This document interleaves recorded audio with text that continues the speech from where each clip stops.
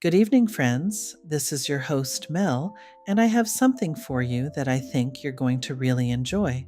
Tonight, let's start by putting away our distractions and give our minds a chance to relax. Tonight, you'll hear an 8-hour set of The Whistler. Perfect for drifting off, unwinding after a long day, or simply enjoying a quiet trip into the past. To make this as restful as possible, this presentation is completely ad-free and features a black screen throughout. No bright lights, no interruptions, just the comforting sounds of classic radio from a bygone era. So settle in, get comfortable, close your eyes, and let these timeless stories carry you gently into a peaceful night's sleep. And now, we begin. The Signal Oil Program, The Whistler.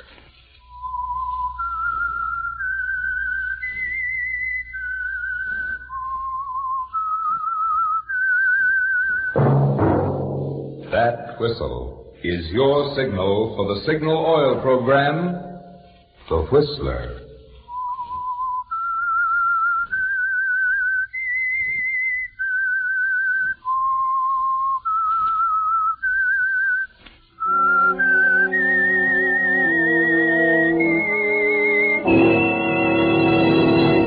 I am the Whistler, and I know many things, for I walk by night. I know many strange tales, hidden in the hearts of men and women who have stepped into the shadows. Yes, I know the nameless terrors of which they dare not speak. Yes, friends, it's time for the Signal Oil Program, The Whistler. Rated by independent research, the most popular West Coast program in radio history. In gasoline, you know, it takes extra quality to give you extra mileage. And Signal is the famous Go Farther gasoline. So look for the Signal circle sign in yellow and black that identifies friendly dealer-owned Signal service stations from Canada to Mexico. And now the Whistler's strange story, Backlash.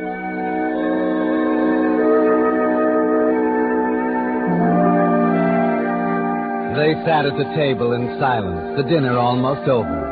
George Turner on one side and his wife Jan opposite him. George could feel the tension between them growing from the moment Jan's Aunt Irene had excused herself to take the telephone call. It was a difficult situation. George had always hated Aunt Irene with all his heart. Only the housing shortage and the prospect of rent-free lodging had induced George to bring Jan to Irene's home and humbly ask permission to stay there. Of course, it was difficult for a man like George to be humble under any circumstances. And by now he was telling himself that it would be the greatest of all possible pleasures to kill Aunt Irene with his bare hands. The muffled sound of her voice was still coming from the next room when George looked up from his tapioca pudding to find Jan watching him quietly. George. What? Well, I don't quite know how to say this, darling. Go ahead and say it. This is Jump on George night, haven't you heard? No one's jumping on you, George. I just wish you'd try to understand. Uncle David means a great deal to me, you know. And So what? What do you owe Uncle David? What's he ever done for you? Oh, is that the only standard you ever judge people by? What they've done for you? The point is that Uncle David's sick, and I feel that it's right to go to him. You mean Aunt Irene feels that it's right? It was her idea in the first place. Why not admit it? It was my idea, too, George. Now, listen to me, Jan. This is no time for you to travel 3,000 miles across the country to visit an ailing uncle. And don't give me that drivel about owing it to him. Unfortunately, it's not a matter of loyalty, it's a matter of geography. Is that clear? Yes, George. I suppose it is. Mind passing that? Well, Aunt Irene? It was Uncle David's physician, Jan, long distance. He says it's only a matter of days now. Thank heaven. Oh, George. At least we'll have something new to talk about at dinner. George Turner, if Aunt you... Irene, please. Well, I wonder what Uncle David thinks. He's always thought the world and all of you, Jan. Why, please, Aunt Irene. I'd rather not talk about it now. Of course, dear. I know how disappointed you must be. After all, Uncle David... Irene, will you forget Uncle David? I will not, George Turner, and don't you dare use that tone of voice on me. This is my house. Good Lord, you have to throw that in my face every night at dinner. Oh, you're just like your brother, aren't you? You look enough alike to be twins, and what's worse, you're cut from the same cloth. Oh, Aunt Irene. Don't stop her, Jan. Don't stop her. She loves it. Like a kid sticking a pin through a bug. Your brother Ed's a criminal. I put him where he belongs. Sure, Ed's a criminal. He belongs in prison. But that's not the point. The really horrible part is the morbid delight that showed on your face, dear Aunt Irene, the day you took the stand and sent him up. Everything I testified was true. Yes. But the only thing that never came out was your reason. You thought if Ed went up, I'd be ruined, and Jan would leave me. Stop it, George. Oh, no. Let's have it all out on the table. You testified against Ed, hoping it would get Jan away from me. You let us come to live here so you'd have a better chance to get Jan away from me. Now you wanted to go 3,000 miles across the country just so you can get her away from me. That's not true. Not a word of it. But by heaven, you've given me an idea. If I thought I could save Jan from the misery you'll bring down on her head, I'd... So at last it comes out. Well, go ahead, Irene. Do your darndest. But I'll warn you in advance, it won't work. It won't work because my brother Ed and I are cut from the same cloth. Remember?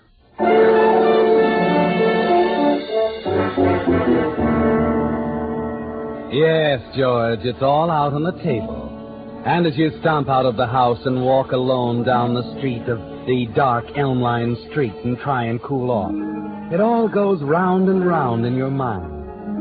You know that Irene means what she says. After a quarrel like that, she will try to separate you from Jan.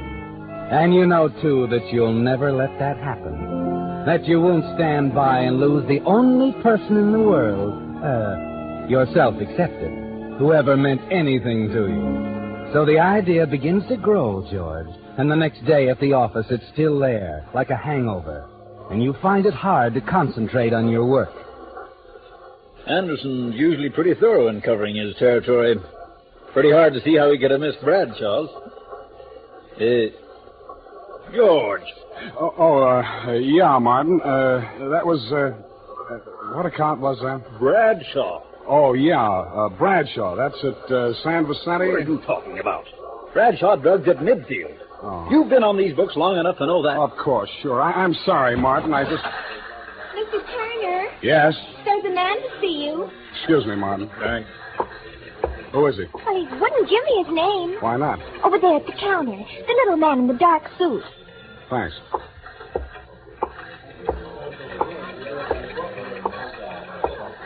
Yes, sir? You're George Turner? That's right. I, ran across a little item I thought you might be interested in. 50-cent piece with a hole in it. What? Where? Seen it before? Where did you get it? A friend. That's all? Just this? A note comes with it. Want to take a look? Let me see it, quick. Take it easy. The dame over there's looking at us. Here.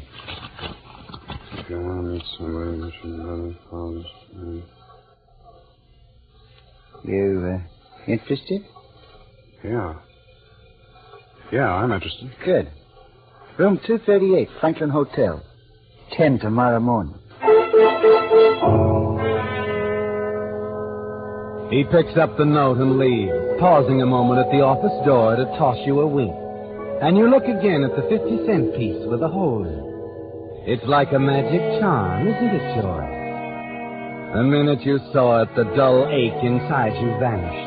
Aunt Irene, the crisis, Jan's trip west. It was all unimportant after all, wasn't it? Yes. That 50-cent piece is going to make everything so simple.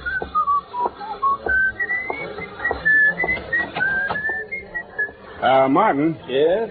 You won't mind if I knock off for a few minutes, will you? Yeah, why not? I'll be right back. My wife's going west, you know, probably tomorrow, and... What? I thought you talked her out of it. Oh, not a chance. It's her favorite uncle and all that. I want to pick up a corsage for her at the florist. And another thing, Martin, where was that place you bought the candy the other day? That was the best candy I ever tasted. Valentine's on 8th Street. Oh, yeah. Great. I want to get a box for Aunt Irene. It's about time I did something for the old girl.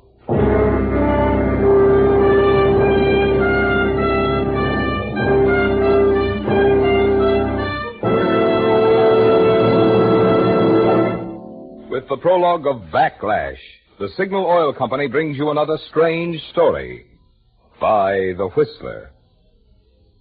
But now here's an important announcement about a change in time for The Whistler. Beginning next Monday, The Whistler will be heard each week 1 hour earlier at 8 o'clock instead of 9. Remember, beginning next Monday, The Whistler, 1 hour earlier, 8 o'clock instead of 9. Friends, at the beginning of this program, you hear me say, in gasoline, it takes extra quality to give you extra mileage, and Signal is the famous Go Farther gasoline. But just what does Signal mean by that word quality? Well, translated into driving language, gasoline quality means quicker starts, faster pickup, smoother, knock-free power. In order for Signal to give you that kind of performance, the thrill of alert, surging power that puts extra pleasure into driving, Signal gasoline must help your motor run more efficiently. And when your motor runs more efficiently, you naturally get extra mileage. That's why Signal says your best yardstick of gasoline quality is your speedometer. Check yours, and you'll find it's true. In gasoline, it takes extra quality to give you extra mileage. And remember, Signal is the famous Go Farther gasoline. Good reason why drivers who want the tops in gasoline quality and those who appreciate extra value are switching to Signal. And now back to the Whistler.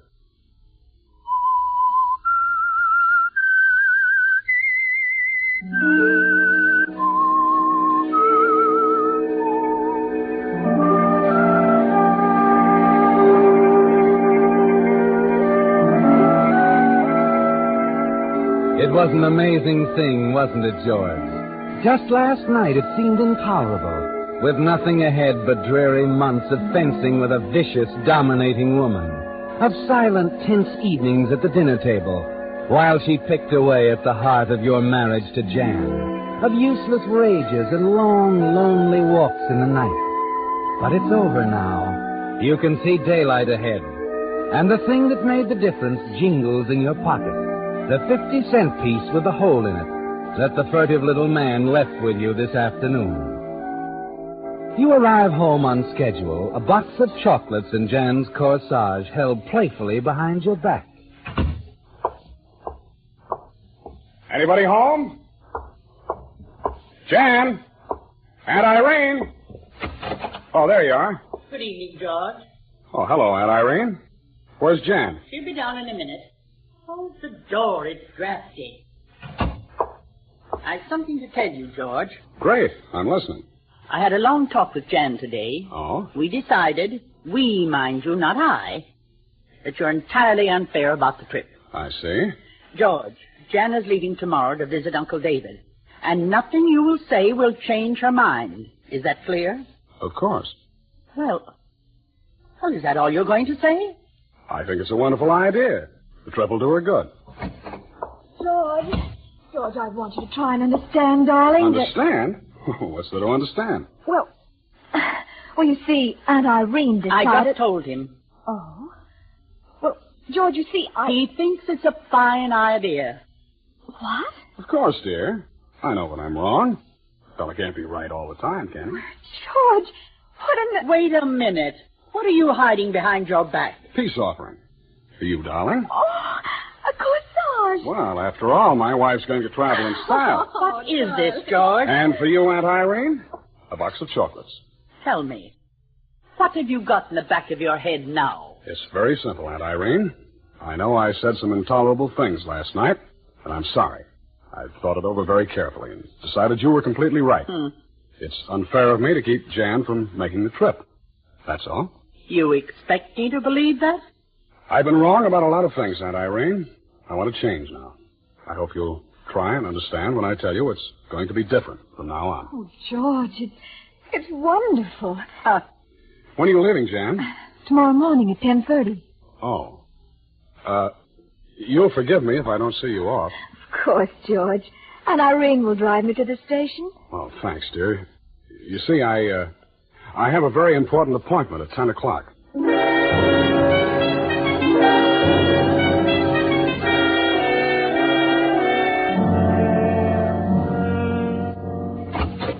Oh, 10 o'clock. Right on time, Turner. Come in. Thanks. This is Mr. Frawley. Dan, George Turner. Turner? How do you do? Sit down, Turner. Thanks. We dropped the 4-bit piece along with my note to let you know this is the McCoy. You recognized it, I see. Yeah? It's my brother Ed's pocket piece. He's carried it for years. Mm-hmm.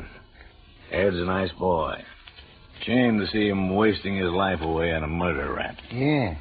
And Dan here likes to help nice guys. Just like you said in the note. Yeah, we want to get your brother out, Mr. Turner. That takes an organization, doesn't it? We got one. Takes money, too. Prison breaks don't come cheap. How much? $3,000. 3,000. Maybe it's not worth that much to you to see your brother sprung. Maybe you don't like your brother. No, it's not that. You said he was a nice guy, Frawley. Tell me, does he still have red hair? Or has prison life turned it gray?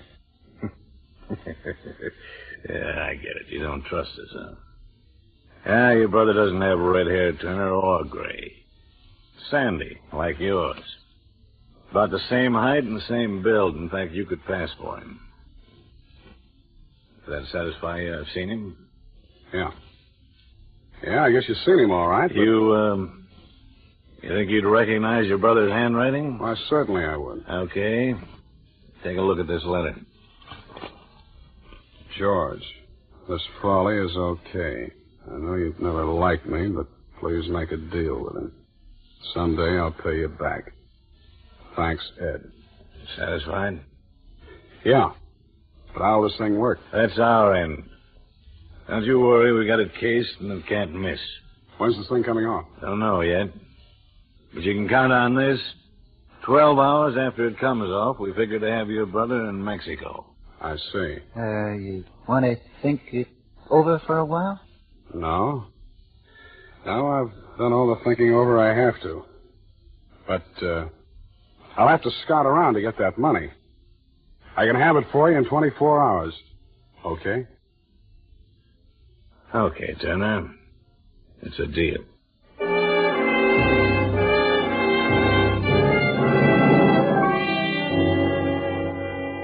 Yes, George, it's a deal. A completely new deal for you. Because for once in your life, you hold a hand that's all aces. And as you go about raising the necessary $3,000, using your wife's trip as an excuse, you plan exactly how you'll play your cards. With Jan safely on her way to California. The next day, you manage to get the money to Frawley. Then, after 3 days of anxiously watching the newspapers, you're driving home from work with your next-door neighbor, Mr. Cameron, the car radio playing softly as the two of you talk. Well, I'm always glad when we're out of that traffic. Oh, yes. You know, I was reading an article on that, George. Some psychologists claim that half our nervousness is due to the increased traffic since the war. Yes, I read that. They blamed the other half on living with relatives. Why, yes, so they did. Well, of course, it's a lot of foolishness with some people. Your case, for instance. Your wife's Aunt Irene is a fine woman, George. She's all right. Sometimes I don't think you understand her exactly. You know, we think a good deal of her down at the garden club. Well, she may be fine at the garden club. Now, wait a minute, George, before you say anything against Let's Irene. skip it. I don't want to talk about her anymore. George, This is Tom Daly with a special item. Let's catch this, huh? In a daring daylight break, 3 prisoners escaped from the state penitentiary this morning, killing 1 guard and wounding 3 others. What? 2 of the fugitives have already been taken into custody by the swift work of state and county officers. The 3rd, however, is still at large. This man is Edward Turner, 37, a life-term killer. Turner is said to be armed and dangerous. He is thought to be... I am sorry, George. That's your brother, isn't it? Yes. I guess I better hurry up and get home. There may be some calls or something.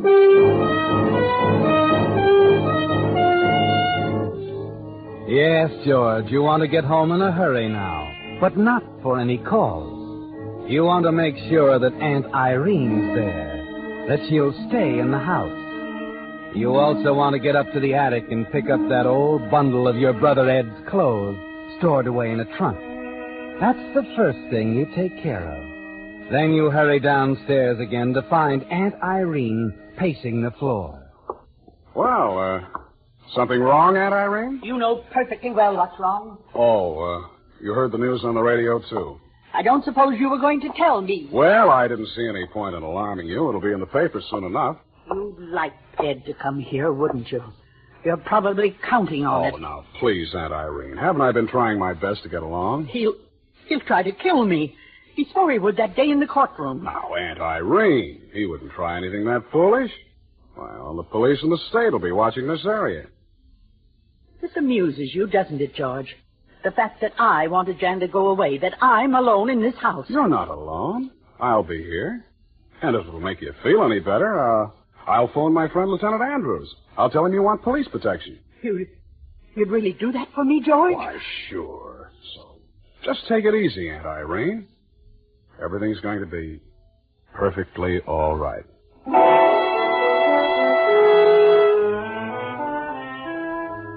You don't intend to phone, do you, George? You get Irene to go to her room, and then you sneak down to your car in the alley where you left it. You toss the bundle of clothes into the back and drive to a secluded spot at the edge of town. It doesn't take long to change from your suit into the old one of Ed's, and a bit of dirt rubbed on your face makes the disguise more perfect. You're thinner than Ed, yes, but even Frawley remarked how much you look alike. Back in town, you run the car into an alley, cut the lights, and walk the few short blocks to Granelli's Bar, a place that has changed very little since the days when Ed used to hang around. This is an important step, George. You must establish Ed's presence in town. Hello, boys. Surprised to see me? Yes. Watch it, Granelli. Don't do anything foolish. You see, I haven't got anything to lose. You have. Ed Turner. Hey, you gotta go quick, Ed. The police will be... The police are figuring I'm 100 miles from here. Oh. What do you want? I'm short of cash, Granelli. Very short. I thought you'd like to give me $50. No, I can't do that. I can't help a criminal, Ed. So you believe it, too, huh? All that lying old dame had to say. Well, you had a fair trial. Sure, and they hung it on me, so now I want a fair chance to even things up and beat it. The money, Granelli. Get it out of the register. But, Ed... Get it! All right, I'll get it. This is no good, Ed. They could close me down. So could I. Thanks. Just don't any of you do anything until I'm away from here. I wouldn't like it. And maybe killing comes easier for me now.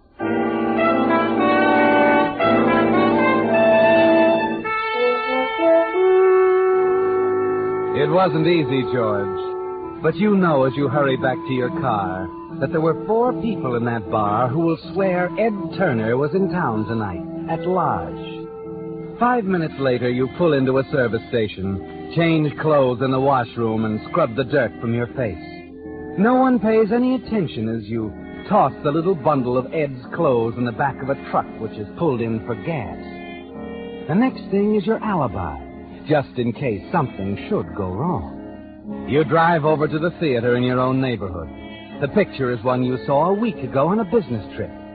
Before going in, you purposely stop and chat a minute with the manager. Then you go inside, take a seat near the fire exit, and sit down to wait. Half an hour later, you decide it's time. You get up, unnoticed, and walk toward the fire door, fumbling in your pocket. Your hand lights on the 50-cent piece.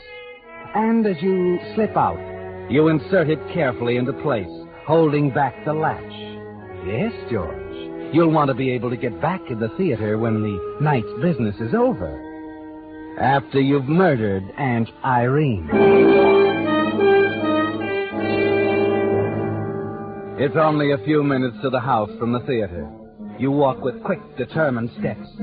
This part won't be difficult, will it, George? No. You can't wait to walk in on her.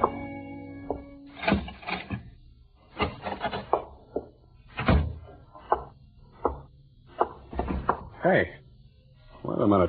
Hello, George. What's the matter, Lieutenant Andrews? A little late to be getting home from work, isn't it? What? Oh, no, I was home before. I just went out for a little walk. What brought you back, George? Forget something? Or did you want to make sure your wife's aunt was dead?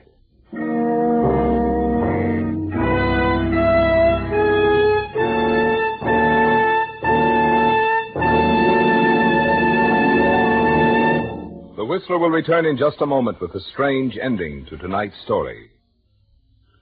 Meantime, since this is spring, the season when a young man's thoughts turn to love, and also to oil changes, if he has a car, I'd like to say a word tonight on both subjects. Love, that is, and oil changes.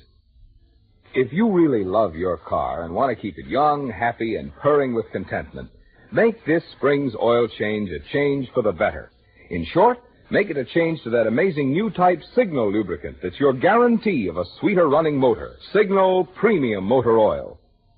You see, because it combines 5 scientific new compounds with 100% pure paraffin base, Signal Premium Motor Oil does much more than just lubricate. In fact, tests prove Signal Premium actually keeps motors 6 times cleaner and reduces cylinder wear 1/3. So remember, if you want a sweeter running motor, if you want to keep wear down and performance up, the oil to change to this spring is Signal Premium Motor Oil. And the place to get it?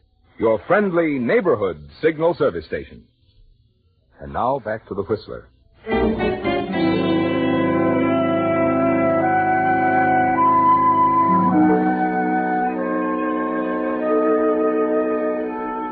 Well, George, you stand there speechless, stunned, almost as if someone had struck you with a sledgehammer when you walked through the door. Aunt Irene lying on the floor, dead. Andrews from the homicide squad staring at you, his lean face full of questions. You never figured it this way, did you, George? Not with Frawley's promise that they'd have Ed in Mexico 12 hours after his prison break. But now it begins to make sense, doesn't it? Ed must have decided not to leave without evening the score with Aunt Irene.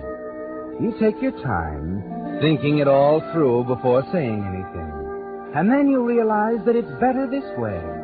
Ed's safely out of town by now, but he'll be blamed if you simply say you saw him. And you can say that, George, because Grinelli and those people in the bar will back you up. Yes. It's better this way. You want to tell us what happened, George? Yeah, sure, Andrews. It was just an awful shock, that's all. I guess it's pretty simple. My brother, Ed, he was in town this evening. You talked to him? No, I saw him, though. I don't think there could be any mistake. And, of course, you know how he felt about Aunt Irene. Yeah, we know. Only we're more interested in how you felt about her, George. What do you mean? Mr. Cameron here says you hated her enough to kill her. Wait a minute. You're not accusing me That's exactly what I'm doing. Yes, only last week at the garden club. Irene... Yeah, you've told us all that, Mr. Cameron. All right, so we did quarrel, so I hated her, but that doesn't mean I killed her. He's lying, Lieutenant. I heard her scream. I heard him run out of the house. It was my brother. It must have been my brother. He swore he'd kill her. You've got to find him. He's on his way to Mexico. He's on his way, all right, but not to Mexico. He was killed less than an hour ago in a running battle with the police. That doesn't make any difference. I tell you, he came here. George, we know you're lying. You see, 4 witnesses are ready to swear that at the exact moment of the murder, your brother was downtown in Grinelli's bar.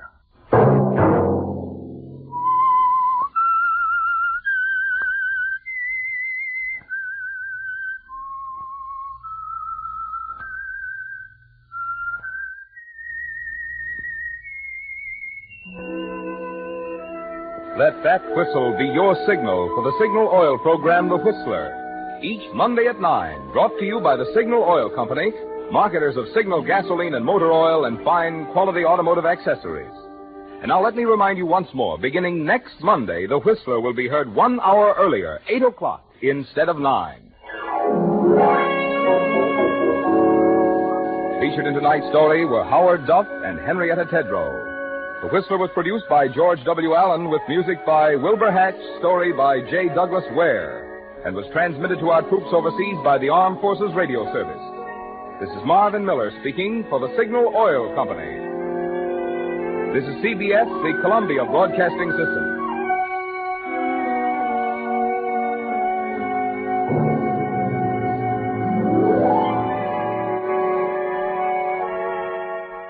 And now for the radio program that has rated tops in popularity for a longer period of time than any other West Coast program.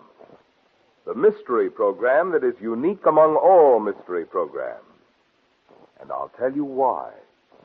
It's because you know who's guilty. You see his every move. You know his complete plans, even his innermost thoughts. Yet the final curtain always brings a startling surprise. In the Signal Oil program, The Whistler.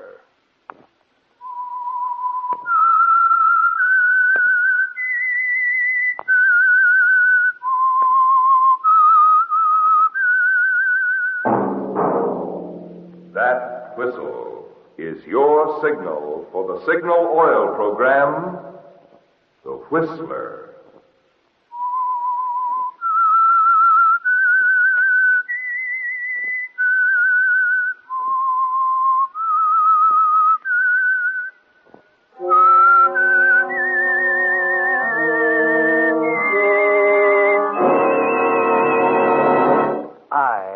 The Whistler, and I know many things, for I walk by night. I know many strange tales hidden in the hearts of men and women who have stepped into the shadows. Yes, I know the nameless terrors of which they dare not speak.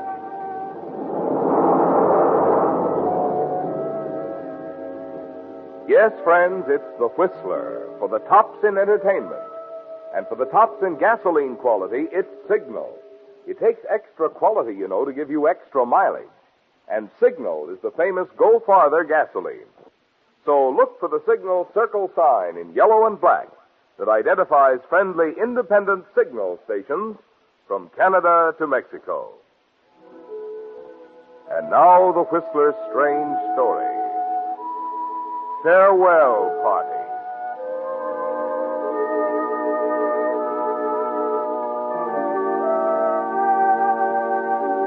The gay, laughing crowd at the steamer dock hardly noticed the young woman in the smartly tailored gray suit as she half ran up the gangplank under the glare of the floodlights. Outwardly, she appeared calm, in spite of the fact that the cold hand of panic was tightening around her heart. Julia Chandler shuddered slightly as she stepped on the deck. Julia had made up her mind. In a few minutes, she was going to kill a man.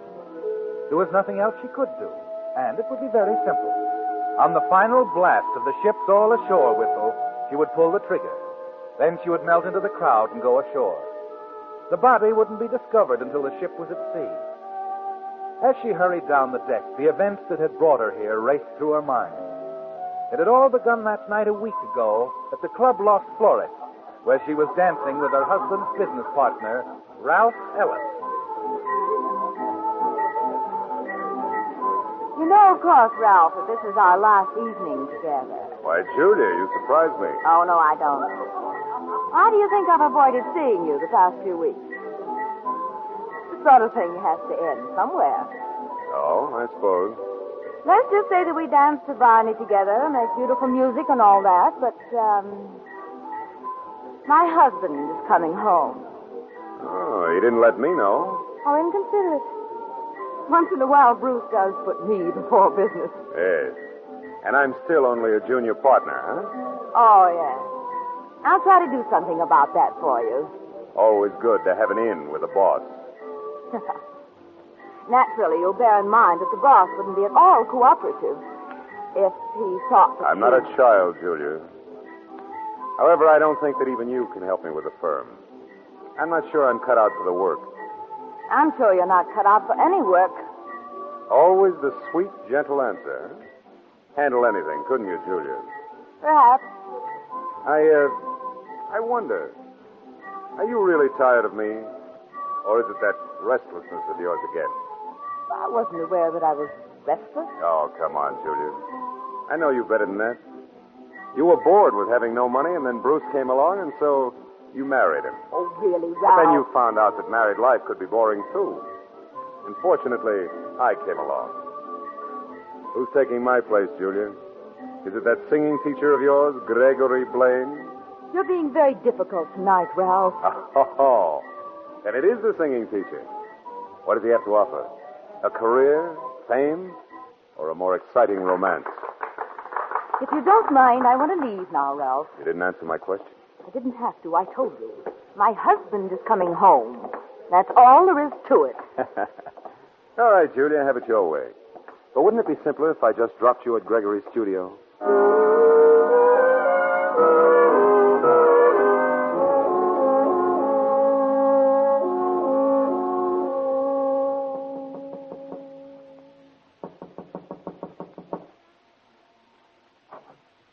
Julia, come in, my dear. I'm sorry to make it so late, Gregory, but it was Ralph. I couldn't be cruel. My darling, you couldn't be cruel to anyone. No. Come here. Oh, Gregory. Have you heard from your husband? Yes, he wired me from Chicago. He's coming tomorrow. That's why I wanted to see you. Julia, you're sure there's no other way? Now, we've been all through that. What about the records we made? They're right over here. Oh, I see you've been playing them over. They all right? Yes. Your voice, Julia, it is so improved. You sing with such confidence, full, rounded tones. I don't mean the music, Gregory. The little record of our voices. Are they... Oh. It will sound as if we're right in the room. Here, I'll show you. It's at the end of the song.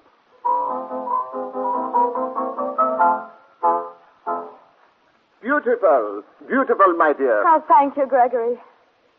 You've helped me so. Now, we will try it again. It's perfect, Gregory. Perfect. Now turn it off. And you still want to go through with it? There's nothing else to do, Gregory. No.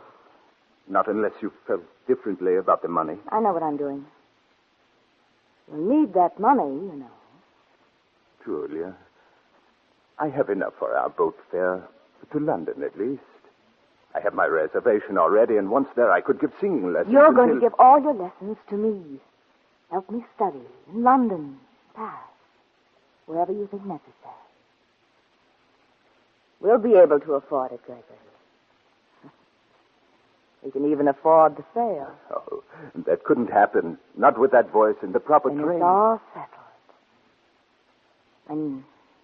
When it's over, you can go on to London, just as we planned. And I'll meet you there in a month. Perhaps less. Julia, you don't think that anything might... Nothing will go wrong, Gregory. Nothing. You must believe that. We're going to kill him together. To be together. I'll be waiting to hear from you, Julia. You don't have to come back again. Just call. Gregory. Yes? Kiss me goodnight.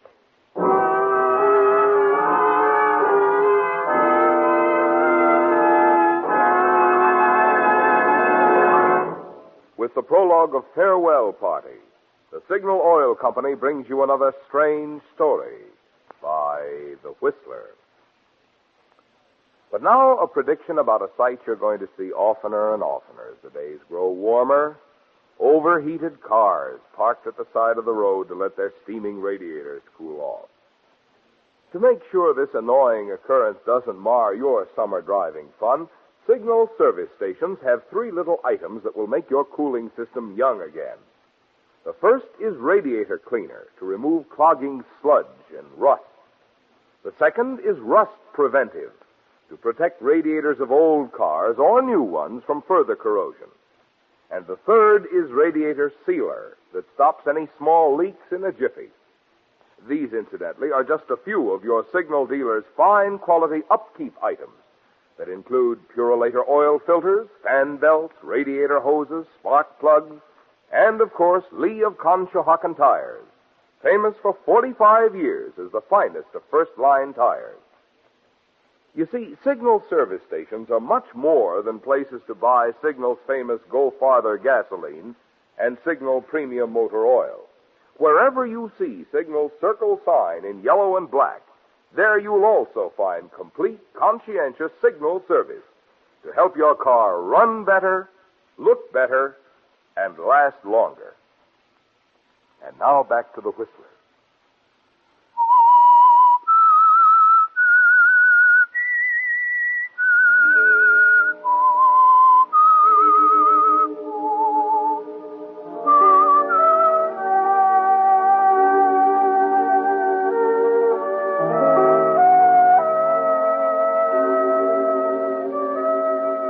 It was a long search, wasn't it, Julia? Trying to discover what you really wanted out of life. But at last you've decided, and it's quite simple. A career of singing, your devoted teacher, Gregory, as your husband, and the security of wealth that will automatically be yours with the death of Bruce Chandler, your present husband. It's all running through your mind as you drive home, winding up the steep grade of Canyon Road, maneuvering its sharp turns. You've always hated the big house on the hill, tolerated it just as you've tolerated Bruce. But it's important now, isn't it? Desirable. The hill, the sharp turns over the canyon hundreds of feet below, the entire isolated setting. Yes, it's important, because it's a setting for murder, Julia. Your husband, Bruce's murder.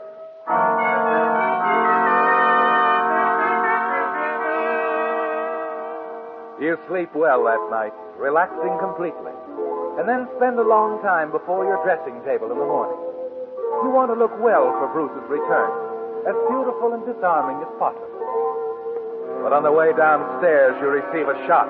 Voices, Julia, angry voices coming from Bruce's study across the hall. Keep it from you, Bruce. What do you think I'm doing here? You knew I'd find out, that's why. I did not know.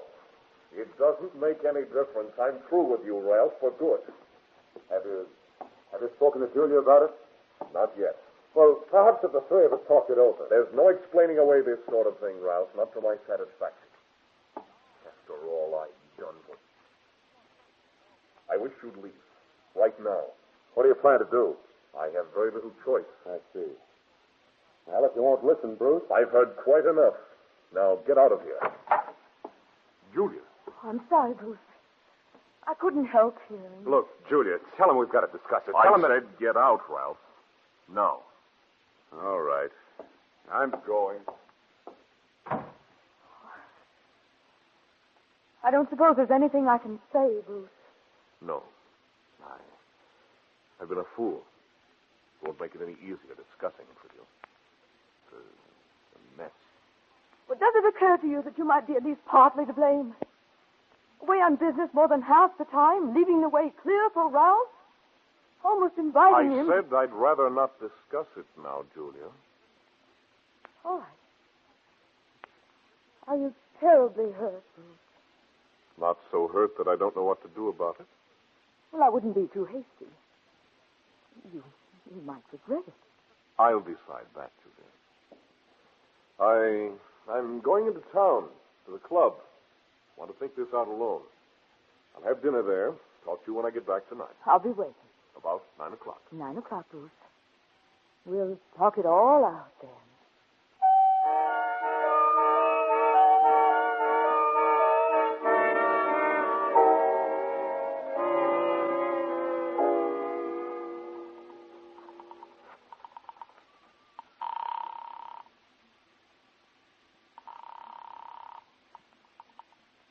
Hello? Gregory.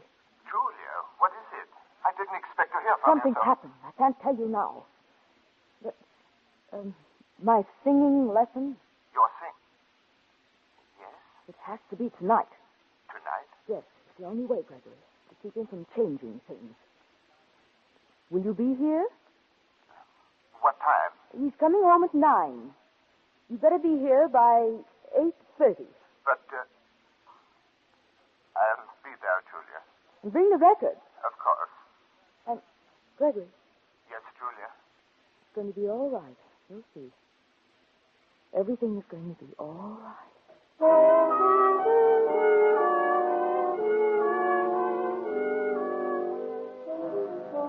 You had to reassure Gregory, didn't you? Because he seemed nervous and worried from the first. You're not exactly at ease yourself with the demand for action thrust upon you so suddenly. You can't help wishing that Bruce hadn't learned about you and Ralph, that you could have arranged your own schedule. But life doesn't always go according to plan, does it, Julia? No. And as Bruce will soon learn, neither does death.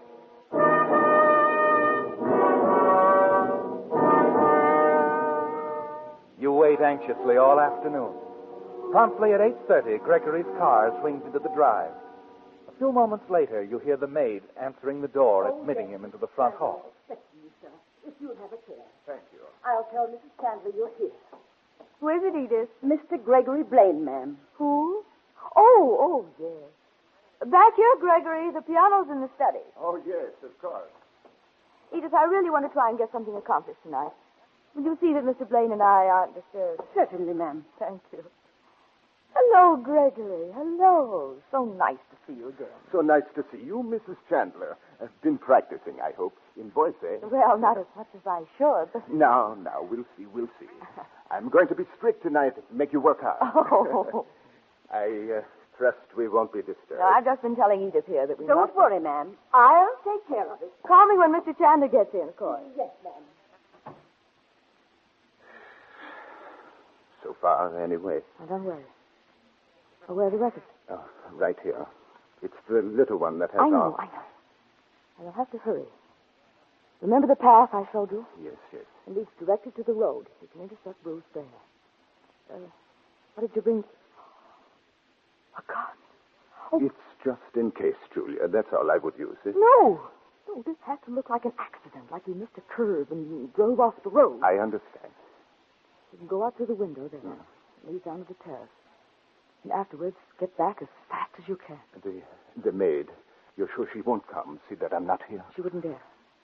The records will be on. Now, she'll think you're playing for me and talking to me. She wouldn't interrupt, that's what I said. All right. Say now, be careful. Julia, you do love me. You wouldn't let me... Gregory, go on. We haven't much time. You'll be at that curve any minute. All right. Oh, and Julia... Yes? Well, after you phoned me this morning, I called the steamship line. I had my reservation changed. I'm leaving on the midnight boat tonight. All right.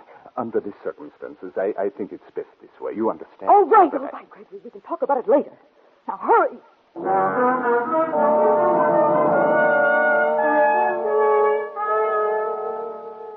It's underway, Julia. Your plan to eliminate your husband, the answer to everything. You watch Gregory climb out the open window and move off into the darkness. You stand there for several seconds, visualizing all that's going to happen. In your mind, you see Bruce's open convertible winding slowly up the treacherous road, stopping as Gregory steps out into the glare of the headlights. You picture the sudden movement as he strikes, and then you see Bruce slump over the steering wheel, Greg starting the car, and then letting it roll over the embankment.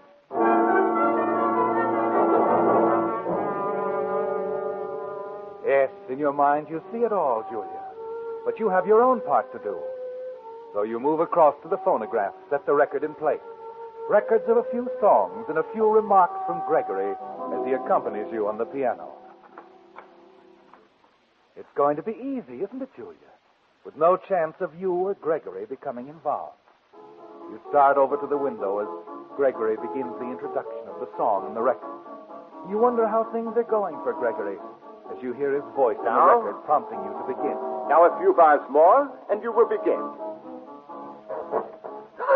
Bruce. Hello, Julia. I'll shut this off a minute if you don't mind. What happened, Bruce? I thought you weren't coming back until... 9. I know. It just didn't take me that long to make up my mind, Julia. Oh? That's funny. What? The maid. She said there was someone in here with you. Must have been the record that fooled her. Oh, Bruce. Bruce is... What is it, Julia? What's the matter with you? Was there someone here? What's the big window doing open? Is there someone out there, Julia? Please wait! Stay away from that window! Don't!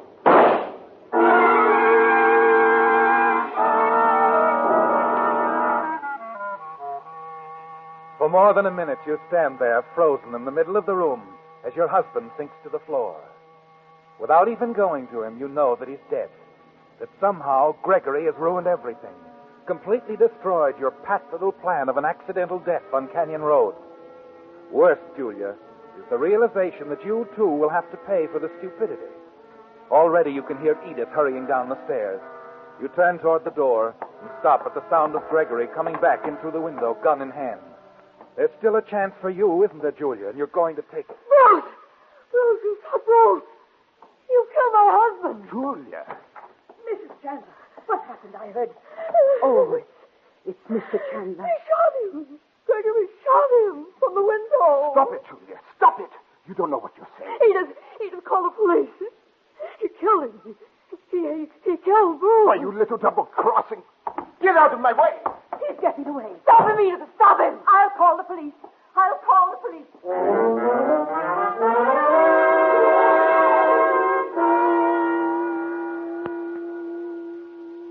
And that's all you can tell us, eh, Mrs. Chandler? Well, there isn't anything else, Lieutenant. It all happened so fast. Edith, can you think of anything? No, ma'am. It was just like you told it. Uh-huh. Shot him from the window, you say? Odd. He had left through the French door, sir. But he wanted to look at the garden. And you and your husband stayed inside? That's right.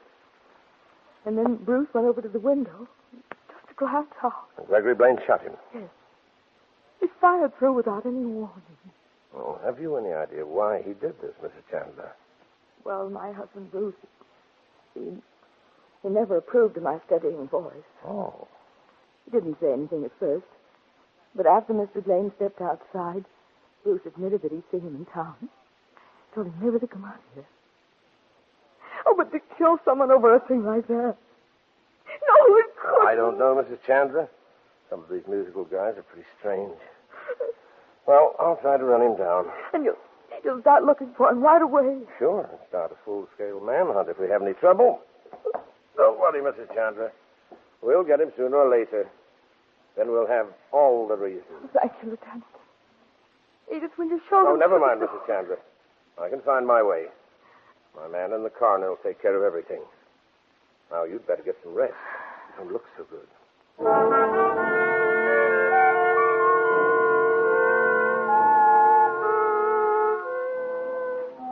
But there's no rest for you, is there, Julia?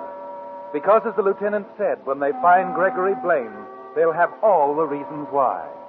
And suddenly you know that you've got to find Gregory first, Julia. Find him and kill him tonight. You glance at your watch. It's only 10 o'clock, 2 hours before Gregory's boat sails. There's still a chance you'll be at the studio apartment, isn't there, Julia?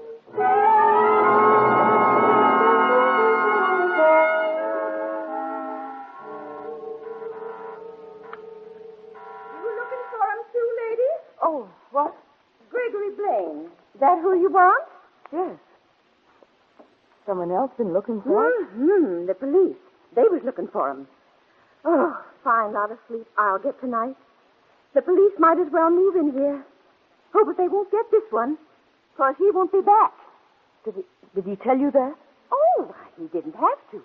You see, he moved out, paid his rent, took his trunk and everything. Did he say where he was going? No.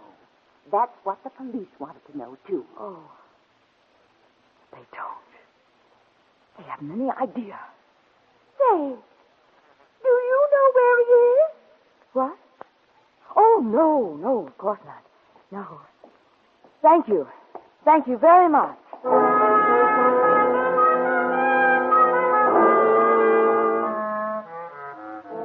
But you do know, don't you, Julia? And there's still time to reach Gregory before the boat sails. At the steamer docks, you check the sailings, drive down to Pier 29. There's a gay crowd of passengers at the gangplank, surrounded by friends who have come to see them off. You move through them unnoticed and go aboard. timing your movement so you can reach Greg and kill him during the last blast of the ship's whistle. Oh! Excuse me. Are you looking for your stateroom too, lady? Oh, no. I came down to see a friend. Excuse me. Me please. too. I've been looking for my friend for the past hour, and I can't find him. Old Charlie Beavis. You wouldn't be looking for old Charlie Beavis too, would you? No. I can't understand it. Charlie promised he'd come down to see me off. Good old Charlie. Gotta have a talk with old Charlie before we send you there. And say, you're a very pretty girl. Oh, please. Oh, Perhaps he's waiting in your cabin. yeah, I thought of that too. You know something? I can't find my cabin either. Well, the steward, I'm sure he'll help you. Sure, yeah, that's a good idea. I gotta find old Charlie.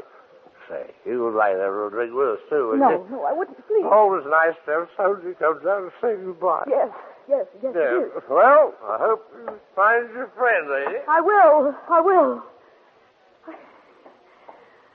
Oh, I've got to find him.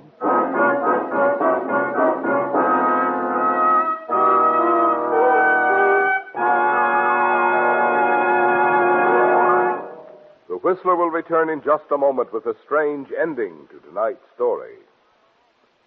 Meantime, since you're going to be passing a lot of signal service stations during your summer driving, I thought you'd like to know a little more about the organization that brings you the Whistler and the policies it stands for.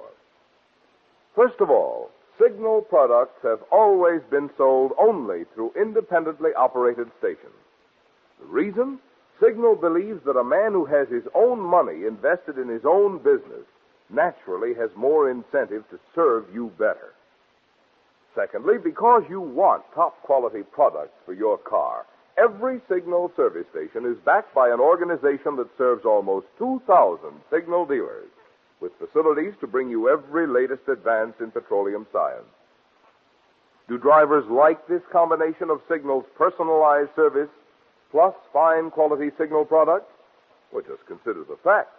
From a mere handful of dealers in Southern California, Signal has grown and grown. Until today, Signal stations serve 6 Pacific Coast states from Canada to Mexico. For extra driving pleasure, extra performance from your car, why don't you too join the Switch to Signal, the famous Go Farther gasoline? And now back to the Whistler.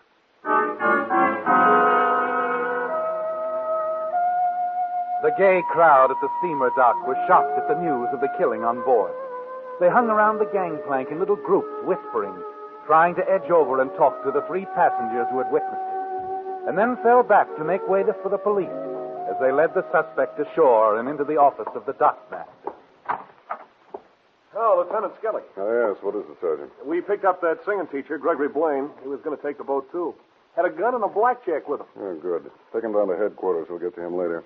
Meanwhile, I'm busy with our friend here. Yes, sir. Okay. So you're Ralph Ellis. Yeah. Sit down, Ralph. And don't try to hold out on us.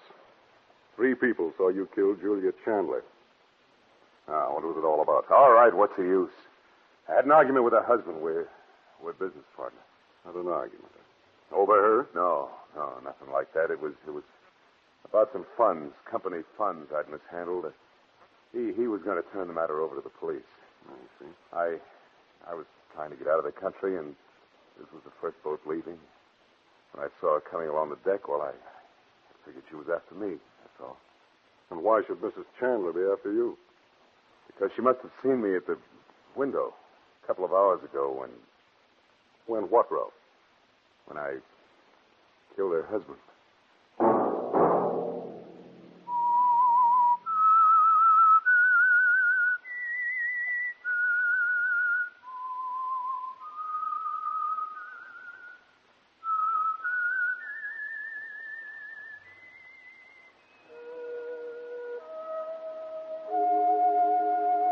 Let that whistle be your signal for the Signal Oil program, The Whistler, each Wednesday night at this same time.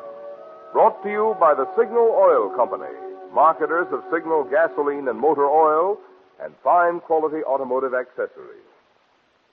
Signal has asked me to remind you To get the most driving pleasure, drive at sensible speed, be courteous, and obey traffic regulations. It may save a life, possibly your own.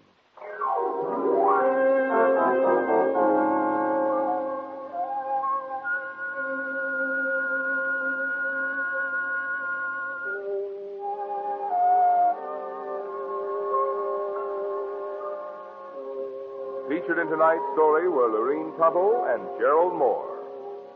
The Whistler was written by Bob Gray with music by Wilbur Hatch and was transmitted to our troops overseas by the Armed Forces Radio Service. Remember, at the same time next Wednesday, another strange tale by The Whistler. Marvin Miller speaking. This is CBS, the Columbia Broadcasting System. Have you heard the strange tales of The Whistler?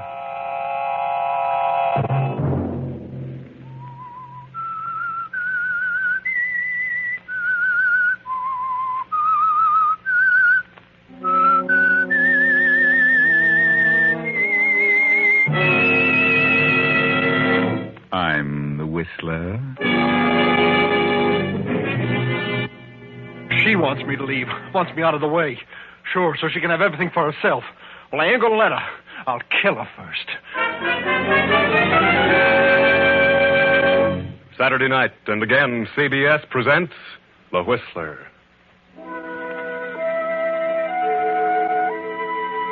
I, the Whistler, know many things, for I walk by night. I know many strange tales, many secrets hidden in the hearts of men and women who stepped into the shadows.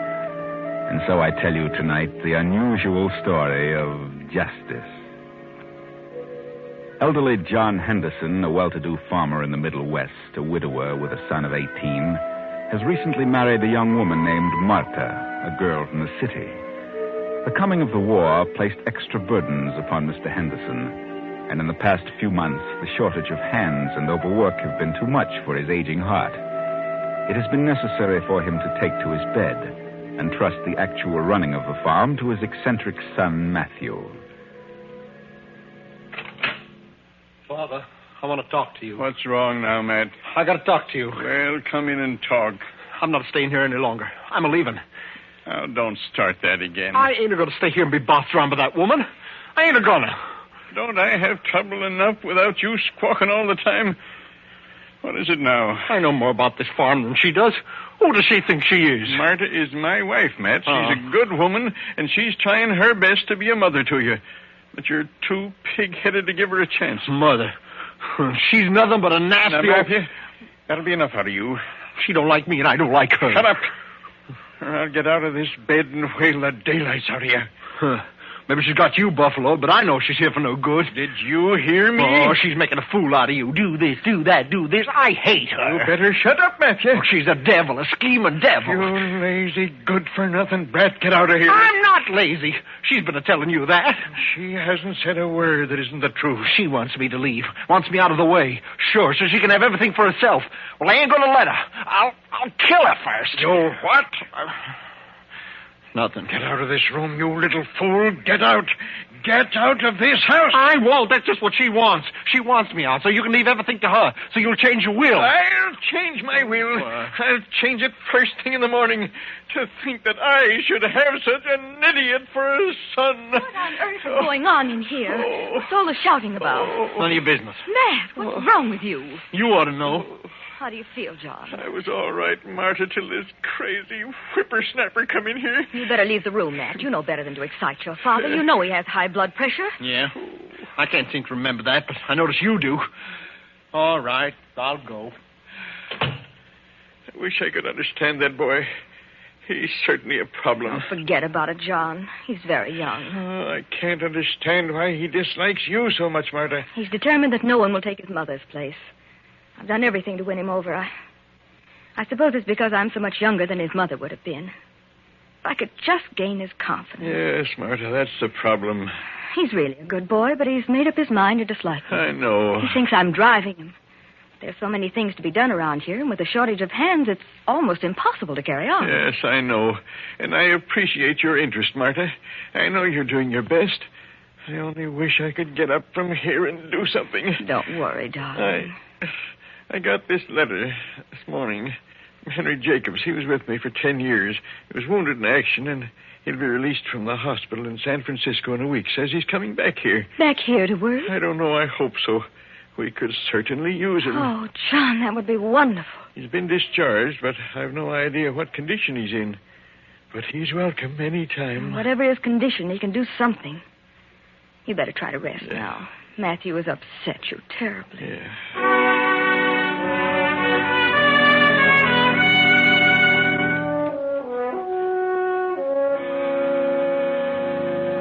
2 weeks pass, and all the while the enmity between Matt and Marta grows worse and worse.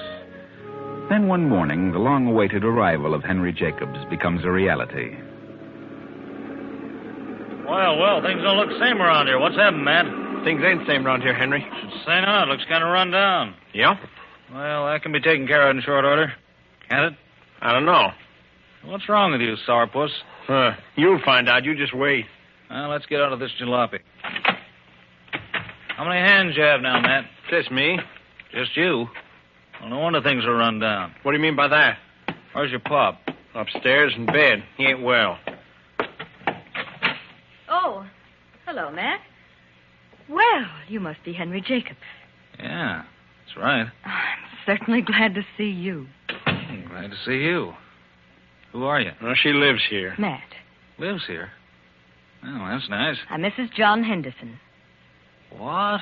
Mrs. Yes, that's right. You mean your pop's married? Yeah, the old fool. Matt, please. Well, congratulations, Miss Henderson. Pop sure knows how to pick 'em. Well, she did the picking. Well, where is he? I'd like to have a talk with him. He's upstairs in bed. I'll go right up. By the way, what's your first name, Miss Henderson? Why, Marta. Marta, huh? Well, I'll run up and see Pop. Yes, he's waiting for you. And lunch will be ready in just a few minutes. Well, I'll be ready, Marta.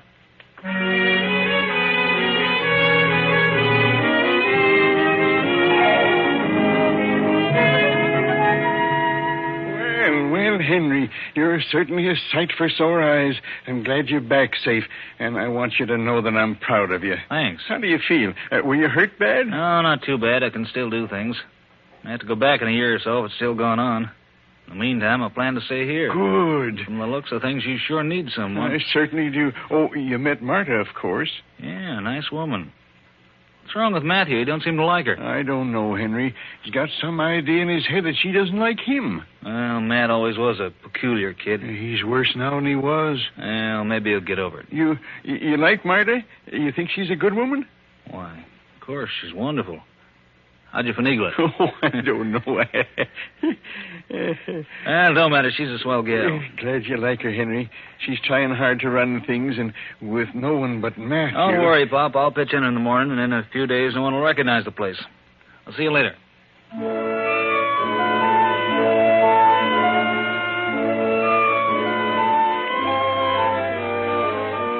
And so Henry pitches in. And in 3 weeks, things are, as he predicted, unrecognizable. Everything has changed, taken on a new appearance. Henry has worked like a dog all day long, every day. At the edge of the field, by the stream, Henry pauses for lunch. A lunch brought to him every noon by Marta. More chicken, Henry? No, couldn't eat another bite, Marta. I fried it just for you. Yeah? I couldn't. I'm full up to here. You're a sissy. Well, maybe so, but I just can't eat anymore. When do you think you'll be going back? Back where? Why, back to the army. Oh, I don't know. Haven't the slightest idea if they'll want me. Really? Would you miss me? Why, yes, of course. We miss you very much. You've meant a great deal to us. Who's us? John and me. I see. You know something? When I came here, I was counting the days until I could get back into action. But for some reason, I'd like to stay here a while longer. Wonder what that reason is. What do you think it is, Henry? Well, I have an idea. Yes? I think it's because of you, Marta. Me?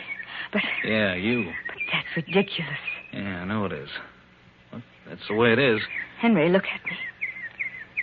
Do you love me? Is that what you're trying to say? Well, I don't know just what I'm trying to say, but, well, I'm just a little punch drunk. Why don't you tell me? But you're married, Marta. Married to John. You want to say it. Why don't you? All right. Yes, I do. I do love you. Henry. Now, I better get back to that tractor. Got a lot of work to do. Henry. Kiss me. Huh? Now you better get back to your tractor.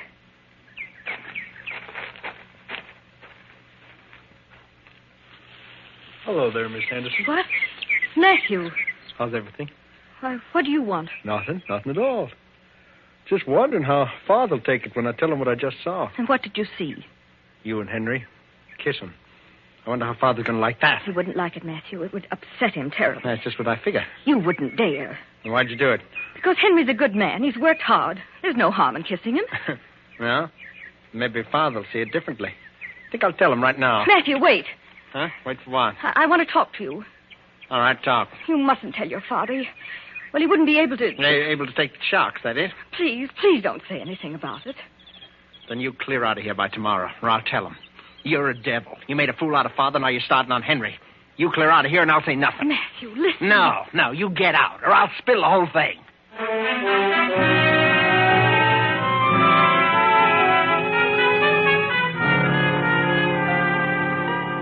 Well, Marta, now you are in a precarious situation. Matthew really has something to talk about now.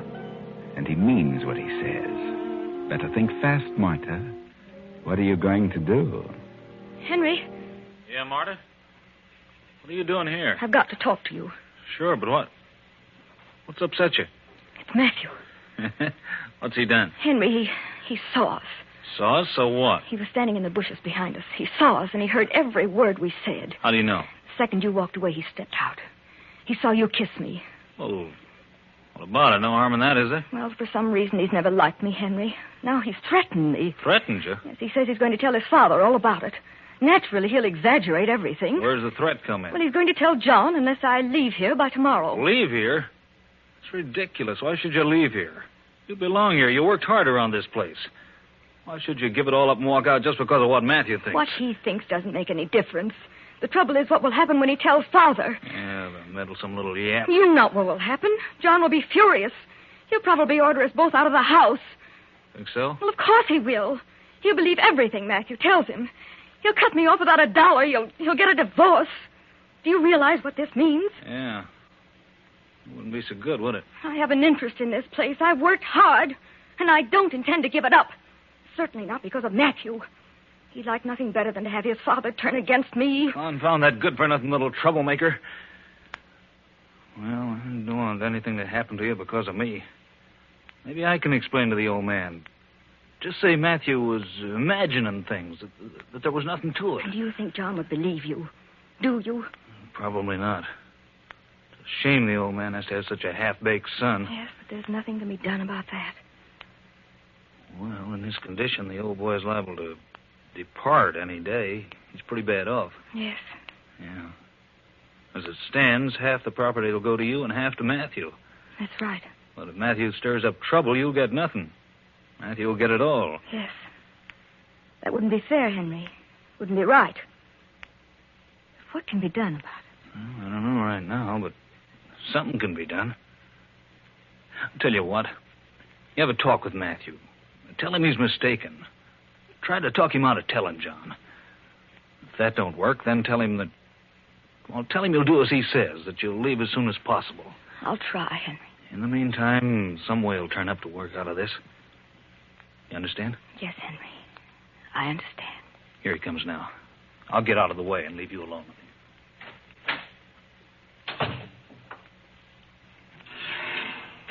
him. Oh, there. Matthew, have you said anything to your father yet? Father? What about? You know. About me and Henry. Oh, that. No, but I'm a-gonna in a little bit. Please don't, Matt. Think it over. You misunderstood everything. It isn't the way you think. Oh, no, you can't pull any of your tricks on me. I'm not pulling any tricks, Matthew. You're mistaken about everything. Oh, please don't tell him. You've upset him enough. You're constantly at him about something. Am I? Yes. Anyone would think you had no regard whatever for his health, that you didn't care whether he lives or not. That's so. And if you tell him this, it may kill him. Yeah? Well, I'm going to tell him just the same. All right, Matthew, you win. Huh. You don't need to tell him. I'll leave. When? Just as soon as possible. When is that? A couple of days. I just can't walk out in a few minutes. Okay. Okay, I'll give you 3 days. That's next Saturday night.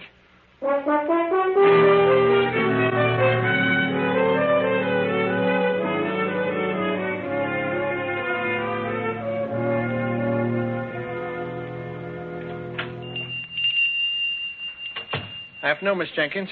How are you, Matthew? Oh. What can I do for you today? Well, let's see. I got a list of things here someplace. Oh, yeah, here it is. I want some spirits of camphor and some tincture arnica and some... Here, just a minute. Give me that list and I'll get the articles. Oh. You have me making 20 trips all over this whole drugstore. Okay. Camphor. Arnica. There we are. Quinine. Toothpaste. And your father's prescription refilled. Well, you'll have to wait a few minutes for that, Matthew. Oh, yeah, sure. And, what's this? Arsenic. Yeah. What's that for? Well, for rats. Rat poison. Well, I'll just give you a package of rat poison ready prepared. That's all right. Guess. There you are. Here. You'll have to sign this register for the rat poison. Oh? On this line. Yeah, sure. There you are. I'll have the prescription ready for you in a couple of minutes. Just take it easy, Matthew. Yeah, sure.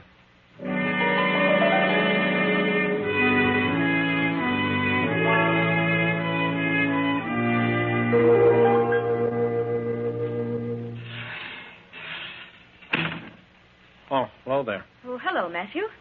I was wondering if you were going to get back in time for dinner. Mean supper? Yes, supper. Why shouldn't I be come back for supper? Well, I don't know. No reason. Where's Henry? Why, he's in the parlor reading. Yeah? What are you staring at? Nothing. I'm not staring. Did you get the things from the store? Yeah, there they are back in the back porch there. Dinner will be ready in a minute or so. As soon as I fix this tray for your father. I'll take it up to him when it's ready. All right. In the meantime, I'll go in and have a talk with Henry about that tractor bill. Oh, got back, did you? Yeah, went to a picture show. Swell picture. That's so? Yeah, Sherlock Holmes. Oh? Murder story, I suppose. Yeah. Good show. I had it all figured out, though. Oh, is that so? Can't fool you, huh? No, I was way ahead of him. Here you are, Matthew. Better take it up to your father while it's hot. Sure. Parsnips night, huh? Gee, I like parsnips. I'll be right down.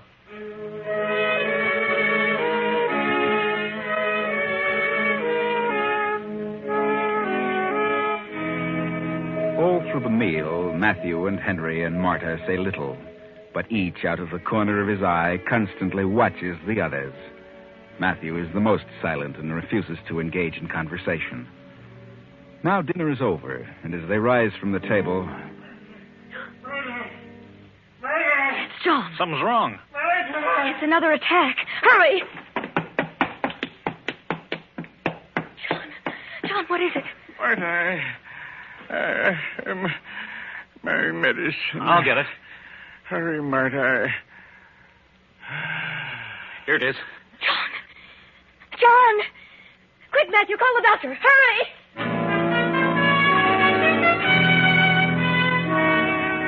Yes, Matthew, call the doctor. But it's too late for the doctor because John is gone. But the doctor comes, pronounces John dead, and leaves. And the next morning, after the body is removed, two men drive up to the farm.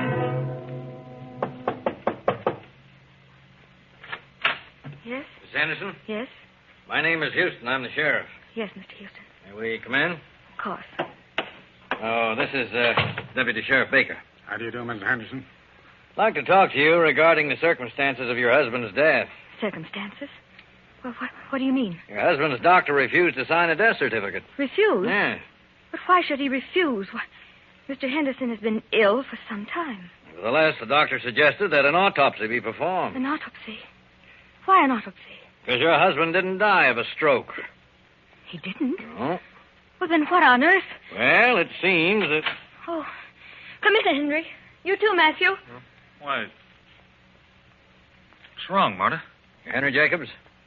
That's right. I'm Houston, the sheriff. Sheriff? And, how are you, Matthew? I'm all right. All right, sit down, all of you. What are you doing here? We'll get to that in a minute, Matthew. Sheriff says that John didn't die of a stroke. What? That's right. The doctor suggested an autopsy. It was performed, and a content of arsenic was found. Arsenic? Good Lord. John Henderson was poisoned. The doctor recognized the symptoms. He examined the food served John last night and became suspicious. He brought some of it with him.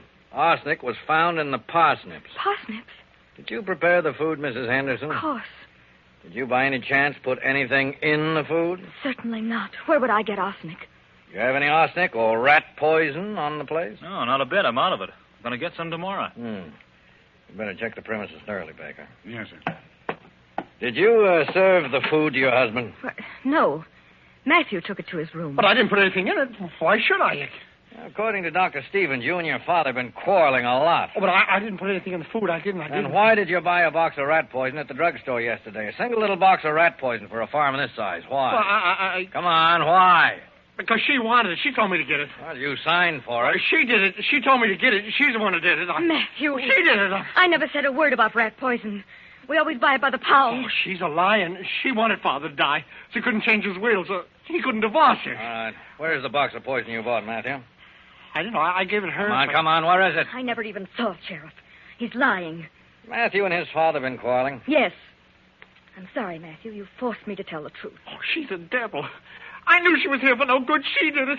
She's going to kill me, too. I know. She's a devil. Stop yelling, will you? Oh, Sheriff, I couldn't find a speck of arsenic on the place excepting this.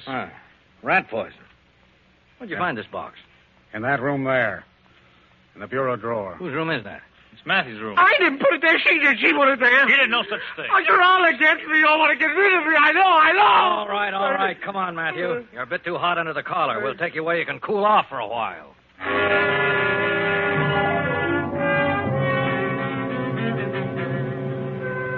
Yes, you were too hot under the collar. You walked right into it, Matthew. Everything points as evidence against you. You shouldn't have bought that little package of rat poison for so large a farm. You should have known better than that. But you did, and now you're trapped. Yes, the trial is over. Matthew has been convicted and sentenced to life. Several months have passed, and Marta and Henry are still running the farm. Marta has inherited all the property, even Matthew's share. And, too, Marta and Henry are now married. Enjoy your dinner, Henry? Oh, yeah. Very good. You didn't eat very much of it. Well, just wasn't very hungry, Marta. Oh. Why not? I don't know. Just not hungry. What's on your mind, Henry? Nothing. Nothing in particular. Something's bothering you the last few days. Oh, I don't know. Just get to thinking about things. What things? Things in general. The farm and us and Matthew. Matthew? Yeah. Poor kid, I can't understand it. He was just all mixed up on everything.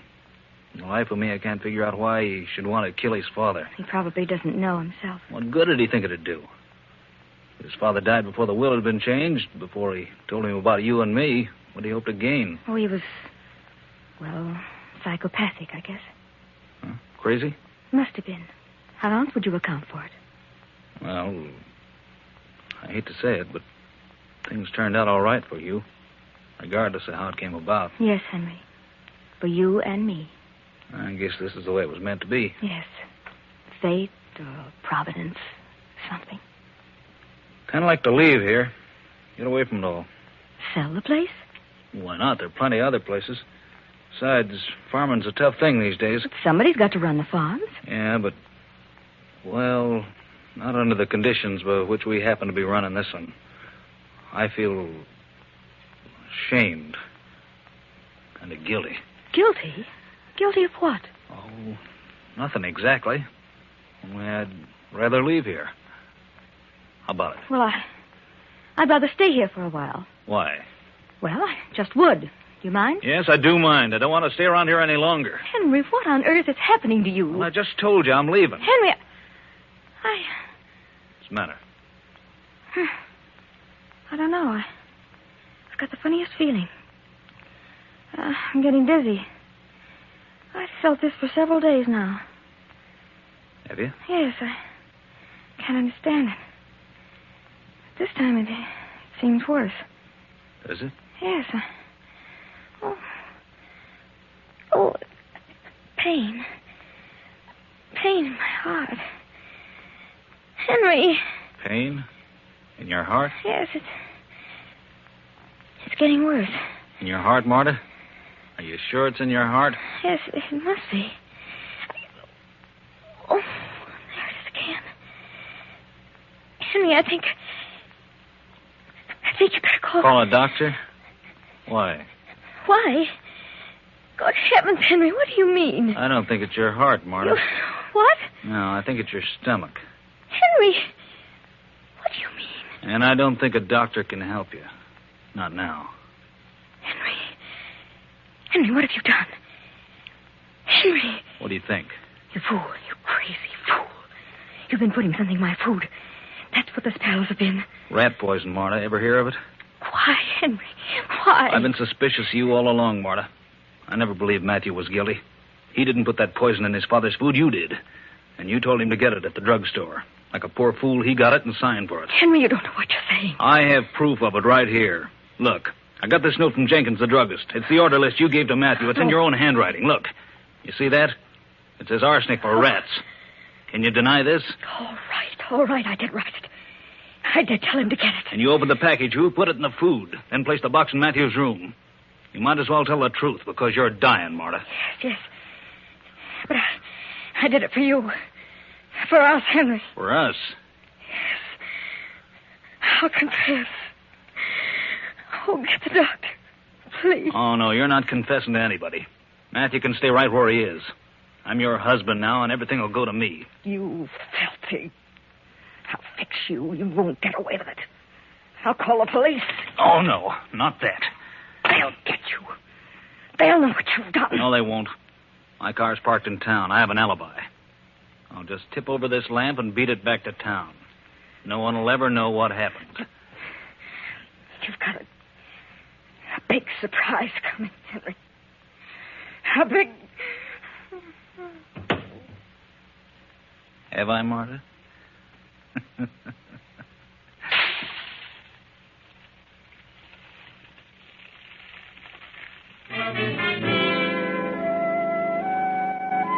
Everything is yours now. Yes, everything. Marta thought she was clever. And you think you're much cleverer, Henry. But Marta said you had a big surprise coming, and you have. Yes. Get ready, Henry. Here it is. In the form of a letter in Marta's safe deposit box. In Marta's own words. For several days, I've had a strange feeling. A presentiment. A premonition of doom. I can't explain it, but I feel that it can be traced to my husband, Henry Jacobs. If anything should happen to me, in case of my death, I wish to make this confession. Matthew Henderson did not poison his father. I did tell him to buy the rat poison. I did it purposely. I put it in the food, and I placed the open container in Matthew's room. This will vindicate Matthew, restore his freedom, and return to him all the property of his father, which is now held in my name. Marta Henderson. Well, Henry, that is the big surprise. And by reason of the tone of Marta's letter, you still have another one coming. Yes. That will be when they examine Marta's body and find the traces of arsenic. Too bad, Henry. Too bad.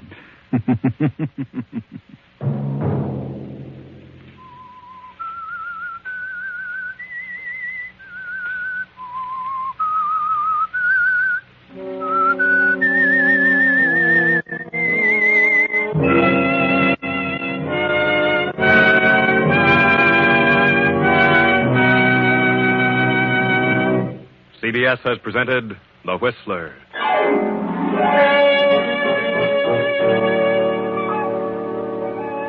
Original music for this production was composed and conducted by Wilbur Hatch. The Whistler is written and directed by J. Donald Wilson and originates from Columbia Square in Hollywood. Next week, same time. I, the Whistler, will return to tell you another unusual tale. Good night. This is CBS, the Columbia Broadcasting System.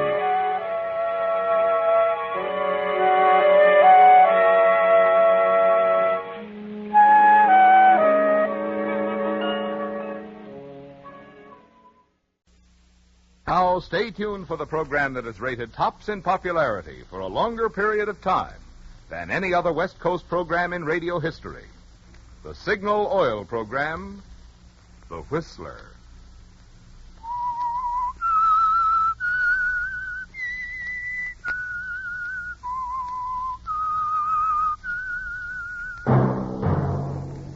Signal, the famous Go Farther gasoline, invites you to sit back and enjoy another strange story by The Whistler.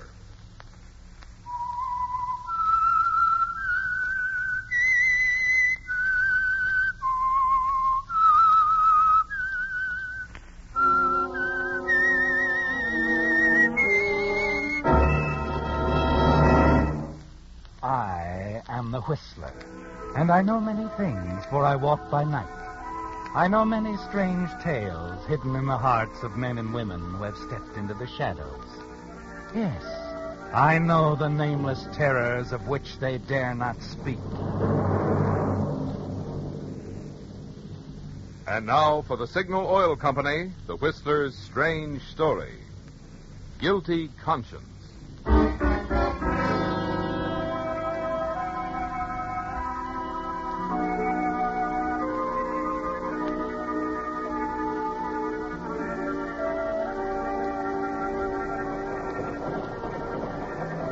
Sitting by the window of the streamliner as it sped through the night toward Los Angeles, Arthur Wilson seemed like any average middle-aged businessman. But there had been a time when Arthur Wilson was someone else.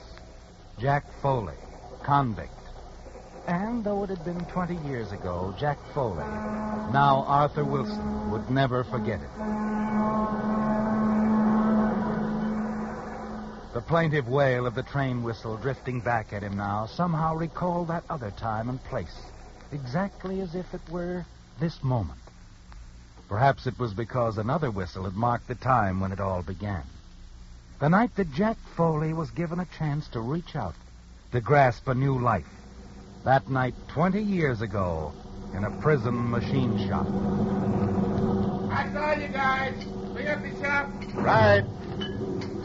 Well, Dan, that about does it. This truck's practically got a new motor. Yeah, she's in fine shape, Foley. Yeah, well, come on. Let's get this stuff cleaned up and everything. Foley. Yeah? Ignition keys. Hand them over. What? Look, I don't want any trouble. Give me the keys. I'm getting out of here. You're not... Oh, now, wait a minute, Dave. Shut up. It's all set. Evans and Harris are at the delivery gate. I'm picking them up with this truck, and we're going out.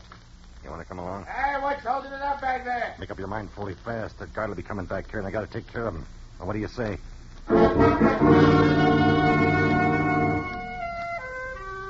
It happened suddenly, didn't it? An unexpected chance for freedom thrust into your hands. You had 3 more years to serve on your sentence for manslaughter. A sentence that was the result of a moment of blind, unreasoning rage, during which you killed your partner in an argument over $10,000 missing from your joint account. You knew where that money was, didn't you? Because you'd stolen it, put it safely away in another city. And once you'd made good your escape, you were certain you could get your hands on it. You had only an instant to make your decision. Finish your sentence or take a chance toward immediate freedom. Come on, Foley. You're coming along, or aren't you? The guard's on his way back here. All right. I'm with you. Let's go.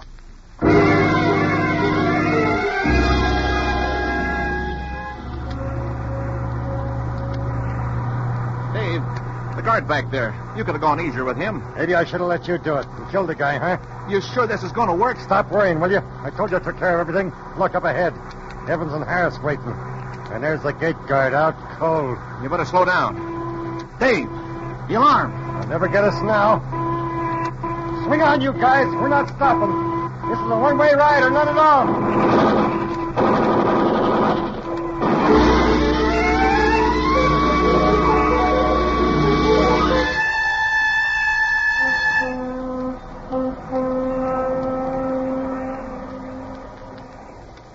Now you're crossing the country again, this time in a deluxe train. A very different ride than the one you took that night 20 years ago. But when it was over, you were a free man, and with the help of the $10,000 you stole, Jack Foley, convict, became Arthur Wilson, Bayview retail store proprietor. All through the years, your identity was never questioned. And now, many years later, you're able to journey toward Los Angeles to attend the wedding of your daughter Sally to Stephen Franklin, heir to the Franklin fortune, manufacturing interests. The prospect of a wealthy son-in-law carries interesting possibilities, doesn't it? The trip is uneventful, calm, the hour before the storm. But you have no way of knowing that.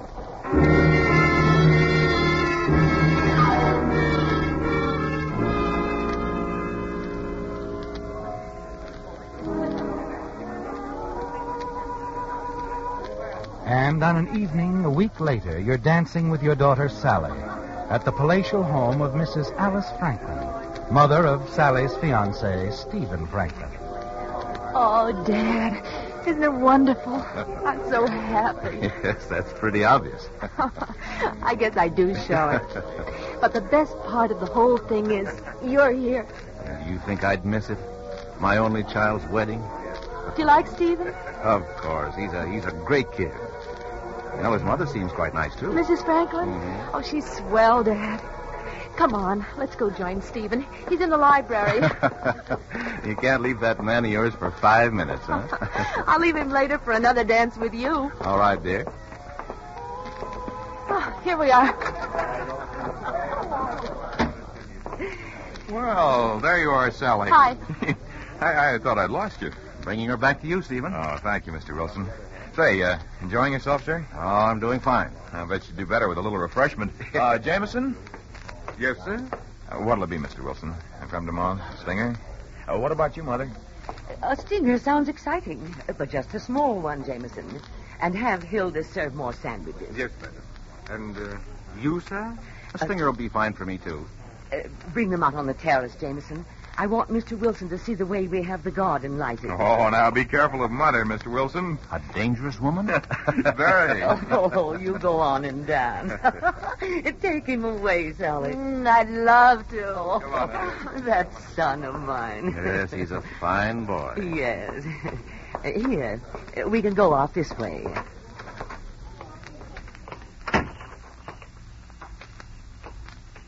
Say, this is nice. Yes. And it was a good excuse. I wanted to talk to you, Mr. Wilson, alone. Oh? This isn't easy for me to talk about, Mr. Wilson. But, quite frankly, I'm concerned. Now, I don't want you to think it's because we don't all love Sally. We do, but... But what, Mrs. Franklin? You run a retail store, Mr. Wilson, in Bayview. Yes? Well, that's all we know about you, your background, your family. Even Sally doesn't seem to know. I only wondered if... Well, it's quite natural that you wondered, Mrs. Franklin. And I can set your mind at ease. I was brought up by an uncle. I ran away like so many youngsters did in those days and went to sea for a while. Oh? Your uncle, where is he now? He's dead. He was my mother's brother. As for my father, well... I scarcely remembered him. And, of course, you know that I've been a widower for 10 years. Oh, Mr. Wilson, I didn't mean to recall unhappy moments to you. I know you must think I'm terrible, but... Oh, my son. I think I understand. I feel the same way about my daughter, Mrs. Franklin. I'm proud that she's marrying Stephen. Thank you. I know you can see where I would at least inquire that the children shouldn't make a mistake they might regret. There'll be no regrets, Mrs. Franklin. No reason that there should be. I promise you. All right, Mr. Wilson. We just won't discuss it anymore. And thank you. After all, the big thing is that Stephen is marrying a fine girl. Well, I'm glad you feel that way about Sally. I do, and now if you don't mind, I'm going in. Stephen knows I've been thinking about this, and I'm going to tell him it's all right. Well, thank you. You mind if I stay out here a few minutes? Oh, do, by all means. It's so quiet and nice. gives a person a chance to think.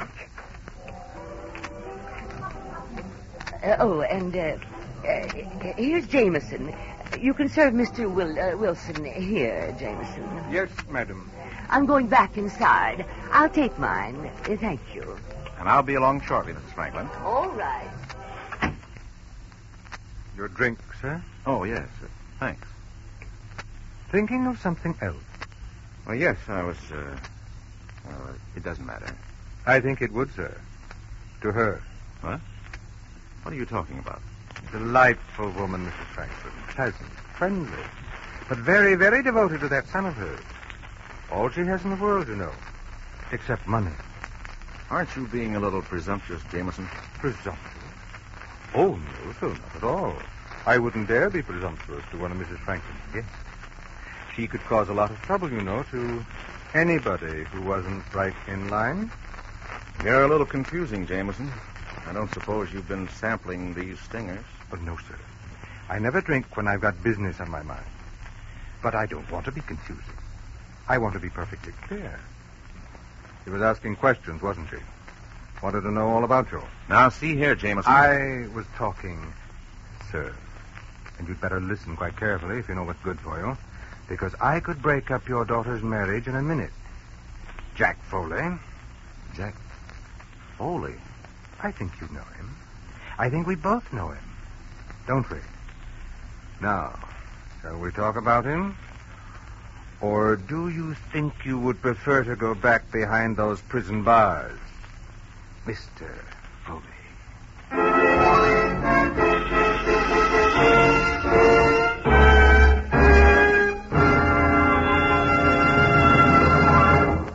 You're hearing and reading a lot these days about exciting new type automobile engines that deliver spectacular performance and at the same time more miles per gallon because they're scientifically engineered to operate more efficiently.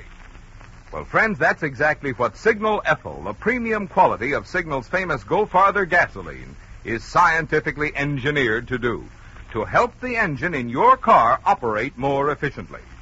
Yes, Signal Ethyl is scientifically engineered to give you trigger-quick starting the instant you touch the starter.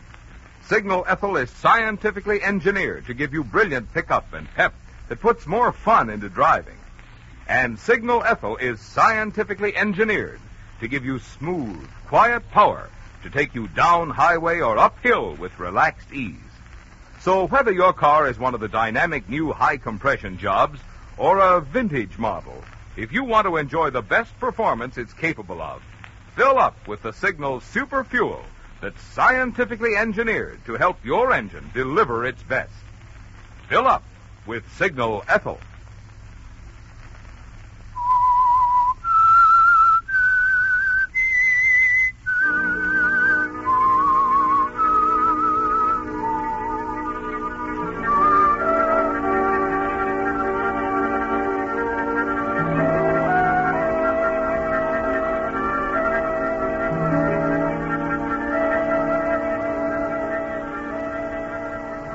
It was a sudden thing again, wasn't it, Arthur? Like that moment that resulted in your sentence for manslaughter more than 20 years ago when you were still Jack Foley.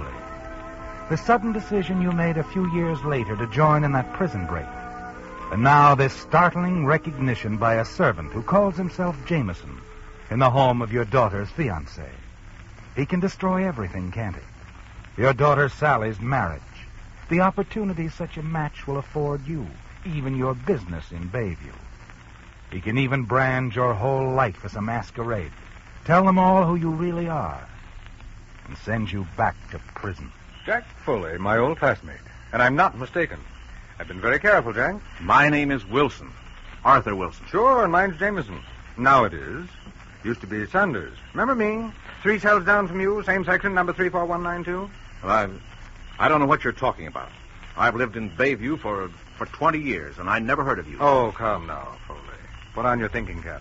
I've told you my name is Wilson, and I never saw you before. My, what a contrast in memory. Why, I recognized you instantly. But it's understandable.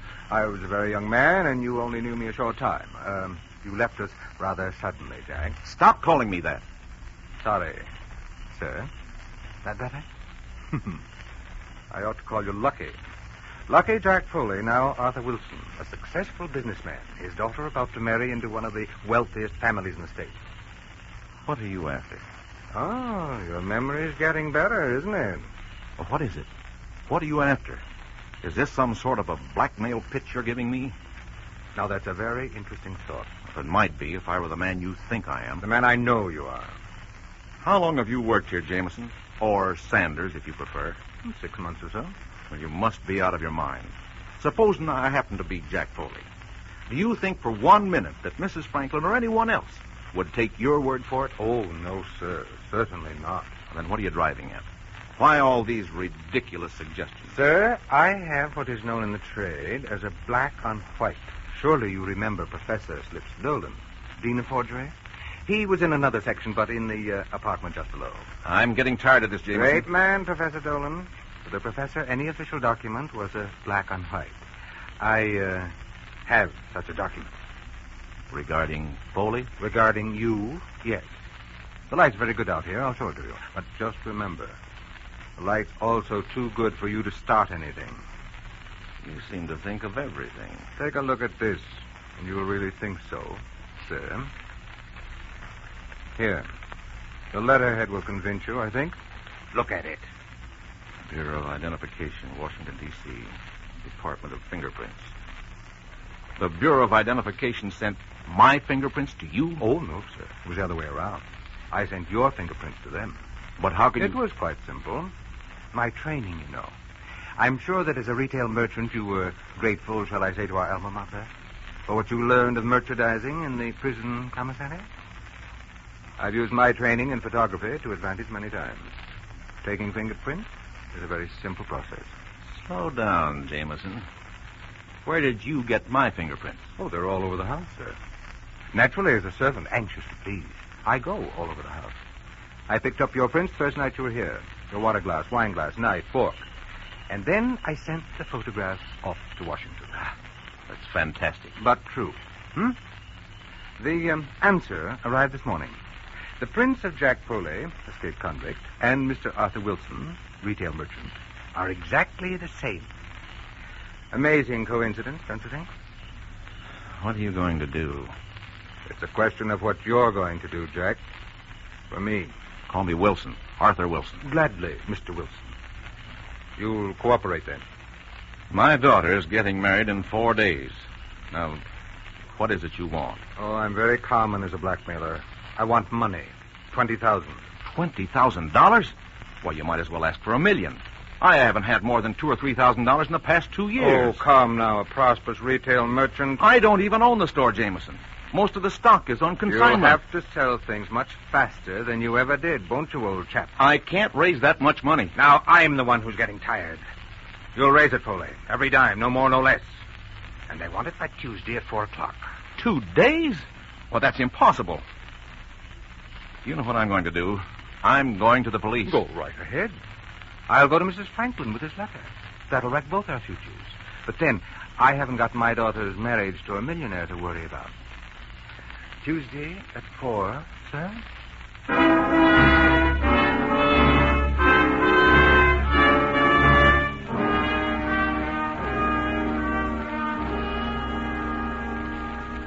There it is, Arthur.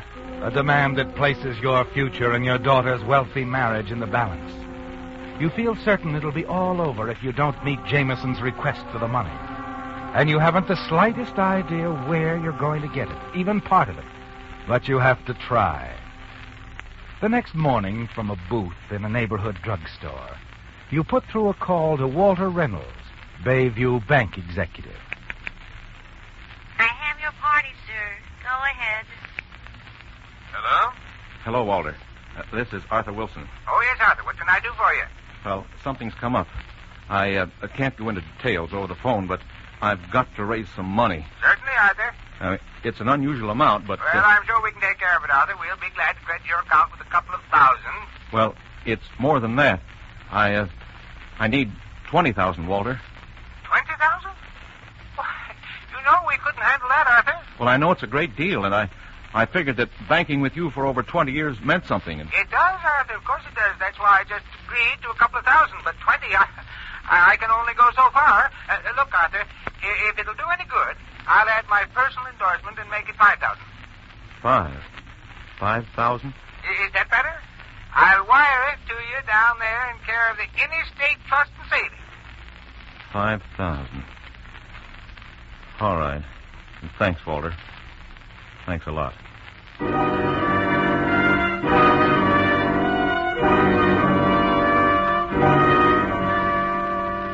It doesn't mean much, does it? Added to your checking account and the few traveler's checks you're carrying, it's still only a total of $6,500. Jameson said 20,000, and you know that that's his price for delivering you the letter that will bring your past to light. You put through another call to your closest friend, Ward Weston, only to discover that he's away on business and can't be reached. It's $6,500 or nothing, isn't it? Tuesday morning, returning from the Interstate Trust Bank, you tell yourself that you're going to get that letter. 4:00 that afternoon, you face Jameson in the library. Well, Foley, you brought the money, have you? Look, Jameson, give me a break, will you? The money, Foley, or I'll start talking. Look, I'm not thinking of myself. Skip the pretty speeches, Foley. You are thinking of yourself. The things you'll get out of your daughter's marriage into the Franklin family. Well, do I get the money? Well, I wasn't able to get it all. You weren't able to... All right. How much did you get? $6,500. $6,500?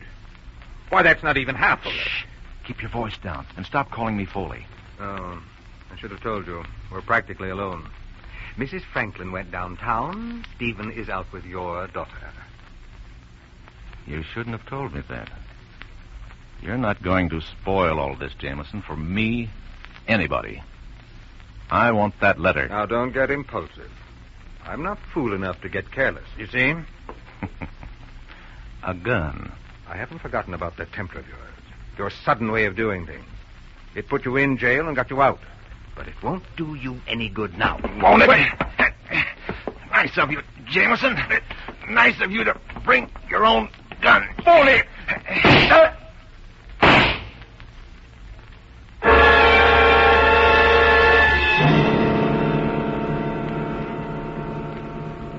Well, Arthur, after all these years, you've done it again, haven't you?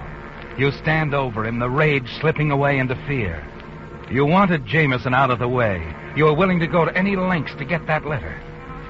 As you shake your head and fight to clear your senses, you realize that you must get the letter and then get rid of Jameson's body, or at least get away from the house before his body is discovered. You stoop down, rummage through his pockets, even take his wallet so that it will seem to be a robbery. Then you start out of the room and stop to find yourself staring at an eyewitness, the downstairs maid. Hilda. You killed him. You shot Mr. Jameson. No, Hilda. It was an accident. You've got to believe me. I saw you from the hall. It was self-defense. I had to do it, Hilda. You've got to tell them that. The door. Someone's at the door. Stall them, Hilda. Try to send them away. I've got to have time No, you killed Mr. Jameson. I'd like to see Mr. Jameson, please. I'm from police headquarters. He's in there. Mr. Jameson? He's Mr. Wilson. That's Mr. Jameson on the floor. Just a minute. He's dead. Yes, Mr. Wilson there just killed him. I saw him do it. Well, what do you know? Come to pick up a blackmailer and catch a killer right in the act. And he stole a letter from Mr. Jameson's inside pocket. Let's have it, Wilson. Bureau of Identification, Washington, D.C. That letter must have been very important to you, Wilson. Come on. Let's go.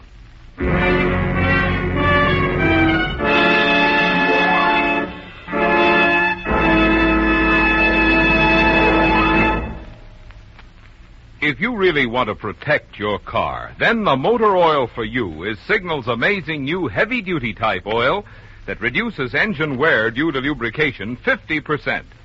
Consider just 4 of the important extra ways new Signal Premium Motor Oil helps to keep your car young. 1, keeps oil rings clean and free. 2, controls and reduces such harmful engine deposits as carbon, gum, and varnish. 3, prevents sticking of hydraulic valve lifters. And 4, stops acid corrosion and rust. Result, maintenance costs are kept down, down, down. And performance is kept up.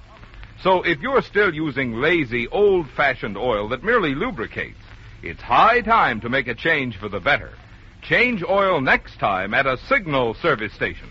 Change to new, harder-working Signal Premium Motor Oil that reduces engine wear due to lubrication 50%.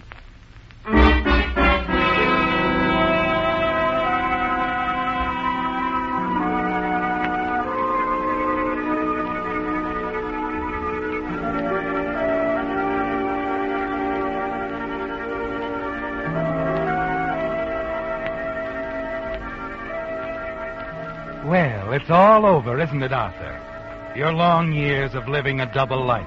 The end of the masquerade as Arthur Wilson. The name you took up some 20 years ago when under your real name, Jack Foley, you escaped from prison. And now you've killed another man. A man who knew you when you were in prison. A man who is threatening to expose your almost forgotten past. After a sleepless night in your cell, you're taken to the office of District Attorney Grant. I sympathize with you, Mr. Wilson. Blackmail's a dirty business. But you should have let us handle it. The minute Sanders, or Jameson as he called himself, wrote that letter to the FBI, it was all over for him. For him? That's right. Those boys never overlook a bet. Anytime they get a suspicious communication, they look into it. In this case, they naturally examined Sanders' note for fingerprints. Found Sanders' prints? Sure. They were on both the letter he wrote and the envelope he mailed it in. They were looking for him? Uh-huh. We've been trying to find Sanders for some time. When the Bureau tipped us off that the butler Jameson was Sanders, I sent one of my boys out to pick him up. If you'd waited a few minutes, he'd have been out of your hair. You should have come to us, Wilson. Yeah. Well, I guess some guys never learn. Could you keep this out of the papers for a couple of days until after my daughter's wedding? I guess you haven't seen the morning papers. Your daughter eloped to Las Vegas with young Stephen Franklin yesterday afternoon. Yesterday afternoon? Yeah, took a plane at 3 o'clock. About an hour before you killed the butler. Seems the kids didn't want all the falderall of a big wedding. They just took things into their own hands. Well, at least I didn't mess up her life.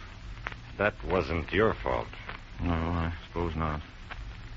But I figured I just had to get hold of that letter to Jameson from the Bureau of Identification. You didn't read that letter, did you?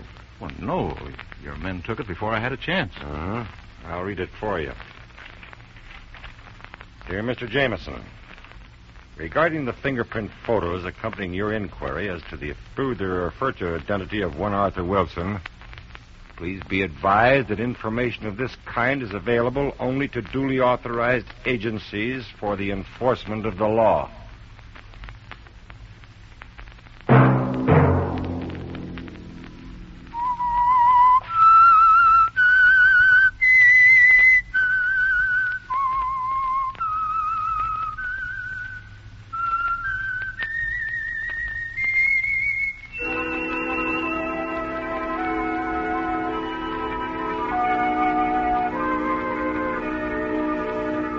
Let that whistle be your signal for the Signal Oil program, The Whistler, each Sunday night at this same time.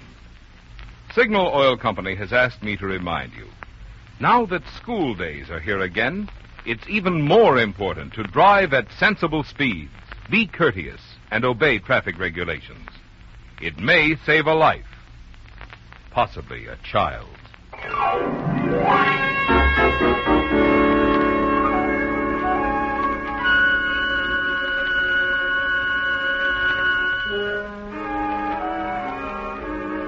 Featured in tonight's story were Bill Foreman, Jess Kirkpatrick, Gene Bates, Betty Blythe, Ted Osborne, Lamont Johnson, and Herbert Litton. The Whistler was produced and directed by George W. Allen, with story by Edward Bloodworth, music by Wilbur Hatch, and was transmitted overseas by the Armed Forces Radio Service. The Whistler is entirely fictional, and all characters portrayed on The Whistler are also fictional. Any similarity of names or resemblance to persons living or dead is purely coincidental. Remember to tune in at the same time next Sunday when the Signal Oil Company will bring you another strange story by The Whistler. Marvin Miller speaking for the Signal Oil Company. Stay tuned now for the Horace Height Show, which follows immediately over most of these stations. This is the CBS Radio Network.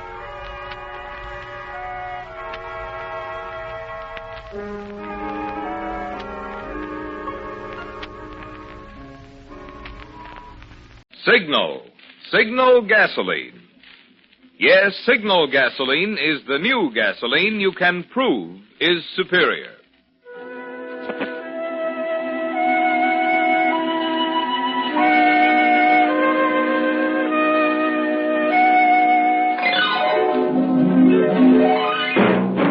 The Signal Oil Company and your neighborhood Signal dealer bring you another curious story by The Whistler. Tonight, Harvest of Death.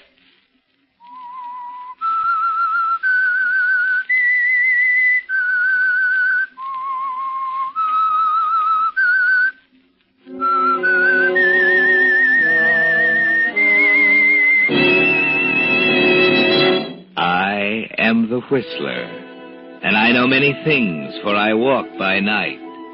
I know many strange tales hidden in the hearts of men and women who have stepped into the shadows.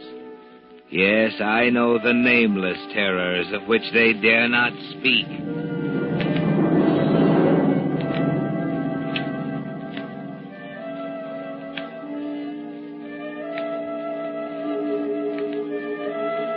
It wasn't a large farm, but it wasn't small either.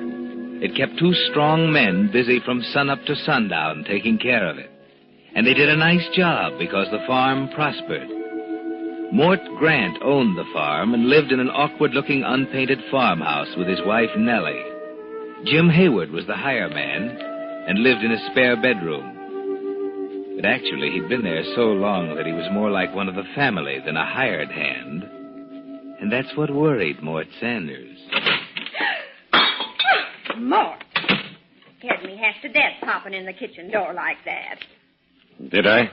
You certainly did. You know, I'm nervous enough without you acting like a cat chasing a mouse. I've gone and broke one of my best dishes. Hello, Jim. Hello, Mort. Kind of ambitious, aren't you? Well, I surely wish that you were a little more ambitious around the house. I could use a little help now and then. A woman's work is left to the women. Men have enough to do with their own work. That right, Jim?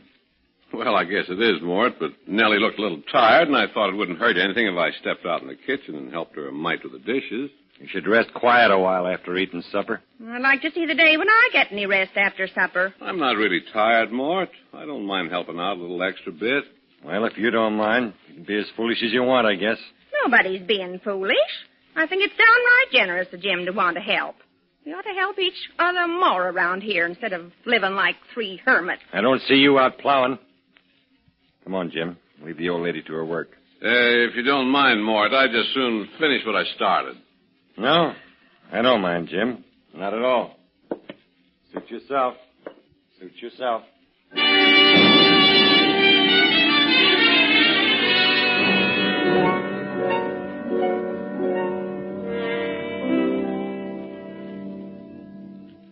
Well, as I was saying, Mr. Hawley, the postman, calls Jim, and Jim comes striding down from the chicken coop. And Mr. Hawley tells him the good news. You'd think he'd had the baby instead of his wife. Well, then, he gives Jim a cigar, and you know what Jim says? I couldn't guess. Well, he says, seeing as how you're the mailman, I suppose your baby comes special delivery. Can you tie that? Well, don't you get it? Special delivery. Oh, that Jim. Doesn't sound very funny to me. Huh. If you'd said it first, you would have thought it was funny. Maybe so. But if I said it, you wouldn't have thought it was so funny. Mort Sanders, if I hadn't been married to you all these years, I'd think you was jealous. I'm not jealous. But you do seem to enjoy Jim's company to mine. I'm only your husband. All I hear from you is Jim did this, or Jim said that, or Jim says and does the funniest things. Why don't you pay attention to me once in a while? Oh, Mort. I'm running this farm, and I'm tired of hearing what Jim does. So will you do me a favor and talk about something else?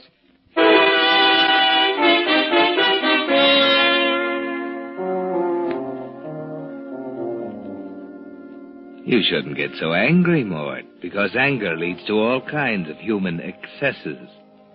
You might even do something you'd be sorry for later. And regret isn't worth the time you take to indulge in it because it's always too late. Of course, if you try to get along with Nellie a little better, you wouldn't have to worry about Jim. But you can't see that, can you, Mort? So at supper time, you're the same old Mort, suspicious and foolish. Supper ready? Not for a few minutes yet.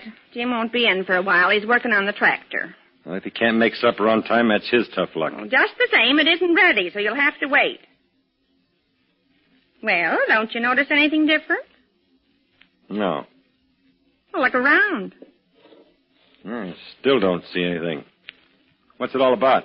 Well, if it had teeth, it'd bite you. Over there in the corner. Bookcase.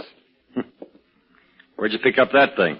It's kind of small, and it doesn't have any books in it yet. But it is pretty, isn't it? I don't know.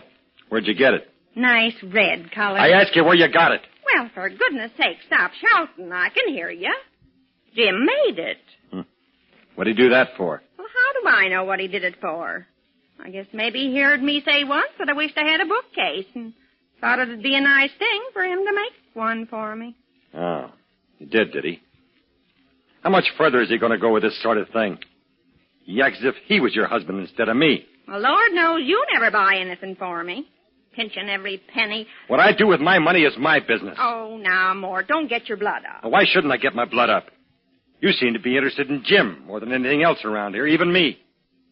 Every time I turn around, you're chatting with him over in a corner, or he's helping you with the dishes, or you're taking a fancy ride together into town. And if that ain't enough, every time you open your mouth, Jim pops out. Now, Mort. Don't now, Mort, me. I've had enough of it. Now that bookcase. Well, it's only a little gift, and it is pretty. Well, it won't be pretty when I get through with it. Mort, what are you going to do? Just watch me. You don't even own a book to put in this. I don't like useless furniture cluttering up my house. Oh, Mort, for heaven's sake, stop it. Are you going crazy? No, I'm just getting some sense. If you so much as lay a finger on that bookcase, I'll never speak to you as long as I live. Well, stop talking then, because here it goes. Mort, no! There.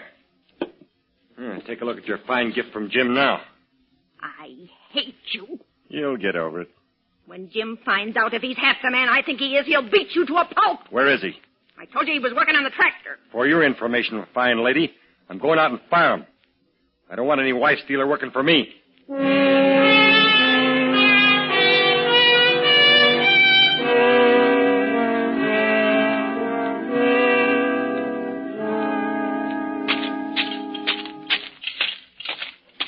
Hello, Mort.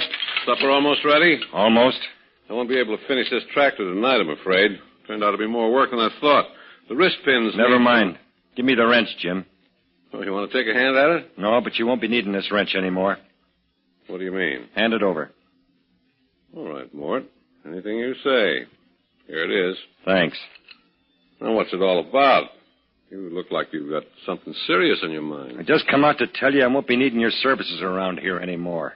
Huh? You can leave as soon as you get your things together. I'll pay it at the end of the week. Oh, you can't mean that you're firing me, Mort. That's exactly what I mean. But I don't get it. I've always worked hard. Why, I always thought of this place as sort of like home. That's the trouble, Jim. You've been acting as if you owned the farm instead of me. Oh, now, look, Mort. If I said anything to make you mad, I'm sorry. I don't mind you taking a big interest in the farm. But when you start moving in on my wife, that's where I draw the line. Your wife? Yeah. What? I haven't done anything to your wife. Why, Nellie and I, well, we get along. That's the trouble. You get along too well. Every time I look around, you're with her, telling her stories or taking her someplace or making something for her. And I don't like it. I don't want to see any more of it. So get your clothes together and get out. Now, look, Mort, you're talking kind of rough. I'll talk any way I want to. It's my land, my farm, and my wife we're discussing. I'm sick and tired of having a dishonest, wife-stealing, backstabbing farmhand around here, so get out before I throw you out. Those are big words. You want some bigger ones? If you think you're big enough to say them. As a matter of fact, there's a few things I can say myself. I never worked for such a miserly, selfish old coot like you before.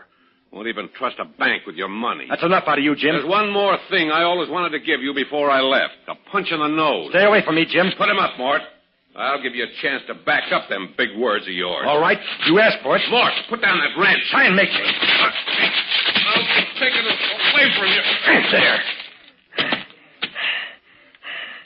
You got the wrench, all right. Jim. Jim, you'll be okay in a minute. Jim, wake up. He's dead.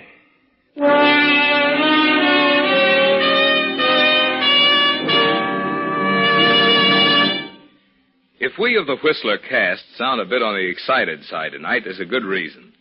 This is the 100th consecutive performance of Signal Oil Company's program, The Whistler.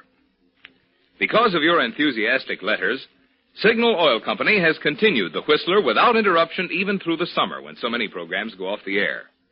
And month after month, The Whistler's popularity has grown until for the past 8 months, it has ranked tops in popularity among all West Coast programs. We of the cast want to thank you for your loyalty, which has made this record possible. It's our richest incentive to keep every performance a top performance, so you'll continue to tune in on the Signal Oil program each Monday night for more broadcasts of The Whistler. And incidentally, next time you're out driving, we of the cast also hope you'll stop at one of the friendly service stations displaying Signal's familiar yellow and black circle sign. And try that other great Signal success, the new Signal gasoline. There's no better way to tune in top performance for your car than with today's power-packed new super fuel, new Signal gasoline. And now, back to the Whistler.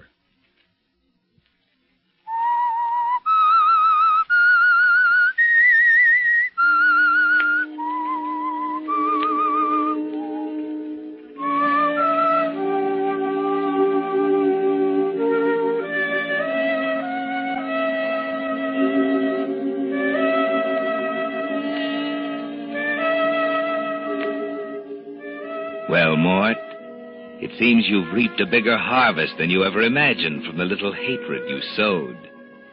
But it's not a crop to be proud of because it's a harvest of death. After you killed Jim Hayward, you didn't know what to do with his body. You had to think. But thinking takes time. So after finding a temporary hiding place in the barn, deep in the soft, fragrant haymow, you turned back to the house for supper. Supper ready? It's all ready. Sit down. Coffee or milk? Coffee. Sit still. I'll get it. Here. Well, what's the matter? Oh, yeah. You startled me, I guess. Where's the sugar? Where's the sugar? Well, land's sake, it's right in front of you. What's the matter? Can't you see? I didn't notice it. Well, isn't Jim coming in? I said, isn't Jim coming in? Not right away. Well, he can't work much longer. It'll be dark in a few minutes. Potatoes will be cold if he doesn't come in soon. I knew you wouldn't fire him. You couldn't fire Jim, not after he's been with us all... Cut it, will you? All right, Mort. I took care of the bookcase. I finished breaking it up, and I put it in the stove. When Jim comes in, I'll say, I got some bad news for you. But I expect you can take it. Seems I fell up against the bookcase. It wasn't very big anyhow, you know, and I broke it. Mort, you're not eating a thing. Huh? Oh, I was listening to you. Well, it's about the first time you ever were. Well, Jim should be in here by now. I think maybe I'll look out the window and wait for him to come in and eat his supper. Mort. What? It's getting dark, and I can just barely see the tractor, but I can't see hide nor hair of Jim. Can't see anything moving out there. Sit down and eat your supper. Jim's old enough to take care of himself. Well, I suppose he's putting the tools away. Jim's always the careful one.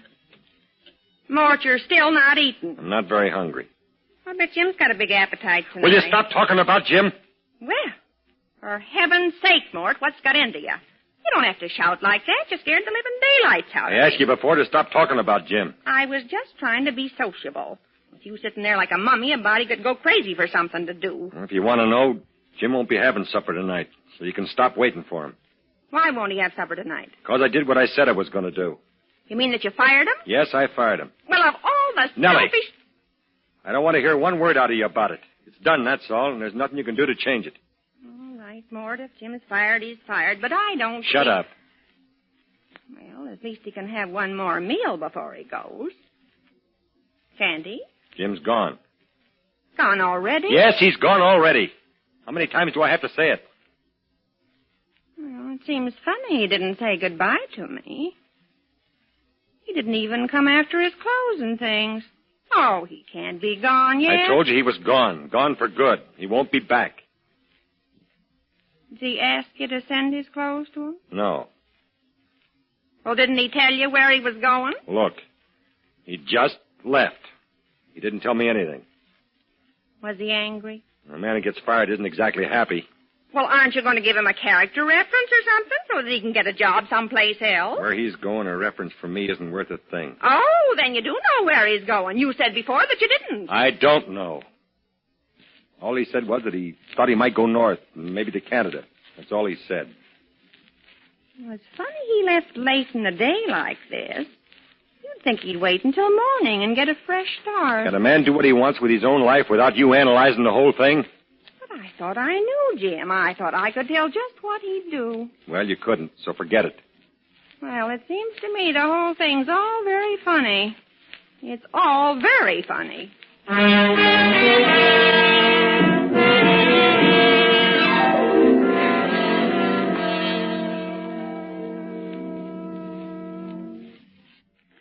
Well, it's 11 o'clock, Mort. 2 hours past your bedtime. Mort. What? Well, don't you feel well, Mort? That old kidney trouble isn't starting up on you again, is it? Because if it is, we still have some of the medicine left, the stuff that Dr. Kermit prescribed. I told you I'm not sick. So stop trying to give me medicine. All right, I was just trying to be helpful, that's all. After all, I am your wife. Sometimes I wonder. Well, that's a nice thing to say. Oh, forget it. I know what's bothering you, Mort. You do? Yes. You fired Jim over a petty little argument, and now you're sorry. Am I? But don't you worry. If I know Jim, he'll be back bright and early in the morning, just as if nothing had happened, and you'll both be plowing up land together just as happy as you please. Got it all figured out, haven't you? Oh, sure. Jim couldn't stay away any more than you could have him stay away. He's just like one of the family. He probably just went into town, had a few drinks to help him forget things for a while, but he'll be back as happy and friendly as ever. You wait and see. How many times do I have to tell you Jim won't be back? He's gone, for good. Oh, not Jim. I tell you he's not coming back. I wish you'd stop talking about it. All right, Mort. All I can say is wait and see for yourself. Why don't you go to bed? Oh, not until you do. I'm not going to let you sit here all alone making yourself unhappy over a little mistake. Why, good heavens, everyone makes a little mistake now and then. It's nothing to fret over. You know, just the same, I miss Jim already myself. Oh, it used to be comforting to watch him sit in the rocking chair, rocking back and forth, just as comfortable as you please, smoking away on his pipe. Nellie, look. The rocking chair. It's rocking back and forth. Just as if Jim were sitting there. How could it? How could it rock by itself? Oh, don't get all excited, Mort. Can't you see? It's only the cat. Huh. Here, I'll chase it away if it bothers you. Cat! There. Now, the chair won't rock anymore. Never liked that darn cat anyway. Now, don't go blaming anything on the poor little cat. She probably misses Jim, too. I don't miss Jim. Not one bit. What makes you think I do? Well, you're sitting there like you'd lost your last friend. What's that? Somebody's coming up the stairs. Somebody's at the front door. Oh, sit still. I'll look. Maybe it's Jim. Oh, it's only the screen door banging. There. Heavens, you're a nervous man tonight. It was only the screen door banging. I guess you forgot to hook it. Anyway, I fixed it. I'm going to bed. Well, at last. Now, maybe you can relax a little bit. You're so jumpy, you act as if you'd killed somebody.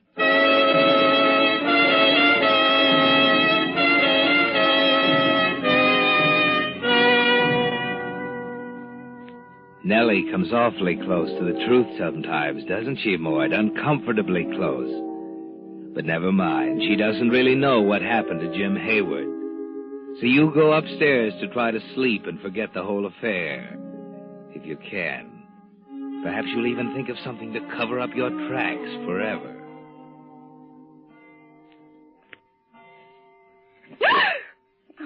Oh, it's you, Mort.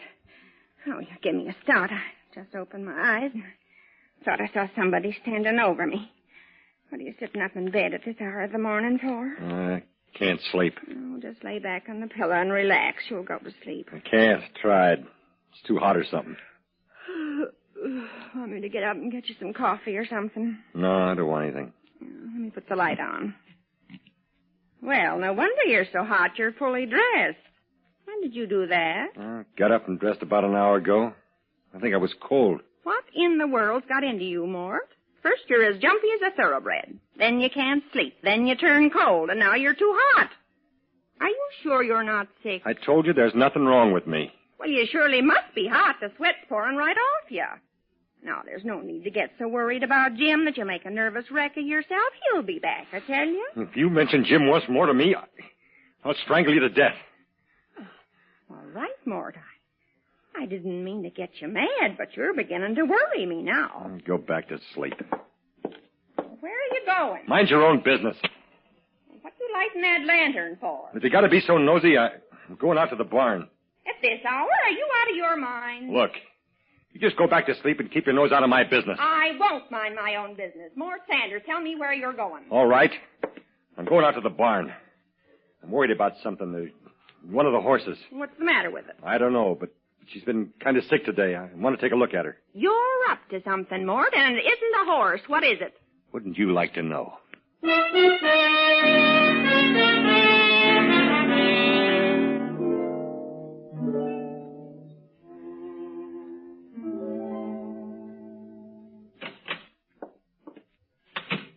Took you long enough. So you're up. Well, I couldn't lie up there in bed while you're gallivanting around the farm at 3 o'clock in the morning. Get back to bed. Well, I put some coffee on. We might as well have a cup now that we're up. I don't want any coffee. Where's the lantern? You always have to ask him any questions. I haven't got it with me, have I? I left it in the barn. Mort, look out the window. That barn. The barn is on fire. Pretty in it. Well, do something. Don't just stand there and think you were enjoying it. The horses, they'll be burned alive. There are no horses in the barn. They're all out in the pasture. Mort Sanders, you're a murderer. Shut up. I won't shut up. Don't try to pull the wool over my eyes. I'm not so innocent as I look. I know why you couldn't eat and couldn't sleep. I know why you were cold one minute and then hot the next. You didn't know I knew, did you? I told you to shut up. I was looking out the window when you fired Jim. I saw you hit him with a wrench. Jim's dead and you killed him. If you ever say that again, I'll kill you. You don't frighten me. You hid Jim's body in the barn, and now you're burning it to get rid of him. You're as much to blame as I am. Jim had no right to be fooling around with my wife, and you had no right to let him. At least he was human. Not a grouchy old man who wouldn't talk half the time. Go on up to bed. I won't. Do you want to know something? I was in love with Jim, and he was in love with me. We were going to run away together. And here's something else. I don't want to hear it. You'll want to hear this. Yesterday, I took all the stocks and bonds that you'd bought with the money that you've saved in 15 years, the whole $20,000 worth. But you were too afraid to leave in a bank, and I gave them to Jim. Are you telling me the truth? If you're lying, I'll kill you. I'm not lying. Jim had the oilskin pouch with the bonds in his inside pocket when you murdered him, and now they're burning up. I don't believe you. You don't believe me? Look in the steel box in the desk. You did. You did, you thief. You gave him all my bonds. Told you I did. It won't do you any good slapping me. They're burning up right now. I'll get him. There's still time, and then I'll get you. Hurry, Mort! Hurry! You lose your power! I'll get him. I'll get him. Don't worry. Hurry, Mort! Hurry! Your bonds are burning up! The barn will only last long enough. I'll get him. There's so much smoke and fire. I can't see. You shouldn't have poured that gasoline around. But the roof will only hold up.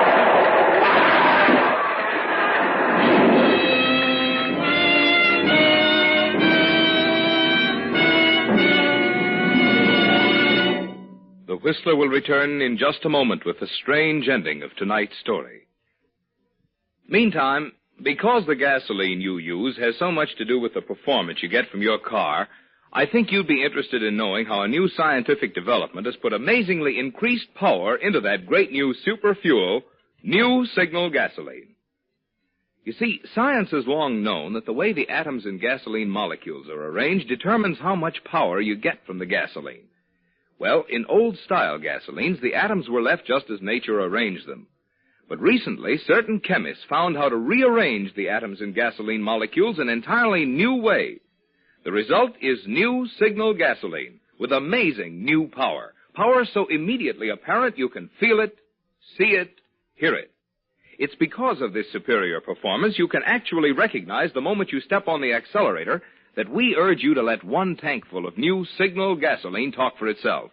Let its quicker starting, faster pickup, higher anti-knock, and longer mileage demonstrate in your own car why New Signal gasoline actually is the new post-war gasoline you can prove is superior. And now, back to the Whistler.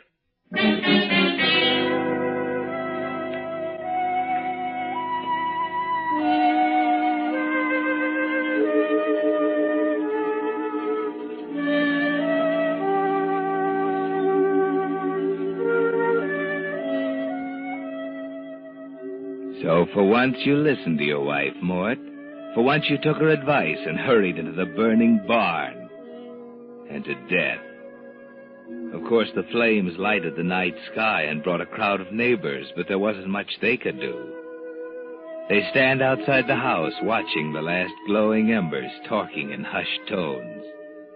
But you can't hear them, can you, Mort? It's awful. Awful. Both of them at once this way. Constable figures Mort must have gone in to try to save Jim.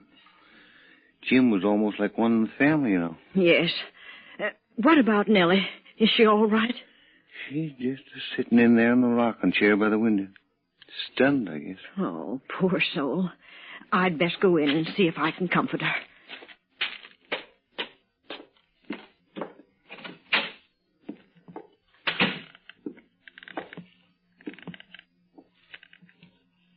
Nellie. Oh, Miss Thompson. I come to see if there's anything I can do, dear. No. It's all done now. Now try to be brave, dear. I know it's a shock, but we've got to be practical. The men folks will build you a new barn, and we'll all see that you're took care of. I'll manage somehow. Why, of course you will. Is there something I could get you? Some hot tea, maybe? No, thank you, Miss Thompson. I'd just like to sit here a while. Well, of course, I understand. We're all so sorry about Mort and Jim, too. But everything will be all right. You just keep telling yourself that. Everything will be all right. Yes, Mort. They're all so sorry about you, and Jim, too. And Nellie, poor Nellie, just sits there sniffling and rocking through the night in Jim's favorite rocking chair, through the night until dawn. Then, when the last neighbor is gone, she stands up, stares out the window for a moment toward the blackened ashes, walks to the pantry shelf, takes down the coffee can, and lifts the lid. Now, what do you think, Mort? Inside, wrapped in an old piece of oilskin, are $20,000 in stocks and bonds. And here's a surprise for you, Nellie. Those securities were not worth the paper they're written on. Mort wasn't a very smart investor.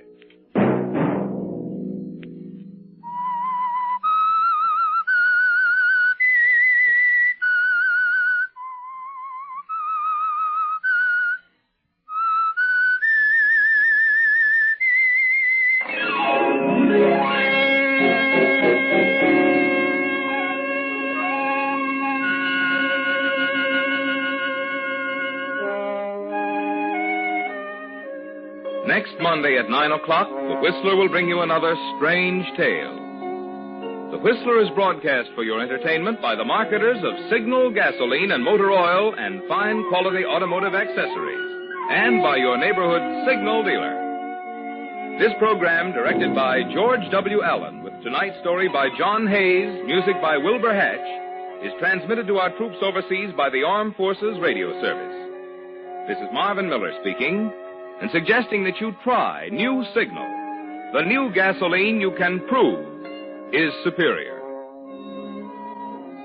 This is CBS, the Columbia Broadcasting System.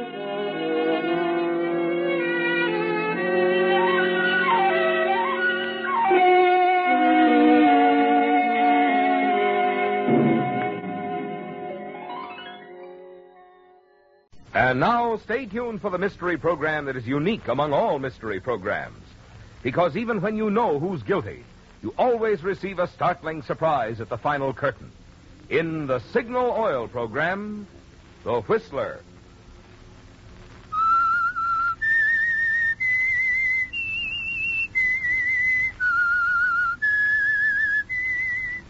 S-I-G-N-A-L.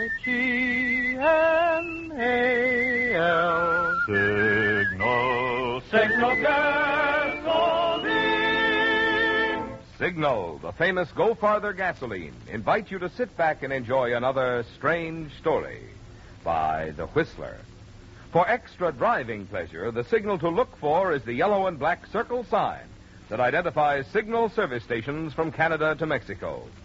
And for Sunday evening listening pleasure, the signal to listen for is this whistle that identifies the Signal Oil program, The Whistler.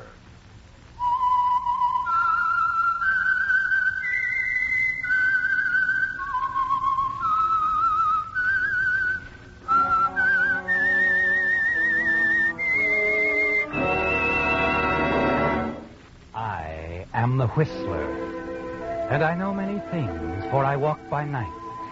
I know many strange tales hidden in the hearts of men and women who have stepped into the shadows.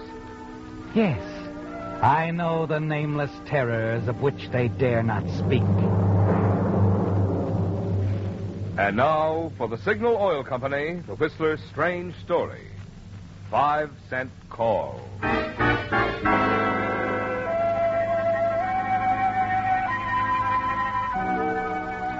It began simply with a telephone call, a 5-cent call. Private investigator Scott Howell made his report to attorney Rick Parker. It was routine enough, at least when the conversation began. And Scott had felt when he dialed Rick's number that his assignment would be complete. Mission completed. Rick seemed to agree, seemed pleased at Scott's first words into the phone. It's all taken care of, Rick. I rented the cottage about an hour ago. Good work, Scott. Hey, I'll give you the address. 942 Ryder Street. Not a house near it. 942 Ryder Street. Yeah, sounds good, Scott. Yeah, I think this witness you want to hide will like it. There'll be no questions. She can stay there on ice till you need her for trial. Fine. Anything else, boss man? No. Yeah, it's just this. Forget you ever worked on this. You're all paid. Yeah, very well paid. Oh, just a minute, Scott. Someone's at the door. Oh, sure. What are you doing here? You think you can get away with one? Now, wait a minute. I didn't come here to argue. Listen to me. Don't... Rick, can you hear me? Ann. Rick! Operator. Operator? Give me the police. Right away. It's an emergency.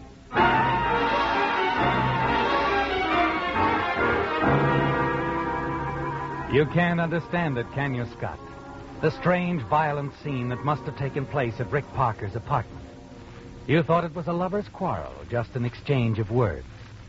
But now you're certain it was something else, and you waste no time in contacting the police. 20 minutes later, you're facing a man you've talked to before, Lieutenant Perez of Homicide. He's quiet, but gently insistent, isn't he, Scott? A man you wouldn't want to go up against. But he does seem satisfied with almost everything that you tell him. Yeah, that's all then, Scott. You phoned your client, Rick Parker, made your report. Yeah, that's right. Then he excused himself for a moment, stepped away from the telephone. Right, and then I heard the voice. An argument. With some woman. Yeah, that's it. Well, that's all I know, Lieutenant Perez. You, didn't hear any mention of the woman's name? Name? Why, no. No, I didn't.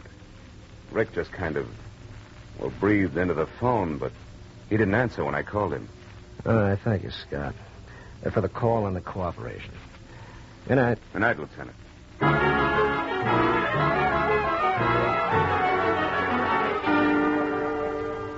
You wonder why you didn't mention Anne to Lieutenant Perez. But it's a part of your trade as a private investigator, not to tell everything to anyone. Besides, you sense that you're onto something, and you wonder who the name belongs to. This mysterious Anne. The answer comes the following day in the newspapers. Simple enough, Scott. Rick Parker was once married to a showgirl. Her name, Anne. The same Anne who is now married to a very prominent doctor. You smile as you read about it. Tell yourself that you and Anne must have a little talk. The next day you find the address and go there.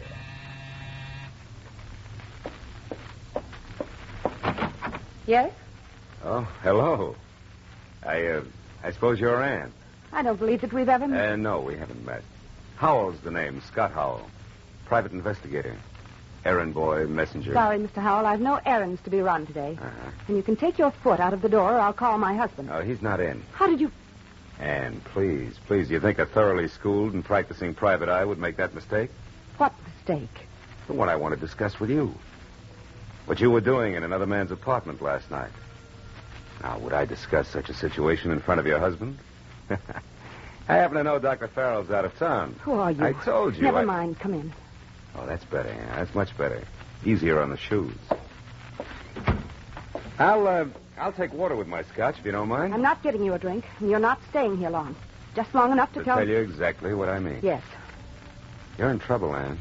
Because of what happened to Rick Parker? Mm-hmm. I divorced him several years ago. I haven't seen him. I wasn't in his apartment. No? He spoke your name, baby. On the telephone. Telephone? Yeah, we were talking, Rick and I. He put the phone aside when you walked in. I heard the quarrel, the shots. I heard him say your name. His last words. Anne. Anne. Well? I have nothing to say. Suit yourself. For now, I mean. I'll give you until tomorrow to think about it. Or I go to the cops. Why? What are you mixing in for? Oh, please, Anne. Rick Parker was a client of mine, paid me well, very well, for little jobs now and then. I lose some revenue, my bread and butter. Is that what you want? Well, not exactly bread and butter, no. Now, I'll take that drink no. and... Okay. You don't want to be chummy, huh? All right, I'll go quietly. And stay quiet if you'll send me $5,000 by tomorrow night. Oh, you'll find me in the phone booth. Think it over, Anne. Cheap, I'd say. You certainly are. You said you'd let me think about this. I think better alone, Mr. Howell. Do you mind? No, I can take a hint. But I'll be waiting, and none too patiently. Not too patiently at all.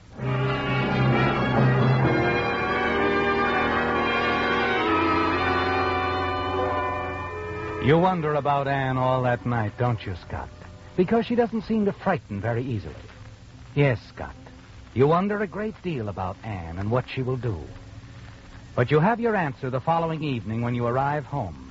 And there's an envelope in your mailbox addressed in a feminine hand. You open it, check the contents, and grin broadly. 5,000. Hello, Scott. Oh, Lieutenant Perez, what's on your mind? Oh, just wanted to check a few more points on the Parker case. I missed you at your office. Yeah, I left early. I was wondering about that telephone call, Scott. How long would you say you and Rick Parker talked? Oh, maybe a minute at the most. And up until you heard that other voice, Parker seemed normal, not upset about anything? That's right. I just wondered. All right, thank you, Scott. Not at all. Well, so you got a letter. Oh, yeah.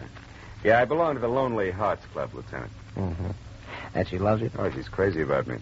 We'll be exchanging pictures soon. That should put an end to it. Yeah, you're cute, too. Think so, Scott?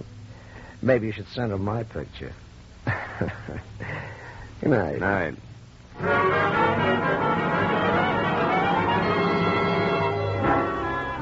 Well, Scott, the payoff has begun, hasn't it?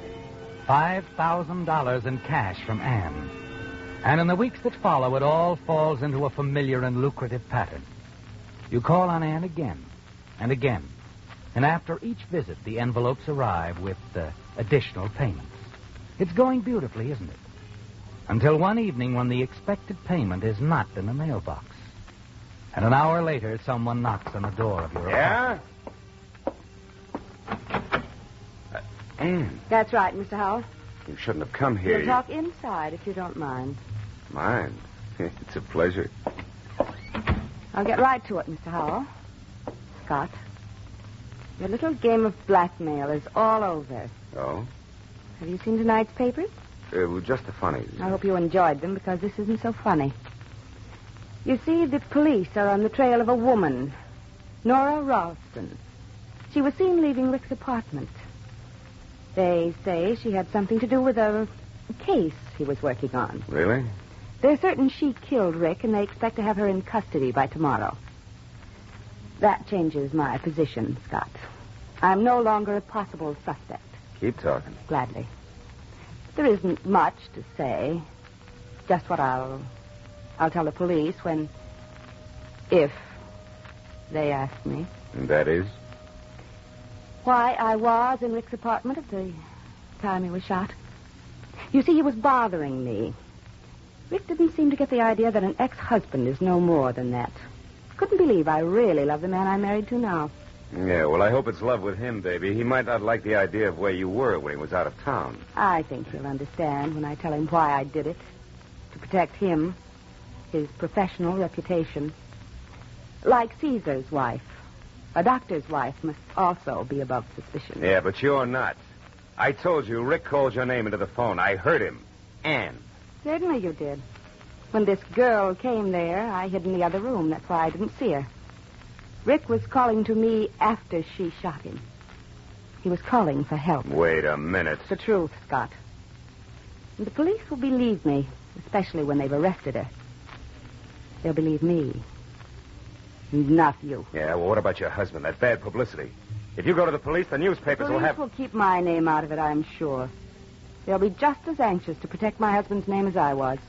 And they'll be quite pleased to rid society of another blackmailer. I guess you win.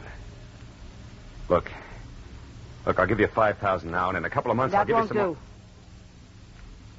do. You only gave me 1 day. But I'll give you until the end of the week to return all of it. The whole $15,000. But there's no place I can... That's too bad.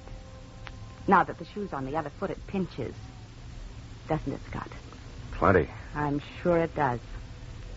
Remember, if you don't repay every cent by the end of the week, I go to the police and you go to prison.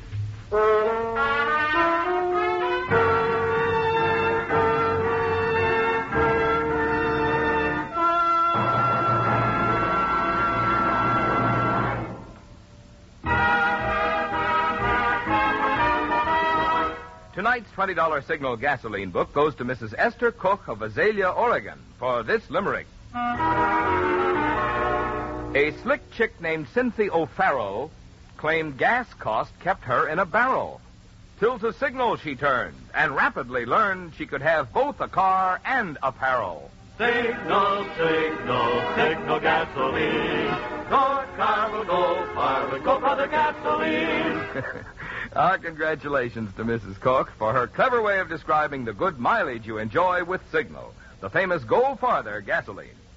Too bad a limerick isn't long enough to include all the benefits you notice when you switch to Signal. I mean Signal's quick cold weather starting, Signal's peppy pickup, Signal's smooth, responsive power. For it's a fact, mileage and performance go hand in hand. To enjoy both, next time treat your car to the gasoline that's packed with go. Fill up with Signal and go farther.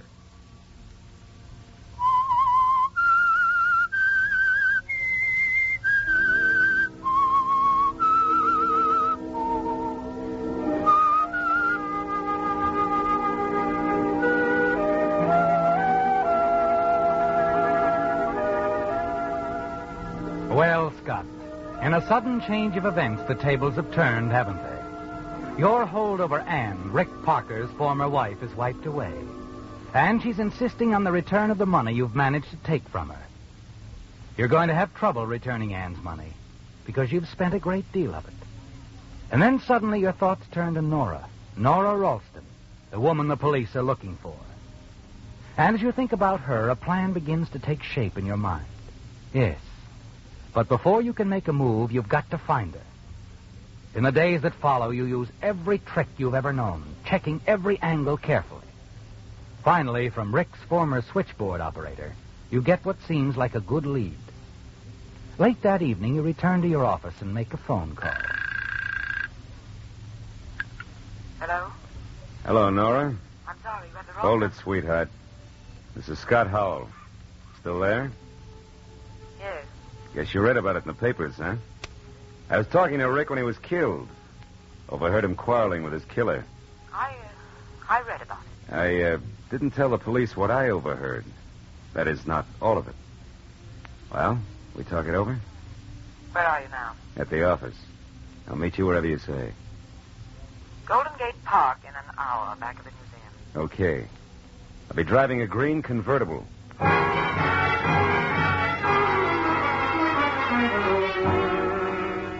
It's a break, isn't it, Scott?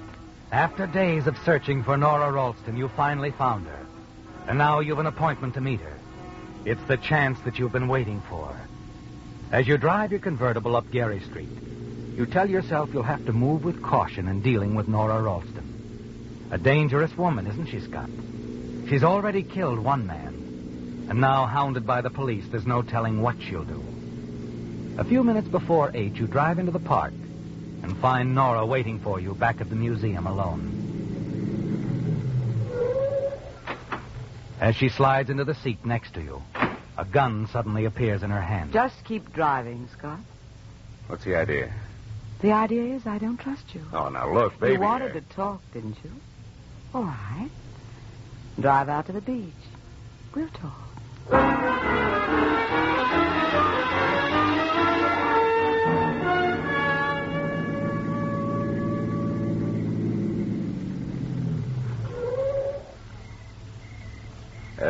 How about putting that gun away, sweetheart? All right. But first drop yours on the floor. Oh, sure. Hey, but let me warn you, if you have any ideas about leaving me face down in a ditch along the road, you better forget them. I took certain precautions. Such as? A letter, for one thing. If anything happens to me, it'll wind up in the hands of the police. It'll be a cinch for the gas chamber, baby. When you reported the murder to the police, why didn't you tell them then what you'd overheard? Well, I figured it was a little too choice to pass on. Maybe I could use some of it at a later date. Like now. A shakedown. That's what I thought. Call it anything you like. But I've got to have $10,000 or I talk to the DA. $10,000? It's worth every cent of it. Listen, sweetheart, the cops don't have a thing on you. Sure, you were seen leaving Rick's apartment. But that doesn't prove you killed him. That's right, it doesn't. Well, then why did you run? Obvious, isn't it? Yeah. Because you didn't know what I'd do. Huh? You didn't know whether I'd open up or not. See how important I am to you, baby? I could cinch this case against you. You are. Very important to me, Scott. But I don't even have enough cash to get me out of town as far as I want to go. How about your jewelry? I know you've got quite a bit. Rick was generous, real generous. Yes, Rick was generous. I still have every piece of jewelry he gave me. It's worth at least... $15,000. I know. I got the stuff for him. It was hot, wasn't it? Well, not exactly, no. It was just sort of simmering. So you won't have much trouble getting rid of it? No trouble at all. Should bring around $10,000. $10,000? Mm-hmm. Good. I was counting on your help. That's why I agreed to meet you. Help? What do you mean? I've got news for you, Scott. You're not going to blackmail me. But I'm willing to make a deal, convert my jewelry into cash, and I'll split it with you. Split it? Oh, no. I need the whole $10,000. Don't be silly. I'll need at least 5 to get as far away from here as possible. You don't want the police to catch up to me, do you? Why should I care if they do? Look, pal, I happen to know a lot about you, those deals with Rick. So what? For a smart lawyer, Rick talks too much. He told me about the deals the two of you pulled on some of his clients. That old man in Mill Valley, for instance, the will he left. $50,000 to Rick. A forgery, Scott. You had it done. You got a nice cut out of it. Now, wait a minute. Wait. There were other deals, too. I could tell the DA all about them. An investigation could send you to San Quentin for 30 years. So you see, you just can't afford to have me picked up by the police now, can you? No, I guess I can't. I'm being very generous, you know, giving you half the money, but then I need your help. And I'm willing to pay for it. Now, look, I've got to have $10,000. No, Scott. 5. That's all. For that, you help me get out of town, and you'll keep your mouth shut. All right. Where's the jewelry? Drive me back to town. I'll pick it up and call you at your office, say, around 10.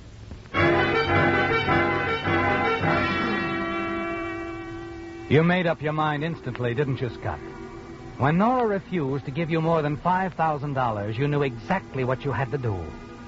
You need the $10,000 to repay Ann Farrell, and that means you have to double-cross Nora. More than that, silence her forever. Because you can't take the chance of having her picked up by the police and talking.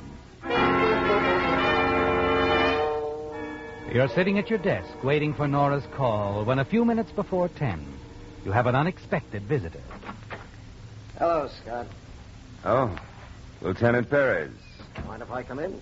Well, I was just about ready to close up shop. What can I do for you? What do you know about Nora Ralston? What makes you think I know anything about her? I'm just wondering. You were working for Rick Parker. Sure. He knew Nora Ralston quite well, I understand. Yeah, so I read in the papers. Rick ever talked to you about her? No. We never discussed his private life. And Nora was his private life. Oh, excuse me. Hello? Scott? Yeah. It's Mrs. Ansley. Nora. Yeah, I know. You're not alone? No. Police? That's right. Nothing to get alarmed about. Everything's going swell. Can you meet me? Of course, Mrs. Ansley. I'll be at the corner of Divisadero and Jackson in half an hour. Right. Be sure you're not followed. Don't worry, Mrs. Ansley. I won't be. Bye. That was a client, Lieutenant. Nice old lady from Philly. Well, as I was saying... Sure. I'll be running along. Yeah, I'll walk out with you, Lieutenant.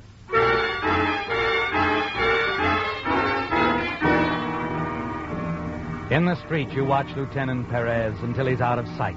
Then quickly you get into your car and drive into the Mission District. From time to time, you glance at your rearview mirror. And finally swing across Market Street and up Fillmore. And then, certain you're not being followed, you turn into Jackson Street and pull up at the corner of Divisadero. Get in, Nora. You're late. I just wanted to make sure I wasn't being tailed.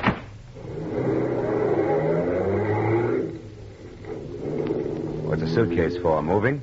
You found me, didn't you? I thought it would be a smart idea to get out before the police did. Well, your troubles are over. What do you mean? That little hideout Rick asked me to find. 942 Ryder Street. Rent's paid for a couple of months. Nice, quiet neighborhood. You'll be quite safe there, baby. Until I can sell your jewelry. We'll drive over there now. Oh, by the way, got the jewelry with you? In the suitcase. Oh, fine. You're not going to try anything, are you, Scott? You're going to play it smart. Oh, very smart. You better. Or I'll make an awful lot of trouble for you. Yeah, I know, sweetheart. I know.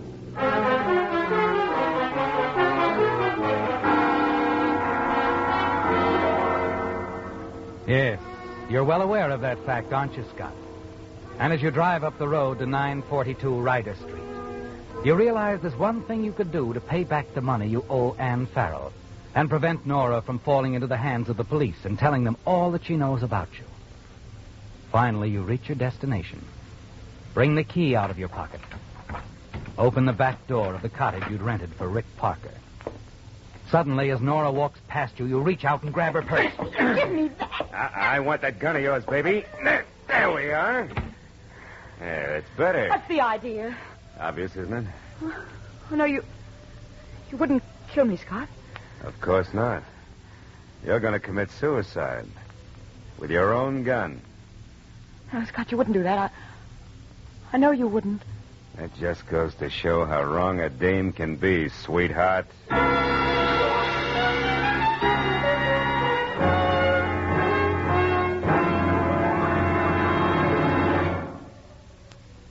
You've heard me tell how Signal Oil Company has grown from a few stations in Southern California into a coast-wide organization serving 6 western states from Canada to Mexico. That growth has in large measure been due to one policy, which Signal has consistently followed for 19 years, to make every product that bears the name Signal ever better and better. Take Signal's new deluxe battery, for instance. Unlike ordinary batteries, which may be guaranteed for only 12 or 18 months, Signal Deluxe batteries are guaranteed a full 30 months on a service basis. And they deliver up to 35% more power because Signal's improved type microporous all-rubber separators hold twice as much acid solution between the plates. So whether it's tops in performance you're interested in or economical long life, you'll be wise to see your Signal dealer before you buy any battery. Ask about his trade-in allowance for your old battery, plus his convenient credit terms. You'll see why, from any angle, today's best battery buy is the Signal Deluxe battery, sold only at Signal service stations.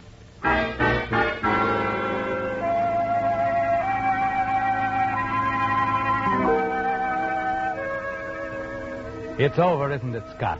Nora Ralston is dead. The police will find her body in the cottage in the remote little hideout, a suicide. The murder weapon, the same gun she used to kill Rick, will be in her hand, and the case will be closed. In a few days, you'll dispose of her jewelry quietly through your contacts. And you'll have enough money to pay Ann Farrell every cent you owe her. Keep her from going to the police, telling them that you were blackmailing her. Now you pick up Nora's body, place it in a chair, and then as you're about to put the gun in her hand, you hear the door open behind you. Suddenly the lights go on. Hello, Scott. Lieutenant. Yeah, drop the gun. Nora Ralston. Well. Now, look, Lieutenant Perez, I can tell you... Scott.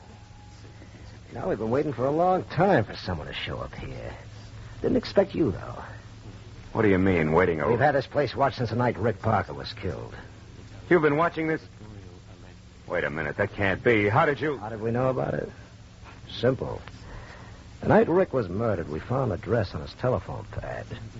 This address. It's your own fault, Scott. Should have realized when you give an address to someone over the phone, they usually write it down on the phone pad.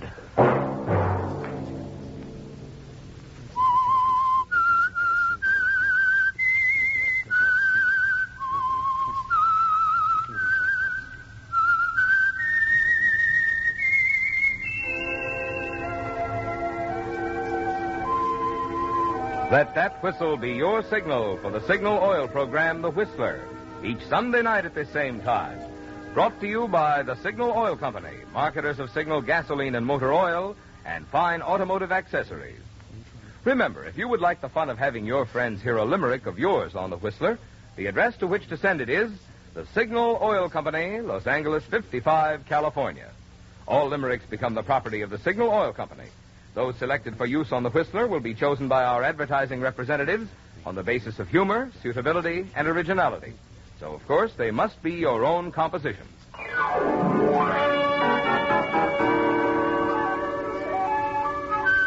Featured in tonight's story were Gerald Moore, Virginia Gregg, and Betty Lou Gerson. The Whistler was produced and directed by George W. Allen, with story by Adrian Jondeau, music by Wilbur Hatch, and was transmitted to our troops overseas by the Armed Forces Radio Service.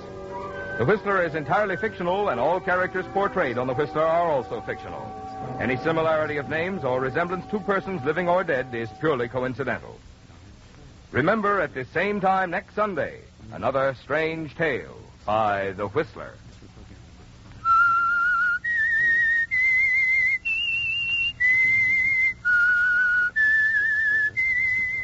F-I-T-N-A-L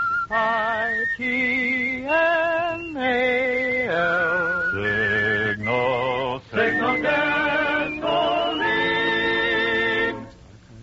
This is Marvin Miller speaking for the Signal Oil Company. This is CBS, the Columbia Broadcasting System.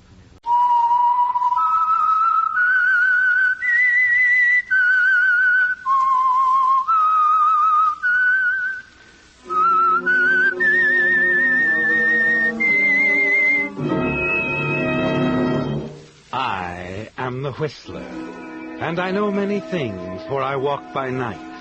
I know many strange tales hidden in the hearts of men and women who have stepped into the shadows. Yes, I know the nameless terrors of which they dare not speak. And now for the Whistler's strange story, Final Papers.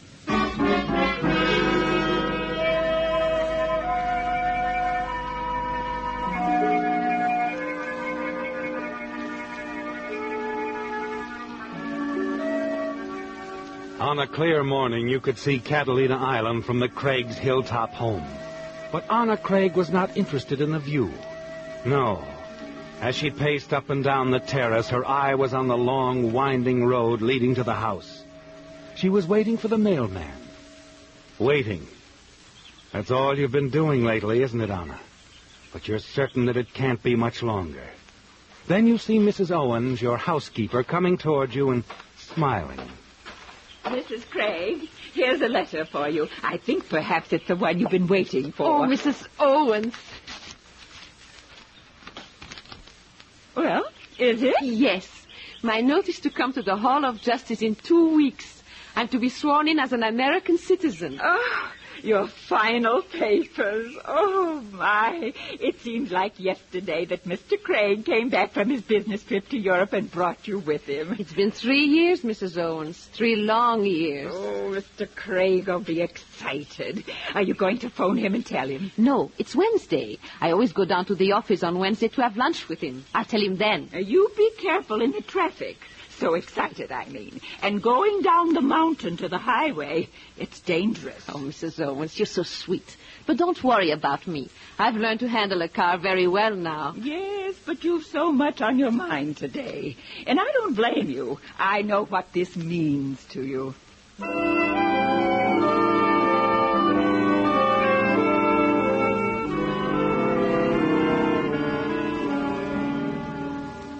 But Mrs. Owens doesn't know what it means to you, does she, Anna? No, she hasn't the faintest suspicion. And neither has your husband, Stanley Craig, who divides his time between his legal business and his hobby of raising rare plants. No, he doesn't know that your marriage to him was all part of a plan. A plan to enter the country as the wife of an American, to help you in getting your citizenship sooner, only to divorce him and bring in your sweetheart, Kurt Lawson.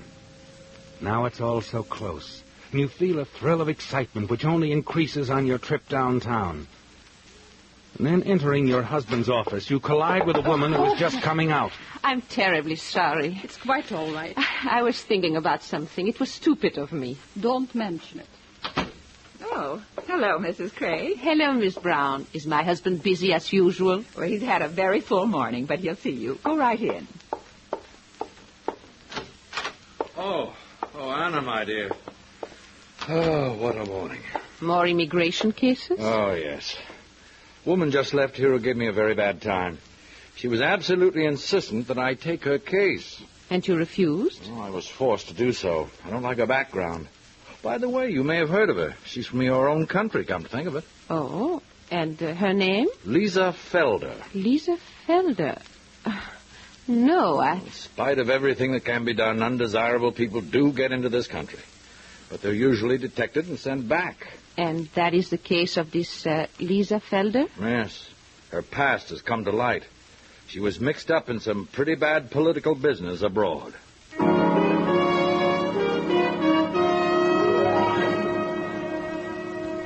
The name Lisa Felder gives you quite a start, doesn't it, Anna? You know now that Lisa is the woman you bumped into as you entered the office.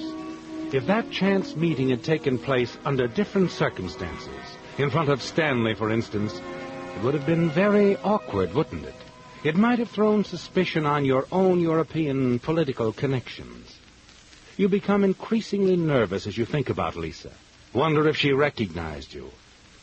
Later in the afternoon, you have the answer. A phone call, and it's Lisa. I wasn't able to place you at first, Mrs. Craig, but the consul helped me. It's been a long time. Yes, it has. I hate presuming on our former acquaintanceship in Europe, but I must see you, talk to you. I should like to come out to your house tonight. We live in a very remote spot. It's not easily reached. Then perhaps you should like to meet me in Beverly Hills for lunch tomorrow? I have an engagement. I know a small restaurant, Northcliffe's. We could talk quietly. No, We could talk about Kurt Lassen. You used to know him rather well, I believe. Why, yes, long ago, but... I'll be waiting for you at Northcliffe's at 1, Mrs. Craig. I'm sure you'll be there.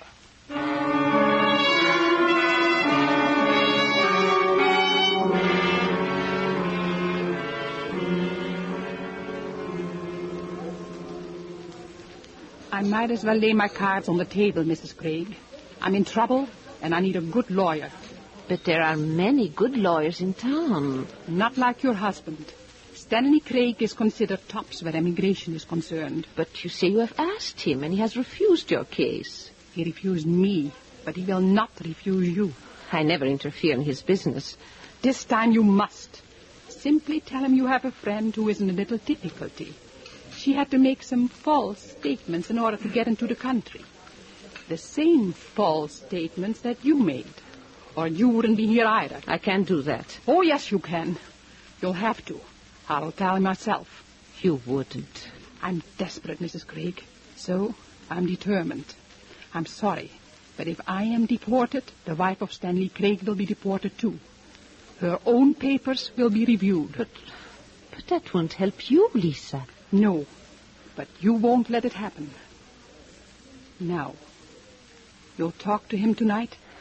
Yes. But Stanley must not know that I was forced into doing this. Not unless it is necessary. I will merely tell him that I know of a fellow countrywoman who needs a little help. That's right. A fellow countrywoman who needs a little help. And she had better get that help, Mrs. Craig.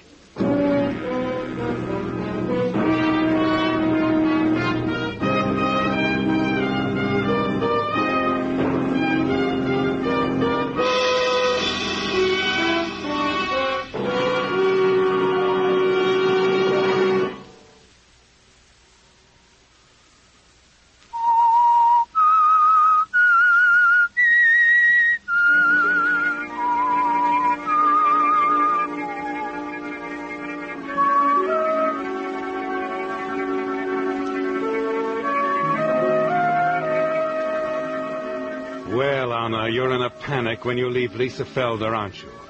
But then you realize that if your husband Stanley can be persuaded to take Lisa Felder's case, it will be weeks before he gets all the facts. By that time, you will have your own citizenship papers and will have gone to Reno for a divorce. But you have to settle the matter tonight, don't you? And it's very disconcerting with Stanley bringing home a guest for dinner, a professor of pharmaceutical botany at the university. And after dinner, the two men spend a long time discussing Stanley's unique hobby of rare plants. Finally, you join them in the garden. Oh, this has been a rare treat, Mrs. Craig. Your husband has some very exciting plants. I'm sure he has, Professor Leonard. These new ones he's imported will need a lot of care, Mrs. Craig. I have some suggestions I might give your gardener. Oh, Stanley will take care of these plants himself, Professor. He's very devoted to his hobby. As a matter of fact, we don't have a professional gardener. We manage with a couple, Mr. and Mrs. Owens. It's pretty difficult to get help up here so far from the bus line, you know. Oh, so that reminds me, I mustn't miss the 11 o'clock bus. Oh, well, then let's walk over to the car. I think Owens is waiting to drive you down the hill. We usually allow about 20 minutes for the trip. It's such a steep, dangerous road. Yes, I noticed when we came up.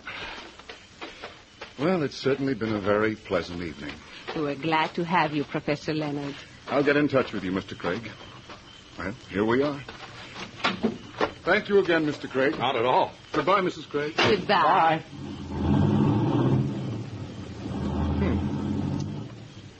An exceptional man. He's quite an authority on plants from all over the world. Oh, I'm afraid the evening was a bit dull for you, Anna. Why, not at all. I know how much your plants mean to you. I wish you could share my interest, Anna. There's some very unusual plants in this new shipment. Why don't you come and have a look at them? Why, yes. I'd like to. Oh, good. Now, these are African plants over here. Not much known about them in this country. That's an odd-looking one, over there by itself. Oh, that's a hybrid plant. It's very poisonous, incidentally, particularly the root. I don't know how it'll do here. You know, Anna, plants are like people. In what way? Some plants, and some people, too, move from one part of the world to another with ease. You're like that, my dear. Why, thank you, Stanley. You've transplanted well. Others don't. For instance, that woman who came to my office yesterday. You know, I told you about her, Lisa Felder. Oh, yes, Lisa Felder. She's exactly like a poisoned plant with poisoned roots. She's unsuited to this soil. But, Stanley, are you sure about this woman, this Lisa Felder? Oh, well, yes, I'm very sure. But I thought perhaps you might help her. Help her? Why, yes. Look into her case. Investigate thoroughly. I'll like you, Anna, my dear. Always sweet and sympathetic. Well, I just feel that she should have every chance to prove her innocence. She will have that, my dear. Our immigration laws are very just. But you, Stanley, isn't there something you can do? No, Anna, nothing.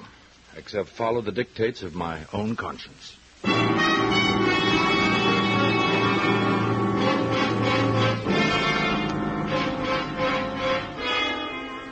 It's infuriating, isn't it, Anna? Stanley's stubbornness.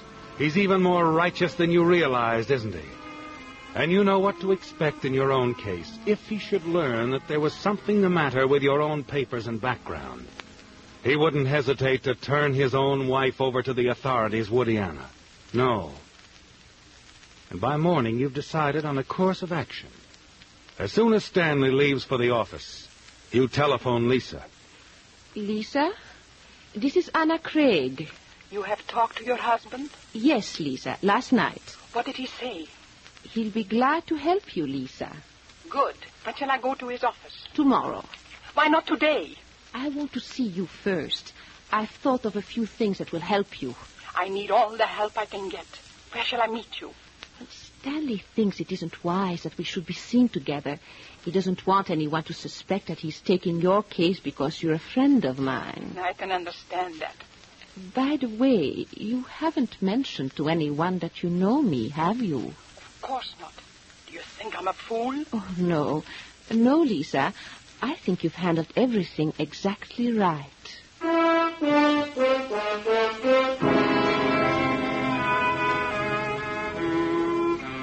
It's all you need to know, isn't it, Anna? Calmly, coldly, you decide on a plan, a desperate plan.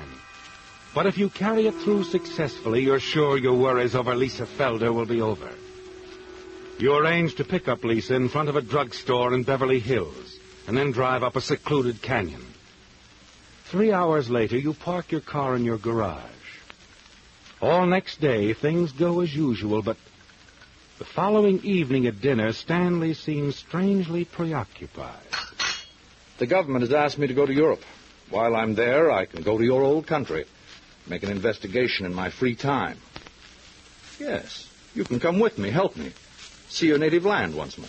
But I don't want to ever see Europe again, any part of it. I'd be an American citizen in a few days. I belong here. I never want to leave here, even for a little while. Why, Anna, my dear, I didn't know you felt so strongly about it. I do. Oh, Stanley, please give up this trip. I can't, my dear. I've already agreed to go. But you needn't go if you don't want to. I'll go alone, and I'll be back soon. I'll fly both ways.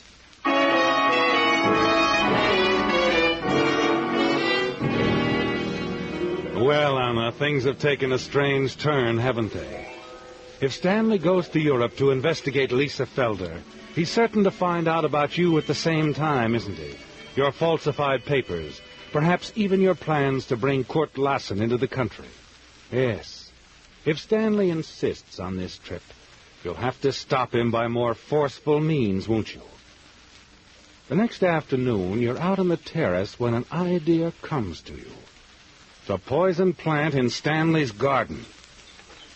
You enter the garden to look about when Stanley surprises you. Well, Anna, I didn't expect to find you here, finally getting interested in my plants. Why, yes, Stanley, perhaps I am. But I didn't know you were home.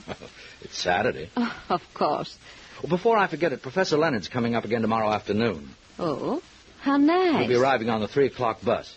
Servants are off on Sunday, but I can drive down the hill and pick him up myself. Of course. You don't mind having a guest with the servants gone, do you, Anna? Not at all. Mrs. Owens can prepare everything before she leaves. Oh, good. That's fine. Oh, did you look at the new African plants? Yes, they're doing quite well. Yes. What about that one over there? Isn't it the one you said had such a poisonous root? Mm-hmm. I'd rather you didn't go near the plant. Oh? It contains enough poison to kill 100 people.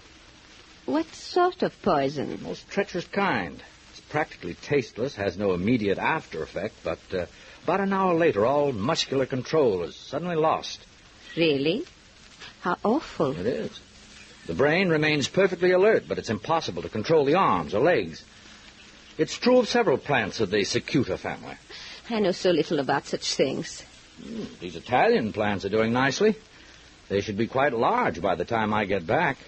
Get back? Why, yes, dear. I forgot to tell you, I have my passport in order and my plane reservation. I'm leaving for Europe on Monday.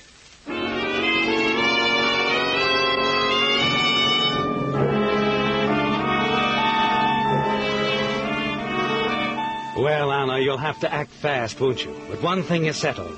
Stanley has unwittingly filled in the details of a perfect plan for his own death. Yes, the cicuta plant from Africa. Complete loss of muscular control. What if Stanley should lose such control while driving down the steep, winding grade to pick up Professor Leonard? All you have to do is to serve him his lunch at the proper time. And with the servants away... Yes, it all fits together, doesn't it? But you're surprised the next morning when you enter the kitchen. Mrs. Owens, you haven't left. No, and it looks like I'm not going. But what's the matter? Oh, Owens can't drive me into town. He went fishing. But that spoils the day for you. Oh, no matter. Well, as long as I'm here, I'll serve lunch. Oh, not on your day off, Mrs. Owens. I won't allow it. I'll tell you. Why don't you go to a movie? A movie? I'd like that. But how would I get down the hill? Perhaps Mr. Craig will take you. I'll ask him. Oh, now, never mind, Mrs. Craig. That'd be too much trouble. No, it wouldn't. Oh, Stanley?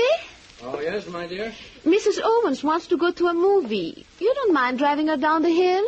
No, of course not.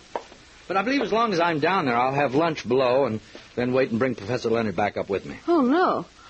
You'll be gone for 2 or 3 hours, and you're leaving for Europe tomorrow. I want to have lunch with you here. Of course, my dear, if you wish it. I do. This may be our last meal alone together. That is, for a long, long time.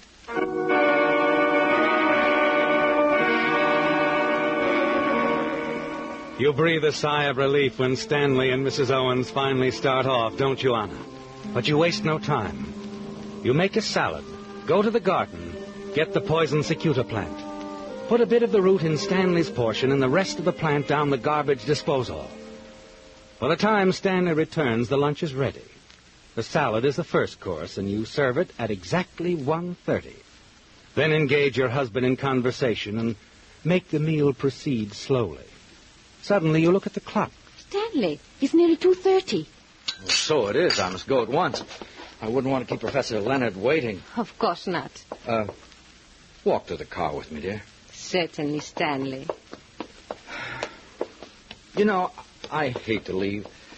It's been so nice being here alone together. I almost wish Professor Leonard weren't coming. Goodbye, Stanley.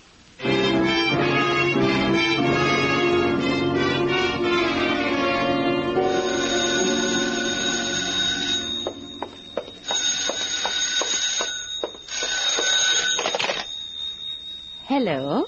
Mrs. Craig. This is Professor Leonard. Oh, yes, Professor. Aren't you with Stanley? He went down the hill to get you some time ago. Mrs. Craig, there's been an accident, a serious accident. An accident? Your husband. He must have lost control of the car. Perhaps the steering gear broke. It's hard to tell. But Stanley... I'm so sorry, Mrs. Craig. The car plunged over 100 feet. Your husband was dead when they reached him. Oh, terrible. Mrs. Craig, if there's anything I can do, I'll come up at once. Oh, no. No, thank you, Professor. If you don't mind, I'd rather be alone for the present. Entirely alone.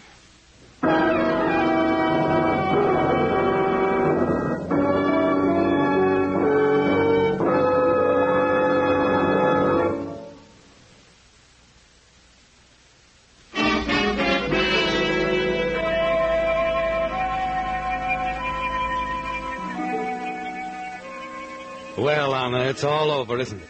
You've eliminated the only two obstacles threatening your happiness and security. Lisa Felder and your husband, Stanley Craig. Now you're sure there's nothing to stop your getting your final citizenship papers and bringing your sweetheart, Kurt Lawson, into the country. And you're certain there won't be an autopsy. Not as the result of an automobile accident. No. You feel very safe when you go to bed that night, don't you? And then, early in the morning, Mrs. Owens wakes you to say that Professor Leonard must see you at once in the living room. Good morning, Professor Leonard. Mrs. Craig, this is unpardonable, I know, but I'm terribly worried. What is it, Professor? One of Mr. Craig's plants is missing. A very valuable and a very dangerous one. You know anything about it? No, I never touched Stanley's plants. Perhaps he destroyed it. Oh, impossible. He promised it to the University for Pharmaceutical Study. I'd intended to get it yesterday afternoon. I'd better call the police. The police? You mean you think there's something mysterious about Stanley's death? Oh, no. But that African cicuta plant is invaluable. The only one in the country. Oh, of course. I know what just flashed through your mind, Mrs. Craig. The same thing occurred to me, but, I discarded the idea immediately. What do you mean? If your husband had been poisoned by that plant, it would explain his accident, complete loss of muscular control. But that's too fantastic even to think about. Yes, no one would want to kill Stanley. Oh, of course not. Why, the police would laugh at such an idea. Unless... Unless what, Professor? Unless you had some indication, some tangible proof that he met with foul play. But what proof could there be? That cicuta plant was deadly, taken internally. And an autopsy on your husband would show the poison. If the root was cut and the juice of the root came in contact with the skin, well, within 12 to 15 hours, the hands of whoever handled it had become discolored and quite swollen. Unless the culprit took the foresight to wear gloves. I see you didn't wear gloves. Did you, Mrs. Craig?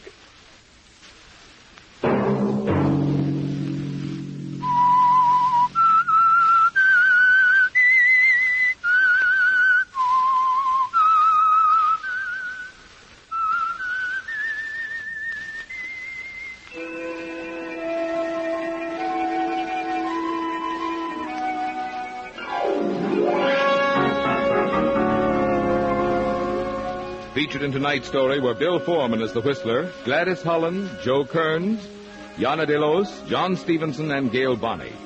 The Whistler was produced and directed by George W. Allen, with story by George Adrian and Carol Nix, music by Wilbur Hatch, and was transmitted overseas by the Armed Forces Radio Service.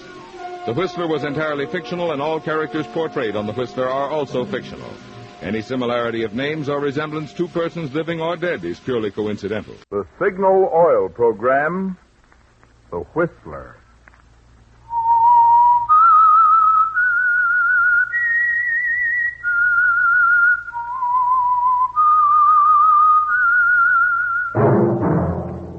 That whistle is your signal for the Signal Oil Program, The Whistler.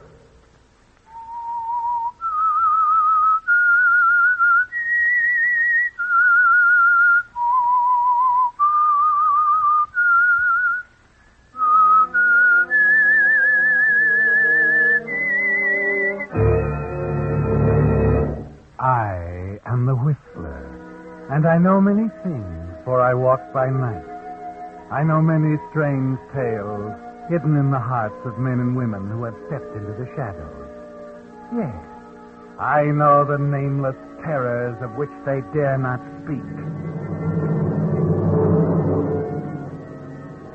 Yes, friends, it's time for the Signal Oil program, The Whistler. Rated by independent research, the most popular West Coast program.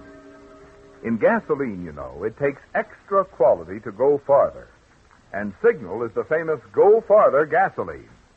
So look for the Signal circle sign in yellow and black that identifies Signal service stations from Canada to Mexico.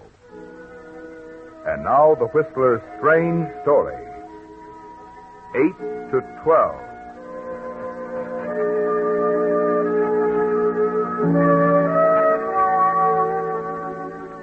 At 3 o'clock that afternoon, Danny Bryan had been riding high, the top crime reporter in San Francisco, with a nice apartment on Russian Hill, $200 a week from the Express, and a lot more on the side. At 4 o'clock, he was nobody, just another newspaper man out of a job. He'd walked into the Club Nocturne just after dinner, decided he might as well give it to Teddy right from the shoulder. He'd know about it sooner or later anyway. By 9, he'd had 4 martinis. Wasn't caring too much what he said, one way or another. A job? Oh, I'm still a reporter, baby. Brother Graves doesn't like my work. There are plenty of others who do. Graves is an important guy. They'll all listen to He's him. a stuffed shirt. I helped put him where he is, and he knows. Oh, wait a minute, Little Danny. Napoleon, they call him down there. I'd like to wring his scrawny neck. Danny. Hello, Danny. Huh? Oh, Stan, old boy. Teddy, darling, this is Stan McIntosh, one of my erstwhile colleagues. Teddy Eldridge is Stan. How do you do? Hello, Sit down. Let's talk over old times on the Express. I only got a minute. Oh? What's on your mind? What about... Oh, go ahead. Teddy knows the story. Oh, I see. Just wanted to tell you, Graves called us all into the office this afternoon. You want to know what he said? I got a rough idea. He said you were taking hush-up dough from the dame in that murder case across town. Said you put the bite on her. That's why you got canned. Oh. Anything else? Told us he was going to make an example of you.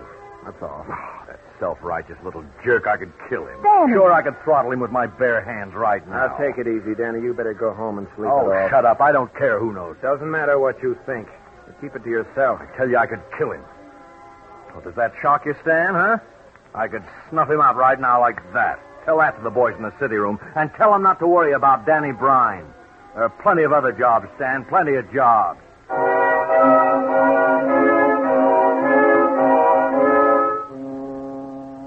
But there aren't plenty of jobs, are there, Danny? 3 other papers in town. And you can tell by the way the city editors look across the desk at you that Martin Graves has been there first. That though it's all very polite and friendly, they're part of a closed corporation. And if Graves has given the word, the answer is no.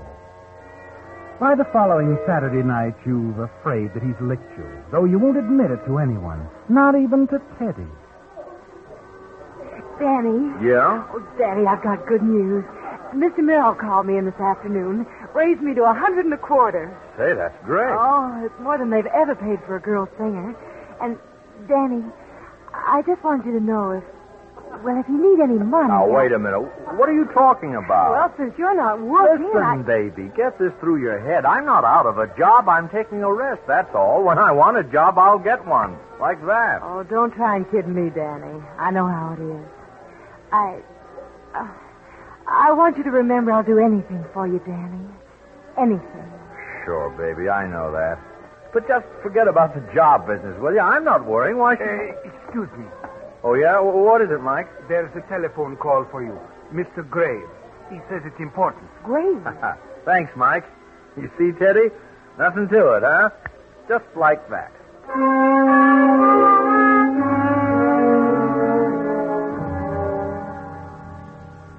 Yes, Mr. Graves? Right? Yeah, what is it? I want to talk to you about your job. Well, where are you? My apartment. Been laid up with a cold. You come up tonight? When? Well, what time is it now? My clock's haywire up here. Don't know whether it's night or day. Oh, wait a minute. It's 9:15. Well, what about 10?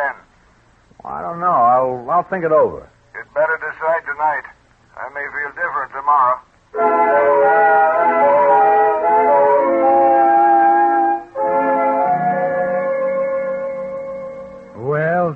He finally came around. But it's a matter of pride now, isn't it? You deliberately stay at the club for another hour, knowing it won't hurt to let Graves know you're taking your time. It's 10:30 when you walk up to the door of his apartment. Drop him a cordial nod as he lets you in and shows you to a chair and pours a drink. He wasn't kidding about the cold. The air is strong with eucalyptus oil. He's wearing a wool robe, a heavy towel around his neck. 5 minutes later, he gets to the point. Well, Danny, there's no use kidding each other. You're a great reporter. We need you on the Express. Well, thanks. You want to come back? Well, I've made up my mind. There are a lot of other jobs, you know. Not in San Francisco. Why not? You ought to know. You've been to the Chronicle, the Examiner, the News. They all turned you down. Well, there are other towns. But you ought to stay here. You belong here. Oh, maybe. I don't want to go into what you did, Danny. I'm willing to forget it, if you are. I think you learned a lesson. Hey, look. Let's not even talk about that, huh? All right. You want to come back? Okay, Chief. When? You report Monday morning to Stan McIntosh. McIntosh? What do you mean? You're a rewrite man now. Rewrite?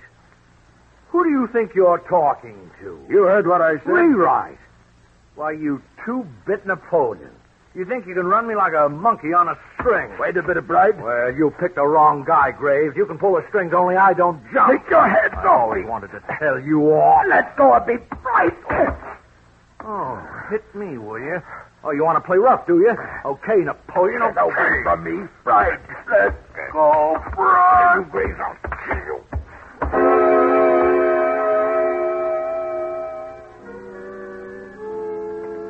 You forget where you are. Everything stops. There's nothing inside you but a blind red rage. The ends of the towel around his neck tight in your hand.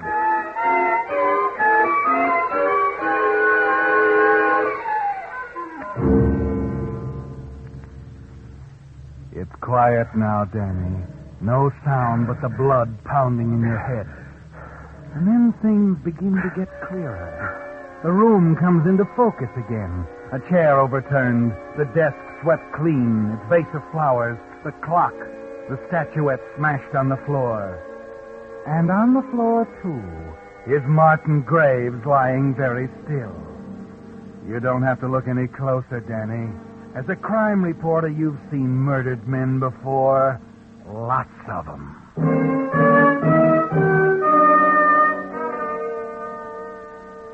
You sit down, let your head clear a little. Look at your watch. 10:45. You know it's hopeless, Danny. That you'd have a better chance of getting out of this one if you'd murdered Martin Graves in the middle of the Union Square at high noon. A motive, the opportunity, everything's there, all ready for the police.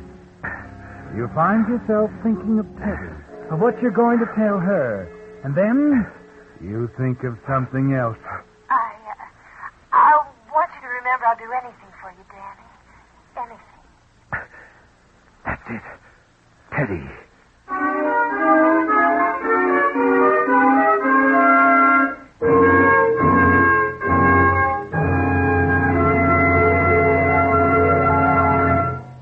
With the prologue of 8 to 12, the Signal Oil Company brings you another strange tale by The Whistler.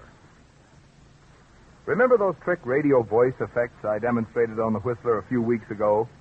Well, since then, many of you have written in asking about other effects. So tonight I'll show you a couple more.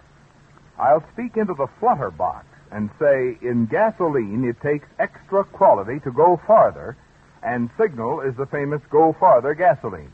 But listen, it comes out like this. In gasoline, it takes extra quality to go farther, and Signal is the famous Go Farther gasoline. On the other hand, through the public address system, it sounds like this. In gasoline, it takes extra quality to go farther, and Signal is the famous Go Farther gasoline. But after all, the important thing is what you say, not how you say it. And in gasoline, the important thing is it takes extra quality to go farther. And Signal is the famous Go Farther gasoline. You see, you get those quick signal starts, that fast signal pickup and smooth knock-free signal power, because Signal helps your engine run more efficiently. And naturally, the more efficiently your motor runs, the more mileage you get. That's why Signal says, in gasoline, it takes extra quality to go farther. And remember, Signal is the famous Go Farther gasoline. And now back to the Whistler.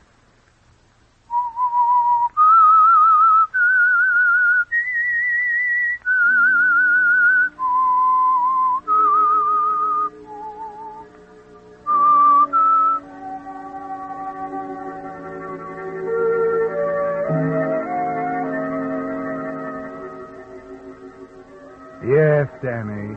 Standing there over the body of Martin Graves. You know, there's only one thing that can save you. An alibi, Danny. You've got to have a sworn statement from Teddy Eldridge that you couldn't have been up here in Graves' apartment. That you were with her at the club nocturne all evening. Just as always, from 8 to 12. You get up, start for the phone, and then stop, remembering the switchboard operator. Then as you turn, you hesitate. Decide to answer. Put your handkerchief over the mouthpiece. Lower your voice. The cold. Martin Graves had a bad cold. Yes? Martin? Yes? This is Stark at the city desk. How did you come out with Danny Bryan? Oh, he hasn't showed up. Looks like he might not come at all. Just as well. You'd have a hard time making him eat crow. Say, that cold sounds pretty tough. How do you feel? Oh, not so good. Just going to bed. Oh, better not bother you then. Plenty of rest, you know. Keep warm. Maybe a hot toddy. That's right. Good night, Martin. Good night. Yes, Danny.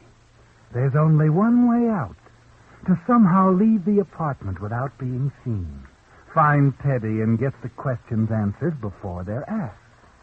You take care of your fingerprints, then walk to the door. Open it. The hall's vacant. You step out quietly, close the door behind you, and tiptoe down to the back stairway. On the main floor, you walk up to the side door opening onto the alley. It's locked. You've got to leave by the main entrance now. Knowing if anyone sees you here, you might as well drive up to headquarters and confess. The lobby is empty. You hurry across it, out the main door. Well, Mr. Bryan. Huh? Oh. Well, you remember me. Name's Bleecker. Horace Bleecker. Met you a while ago through Mr. Graves. I live in the same apartment house. Is something wrong? Oh, no, nothing's wrong. You startled me. Oh, I'm sorry. I'm on my way to the airport, leaving tonight for Los Angeles. Seems the streets are full of taxis until you really want one. You were waiting for a taxi? That's right. Well, look, let me give you a lift. I have my car. Oh, no, I wouldn't think of putting you... Oh, not at all. Come on. I insist. That's all. I insist.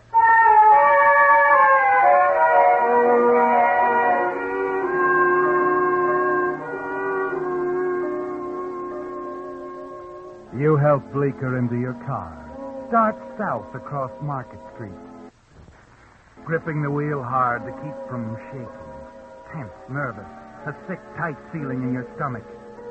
You know you've got to kill Bleecker, too. There's no other way. By the time you hit the fringe of the city, you know how it's going to happen and where. But there's really no hurry, Mr. Bryan. My plane doesn't leave till midnight, and it's only 11. Sure, I know. I just wanted to give you a little leeway. And another thing, your gasoline gauge looks almost empty. There's a Signal oil station at the next corner. Perhaps we'd better stop. No, not now. I can't stop now. We'd better slow down. Speed limit 25. I just saw the sign. Hey, look out! I didn't see him. I didn't. Why, you cut right in front of that car. Look, here comes the driver. Hey, you. What's the idea? Hang on. Hey, wait a minute. You bashed in my fender. Hey, Mr. Bryan, you've got to stop. Forget it, Bleeker. But that's hit and run. You can't... I said forget it.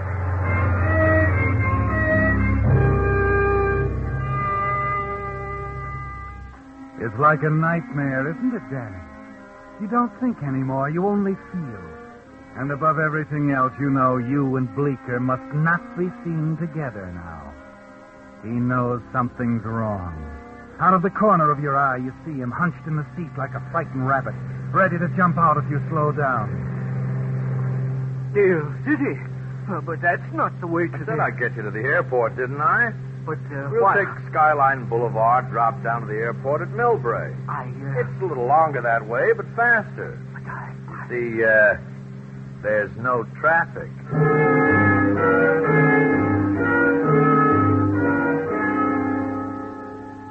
At 11:30, you turn onto the Skyline Boulevard. Dark and deserted now, winding through the trees and the crest of the hills overlooking the bay. And a moment later, you make up your mind. Hold your breath. Pull over onto the shoulder of the road near an old water tower. What? Why are you stopping here? That fender I banged up, it's scraping on the wheel. You pick up a rock from the edge of the highway. Pause a moment. Then... Bleecker? Yes? Give me a hand here, will you? What's the matter now? Take a look down there. Huh? Where? Why, I don't see anything.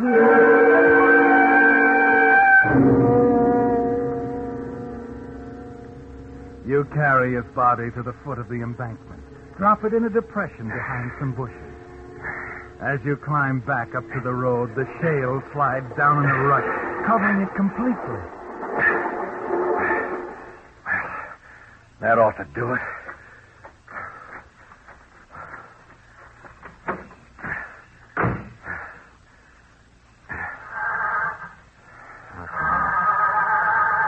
Come on. Oh, what's the matter? Come on. Oh, what? It won't start, Danny. You reach for the choke, and then your eye strikes the gas gauge, and you turn cold inside as you realize what's wrong. I'm out of gas.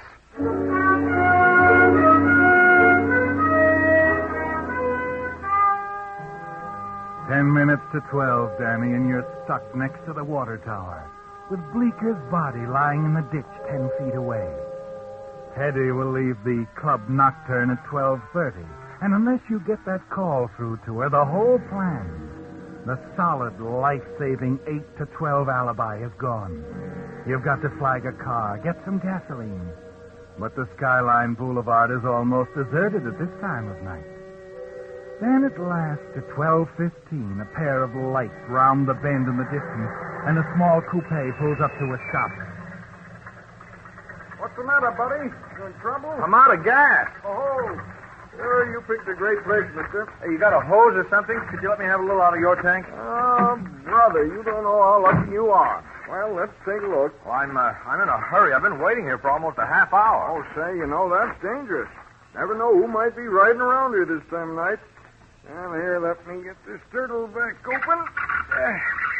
But, like I said, you're a lucky man. You mean you can... Siphon, hose, and the gas can. Never catch me on the road without 'em. Well... You fumble around, awkwardly trying to help him as he siphons a gallon of gas out of his tank. 12:30. Teddy might be gone now. It seems 1,000 years before he finally finishes up. Well, there you are, pal. That ought to get you into the station anyway. Oh, I'm sure it will. Thanks a lot. Oh, here, take one of my cards. Look me up sometime. Thanks, I better be going now. I'm in a hurry. Just a minute. Oh, what's the matter? The gas. I think 50 cents ought to do it. Fair enough, huh? Here, take my card.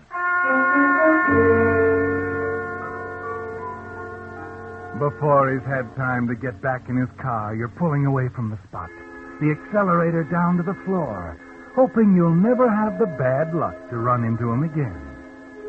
Somewhere along the way, you find you're still holding on to his business card, and you toss it out the window. Yes, Danny. The only thing that counts now is Teddy. And 10 minutes later, you're on the phone praying she hasn't left the club. Hello? Oh, Teddy? Danny, where are you? Never mind. Listen, honey. Is Mike still there? Well, I think so. You've got to help me. Mike, too, if you think we can trust him. Only you've got to be sure. Danny, what's the matter? I can't tell you now. Just get this. You've got to swear I was at the Nocturne from 8 to 12, that I didn't leave. Daddy, what if you said you'd do anything for me, didn't you? You meant that, Teddy. Anything. Of course, darling. Well, then don't ask questions. Just do as I say. All right, Danny. I'll do it. Just as you say.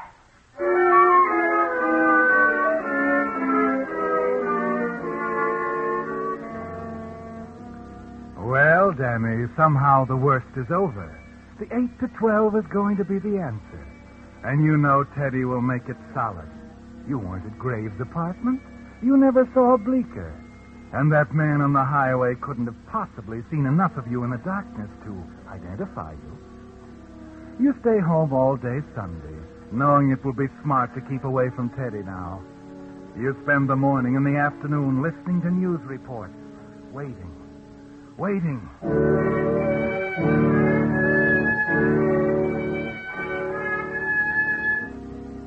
But it's not until 10 o'clock Monday morning that the phone rings. It's your old friend Neil of Homicide asking you to drop in at headquarters.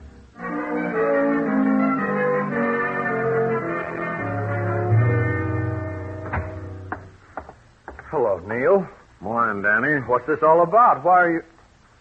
Teddy, Mike, what are you doing here? You can skip the act, Danny. You must have seen the papers on the way here. Oh, you mean Graves? I mean Graves. Oh, I didn't like the guy. Does that mean I killed him? According to Stan McIntosh, you were a hot prospect a few nights ago. Oh, sure. A guy has a few drinks, he's sore, but... But you didn't do it, huh? No, I didn't do it, Neil. Well, Mike and Teddy have you covered from 8 to 12 on the night it happened. That right? Yeah. I didn't put my nose out of the club until midnight. That's the truth, Mr. Neal. Mike and I were with him all the time. It's just like I told you, Lieutenant. He was right there in the corner booth all the time. We've been through that once. Let's leave it there. Well, what about it, Neil? Well, I guess there's no argument about that, Danny. You were at the Club Nocturne from 8 to 12.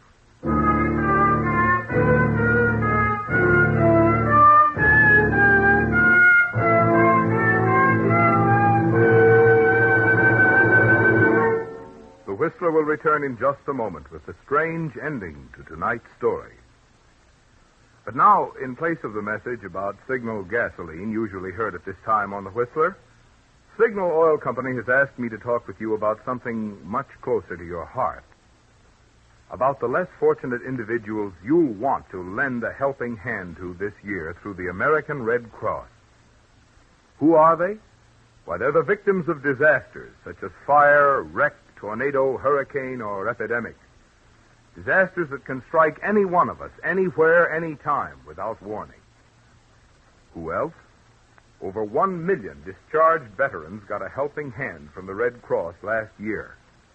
And don't forget the 80,000 hospitalized veterans who may depend on the Red Cross for a long time to come for their recreation and entertainment, their letter writing, shopping, and other assistance.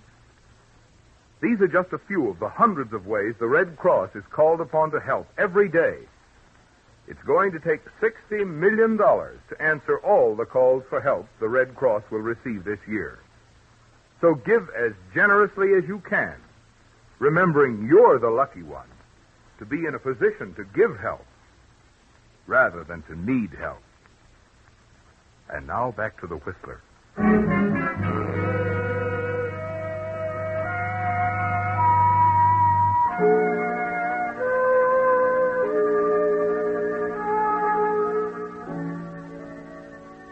Well, Danny, you're in the clear. You feel it. Know it as your friend Neil of the Homicide Division leans back in his chair and studies the three of you. Teddy and Mike really came through. Insisted you couldn't have killed Graves because you weren't out of their sight from 8 until 12. And you know only too well that Graves died at 10:30. So you put it over, Danny. It took 2 murders instead of 1, but your alibi is airtight. Bleeker, the only man who saw you come out of Graves' apartment house, is lying dead outside of town by the old water tower. You haven't a thing to fear, Danny. Not a thing. You know, this sort of thing isn't too easy when you're dealing with old friends. You're right, Neil. But since you've just heard that I couldn't have had anything to do with the murder, well, let's forget all about it, huh? I wish I could, Danny. Only I can't figure you're in the clear. Now, you said you left the club at 12. Yes? But I told you, Mr. Neal. Mike and I were with him right up till then. I heard you, Miss Eldridge, and I'm sorry it doesn't mean anything. You see, we've placed the time of the murder at 12:15. Huh? 12:15? On the nose. During the struggle, an electric clock on Graves' desk was disconnected. Oh, wait a minute. You're wrong. Go on, Danny. What's wrong? Everything's wrong, isn't it, Danny? They've made a terrible mistake. What time is it now? My clock's haywire up here. Don't know whether it's night or day. Don't sit there with your mouth hanging open, Danny. You kept that appointment with him, didn't you? Only at 12:15, and you killed him. No, wait a minute. I did keep the appointment, but not at 12:15. I went up there a little after 10. I left at 10:30. You expect me to swallow that? Who saw you leave? Who saw you come out of that apartment?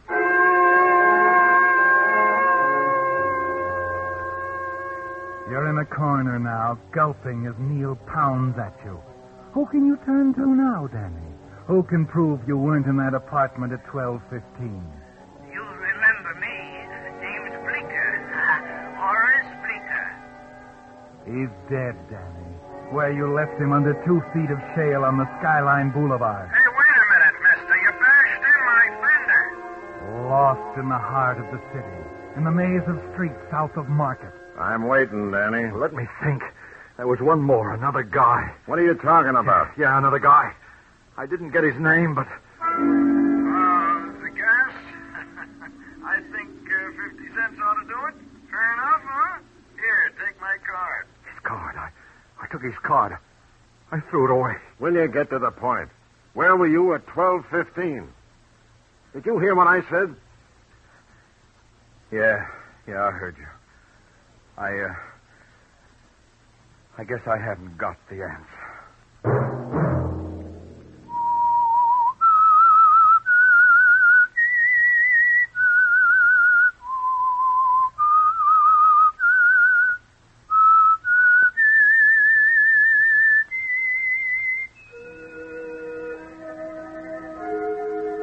Let that whistle be your signal for the Signal Oil program, The Whistler, each Monday at 9. Brought to you by the Signal Oil Company, marketers of Signal gasoline and motor oil and fine quality automotive accessories. Signal has asked me to remind you to get the most driving pleasure. Drive at sensible speeds, be courteous, and obey traffic regulations. It may save a life, possibly your own.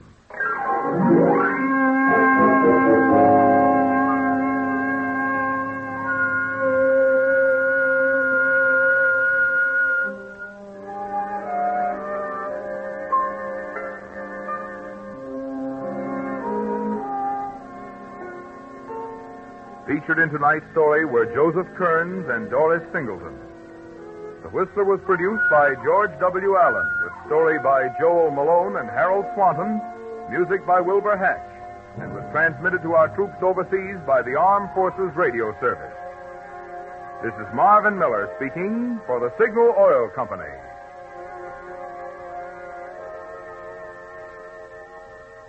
This is CBS, the Columbia Broadcasting System.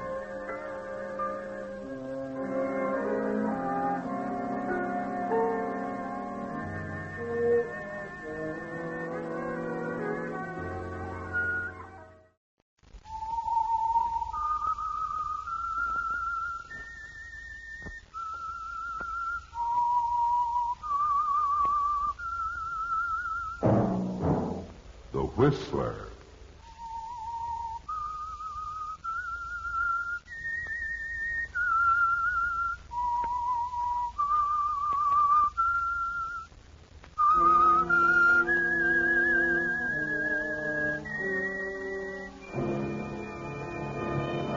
I am the Whistler, and I know many things, for I walk by night. I know many strange tales hidden in the hearts of men and women who have stepped into the shadows. Yes, I know the nameless terrors of which they dare not speak. And now the Whistler's strange story. Enough rope.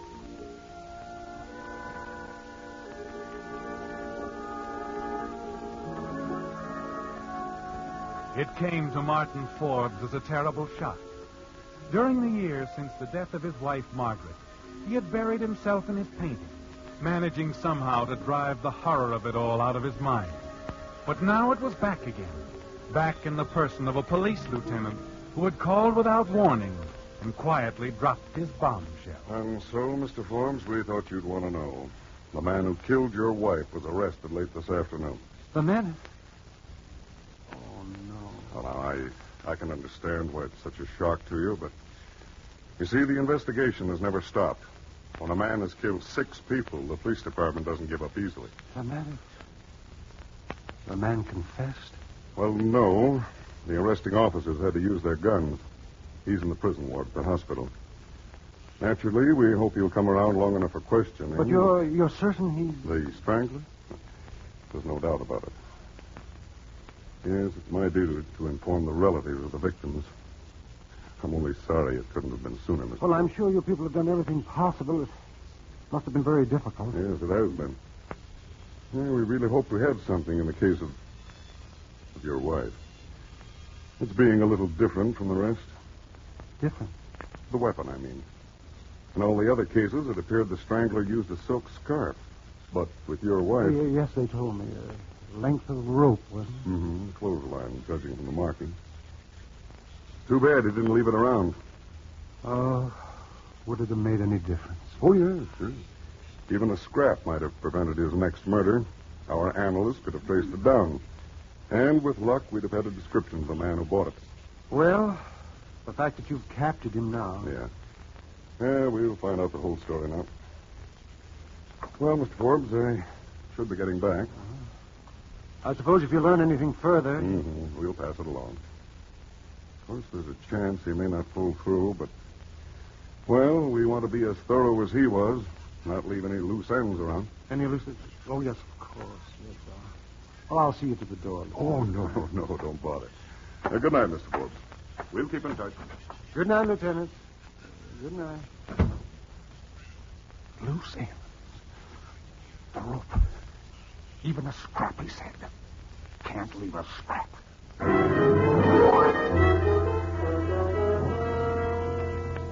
Yes, it came as a terrible shock, didn't it, Martin? But not for the reason the lieutenant suspected. No, it's something more impelling than grief that sends you upstairs to your attic studio. Just a scrap of rope. The lieutenant said just a tiny scrap would be enough to tie up the case. To reveal that artist Martin Forbes had used a series of local stranglings to cover up the murder of his own wife.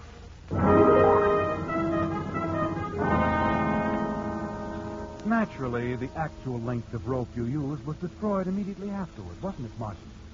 But the piece it came from, the odd length used to tie up an old trunk, to hang in your studio and on the attic wall. You know now that every piece must be found and burned at once.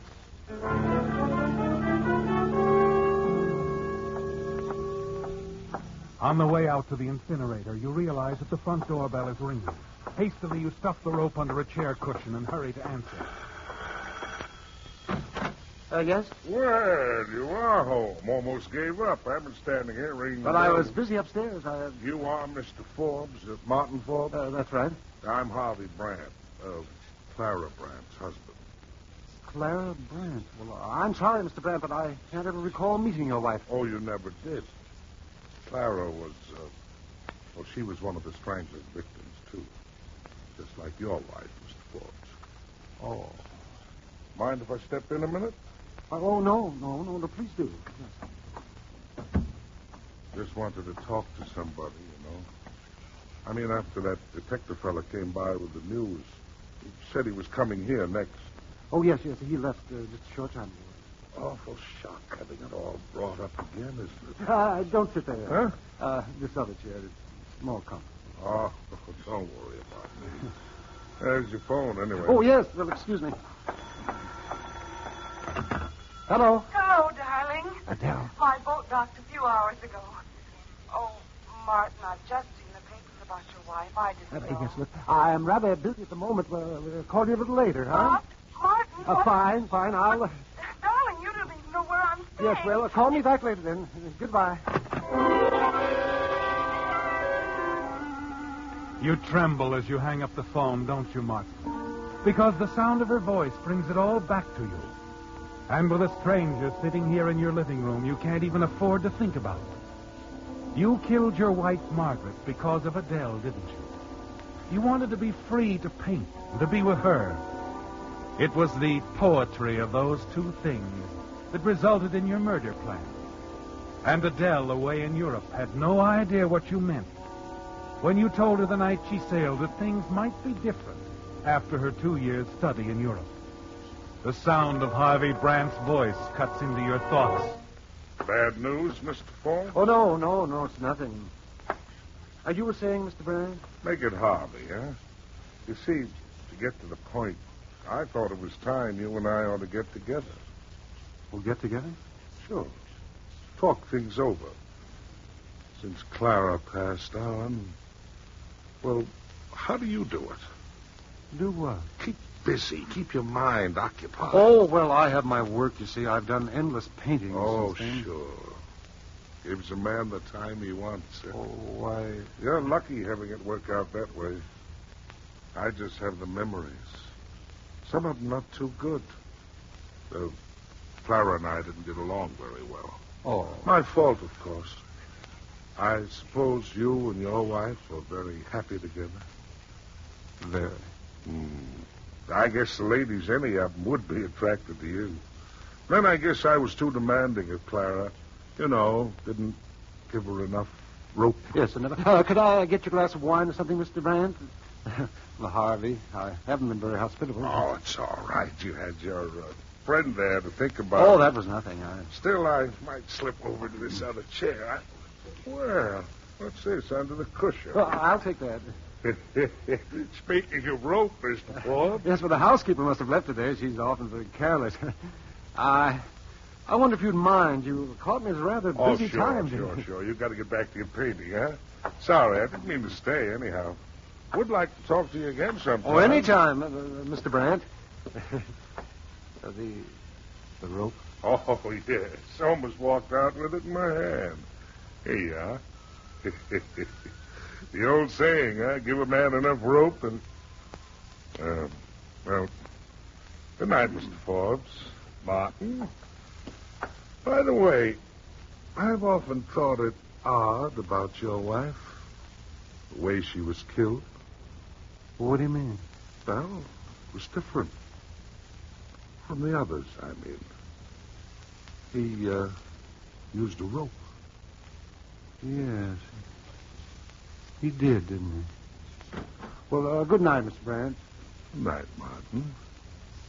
I look forward to seeing you again soon. Huh?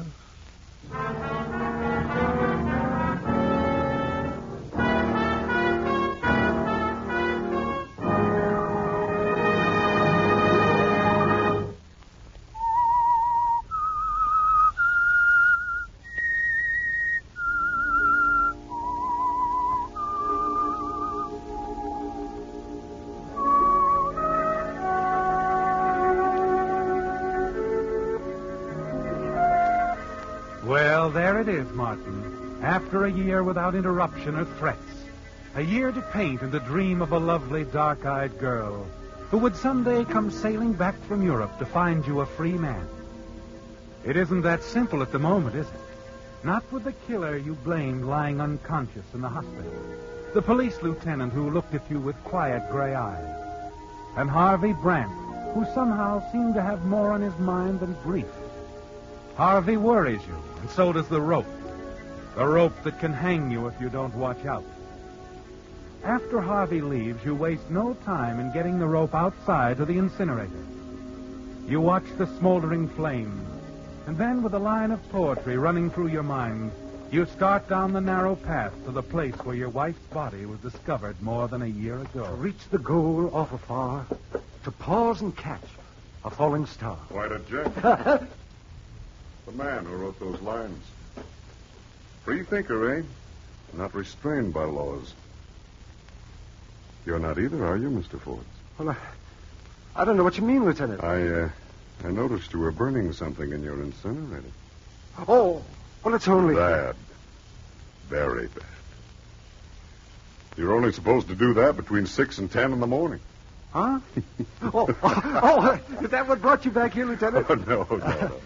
I had a little trouble with my car back here in the street behind you, so I cut across the back lot. I thought perhaps I could use your phone. Oh, certainly. I'll show you where it is. Oh, that's good. Mr. Brandt was here right up to a moment ago. Oh, I thought he was coming over. You know, we worry about him. Yeah, we're afraid he might do something foolish. Suicide? I don't know. But, Mr. Forbes, if he ever does get acting peculiar, would you tip us off? Might save something from happening. Oh, I'll be glad to cooperate. You know, you'd be doing us a favor to sort of, take him under your wing. You've managed to adjust yourself so much better. Yes, I've tried to busy myself in my work. Mm-hmm. The phone's in this way. Oh, having company? No, I'm not expecting you. Oh, the phone's right on there, Lieutenant. Just help yourself. All right, thank you. Adele. Darling, you sounded so strange on the phone. No, don't get out. But, Martin, Look, darling, I can't see you now. It's just one of those things. It's nothing too important, really. Martin, I don't understand. Listen, there's a little cocktail bar down the street a few blocks. The Blue Lamp. I'll meet you there in an hour or so. How's that? Well, all right, darling. I'll be waiting.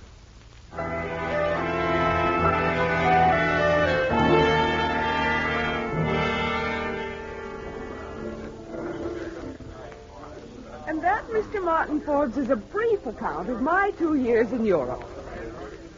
I had an awfully hard time keeping my promise not to write while I was away, even though you didn't write to me. I missed you so much, darling. As much as I've missed you. Oh, much more. And you probably forgot all about me the moment I stepped on the boat. Oh, no. I could never forget you, Adele. You were never out of my mind, not once. Well, I must say your welcome home was rather strange, Martin. Goodness, the way you shooed me away from your house a little while ago. Well, you probably had some gorgeous redhead modeling for you, and you didn't want me to see it. Oh, Adele. I know. But just the same, after we're married, I'm going to insist you paint nothing but grapes, apples, elderly ladies, and landscapes.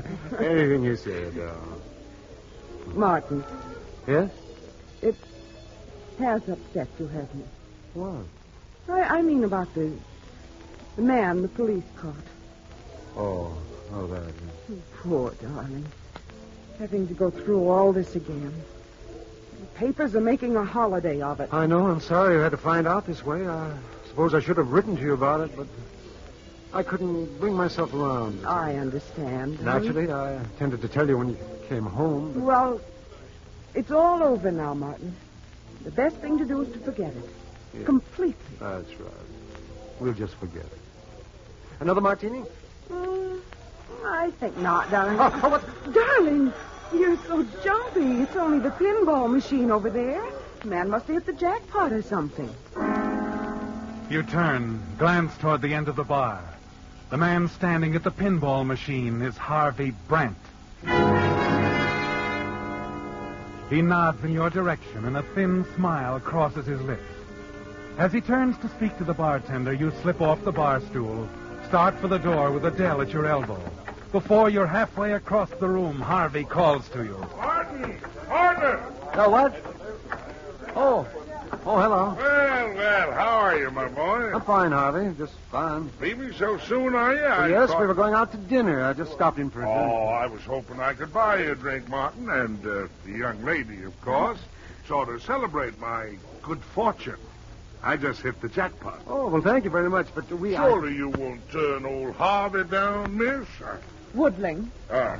Adele, this is Harvey Brant. How do you do? Woodling. You're not from Maine, are you, by any chance? No, Texas. Texas? Well, what do you know? Adele, I think we'd better go. Oh, now, Martin, my boy, you can't rush off like this.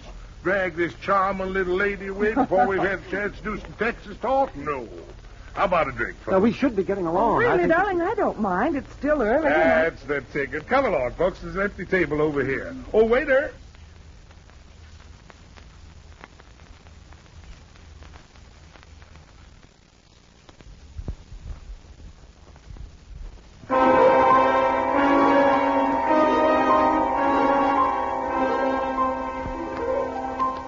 You're trapped, aren't you, Martin?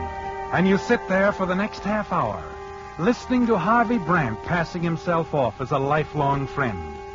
Finally, you manage to fake an important phone call. When you return to the table, you use it as an excuse to break away. Then you take Adele to dinner, and you can see she's been impressed by the good-humored, friendly Mr. Brant. After dinner, you drop Adele off at her hotel, then drive home. And as you start up the front steps, a familiar sound reaches you. The slow, rhythmical creaking of the porch swing. Hello, Martin. Huh? Oh, Harvey. Your little lady friend left a cigarette lighter in the lounge. Oh, well, thank you. I'll give it to you. Charming young woman. Very charming. Intelligent, too. Like intelligent women. You known her long, Martin? Not very. Well, I was under the impression you'd met quite some time before your wife died. I met her only recently. She's interested in art. Yes. While you were making that phone call, she mentioned that she'd been studying in Europe for the past 2 years. Seems she also said something about knowing you before she went abroad, if I'm not mistaken. Well, it's all rather convenient the way things have turned out, isn't it? Siggy, Martin? No, thank you, no. Well, I think I'll turn in now, if you don't mind. I have a busy day tomorrow. That's the trouble with you, Martin. You work too hard. Don't relax enough. You ought to have a hobby. I have. In fact, I have several hobbies. Well, that's fine, Harvey. Tell me, Martin, are you interested in guns? Guns? Yes, I have a wonderful collection. Just what you'd need to give you a nice start. Frankly, it takes up a little too much of my time, what with all the other hobbies I have. Been thinking of giving it up. The gun collection, I mean. Oh, I see. It's worth quite a bit of money. Well, naturally, I wouldn't expect you to pay it all off at one time. I could let you have a couple of pieces now and then, sort of buy it on the installment plan. But I don't know if I could afford it, Harvey. Oh, I'd make a fair price on the collection. I'm sure you wouldn't have any trouble at all meeting the payments. Well, I don't know, Harvey. Perhaps a hobby isn't what I need. I'm sure it is, Martin. Think it over anyway. There's no hurry. Oh, all right. I'll think it over. Good night.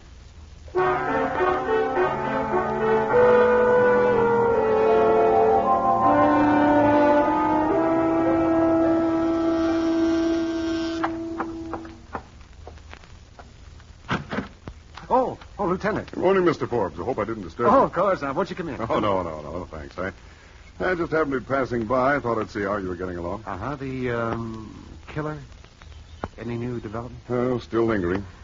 Oh, he hasn't regained consciousness? No, not exactly. He muttered something last night, something about not killing them all. Not killing them all? What do you suppose that means, Lieutenant?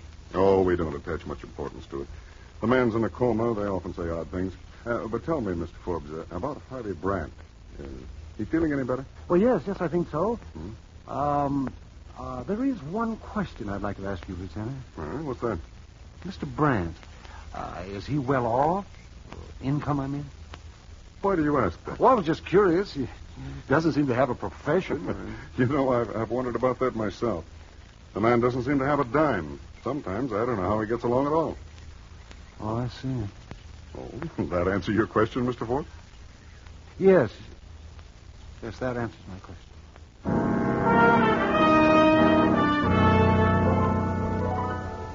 That's right, Martin. The question is answered now, isn't it? It explains Harvey's suggestion that you buy his gun collection. Somehow he's learned the truth about your wife's death. Guessed that the reason for it was Adele. And you're going to have to pay for his silence. Still, you're not quite certain that Harvey intends to blackmail you. That is, until that evening when you're out driving with Adele. Martin, I have a visitor today. A friend of yours. Oh, friend? Oh, that nice Mr. Brandt. Brandt, huh? Yes, he happened to be in the neighborhood. And... What do you want? Oh, he just dropped by to say hello and chat a little. What about? He's terribly interested in you, darling. As a matter of fact, he's quite interested in both of us. Oh? Wanted to know all about me, how we met and where. He was full of questions. My goodness, is he usually that inquisitive? No, not usually. He also mentioned that you were thinking of buying his gun collection. Oh, yes. Uh-huh. I didn't know you were interested in guns, Martin. Well, I wasn't really. Until a short time ago. Well, it's always nice to have a hobby. But isn't this one apt to be a bit expensive? Yes, I'm afraid so, Adele. Afraid it's going to be very expensive. I'll know how expensive tonight. I'm going to see Harvey.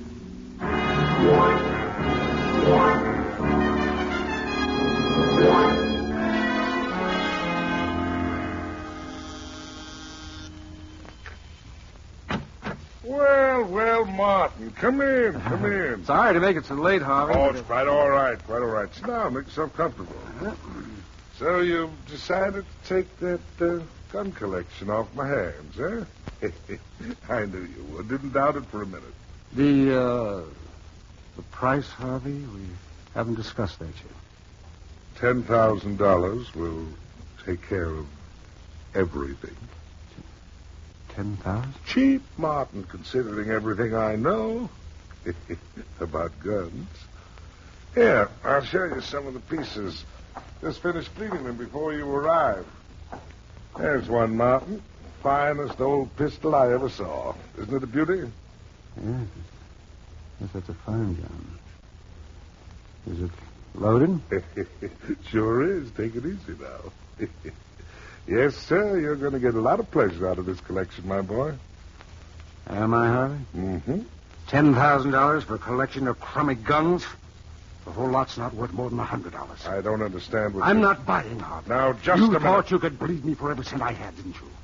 You should have known, Harvey, if I murdered my wife, I wouldn't hesitate to murder again. Wait a minute, Martin. It's not too late to talk things It over. is too late, Harvey. It's too late for anything but this.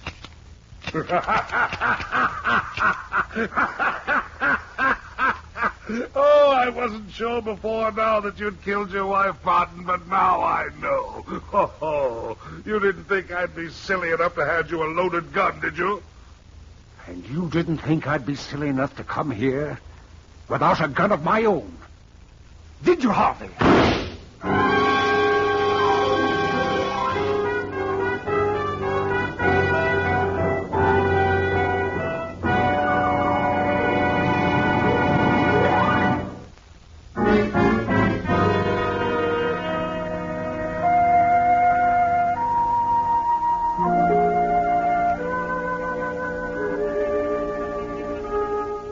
Well, it's almost over now, isn't it, Martin?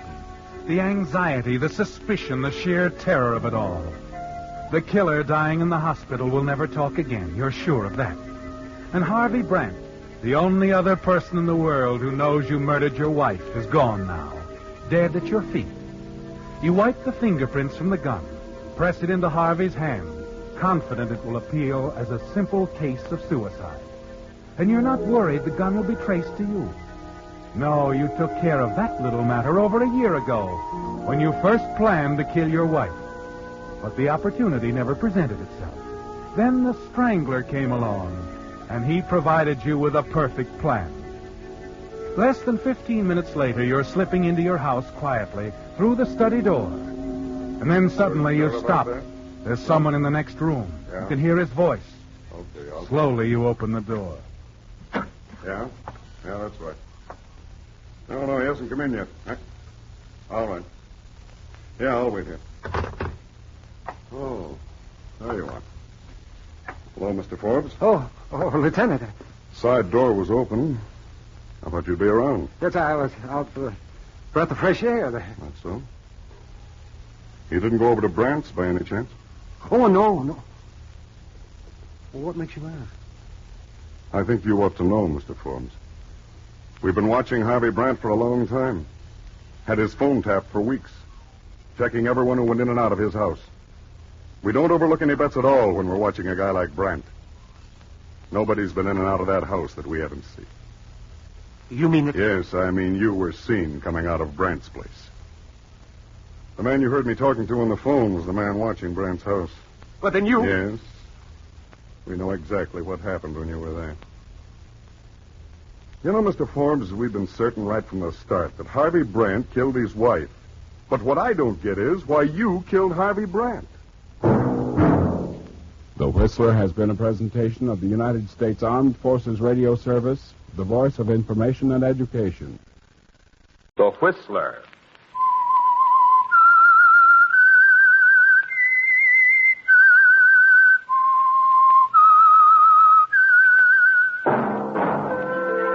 And now the Whistler's strange story.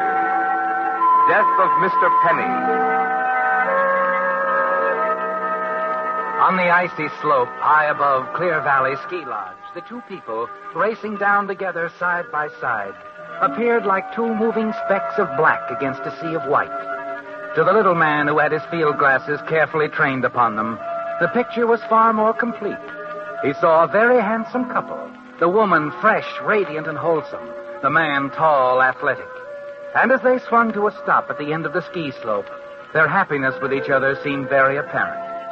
Yes, Mr. and Mrs. Frederick Eklund seemed perfectly matched. The little man with the field glasses could not help but marvel at the strange course of true love. How it could so neatly bridge the gap between the fact of Mrs. Eklund's almost fabulous wealth and the modest means of Mr. Eklund, the mere ski instructor.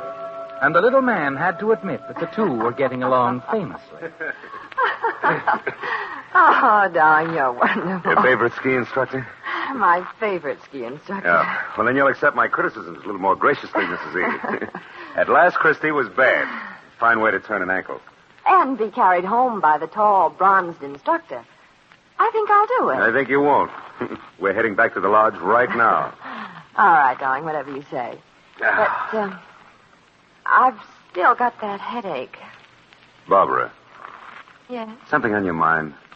You were so quiet up there on the slope just before we came down. Quiet? Just taking time to tell myself I'm not in a dream. That we're really together. Married. And so happy. Are you sure that's all? I'm sure that's all. And the headache can either be cured or made worse by a dry martini. Shall we go take the gamble? Oh, you don't have to suggest that twice. I wonder if you'll always be such an agreeable man. Yeah, as long as I'm thirsty. Let's go.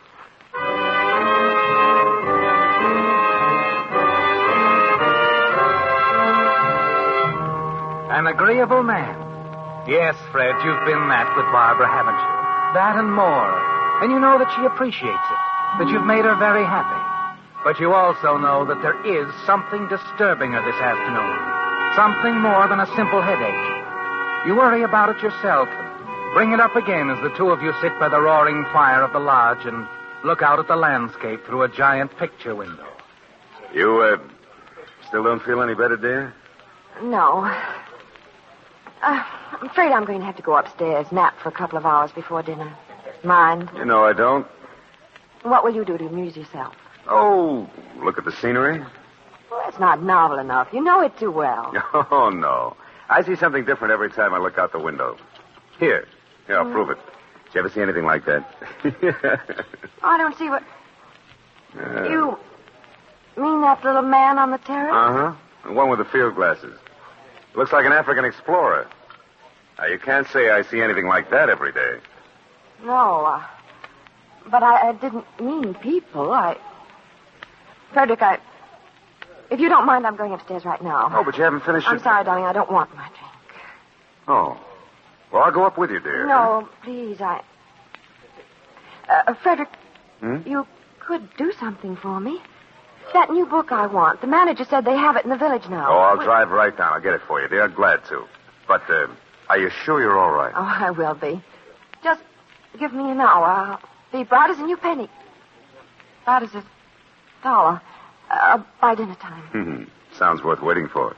Go ahead, darling. Thanks, darling.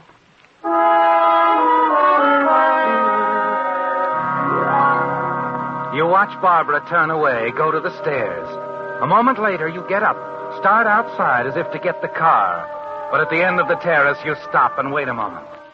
He goes right inside, doesn't he, Fred? The funny little man that Barbara didn't want to look at.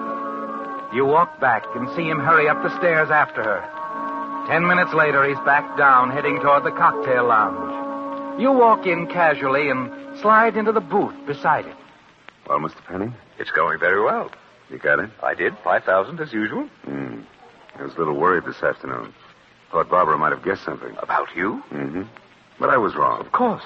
Oh, Barbara threatened me today. She said that this must be the last payment. She's convinced that you'd be quite understanding about those letters. Oh. I'll have to take a different tack. Yes, or spoil the act. Oh, they're really nothing, you know, the letters. She just feels that you'd be very hurt if you ever knew there'd been another man in her life once, a married man. I hurt. You know, Freddie, you are the odd one. As long as I've known you, I always marvel. What is it that keeps you from simply presenting your case to these women, demanding all the money you want? Obviously, my dear Penny, you'll never know women. There are things that cannot be told. One of the things is that love alone is not sufficient to hold their man. You're right, I suppose. Well, I've always left that part of it to you. Yeah, and let's keep it that way, huh? I'll take care of the romancing. You stick with the business end of the deal. If you don't mind, I'll take my half of the money now. To be sure, Freddie. To be sure.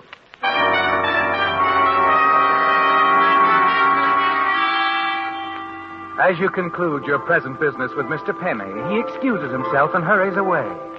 A moment later, you're conscious of the voice, the song that comes from the large dining hall. Maybe Monday. Susan, a delightful girl, isn't she, Fred? Talented and beautiful. Yes, and since you met her a month ago, she's been quite overwhelmed by your charm. You stroll across the lobby and stand there at the entrance of the dining hall and watch her as she sings. He'll build a little home. She's beautiful, isn't she? Oh, Penny, I thought you were leaving. I'm going in to have dinner. Now, look, Penny, Barbara will be coming down soon. She isn't pleasant to be with when you're, Your wife is resting, Freddie. She won't be down for some time. But, shh, I want to listen. And so all else above, I'm waiting for the man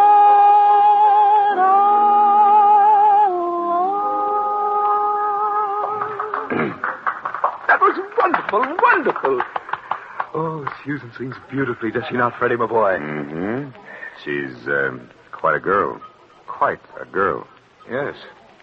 Another one of your many side interests. You've always had them, haven't you?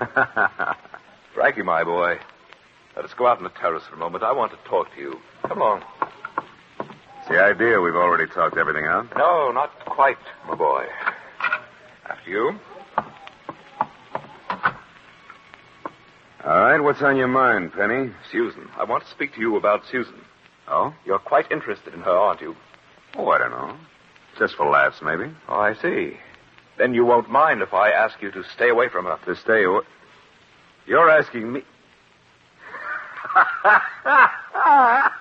Wait a minute, Penny. You don't mean that you... You find it amusing, my boy. Why, she wouldn't even look at you. Oh, Penny, wonderful. She has many times. So often that I don't want you to see her anymore. Oh, just like that, huh? And just what do you do if I ignore your advice, lover boy? Oh, I could make things rather unpleasant for you. Really, I could. Really? Like what? Oh, tell your wife that you're my business partner. That we're blackmailing her together. You know what I'd do? No, what would you do, Freddie? I tell you forced me into it a trick. I was only playing along with you until I saw my chance to turn you over to the police. Barbara's very much in love with me, Penny. She'd believe it. Yes, I suppose she would. Well, in that case, I should have to tell her about the Carson widow. The incident at Sun Valley 2 years ago. What?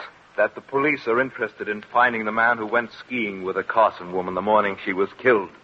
Accidentally. Now, wait a minute, Penny. I could tell your wife what really happened, Freddie.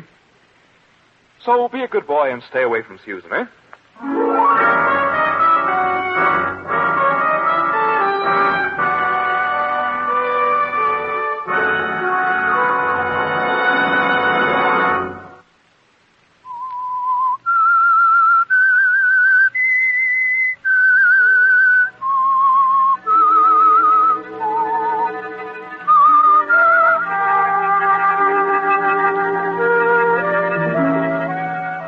As a shock, didn't it, Fred? Mr. Penny's warning. And you wonder if your odd little partner really means to carry out his threat, to make trouble for you if you continue to see Susan. He could make things quite difficult, reviving the Carson incident at this time. It would never do if your wife Barbara found out about that, would it? But in the days that follow, you decide to risk it, to test Mr. Penny's threat. And then one evening at the lodge, as you sit in the cocktail lounge with Barbara... Fred? Yes, dear? Did you happen to run over to Shelville the night before last? Shelville? Why, no. Betty mentioned it this afternoon. She and Greg thought they saw you there. No, they were mistaken. Oh, I did go down to the village here. That's the night I ran into Higby, an old friend of mine. You remember, darling, I called you, told you I'd be late getting back. Yes, I know. As a matter of fact, Higby and I spent most of the evening at the Buckhorn Cafe talking over old times. See here, Barbara, you don't think I'd lie? Oh, of course not, darling. You know how Betty is, wrong as usual. See if you can get the waiter, will you, dear? I think I'd like another brandy before turning in.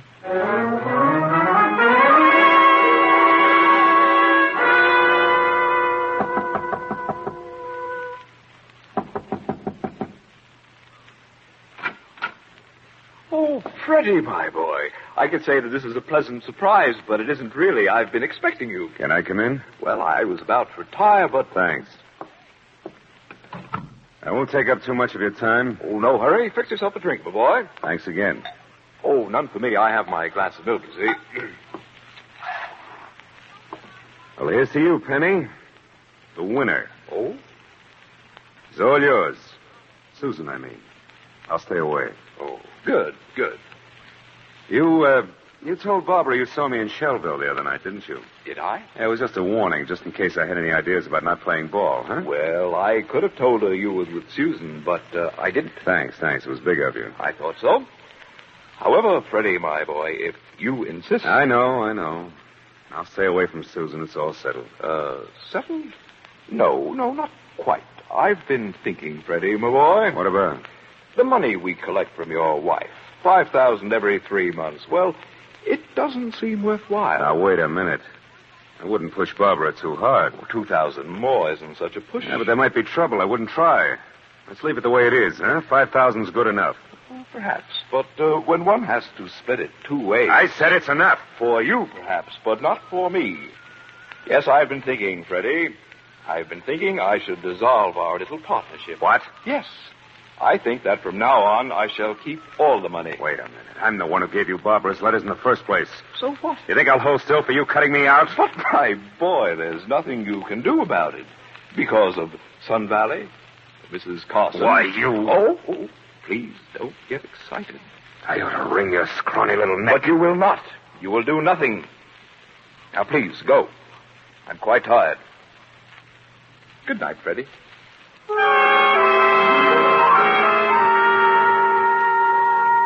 For a moment, you stand there, staring at the little man.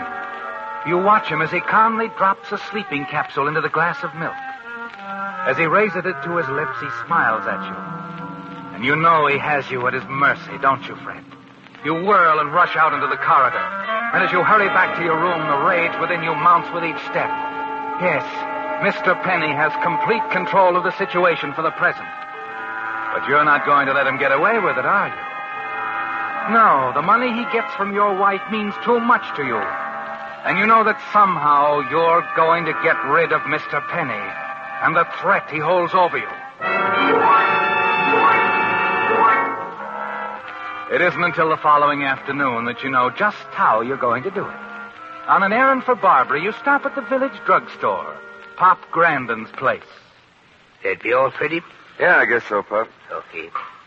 Oh, say, you going back up to the lodge? Yeah, why? I wonder if you'd mind dropping off a prescription for me. Oh, of course not. You can just drop it off the desk. Come on back. I'll make it up right away. You walk with Pop Grand into the back of the shop. Watch him as he prepares the prescription. Then your eyes wander over the shelves lined with bottles. At the far end of the lower shelf, you see a bottle filled with tiny red capsules, just like the one you saw Mr. Penny drop into the glass of milk last night. Oh, dreaded the telephone. Excuse me, will you, Freddie? Oh, sure. I never saw it to fail. Every time I get back here, that doggone... Couldn't have picked a better time.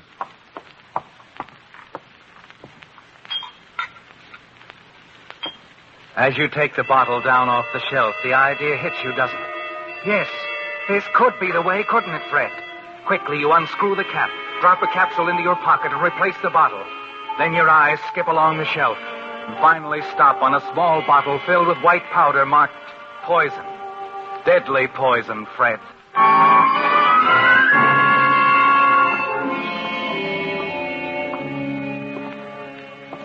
Sorry to be so long, Freddie. That was Mrs. Ferguson, and you know how she is. Talk. Yeah, now where was I? The prescription. Oh, yep. That'll only be a minute, Freddie. Sure nice of you to do this little favor for me. Not at all, Pop. Not at all. It's a pleasure.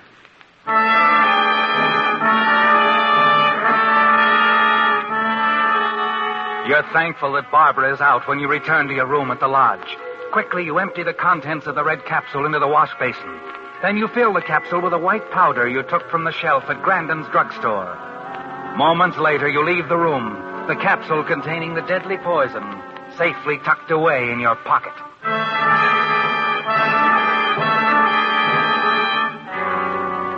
Early that evening, you pay another call on Mr. Penny. Oh, come in, Freddie, my boy. Come in.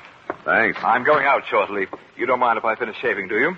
No, go ahead. Make yourself at home, my boy. Fix yourself a drink. Thanks. I'll skip this one. As you wish. But tell me, to what do I owe the honor of this visit?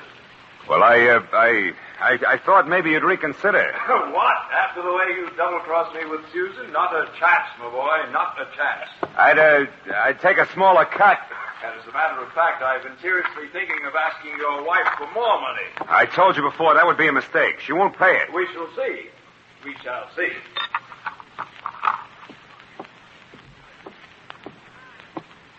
What are you doing, Freddie? Oh, just looking at this magazine on your nightstand. Holidays, huh? Planning a trip? Perhaps.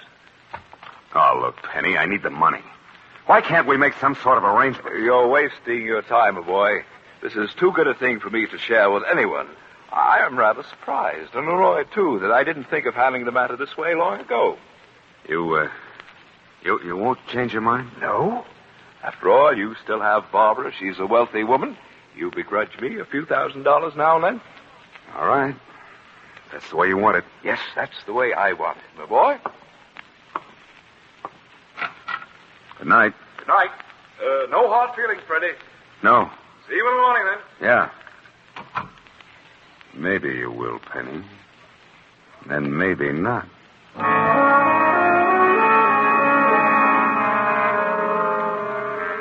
It's done, isn't it, Fred? There were only 4 capsules in the box. You replaced one with a capsule containing the deadly poison. And now all you can do is wait. And you know it won't be long, for Mr. Penny takes a sleeping capsule every night.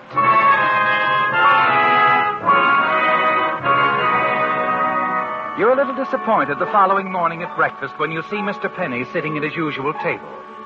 It was a little too much to hope for, wasn't it, Fred? That he'd take the poison capsule the first night.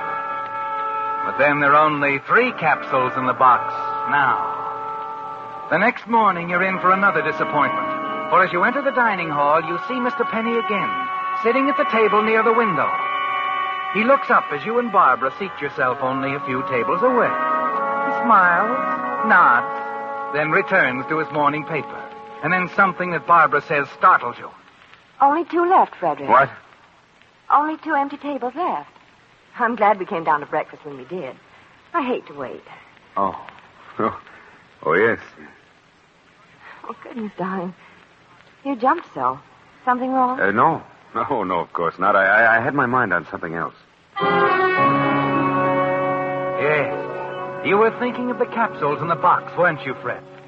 There are only 2 left now, and it's an even money bet.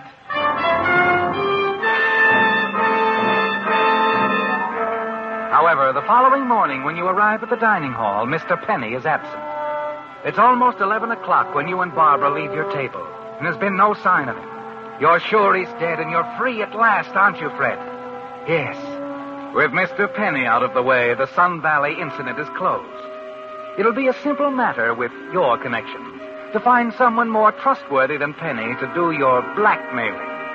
As Barbara hurries upstairs for her scarf, the desk clerk calls out to you. Oh, Mr. Eklund. Yes? What is it? A message for you, sir. This envelope. Oh, thank you. For a moment, you're puzzled. Stare at the envelope. Then you rip it open. And suddenly an icy hand closes around your heart as a tiny red capsule tumbles out of the envelope into the palm of your hand. Penny has known all along, hasn't he, Fred? He must have watched you in the mirror when he was shaving, saw you place the poison capsule in the box. A cold wave of fear sweeps over you as you realize what he'll do now. Your first thought is for you and Barbara to get away. You hurry to your room upstairs, and as you're about to open the door, you hear Barbara's voice. Well, yes. Yes, whatever you say. What? No, not here. I'll meet you at the point. Inspiration Point, tonight. Yes. 9 o'clock, Mr. Penny.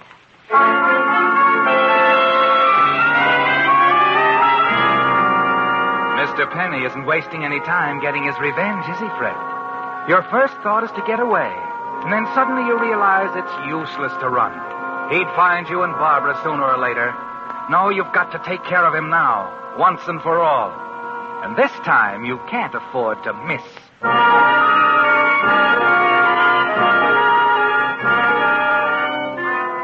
That night, you're standing in the shadows of the fir trees near the point. You see Barbara hurrying up the path. Mr. Penny is not far behind. Hello, Penny. What? Oh, it's you, Freddie.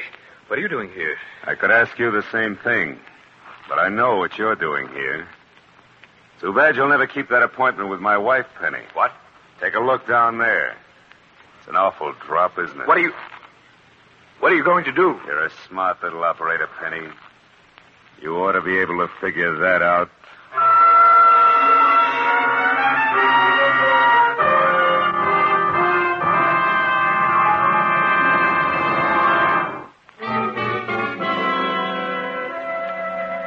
It's all over, isn't it, Fred? Mr. Penny is out of the way at last. The threat he held over you is gone, and now you're free. Back at the village, the Buckhorn Cafe, you spend the next several hours chatting with old friends, and then, shortly after midnight, you return to the lodge to your room. As you enter, you're surprised to see Barbara pacing up and down. Oh, Fred, where have you been? The village, dear. I told you I had to... Did you hear about it? The accident? Oh, the man who fell off the cliffs, yeah. They were talking about it in the lobby when I came in. Matter of fact, the sheriff is down there now talking to the manager. The man's name was Penny. You knew him? Yes. He was blackmailing me, Fred. What? He came to me about a year ago with some letters I'd written. Foolish letters. He wanted $5,000 for each one. I laughed at him. They meant nothing to me, and I threatened to call the police. You threatened? Yes, I threatened to. But then Mr. Penny showed me some other letters. A woman's letters. Mrs. Carson. Mrs. Carson? Her letters to you, Fred. When you're at Sun Valley. He said the police would be anxious to see them. I couldn't believe you'd done anything wrong. But then when he said send the letters to the Idaho police, I was afraid. He's been blackmailing you all this time because of those letters to me? Yes. Barbara, listen to me. I've got... It's not true, is it, Fred? The skiing accident. You didn't kill it, did you? He told you that? This morning. He called me on the phone, told me he could prove it, that you'd killed it, and made it look like an accident. That's not true.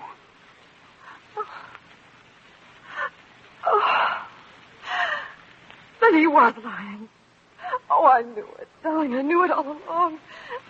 But I agreed to meet him at the point tonight. He said he'd bring all the proof I needed. Letters, documents, all the evidence. He had all that with him tonight? Yes. But he never arrived. He fell off the cliffs on the way. Yeah. Yeah, he fell off the cliffs. Oh, darling. I'm so glad Mr. Penny was lying.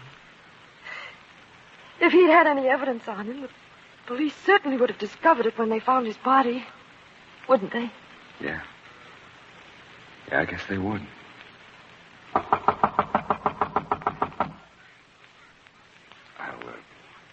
I'll go, Barbara.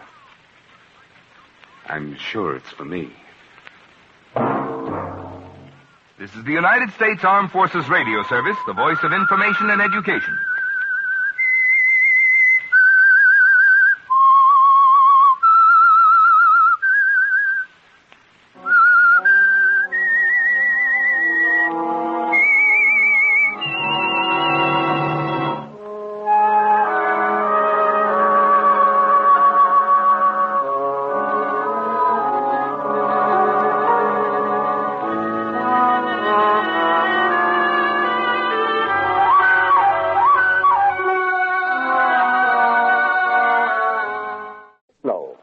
Signal gasoline. Yes, Signal is the new gasoline you can prove is superior.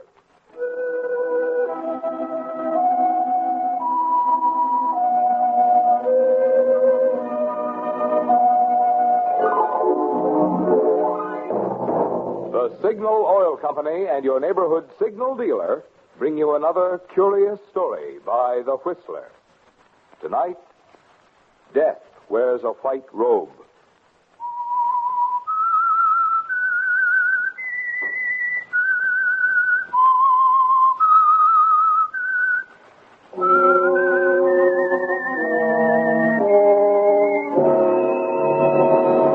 I am the Whistler, and I know many things, for I walk by night. I know many strange tales hidden in the hearts of men and women who have stepped into the shadows. Yes, I know the nameless terrors of which they dare not speak.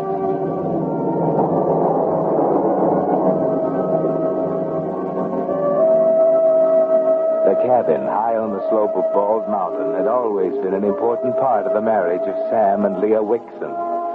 A successful marriage on the surface. Only two people had any reason to think otherwise. One was Leah herself, and the other was her best friend, Suzanne. Leah and Sam had met at the cabin. Their romance had begun there. And one bright day in late winter, some 5 years afterwards, Suzanne had come to the conclusion it should properly end there. Leah could feel something coming when Suzanne engineered the invitation for herself and her husband, Harvey, for the week. Yes, Leah, you wonder what's behind those innocent eyes of Suzanne's. What's making the wheels whir in that sharp little mind as you and she and Sam approach the cabin. Lucky there's a crust on the snow today. Never make it otherwise. Well, these snowshoes are fun. Suzanne, darling, do let Sam carry that suitcase. Well, he's already carrying yours and his. I'm not crippled. Here's an idea, Leah. On what? On how to win men and influence them. Well, if I was a strong, rangy type, I'd carry one for you, dear. You know I'm not athletic. Well, a strong, rangy type definitely has her points. Well, stack your snowshoes over in the corner there. Yeah, everything seems to be just as we left it. No bears? Not a bear. Well, now where's the key to the shack? Yeah. Oh, what a beautiful spot. I'm sick just thinking what Harvey and I've missed not coming up here. Well, I wanted to have you up several times. We've just never been able to work it out, dear. Have we, Sam? No. The door's stuck a little. There. Oh, what a dream of a place. Sam, the fireplace. It's divine. Oh, wait till Harvey sees that. Like it? I built it with my own two hands. Perfect. Did you design it, Sam? Suzanne, dear, you're positively gushing. Sam's an architect, remember? Of course, Leah. She likes the fireplace. Let it go. Well, I don't. Looks like a pile of bleached bones. Come on, Suzanne. Now, you and Harvey can have this room, darling. Sam, bring Suzanne's bag in here. All right. Why don't you freshen up, Susie? You look utterly ravaged. Your nose absolutely gleams. Oh, really, dear? If I might pass you a helpful hint, you apparently swallowed all your lipstick with that hamburger we ate in town. I never worry about makeup, darling. When you're on the right side of 30, it isn't so important. Or do you remember? I'm taking the sled and going to get a load of wood before dark. Oh, Leah, you better show Suzanne where the linen closet is so she can get her bed made up. Oh, can't we help? Oh, no thanks. Oh, Sam, what a cute bell on that sleigh. Well, back home in Connecticut, we always had a bell on the sled that brought in the Yule log, and I thought it was a cute idea, so I put one on this. You have such nice ideas, Sam. Where do you have to go for wood? You sure we can't help? Oh, I think I can manage all right. Woodshed's about 50 yards from the house. Kind of inconvenient, but it was already built when we bought the property, and I haven't gotten around to moving it yet. Well, I'll see you girls later. Oh, I hate to think of Sam having to drive all the way back to the city for Harvey. Or is it that you hate to think of Harvey coming up here, Susie? You're not just a teensy bit bored with Harvey, are you? There aren't any men here now, Leah. You can skip the teensy. You didn't answer me, darling. Don't judge others by yourself. What do you mean? I married for love, you know, not money. Oh, did you? Well, could anybody doubt it, looking at Sam? Oh, I grant you, Sam's a handsome Oh, you've noticed. I thought you had, dear. Yes, I'm a very lucky girl. I've often thought how discouraging it would be to be married to someone who was bald and fat and unimaginative, even if he did have gobs of money. You're referring to Harvey? Oh, darling, I think Harvey's cute. In a pudgy sort of way. By the way, does he still take bicarbonate? Leah, I might point out that I'm not trying to eat my cake and have it too. Just what do you mean? I'm talking about your Red Cross activity. Oh? Those evenings you donate to good works. Patronizing the arts. What are you talking about? Shall I come to the point? Or would you like to fence for a while? You're not being clever, dear. Well, I'll try to be more specific. I'm referring to the movie type you picked up at Sandra Gilman's. The pianist. Picked up? I hardly know him. Why, Leah, you're actually blushing. I can see it clear through that Westmore number 12. I've nothing to hide. Your taste isn't bad at that. He is fascinating and talented. Musically, of course.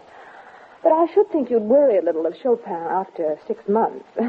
It has been 6 months, hasn't it? You wouldn't dare. Wouldn't I? Oh, listen, Suzanne, it's all over, believe me. There was nothing between us. I know I was foolish. I just didn't realize what was happening. Uh-huh. Sam would understand all of that, of course. You're not going to say anything, Suzanne. You can't. Sam would think all kinds of things. He wouldn't understand. He'd walk out on you, wouldn't he, Leah? He isn't the kind a woman can make a fool Yes, of. yes. Don't you see it'd wreck our marriage? You wouldn't do that, Suzanne. You couldn't gain anything by it. We've been friends too long for that. You can get off your knees now. I hate you. Of course you do. You always have. You're just trying to get back at me. You've been waiting for a chance like this ever since Sam and I were married. You love him, don't you? You've been in love with him for years. I didn't say that. But it's true. And you think this is your opportunity. But you won't tell Sam what you found out. You won't. Do you understand? But, darling, you're so terribly dramatic. How could you stop me? I don't know. But I will, Suzanne. I will if I have to. Have to what, Leah? There's just the two of us here. And I'm the strong, rangy, athletic type. Remember?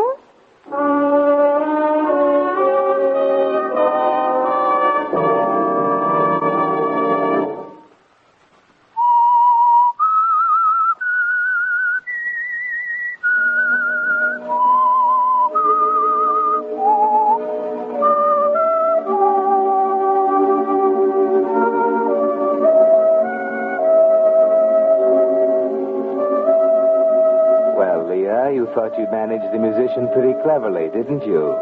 And he'd seemed so important to you for a while. But now, with the prospect of losing Sam staring you in the face, it's different. He'll walk out, you're sure of it. You know him too well. Suzanne holds you in the palm of her hand, Leah. The moment she chooses to open her mouth, Sam is gone forever. And with him goes everything. Money, social position, friends.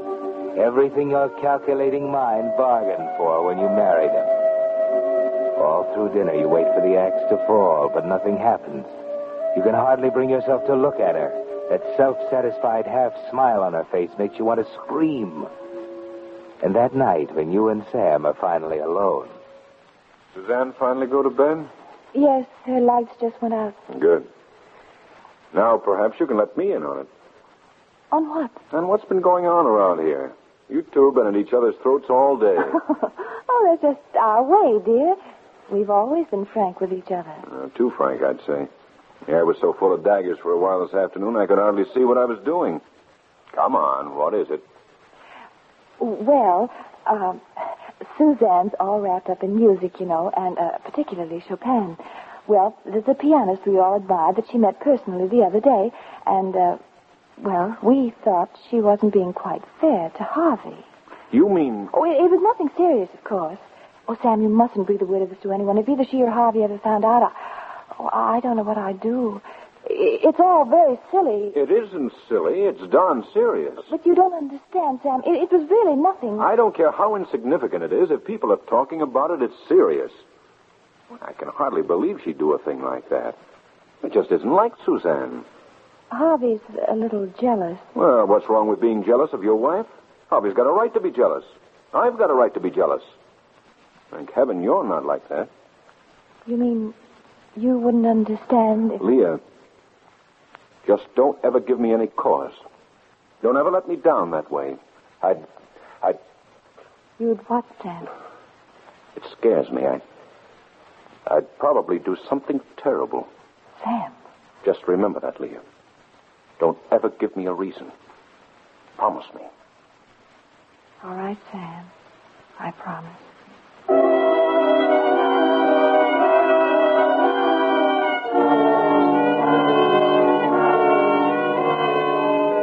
Pretty sure of yourself, aren't you, Leah? That was a dangerous step to take. But it's your word against hers, after all. Perhaps you have something else in mind, something involving the day and a half the two of you will be alone in the cabin, while Sam goes back to the city to pick up Harvey. They say the best defense is a first-class attack. Maybe that's why you seem to have regained a little of your old self-confidence the next morning, as you and Suzanne go out to the shed for firewood an hour after he's gone.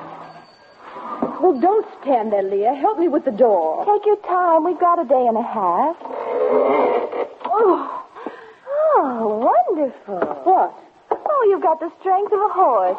You're pretty chipper this morning, aren't you? I'm delirious with excitement. A day and a half all to ourselves. It's a grim prospect.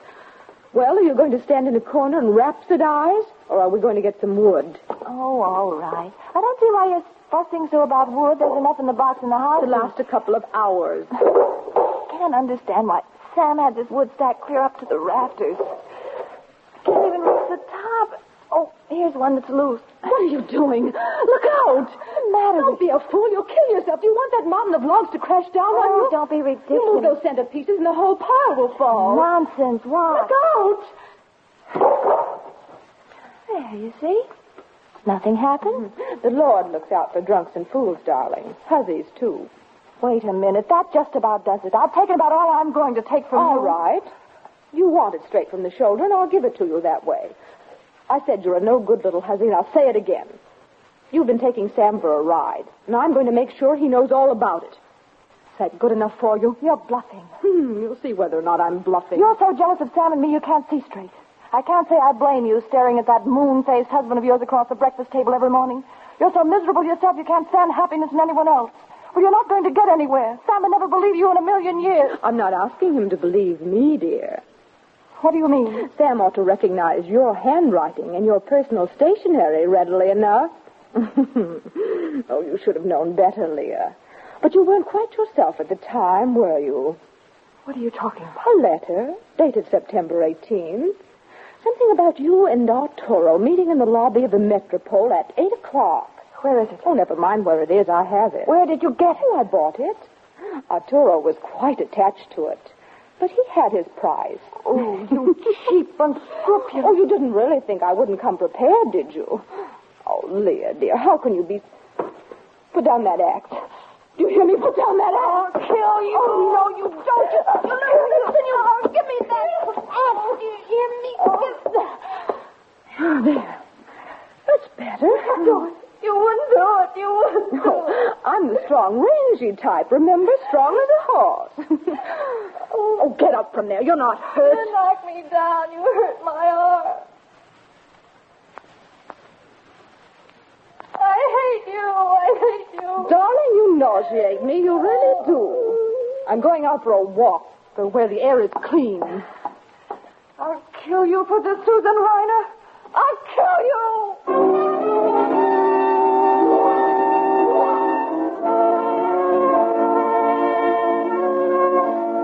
And you could do it, couldn't you, Leah?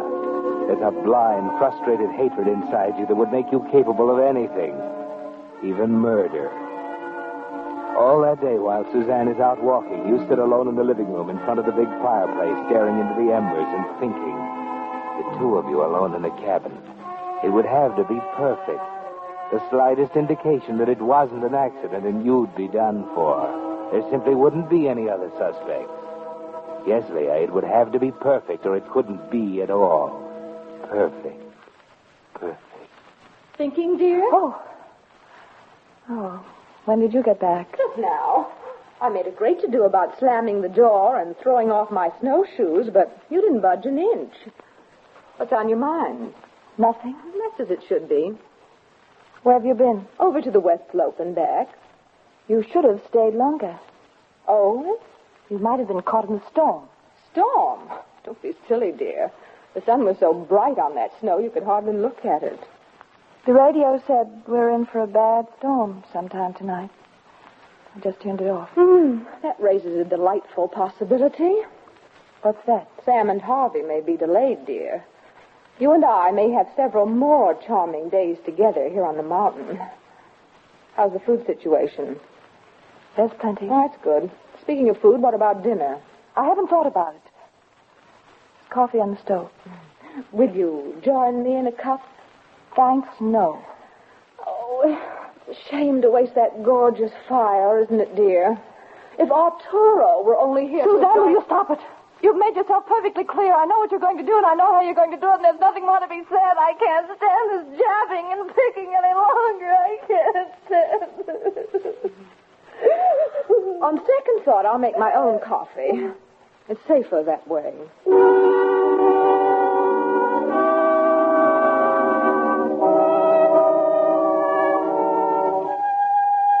By midnight, the temperature outside the cabin drops to 20 below zero.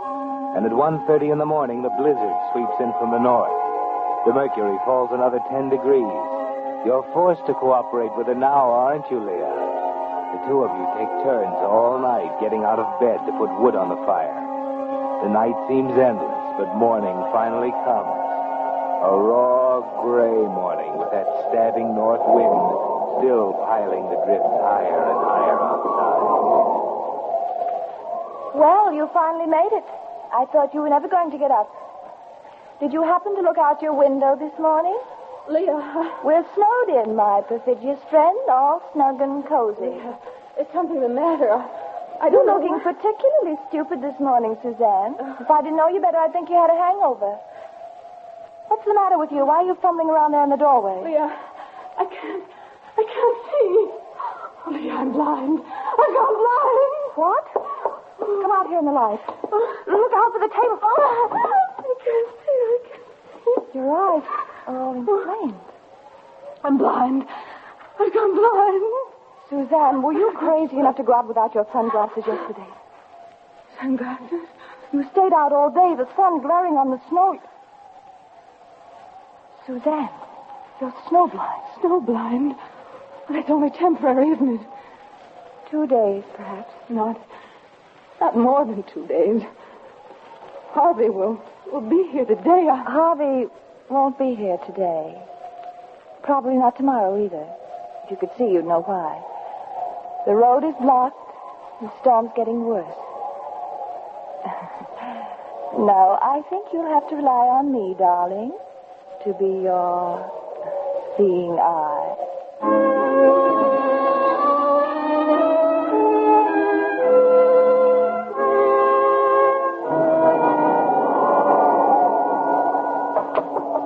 Suzanne, unlock the door. You'll have to come out of your room sometime. You'll freeze to death in there. Well,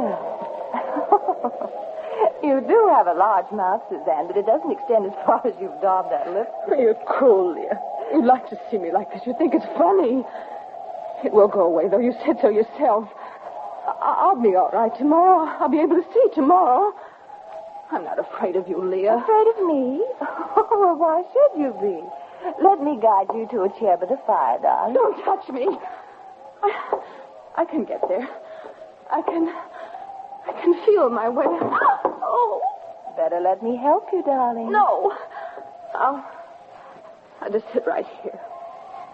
Well, now, what are we going to have for dinner, huh? How about a couple of nice poached eggs on toast and a steaming cup of coffee? I don't want anything. Oh, but it's all cooked.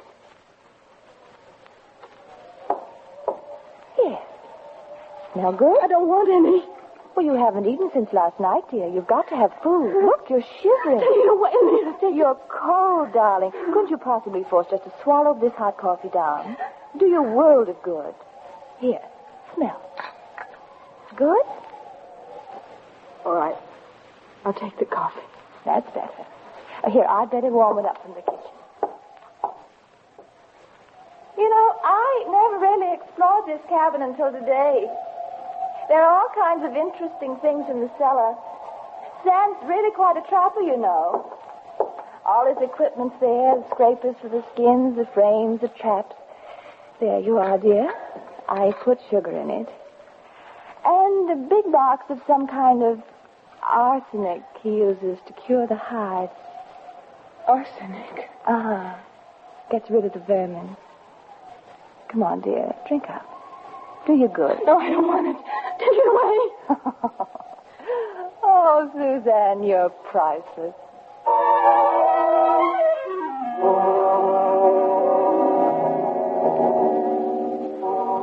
No, Leah, that would be too crude, wouldn't it? It would never work with inquisitive examiners and autopsies. You rejected poison at the start when you first began thinking about killing her.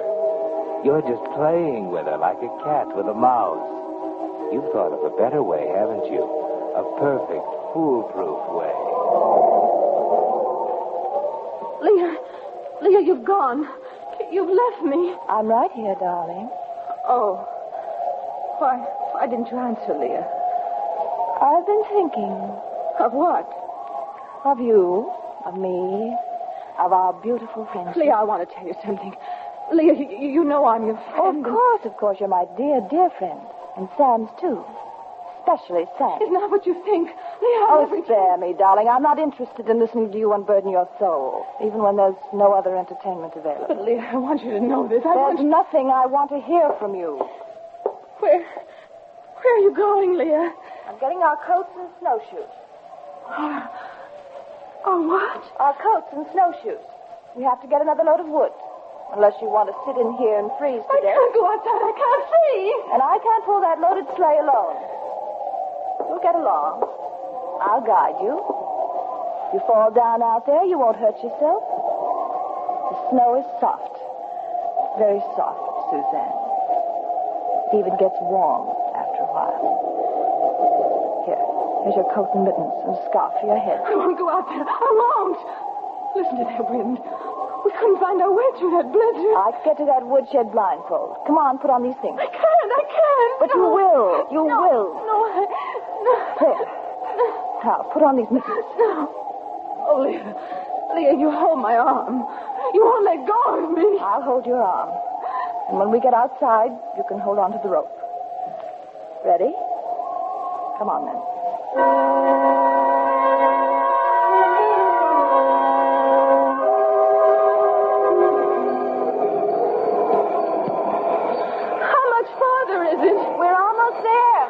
It seems so much farther than before. All right. You let go of the rope now and stand right there. I'll pull the sleigh up to the shed and load it. Oh, wait. Lead me to the shed so I can stand out of the wind. Just walk about 6 steps forward. It's right in front of you. I must be walking in the wrong direction. I haven't come to the shed. Leah!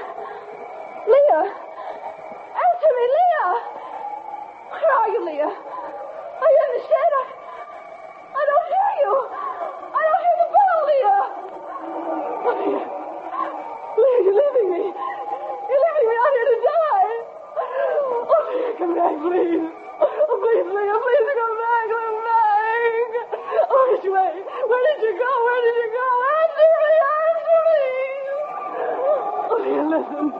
Leah, what I said about telling Sam, I won't. Honestly, I won't. I was never going to. There isn't any letter. Oh, you're my friend, Leo. I'm not in love with Sam. I'm not in love with him. You're my best friend, Leo. You believe me, don't you? You believe me?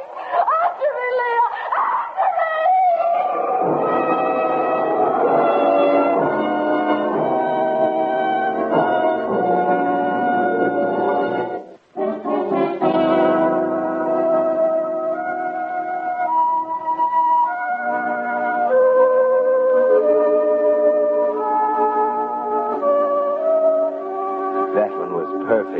It can't miss. You had an argument and she walked out of the house, said she was going to Cedar Village, that she couldn't stand you anymore. You tried to tell her she'd never make it, but she insisted on leaving, and that's all you know. Yes, it's perfect. No weapons, no blows or marks, just her frozen body 200 yards from the house. Far enough so you couldn't have heard her over the storm. You can't hear her now anymore as you pile wood into the sled.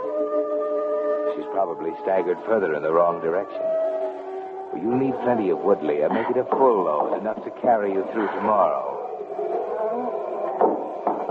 There you are. Pile it high. One from the side. One from the end. Look out. Remember what Suzanne said about pulling one out from the center.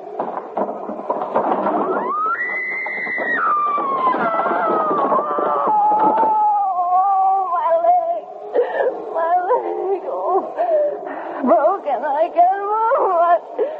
Suzanne. Suzanne. Oh, please, God, let her hear me. Suzanne. The door. Oh, don't let the door go shut. She'll never hear me. Suzanne. Over this way, dear. You've got to hear me. We'll both die. The door. No. Suzanne. Suzanne.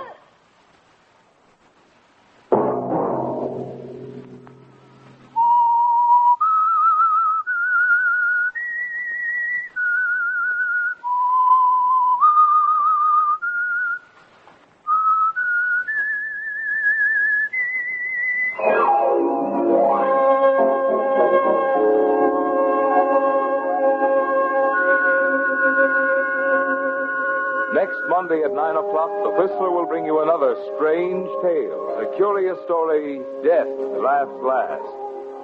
The Whistler is broadcast for your entertainment by the marketers of Signal gasoline and motor oil and fine quality automotive accessories, and by your neighborhood Signal dealer.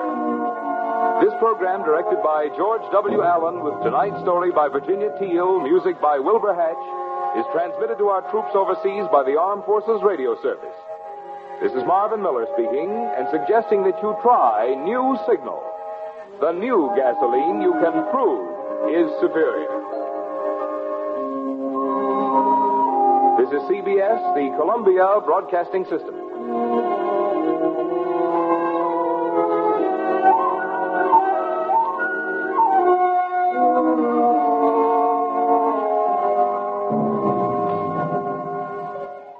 The Whistler.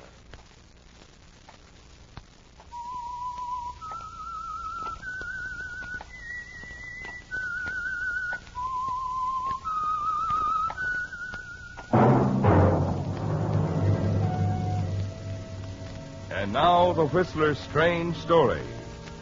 Frontman.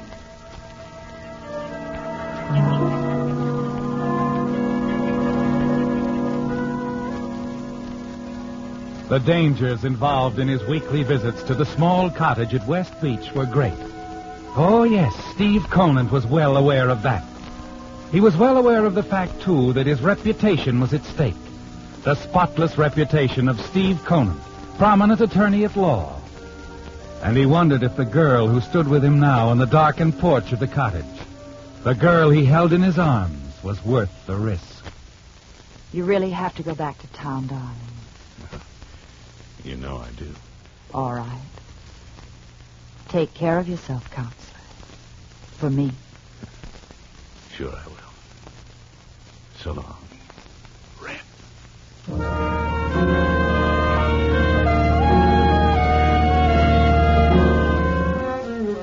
Steve Conant hurried down the path to his car. He looked back once and waved to the girl on the porch, and then drove off into the night. An hour later, the lights of the city came into view as the highway crossed the Black Mountain Bridge. And then as he reached the city limits, glancing into the rearview mirror, he saw the police car approaching. Then it was alongside, and he pulled over to the curb. What's the trouble, officer? I thought I recognized you, Mr. Conant. Oh? Well, There's why? been a request to find you and ask you to come down to headquarters, Mr. Conant. What's up? It's your brother. He's been picked up and held without bail. Johnny? What's the charge? Suspicion of murder?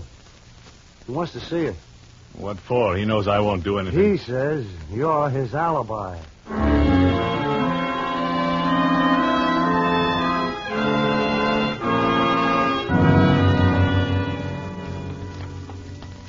Way, Mr. Conant. He's in Lieutenant Haley's office. All right, Sergeant. Sorry you have to come down to headquarters at a time like That's this. all right, I understand. It's quite all right. Sure, Lieutenant. Go ahead, rave on. So you think I killed Toad? Lieutenant. Yes, what? Oh, Mr. Conant, come on in, come in. Hi, Stevie. How are you, Lieutenant? I'm sorry about this, Mr. Conant, but Johnny here tells us... Yeah, I told him you were with me, Steve, all afternoon at my place. Buzz Tolman's been killed, Mr. Conant. We think Johnny did it. Now, I know he's your younger brother, but this is murder. Were you with him all afternoon? I haven't seen Johnny in a month. Well, Johnny. Wait a minute. What's so funny? You are, Lieutenant, you are. I'm surprised you fell for my little gag. I just told you he was my alibi, so you'd bring him in here and fast. Why? Cute, huh? I was afraid of that. Now, how about it, Stevie? Come on, get me out of this pillbox, huh? Sorry, Johnny. Get yourself another lawyer. What did you say? You heard me. I told you a long time ago we were washed up. I don't want to have anything to do with you and your dirty rackets. Why, you cheap shyster. You turned down your own brother? Half-brother, Johnny. You'd like to see me go up for murder, wouldn't you? You wouldn't lift a finger to Take it easy, tough guy. Okay, Steve. Go on your way. I can get off this hook without you, but I'm not going to forget this, understand? Someday I'll do as much for you. Without a word, you turn and walk from the room. Johnny's voice, his threat, still ringing in your ears. Lieutenant Haley walks along the corridor at your side, has an apologetic word, a friendly pat on the back to give you as you step out into the street. He understands, doesn't he, Steve? They all understand. As Stephen Conant, one of the most respected lawyers in the city, you can't afford to have your name linked with anything unsavory. You can't afford to have any connection with the racketeer, your half-brother, Johnny Conant. The following day, you scan the newspapers nervously. It's all there, isn't it? The killing of a rival racketeer, Buzz Tolman. Your half-brother Johnny's arrest, and he's still being held without bail. But that night at your apartment, you have a visitor. Oh, Lieutenant Haley. Come on in. No, thanks, Mr. Conant. I just stopped by for a moment. I wanted to tell you about Johnny. Oh? He's been released. I thought you'd like to know. Really? Oh, yes, thanks. He came up with a very good alibi. A nice, tight alibi. We couldn't hold him. Oh, all right, Lieutenant. He's still pretty sore, Mr. Conant. Now, if you want, I'll give you a couple of my boys who'll see that won't be necessary. Thanks just the same. Okay. Whatever you say.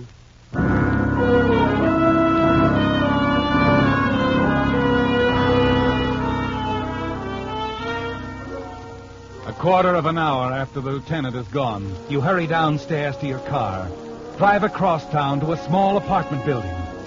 You ring the bell under the nameplate Edna Watkins, then climb a flight of stairs to apartment 202. Oh. Hello, Steve. Hello, Edna. The boyfriend around? Sure. Come on in.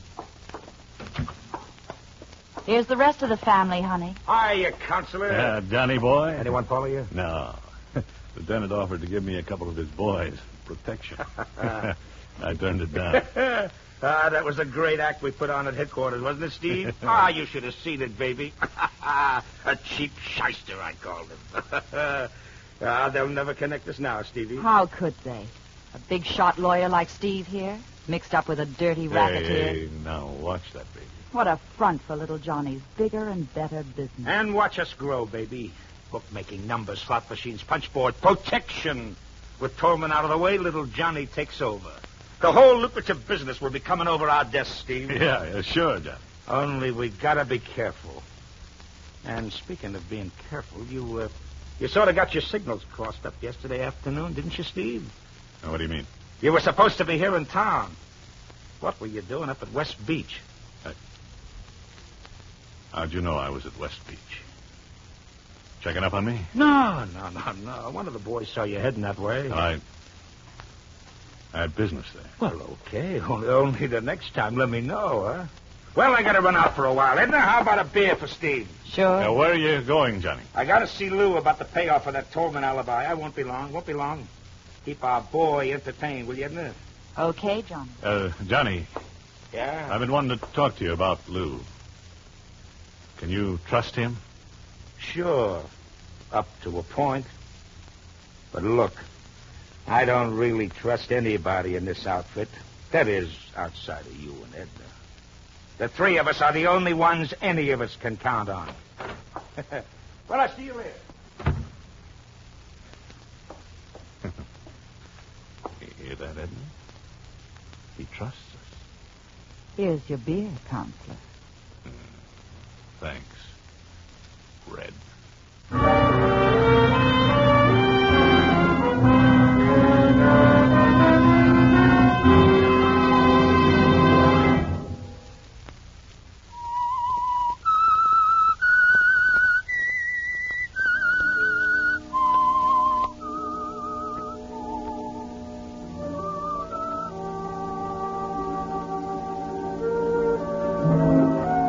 As Steve Conan, prominent attorney at law, you've been a perfect front for the activities of your half-brother Johnny Conan, the racketeer, haven't you, Steve? Yes, and so far, no one has suspected that this partnership exists. It's a dangerous partnership, isn't it, Steve? You shudder at the thought of what Johnny will do to you if he ever finds out about you and his sweetheart, Edna. You know how ruthless Johnny can be when something stands in his way. He'll get you, just as he got rid of Buzz Tolman, the rival gang boss, with a bullet. In the past several weeks, you've tried to think of a way out, a way to dissolve this dangerous partnership. But it's no use. You're trapped. And then one night, a week after the Tolman killing, you're in your apartment. Hello? Hello, Counselor. Oh, hello, Edna. I want to see you. Can you come over right away? Oh, it's too risky, Edna. Never bothered you before, Don. Yeah, well, look, we can't take any chances. Johnny won't be around. Right now, he's hiding out in a little apartment over on 76th Street. Hiding out? What's happened? Suppose you come over, Counselor. I'll tell you all about it. Oh, and you better use the back stairs. Just in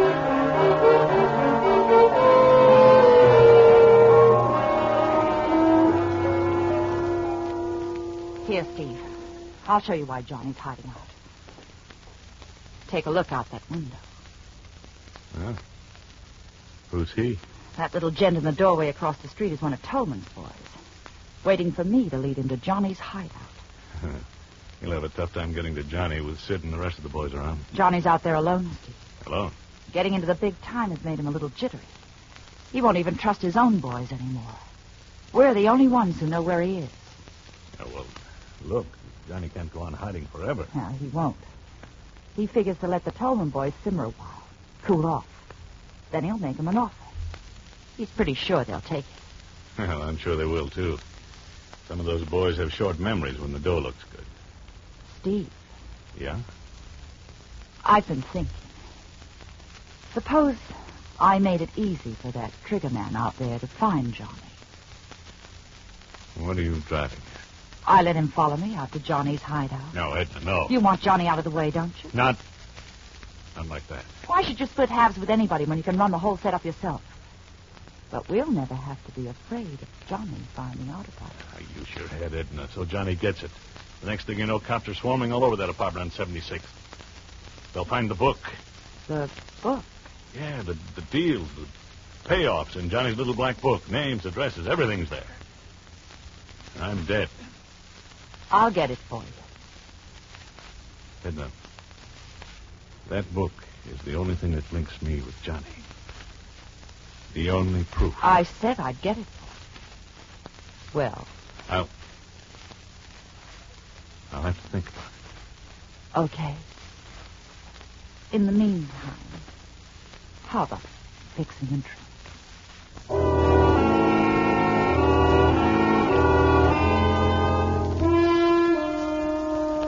Edna has hit on the solution, hasn't she, Steve? The way out you've been looking for. It will cost Johnny his life, but you'll have the black book. And that's more important than anything else. Yes, even more important than Edna.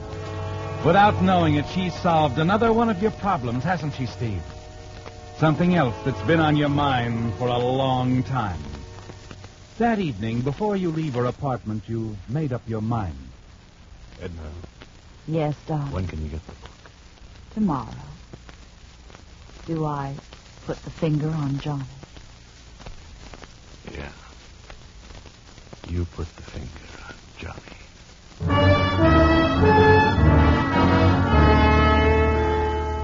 You congratulate yourself as you leave the apartment, don't you, Steve?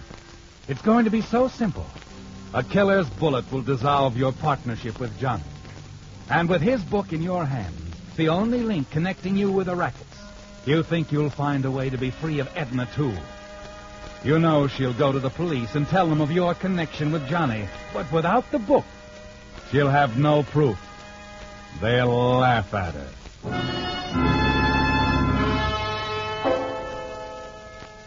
The following day, you wait anxiously for some word from Edna, but nothing comes.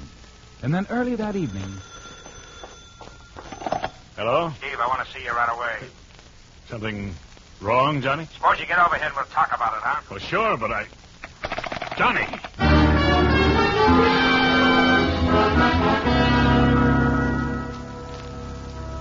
Come on in.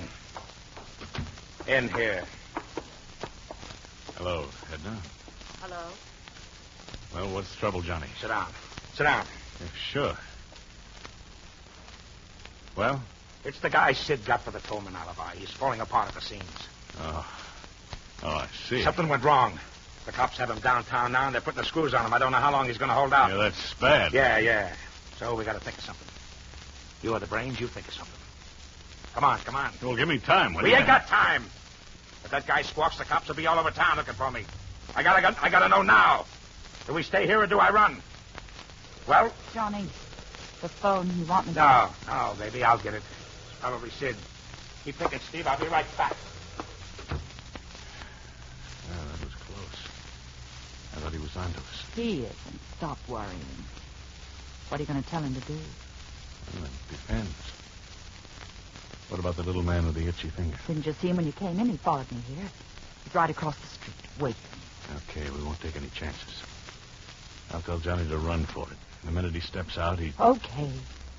The book, Edna. You got it? Uh-huh. It's in a safe place, John. What are we going to do, Steve? Well, Steve, you ready with some advice? Yeah. You run.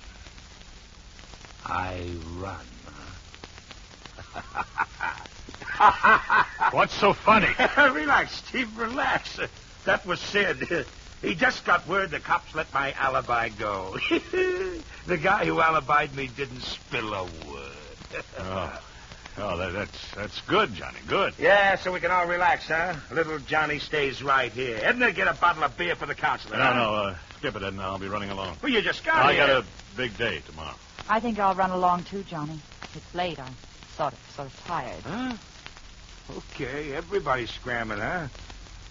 Okay, I'll see you tomorrow, huh, baby? Sure, Johnny. And look, honey, be careful. Don't let anybody follow you. I'll be careful, Johnny.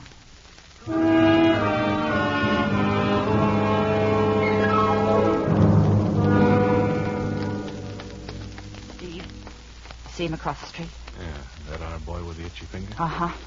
Yeah, go on. I'll get him. Yeah. Notice he's got a good view of both the front and side entrance to the apartment house. Yeah.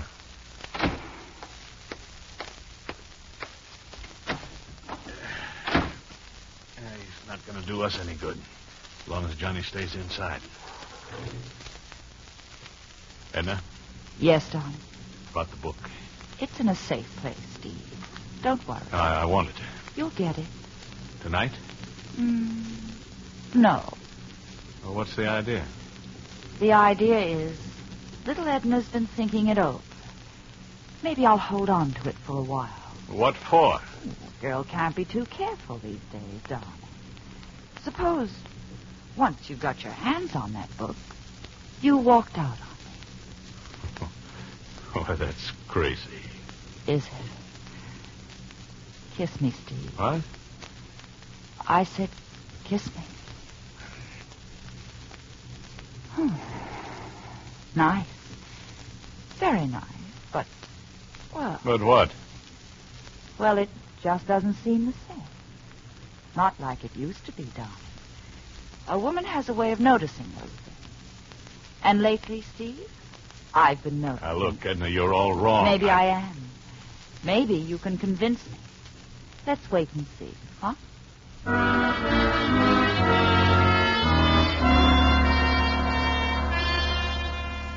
She suspects, doesn't she, Stevie, that your only concern now is getting the little black book. Once it's in your hands, you'll be free of any connection with Johnny and the racket, and you hope of Edna, too. You realize you're going to have to proceed cautiously. Do your best to convince her she's wrong. And later that evening at her apartment. But it'll work, Steve. I know it will. Sure, but why me, Edna? You'll have to be the one to call Johnny, Steve. He'll run like a frightened rabbit. Okay, but I have to drive by the apartment and make sure that trigger man is still there. He'll be there, darling. You don't have to rush away right now, do you? Fix me another drink. Yeah, sure, Ed. Anything you say.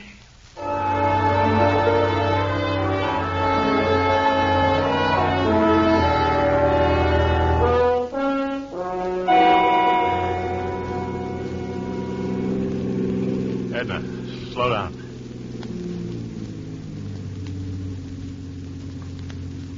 Well? Yeah. Yeah, he's still there. Waiting for Johnny. Now all you have to do is phone.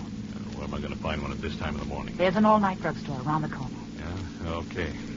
I'll drive on out to West Beach tonight, Steve. You'll come down in the morning? Yeah, sure. Will that give you enough time to think it over? That I'm on the level with you? Still worrying about the little black book, huh? I'll think it over. Seriously. Well, there's your drugstore. Sure you can get back home okay? Yeah, I'll grab a cab up in the avenue. Night, Red. Night, darling. Oh, that's better. So much better.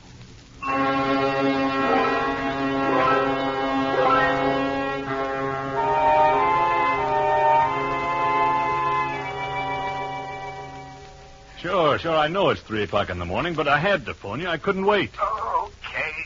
What's up? That alibi of yours, Johnny. Let him go, didn't they? Yeah, sure.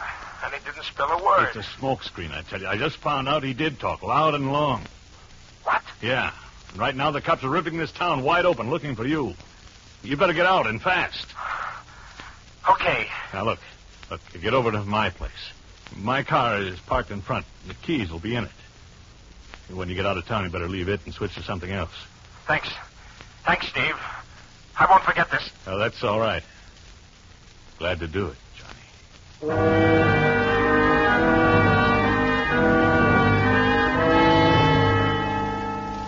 leave the drugstore, hurry down the street toward Johnny's apartment house, and arrive just in time to see Johnny step out the front door and turn into the alley. Then a figure slips out of the shadows, crosses the street, and darts into the alley after Johnny.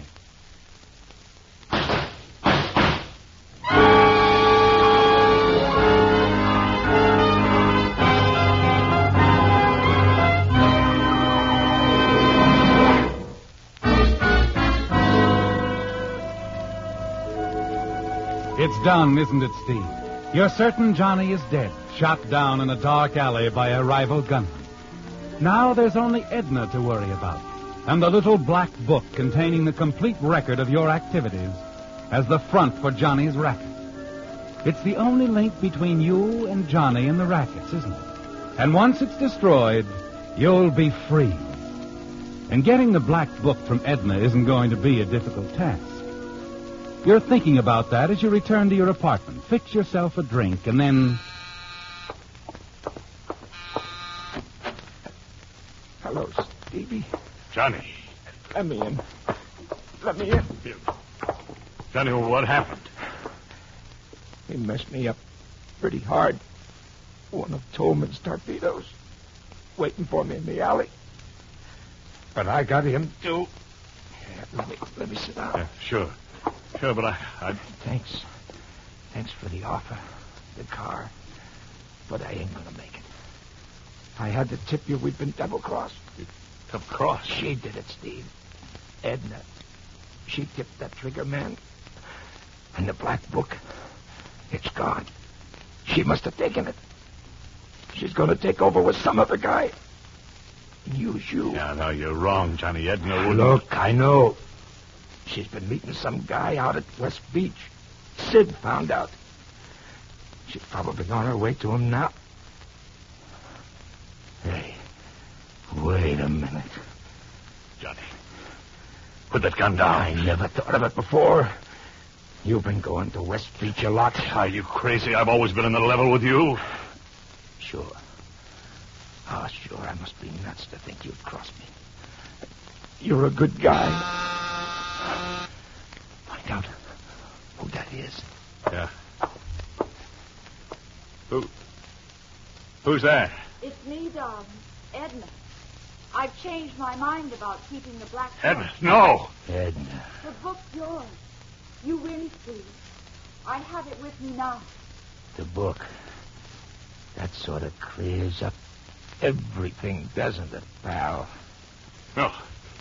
Johnny, wait! All nice and clear.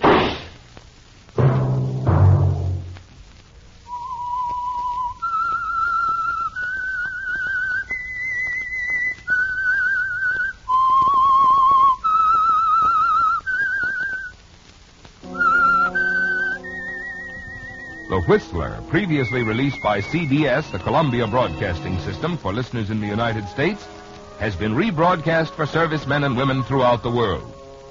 This is the United States Armed Forces Radio Service, the voice of information and education.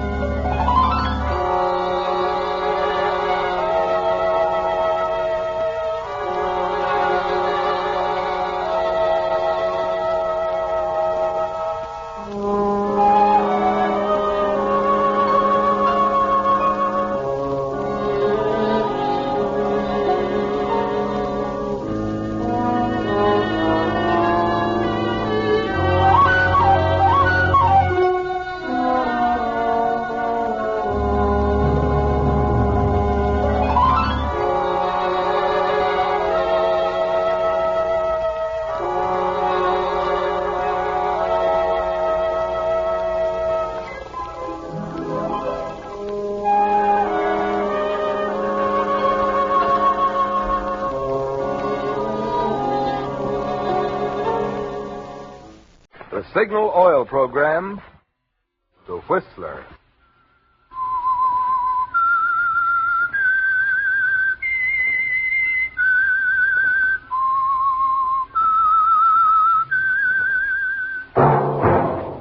That whistle is your signal for the signal oil program, The Whistler.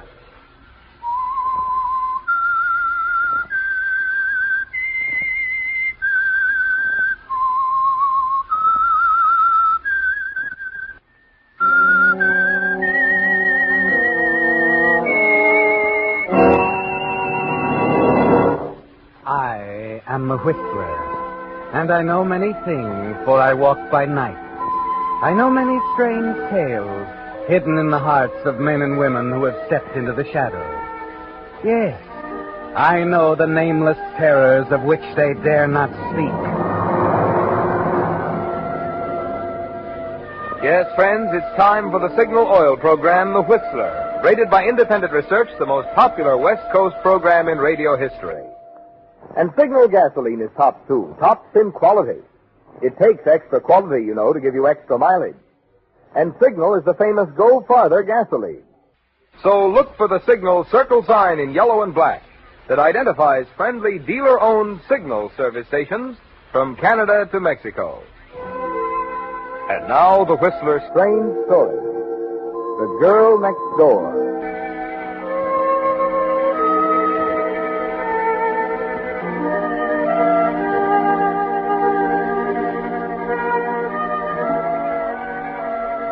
It was, in a small but very special way, a moment of triumph for Alma Germain. On the surface, of course, the matter was pretty small and unimportant. Nothing to compare with 10 years ago, when she was a national celebrity, when her every move was recorded faithfully the next morning in syndicated columns, to be read and appreciated by 30 million movie fans. But the satisfaction, the rising warm feeling inside was there. And Alma smiled across the black ebony desk at the puzzled face of Oscar Dahl, the producer, leaned back in the Chinese red leather sofa and flicked an ash into an onyx tray at her elbow. Alma, honey, maybe I'm subnormal this morning, but I'd swear I heard you say... I simply don't want the part, Oscar. Is there anything so puzzling about that? You don't want the part? I don't want the part. Period. Mind if I ask why? Should be very simple, Oscar. 6 months ago, you gave me a dozen good reasons why I should never act again. Oh, for heaven's sake. I retired at the top 7 years ago while I was the girl next door. Known and loved from Maine to California. Yes, I know. But I told you this part has nothing to do with the girl next door. This is a mature role. You're not an ingenue any longer, my dear. You're somebody's mother.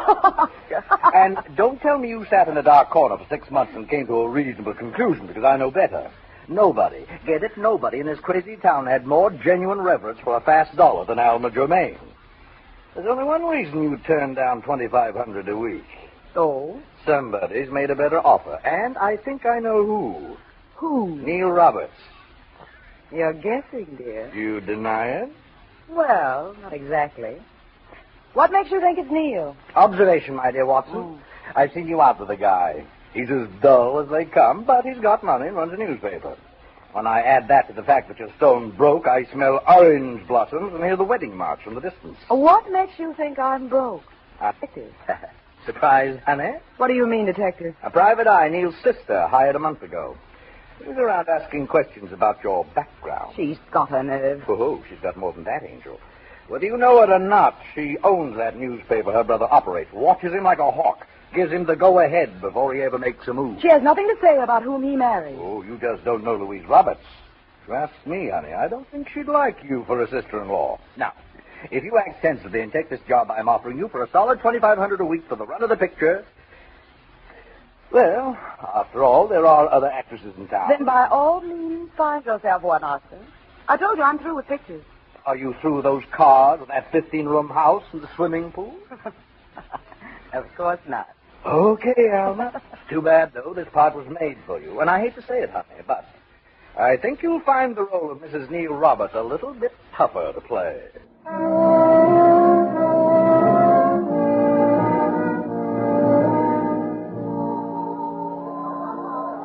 Alma, do you mean it? Of course I do, Neil.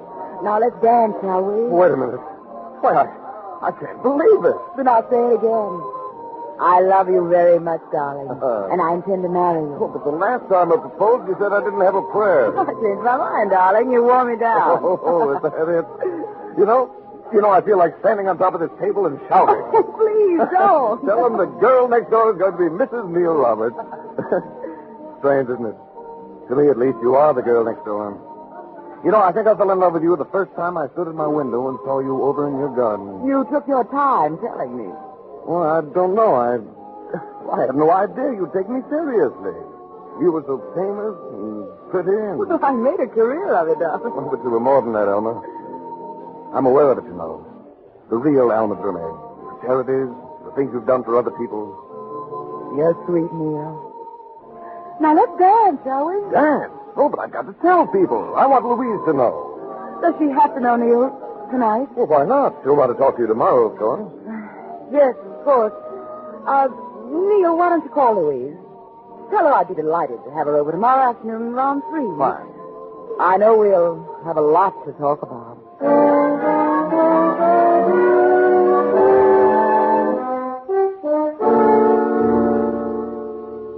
Nice to see you, Louise. Just sit down.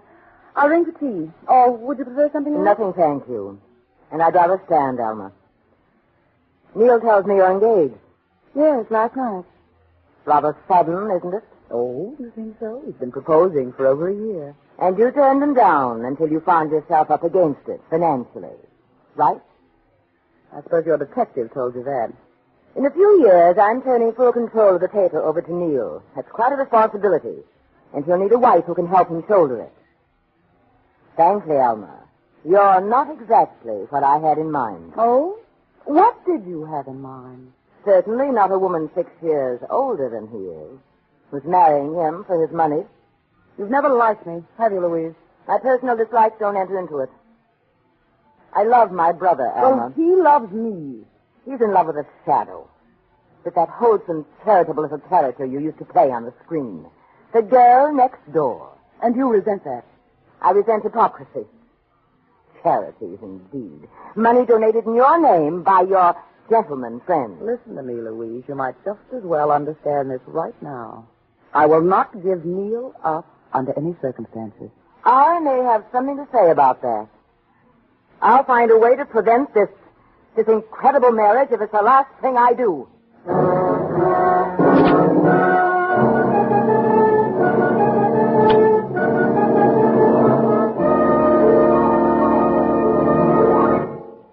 With the prologue of The Girl Next Door, the Signal Oil Company is bringing you another strange story by The Whistler.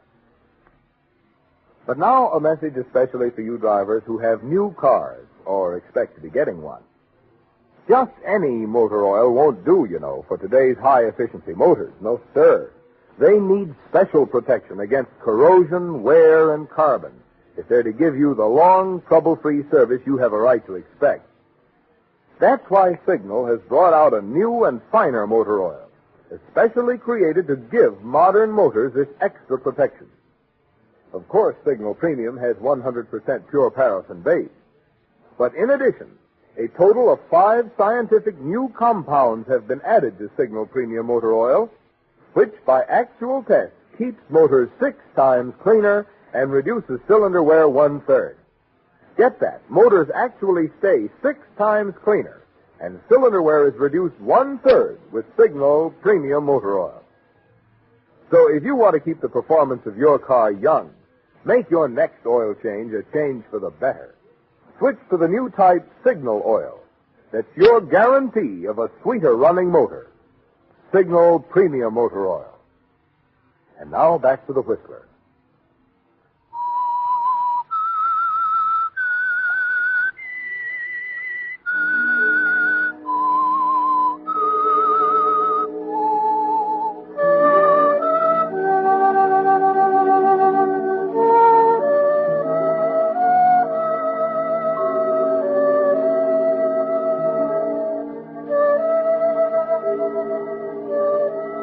Well, the lines are drawn, aren't they, Alma? Louise Roberts knows you're marrying Neil for his money, and she's going to move heaven and earth to prevent it.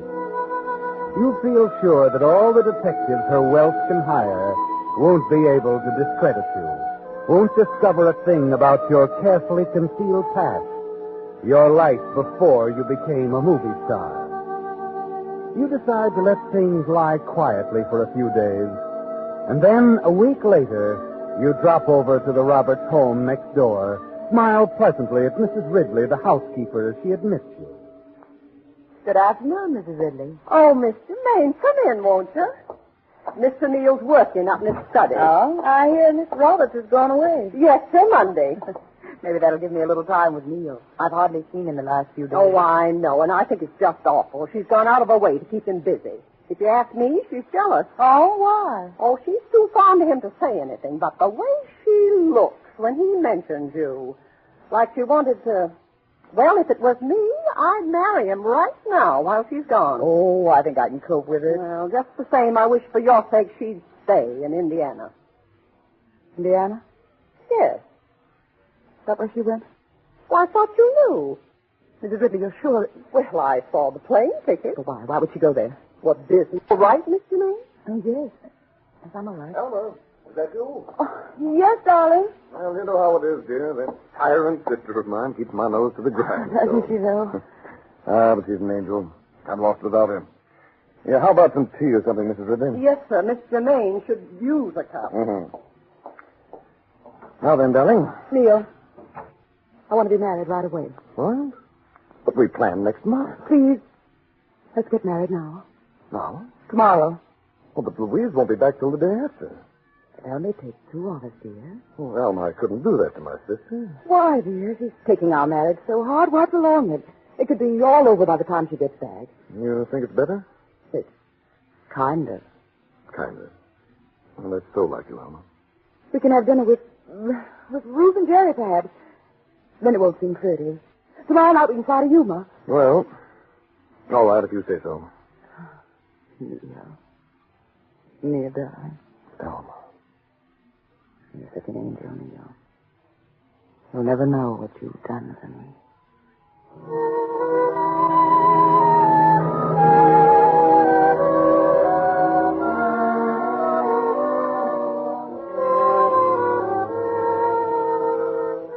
No, Alma. Neil doesn't know what he's done for you.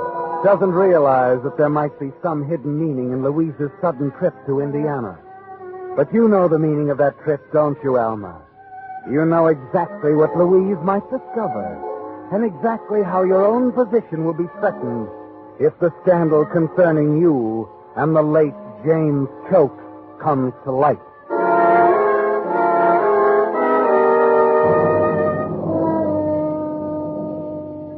And that's why you've made up your mind, Alma, about your marriage to Neil.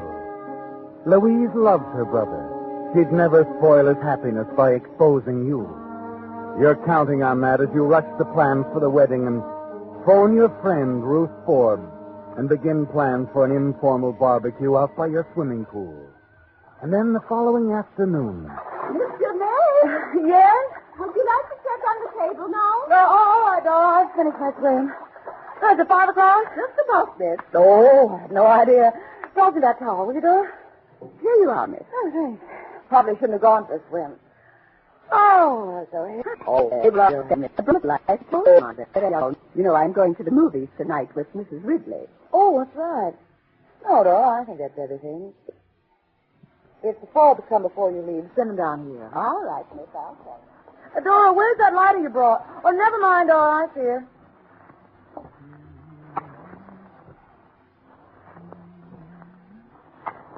Oh, I say, Dora. She's gone, Alma. What? Louise, I didn't know that you... No one does. I just arrived. We didn't expect you until... Late tomorrow. Yes, I know. But it didn't take me long to find what I was looking for. In Indiana. I don't follow you. No, I followed you. Right from the time you made a mistake in a magazine interview. You mentioned a town in Indiana. So, of course, you flew right down there, the busy little bee. I was busy, all right, reading old newspaper files.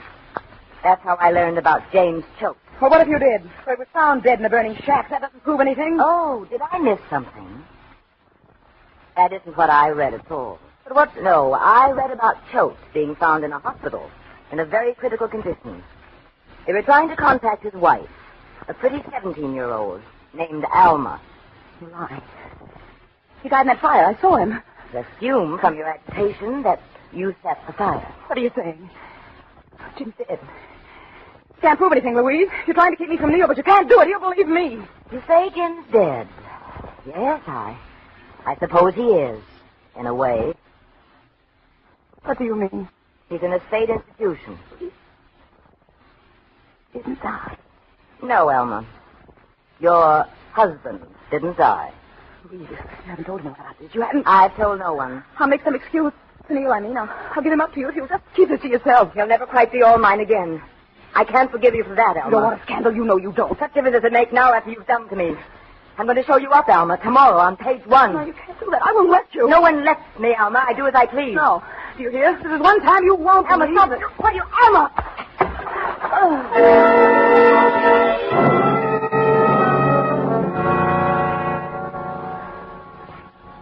You stand there, Alma, watching at the edge of the pool. The club-ended firelighter clutched in your hand as Louise, stunned by the blow, struggled feebly in the deep water. Alma, help me. You're letting me drown. I hope you do. I want you to drown, Louise. I want you to. And you don't lift a hand, do you, Alma? As Louise continues her frantic, bewildered effort for a moment, and then sinks below the surface and floats there, a quiet, dark shadow in the pretty blue oval of your pool.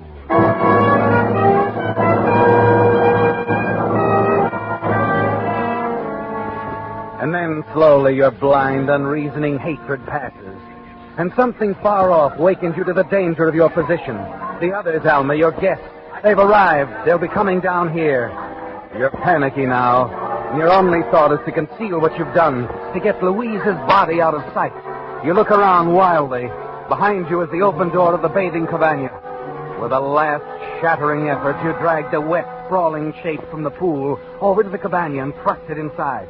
You're slamming the door shut as the others come down the walk. Oh, Rube, Jerry. Hi, Alma. Aren't you people early? Maybe a little. Neil came and got us. He's bringing the drinks down. Well, darling, what's wrong? You look exhausted. Well, I didn't realize the time. I was swimming, and when I heard you coming... Hey, I wouldn't mind a swim myself. How about you, Ruth? Oh, love it. Have we time, darling? Why, I suppose so. Only silly of me, but I locked the key inside the cabana. All the suits are in there. Oh, I have a key. You want to remember?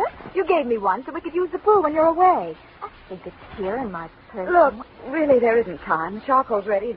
Well, you know how it is. We'll stay. Yes, Well, here we are, everybody. Well, maybe you could persuade Alma to allow us to swim, Neil. No, she being selfish. I think he must have a man locked in the cabana. Jerry. Oh, don't pay any attention to him, darling. Just a joke. Of course we won't swim if you'd rather not. Here, have a drink instead. Oh, thanks, Neil. And Alma, don't worry about that man in there. Your secret's safe with us.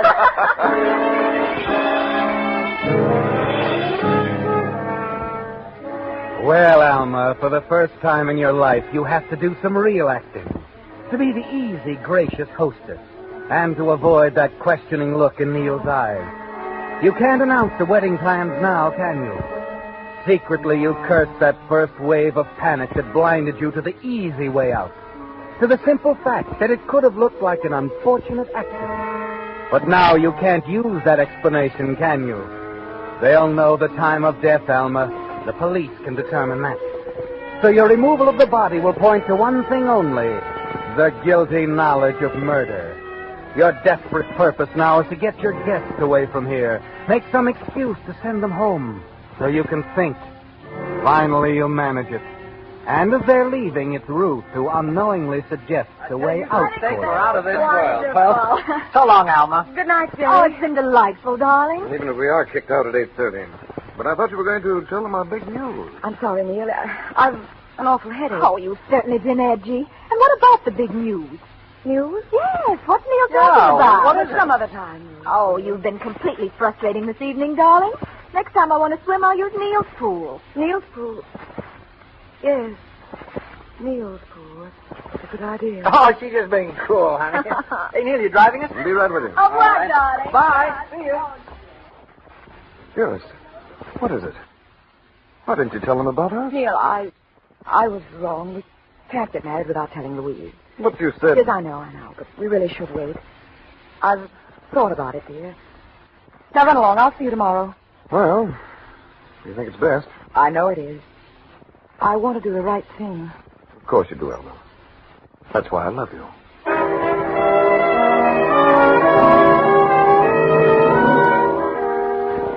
Yes, Alma. Ruth gave you an idea when she mentioned Neil's swimming pool. Neil and Louise's pool right next door. The diving accident story you overlooked before will work now if Louise's body is found there.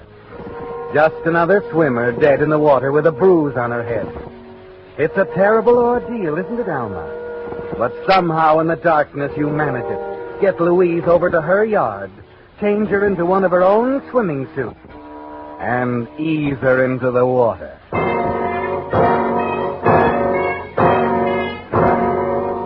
A short time later, you answer the insistent ringing of your front doorbell.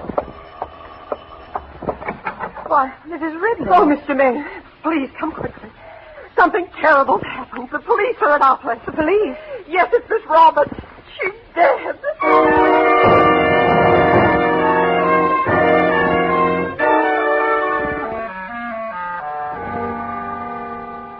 Lieutenant, I don't understand you.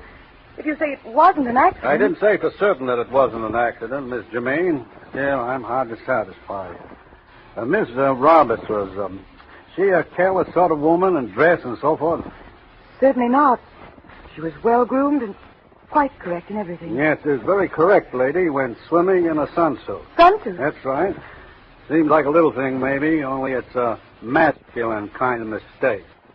You're not suggesting that Neil... I know.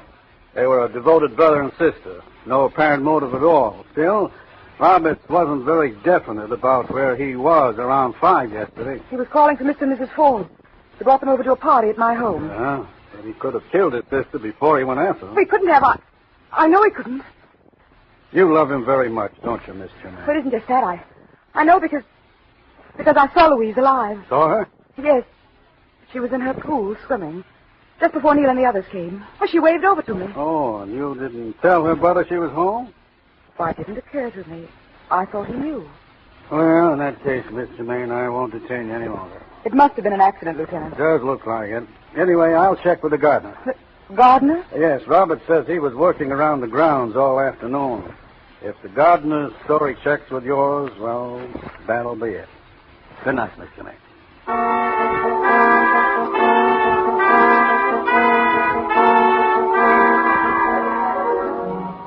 It was a bad mistake, wasn't it, Alma? In your murderous haste, you dressed Louise in a sunsuit instead of the bathing suit she'd naturally wear. But it will all be all right, Alma. Everything. If only he doesn't know for certain that Louise wasn't swimming in her pool. It seems forever, doesn't it, before the lieutenant is back again. Well, Miss Germaine, I couldn't reach the gardener, but I talked to the housekeeper over there, Mrs. Ridley. She says the gardener can't be of much help to her. Oh? Seems that he was driving Mrs. Ridley and your maid Dora to the movies at 5 o'clock. He couldn't have seen Miss Roberts in the pool when you did. Oh, I see. Then does that mean... But I'll have to take your word for it? Yes, it does. As far as I can make out, it was an accident, like you said. Sorry to bother you at this late hour, Miss Germaine, but thought you'd want to know. Of course, it's no bother. I'm so relieved. For Neil's sake.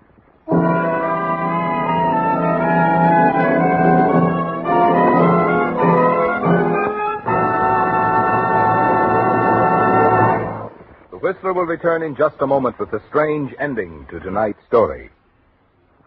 Meantime, a word to you folks who have not yet taken your vacation about an item that will have a lot to do with your driving pleasure.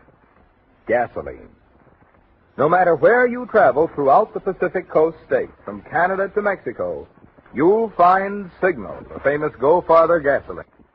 Almost 2,000 friendly dealer-owned Signal stations stand ready to serve you and to honor your Signal credit card. And remember, when you power your car with Signal, the famous Go Farther gasoline, you not only enjoy Signal's good mileage, but also the thing which makes that mileage possible, extra engine efficiency. which naturally means more thrilling performance for your car. So, on your vacation trip and always, to be sure of the tops in gasoline quality, just remember these 2 points.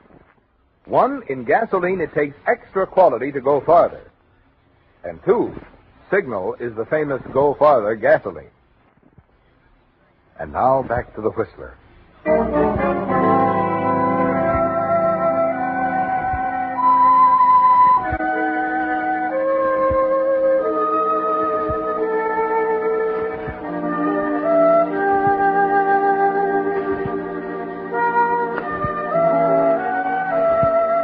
And now, Alma, your expensive little world is safe again.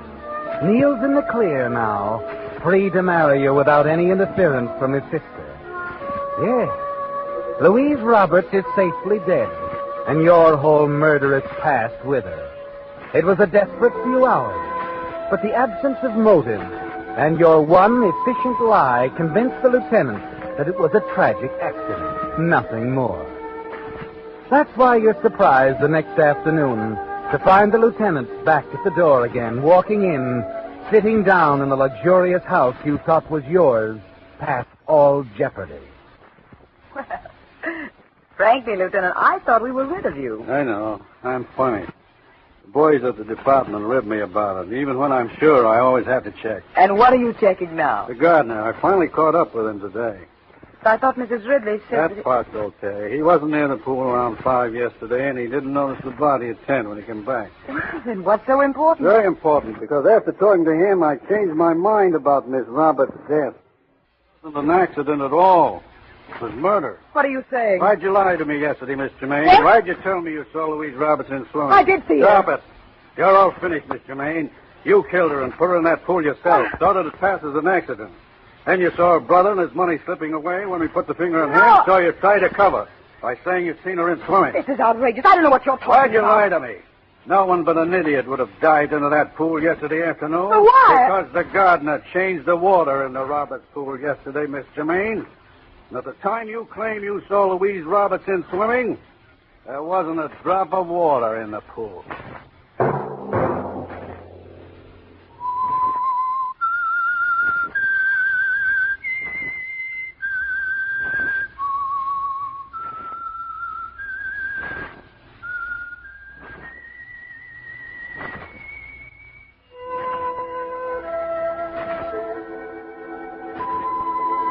Let that whistle be your signal for the Signal Oil program, The Whistler, each Wednesday at this same time.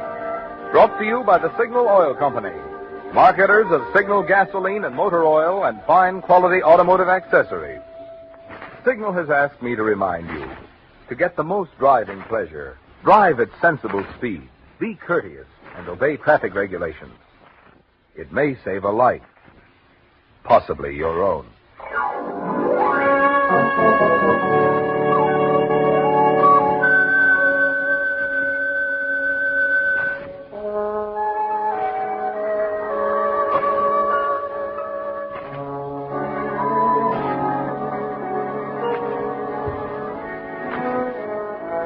Featured in tonight's story were Betty Lou Gerson and Tom Collins. The Whistler was produced by George W. Allen with story by William Engvik, music by Wilbur Hatch, and was transmitted to our troops overseas by the Armed Forces Radio Service. This is Marvin Miller speaking.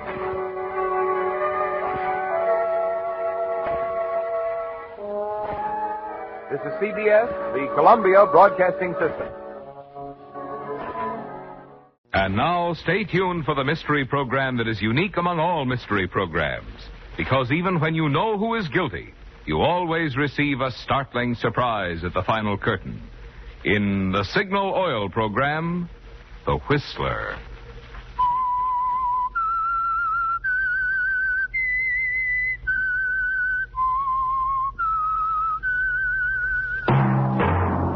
Signal, the famous Go Farther gasoline, invites you to sit back and enjoy another strange story by The Whistler.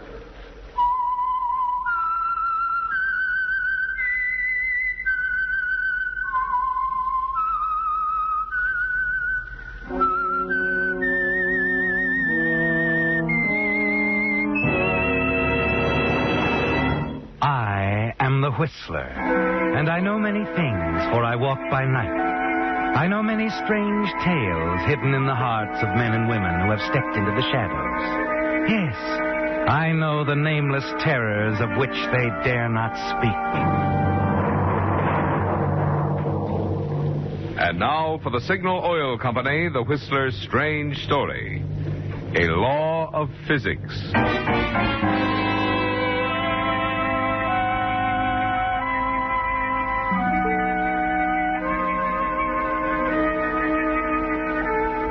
The narrow, twisting road that hugged the canyon wall was precarious at best.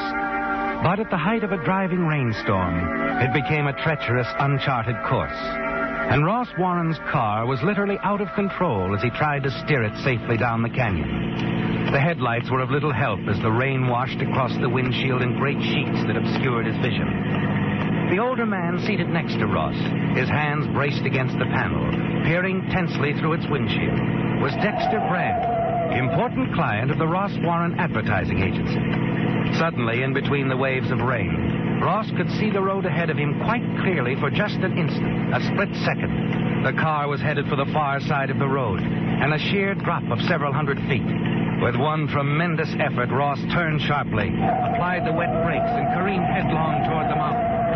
Come on, Ross! Look out! Look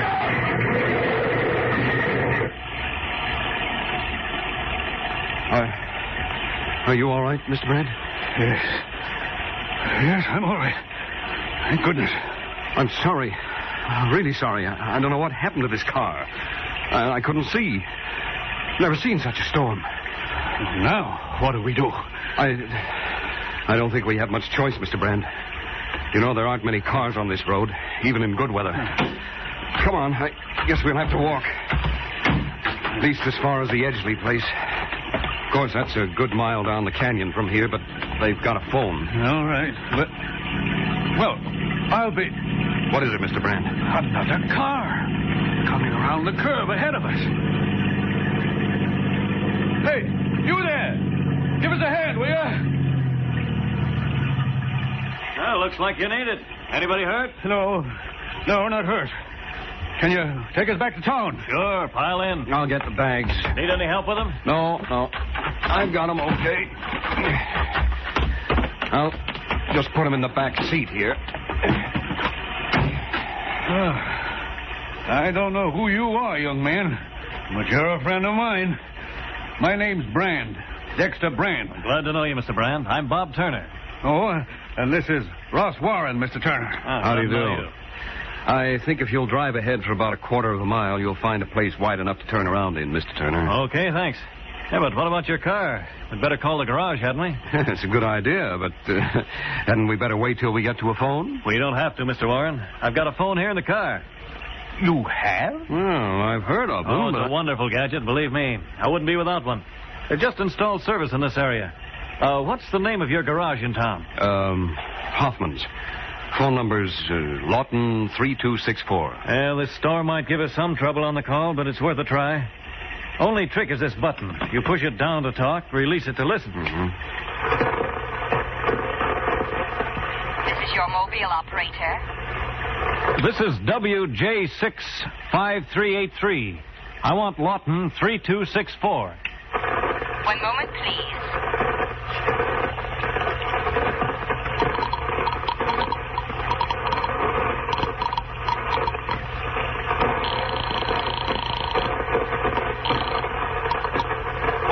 Garage. This is Lawton 3264. Yes, it is. I have a call for you. One moment, please. Go ahead, please. Here, Mr. Warren. The garage is on the line. Oh, thanks. Hello. This is Ross Warren. Oh, yes. This is Tom, Mr. Warren. What's the trouble? Wrecked my car on Willow Canyon Road, Tom. I'm okay, but the car's in bad shape. How far up the canyon? About 15 miles from town. Mile or so above the Edgeley place. You'd better send a tow car and get this wreck off the road before someone piles into it. Right away, Mr. Warren. You'll be riding in with us? No, I've got a ride, Tom. Do the best you can, huh? And let me know when you get through looking her over. You bet, Mr. Warren. Goodbye, Tom. And thanks.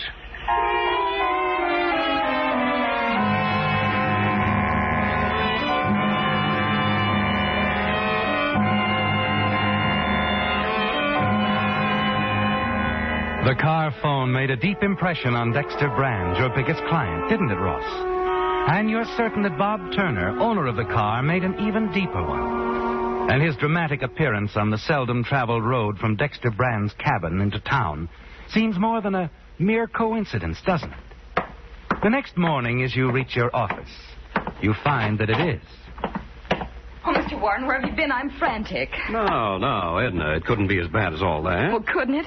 All morning I've been crazy looking for you. You look beautiful. Suppose you calm down and tell me Calm what... down? How can I? He's dead, I tell you. He's dead. All right, Edna, he's dead. Now, who's dead? Mr. Average American. That's who's dead. Wayne Parks? The man we're featuring in this month's ad? Yes, a stroke. And Graphic Magazine is holding their presses and howling for another layout right away because, well, how can we salute Mr. Average American when he's dead? And what are we going to do? Rush them next month's layout, of course. There isn't any, Mr. Warren. That was the last of the series, don't you remember? Next month, it's all different. Oh, that's right. I'd forgotten. We are in a hole, aren't we? Oh, Mr. Warren, if I may... Please, you'll have to wait. Mr. Warren is very busy now. An emergency has come up. I know. You left the door open, and I couldn't help overhearing. Mr. Warren, I'm familiar with your campaign, and I believe there's a simple way to save that ad. Mr. Turner again, huh? You seem to have a knack of turning up at just the right minute. You've got an idea. Yes. Why not change the caption, "We salute," to "We mourn Mr. Average American"? All the rest of it can remain pretty much as it is. Hey, maybe you've got something there. Edna, did you hear? Well, I think that's wonderful. I'm so relieved. All morning, the magazine calling and me not knowing where you were. I don't know what you came to see me about, Mr. Turner, but the way I feel right now, you can ask anything. Oh, just make it Bob. I'm with Blaine & Blaine, Mr. Warren. The big Hollywood advertising agency? No wonder you had the know-how on that ad. Okay, Bob. What can I do for you? And you can make it Ross. Okay. Well, let me tell you a story. On my last vacation, someone looted my car, took everything, including my fishing tackle. Mm. So, passing through Lake Town here on my way to the lake, I bought some new gear, made by a manufacturer here in town. The man you met last night, Mr. Brand.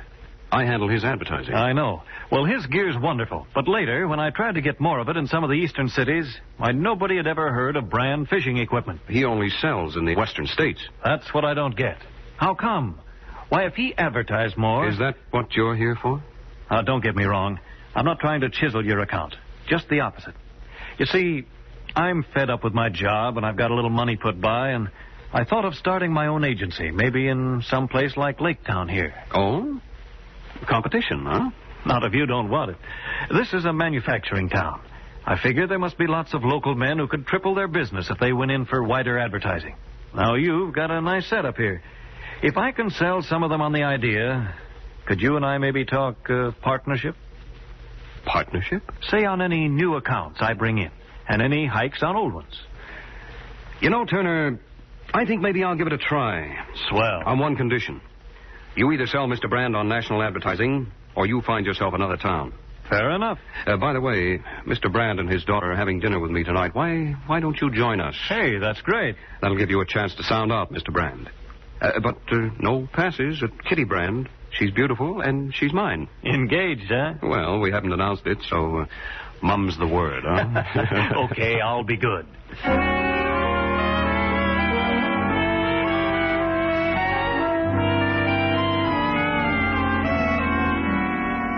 You thought you did that rather well, didn't you, Ross? Well, you know that in Dexter Brand, Bob Turner will come up against a stone wall. And you have Bob's word that if he fails, he'll leave town. Yes, Ross, he'll leave, never knowing you lied about being engaged to Kitty. You couldn't know, could you, that by inviting him to dinner with the Brands, you were inviting disaster? I'll tell you why I'm being so hard-headed. You see, I hate manufacturing. Got into it in spite of myself. I couldn't get the kind of fishing rod I wanted, so I went ahead and made one. Friends saw it. I had to make another, then another and another. First thing I know, I'm manufacturing all kinds of fishing tackle. That's why I hate it. Doesn't leave me enough time to fish. If I were to expand, it would leave me even less. And I love fishing. I don't believe it. I beg your pardon? I said, sir, that I don't think you give a hoot about fishing. Look here, young man. Are you trying to tell me that... I'm afraid you read the wrong line that time, Bob. Yes, young man. I wish you'd explain that remark. Well, you said yourself, sir, that you made rods for your friends. And why? Because you wanted them to have the best so they could enjoy their fishing as you enjoyed yours. Of course, which proves just... Well, think of the thousands of Isaac Waltons whose vacations will be spoiled for lack of brand equipment. Huh? Why, every time a good one gets away from a faulty hook or snaps an inferior rod, you, Mr. Brand, are directly responsible. By Jove, that's the best argument I've heard yet. Ross, you ought to take this conniver on as a partner. You really think so, sir? He will, sir, if you'll expand your coverage. Oh, so it's a plot. Well, Ross, it looks like I'm stuck with more advertising and you're stuck with a partner. And if I were you, I'd look out. He's likely to take over your whole business. In that case, I'm afraid I'd have to find a way to dissolve the partnership.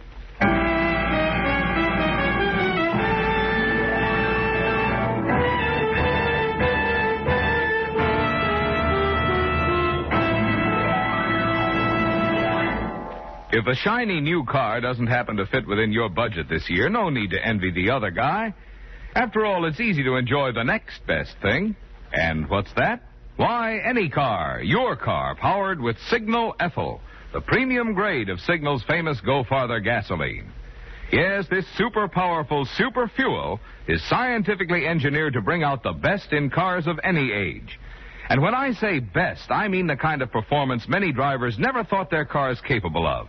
I mean pickup, the kind that carries with it that satisfying feeling when the back of the seat comes up and nudges you gently forward. And I mean power, the kind that rockets you easily, smoothly over hills, steep hills that used to call for shifting. Don't get the idea, of course, that Signal Ethyl's going to let you step away from all new cars. After all, smart new car drivers use Signal Ethyl, too, to bring out all the exciting performance that's built into today's power-packed high-compression motors. But of this you can be sure. The next best thing to a new car is your car, powered with Signal Ethyl gasoline.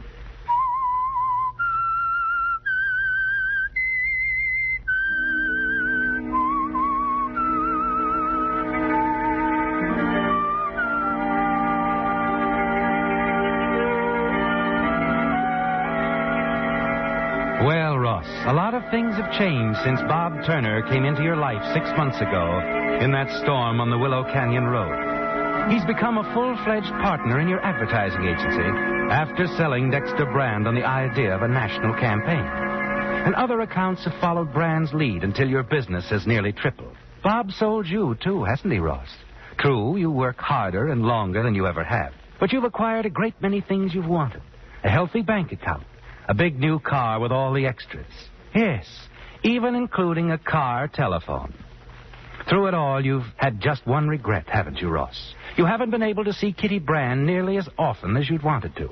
But as you walk up the front steps to her home to keep your first date in weeks, you're certain that tonight will make up for all the nights you've been away from. Kitty. Hi. You the official greeter here now? Oh, only when it's the maid's night out or Dad's packing. Come in, Ross. Your father taking a trip? Well, just up to the lake. He and Bob have a theory about some special tackle or something. You couldn't prove it by me. But anyway, they're going to try it out. Come on in the library. I've mixed some cocktails. Bob's going too, huh? It's funny he didn't mention it. Oh, I think he's just driving Dad up tonight. Probably spend tomorrow fishing. Oh, I see. Here we are. Sit down, Ross. Mm-hmm. Oh, you look wonderful, Kitty. You mind if I drink to that? Well, let's make it that we both look wonderful, so we can both drink. That's fair enough. Yeah? To us. Because we're beautiful. Oh, I've missed you, Kitty. So much. Well, that's nice, Ross. No, it isn't nice. I don't like missing you. I don't ever want to miss you again. Oh, my. So serious. I am serious, Kitty. I don't think I realized how serious I was until I saw you again a few minutes ago. Oh, Kitty, darling, I love you. Ross, my goodness, just one swallow from a martini. I want you to marry me, Kitty. I've wanted you to for a long time. But now I'm in a position Ross, to... please, don't. Don't say these things. Not now. This is the first time I've been able to say them. You've known all along. You must have. I thought I knew, Ross, but... Why did you wait so long? I had to, darling. I wanted money. Lots of money. It wouldn't have mattered before, Ross. Don't you see, it would have been all right. But now it's all different. Why, Kitty, what's so different? I just got more money now. I haven't changed. But I have. I didn't want to, Ross. Really, I didn't. But I changed in spite of myself, I guess. I'm in love, Ross. Really in love. For the first time. Kitty. But who? With a man who doesn't even know it. He's never said anything or done anything. Oh, Ross, I don't want to hurt you. But it's Bob. Bob Turner. Why the... I've told you, he's done absolutely nothing about it. I'm sure he hasn't any idea how I feel. But, well, since I do feel that way, Ross, well, there's not much I can do about it, is there? No. No, Kitty. I guess there isn't.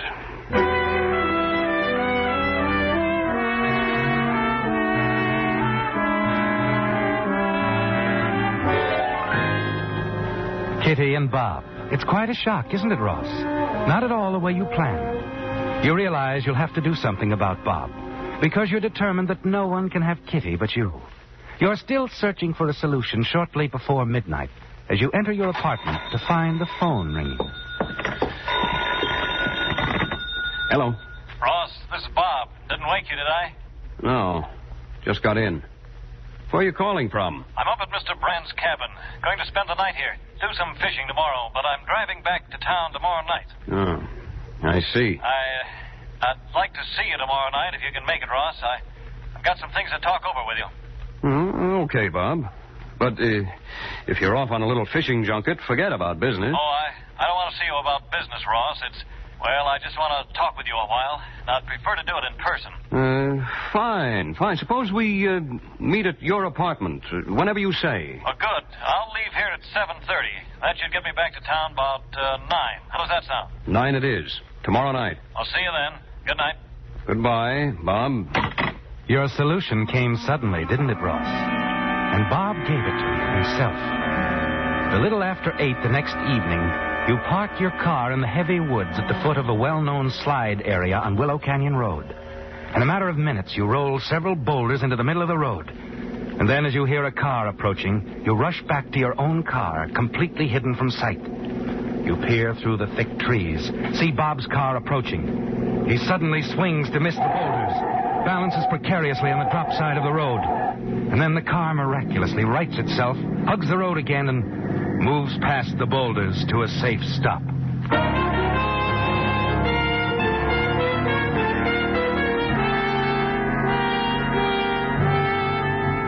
You failed, didn't you, Ross? You watch Bob get out of his car, push the boulders to the side of the road, return to his car, and start for town. As you pull your car onto the road and drive slowly down the canyon toward town, you realize you must get rid of Bob Turner. Once he's out of the way, you'll control all the new business he's brought in and have a clear field with Kitty. Then it hits you an even better plan. Then you're certain you'll not fail again. There's an automatic in your glove compartment and an alibi in your car telephone. You stop the car and place a call to Hoffman's Garage in Lake Town. Hoffman's Garage, Tom speaking. This is Ross Warren, Tom. Afraid I need your tow car again. Uh-oh. Don't tell me you're stranded on Willow Canyon Road again. Well, not this time, Tom. I'm about 20 miles out on the Merrilton Road. The car went out of control just by those bluffs. You know the spot? Sure. Look, Mr. Warren, we'll be there, but it may take an hour or so. The truck's out now, and there's another call ahead of you. Well, that's okay, Tom. There's no hurry. I'll wait right here in the car for you.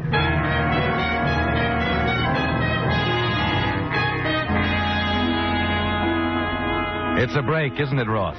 An hour will give you ample time to get to town, take care of Bob Turner, and drive out to the bluffs on the Merrilton Road. You'll wreck your car there and make certain of a perfect alibi in the bargain.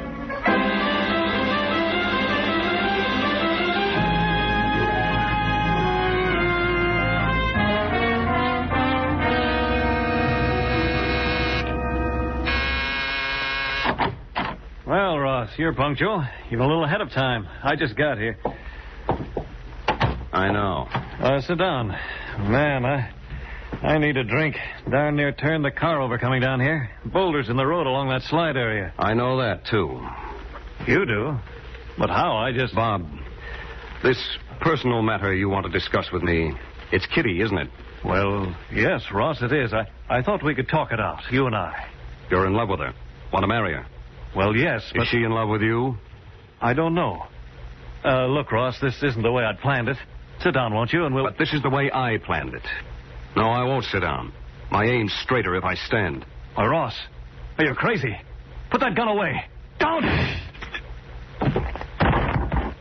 Okay, Bob.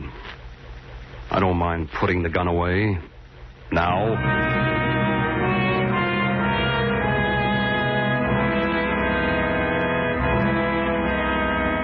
He's dead, isn't he, Ross? As you turn to leave, you pull the drapes aside slightly to look out. And walking toward the apartment just a few houses down, you recognize a familiar figure passing under the streetlight. It's Kitty Brand.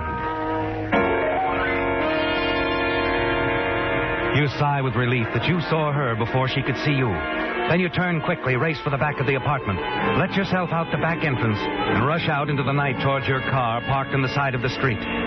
Once there, you check your time. You have half an hour, Ross.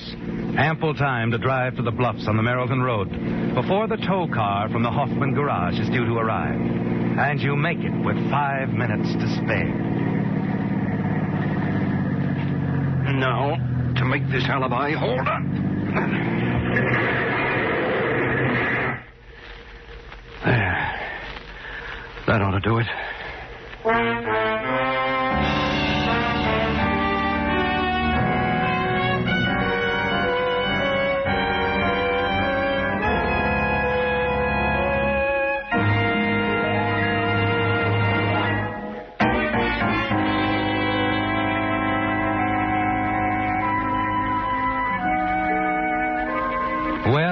You're pleased with the way things worked out, aren't you? You bashed in the front of your car right by the bluffs just as you planned. And before the tow car arrived from town, you had time to bury the automatic that killed Bob Turner. You're confident now, aren't you, Ross? Certain that it's just a matter of time until Kitty Brand gets over the shock of Bob's death and agrees to marry you.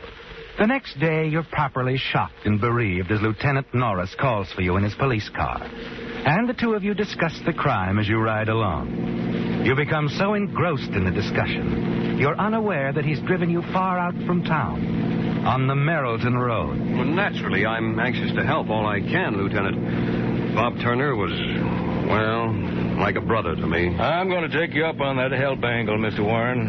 Tom Hoffman's already pointed out the spot on the Merrilton Road where he picked up you in your car last night. Want you to verify that, if you don't mind. Why, of course. Be glad to. I didn't even notice. We're almost there, aren't we? That's right. Hey, you see, Mr. Warren, the two stories are a little confusing. What two stories? Yours and Kitty Brand's. She was out for a walk last night, dropped by Turner's apartment, and discovered his body. And she saw your car parked on the side street next to the apartment. But she couldn't have. I know. Both you and Tom Hoffman say you were right here in the smashed car at the time. But that's true. Hey, that's my car there. Now, we took the liberty of bringing it back out here, Mr. Warren, to prove something to both of us. Come on over here for a minute. I'm afraid I don't understand, Lieutenant. You will. Now, just for the record, will you get in your car and show me how you placed that call to the garage last night? Why, of course. I just picked up the receiver, pushed this button, and the operator answered.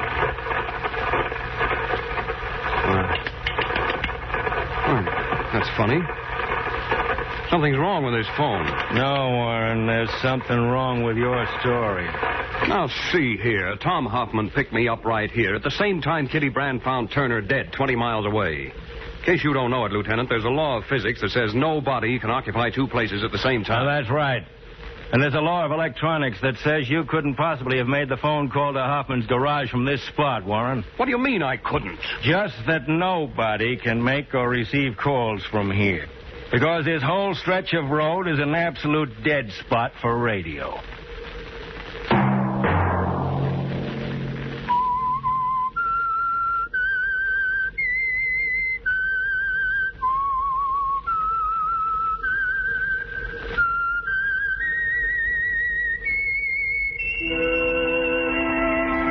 Let that whistle be your signal for the Signal Oil program, The Whistler, each Sunday night at this same time. Signal dealers are so proud of the good mileage of their famous Go Farther gasoline.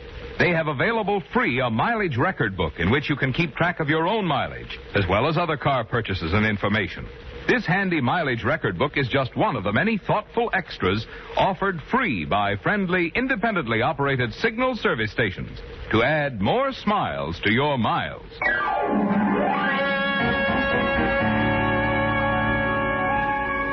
Featured in tonight's story were Bill Foreman, Les Tremaine, Gene Bates, Bob Bruce, Elizabeth Root, Herb Butterfield, and Charles Seal. The Whistler was produced and directed by George W. Allen, with story by George Asness, music by Wilbur Hatch, and was transmitted to our troops overseas by the Armed Forces Radio Service.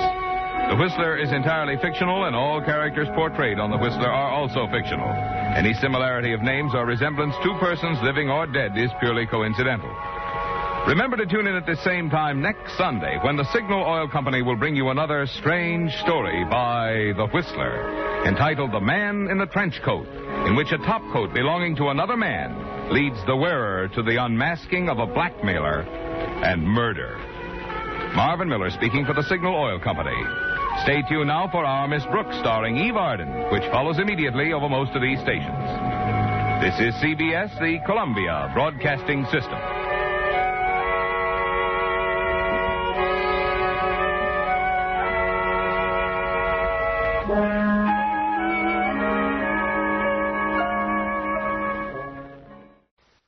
And now, stay tuned for the mystery program that is unique among all mystery programs. Because even when you know who's guilty, you always receive a startling surprise at the final curtain. In The Whistler.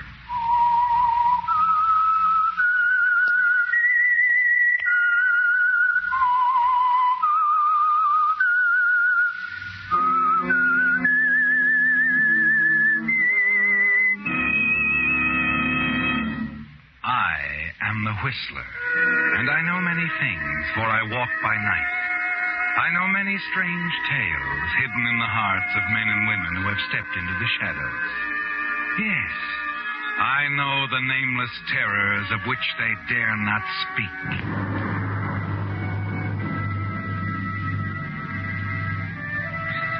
Yes, friends, it's time for The Whistler, rated by independent research, the most popular West Coast program in radio history.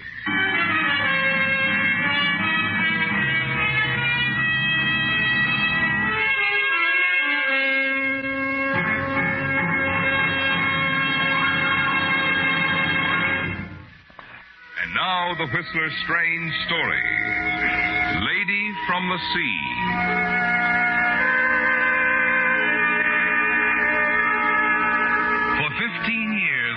Cartwright had lived in a shadow. The shadow of a knife and a note. A note that could destroy everything she'd built up in 15 years of hard work. Yes, a shadow that even the glittering lights of Hollywood could not dispel. Myra had now reached the peak of her fame. The light of her stardom was burning brightly. Her houses in Bel Air and Palm Springs were show places, and her face was on the cover of 4 magazines this month. Then, something in the morning paper struck terror to her heart.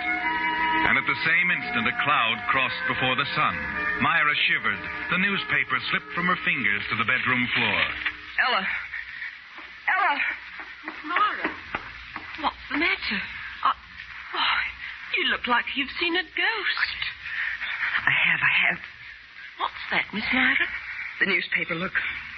Look at it. Piper? There on the front page. The picture. What? Oh, it's a picture of Paradise Pier. And the old cafe built like a ship.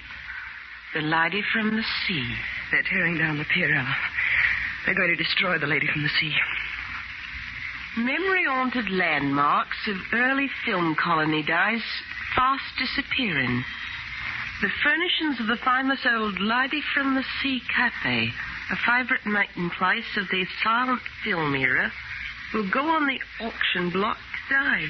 According to an announcement... Ella, call the studio. Tell them I won't be there today.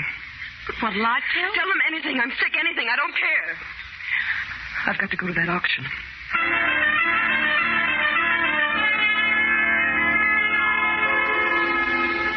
Yes, the dismantling of an old cafe built like a ship had a strange significance in the life of Myra Cartwright.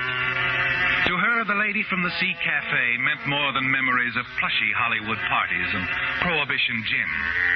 It stood for Craig Douglas, the one-time Hollywood director who once owned it. It stood for Craig's beautiful wife, Norma Douglas, star of the silent films. And above all, it brought back memories of that evening 15 years ago when Myra, then a farm girl from Montana, radiant after her first important screen role in Marie Dressler's latest picture, had stood beside Craig on the upper deck of the Lady from the Sea Cafe, overlooking the churning waters that moved under Paradise Pier. Craig. Yes, darling.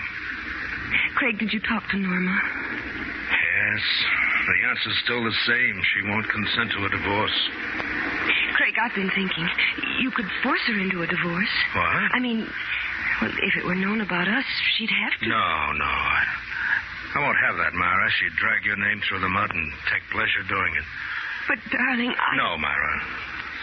No, you're young, on the threshold of a great career. Bad publicity would ruin you. I don't care about my career. I don't care about anything. But you. Oh, darling. Oh, Craig, what are we going to do? Very little, I'm afraid. Myra. Yes? You remember the Ibsen play we read together? The one you named the cafe for, The Lady from the Sea? Uh-huh. He took from his pocket a key ring. And drew a ring that he always wore from his finger. And he took a small ring that I had. These two he put on the key ring, and he said we should wed ourselves to the sea. Wed? Yes, so he said. And with that he threw the key ring and our rings with all his might, as far as he could, into the deep. Myra, give me your ring. Here. And now mine. Yours and mine. On the key ring. There. Craig, darling. Do you remember the rest of the lines? For she is mine, and mine she will remain. And she shall follow me if I should come back and fetch her as a drowned man from the dark sea. Oh, Craig. Craig.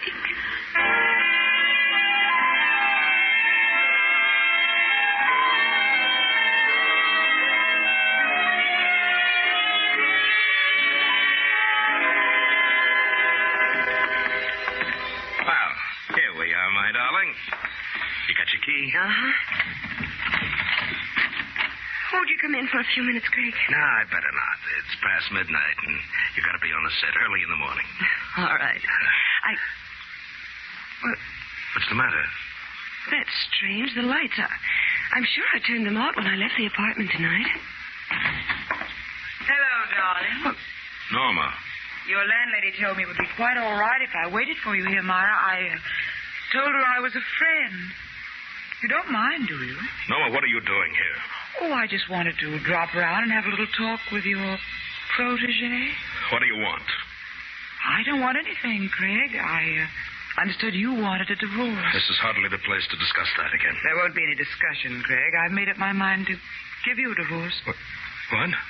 Oh, Norma. Why not? There's nothing left between us. I was a fool to think otherwise, so... Well, you two can make your plans. Oh, Norma, I don't know what to say. Then don't say anything, darling. Well, it's awfully decent of him. I only want you to be happy. I want you to know, Norma. I'm grateful to you for giving Craig up.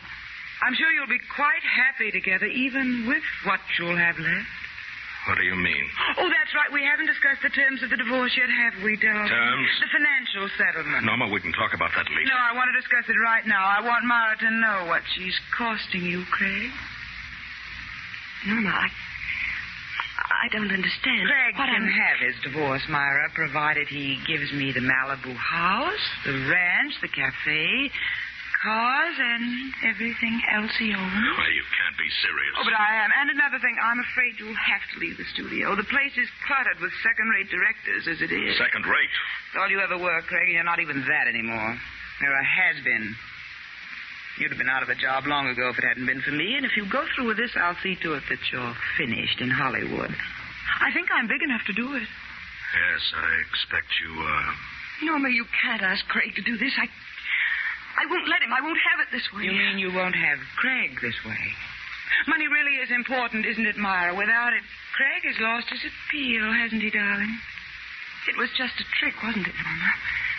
You never intended to divorce Craig. I'm grateful to you for giving Craig up. You just want to torture us. Stop it. I'll never let you have him. Do you understand? Never, you poor, stupid little fool. Stop it. Myra, put down that knife. No, Myra, don't.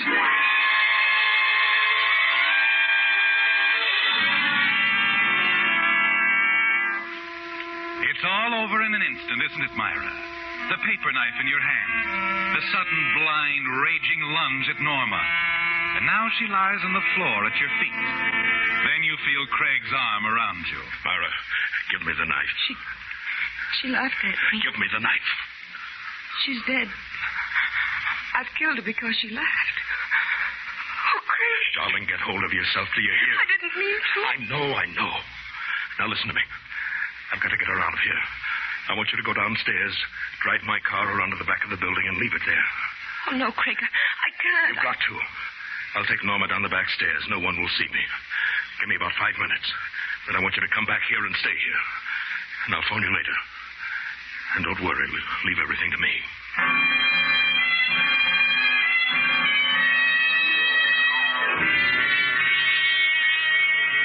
Yes, Myra, leave everything to Craig.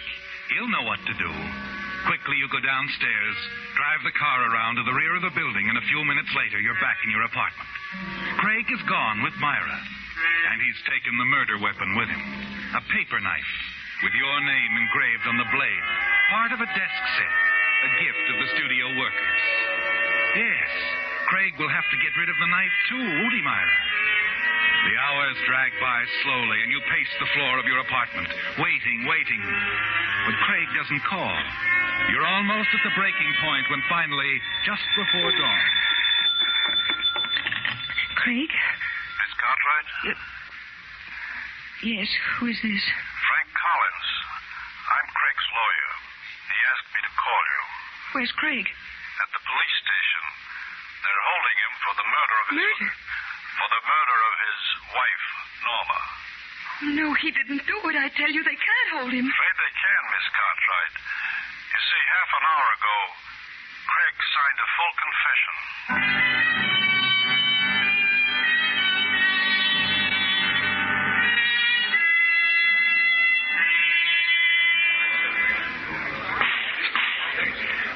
You may proceed, Mr. Kendall. Thank you, Your Honor.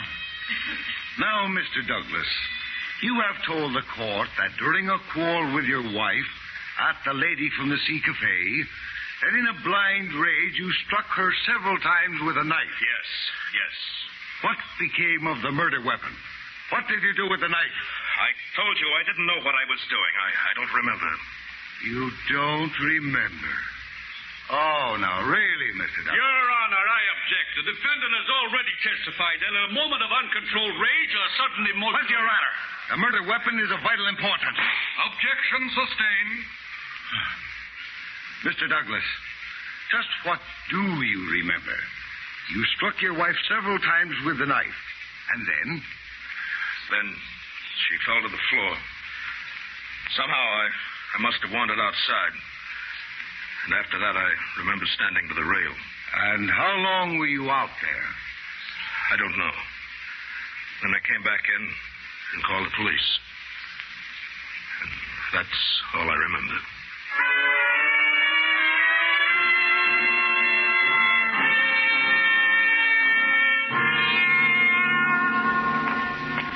Here we are, miss. 5 minutes and keep your hands off the screen. Yes, of course. Hello, Myra. Craig. Oh, Craig. Oh, no, Myra, it's all right. The trial's over, and that's the worst part. Darling, 15 years. 15 years.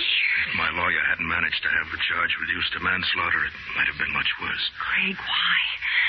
Why did you do it? Why did you confess? Because I love you, Myra. Because you have a career before you. Not like Norma's, based on a pretty face and a few cheap tricks. But something really great. And what if you're wrong? If I'm a failure? You'll have given up your freedom for nothing. No, I would have done it anyway. Craig? Yes? The knife. They never found the knife. Now, don't worry. There's no safer place in the world than where I put it. But I've got to get it sometime. Tell me where it is. No. If I told you, you'd go back and they might be watching. But, Craig... Don't worry, darling. It's safe where it is. Quite safe.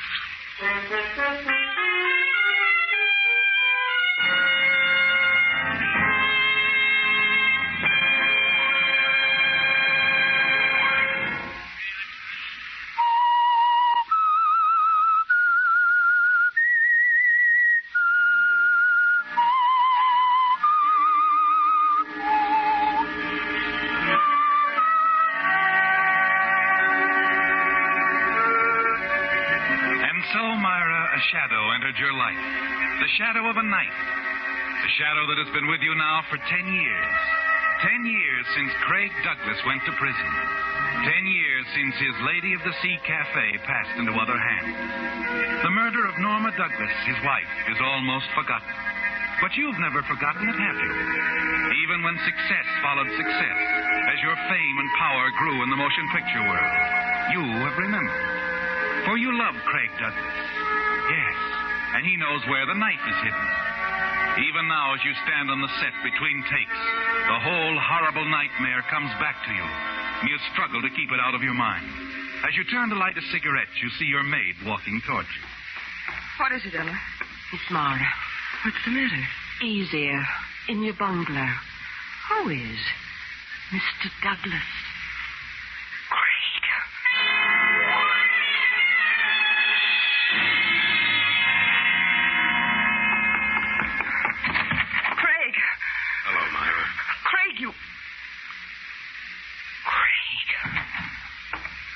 Look so upset, Myra.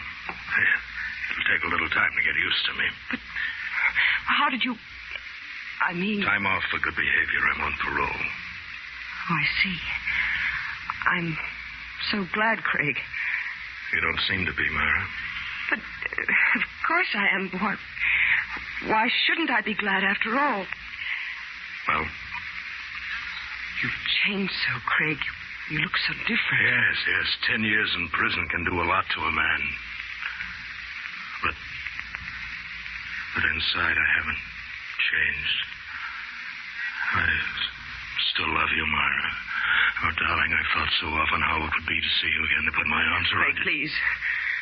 But, Myra... Well, it's just that someone might come. Well, someone has.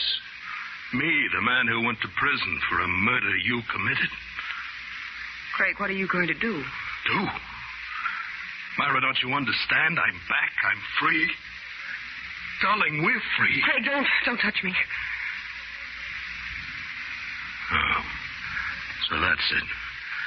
You're not in love with me anymore. I was when you went away. Yes, you were in love with me then. When I had money, influence, when I could help you, when I could give you 10 years of my life to save you. That's pretty funny now, isn't it? What's happened to all our plans, Myra? Craig, please. I'm a star. My whole life belongs to my public. You're a phony, just like Norma. I've got to think of my public. I can't tie myself down to... To an old man? Why don't you say it, Myra? Say it. Say it. Please, Craig. So you're going to let me walk out of here? You're going to thank me for 10 years, pat my hand, and let me walk out? I'll see that you're taken care of. You'll have everything you need. Everything I need? You're paying me off, huh? What's the matter, Myra? Your conscience bothering you? Or is it the knife? You have it? No, it's still hidden. With a note, Myra, a note that tells all about how Norma was killed. A note? Where, Craig, where? It will look at you out of blind eyes, Myra. Like the girl in the Ibsen play, a land creature who can no longer find her way back again to the sea. Tell me. I think I'd better go. No. Wait, please, Craig. Goodbye, Myra. Craig!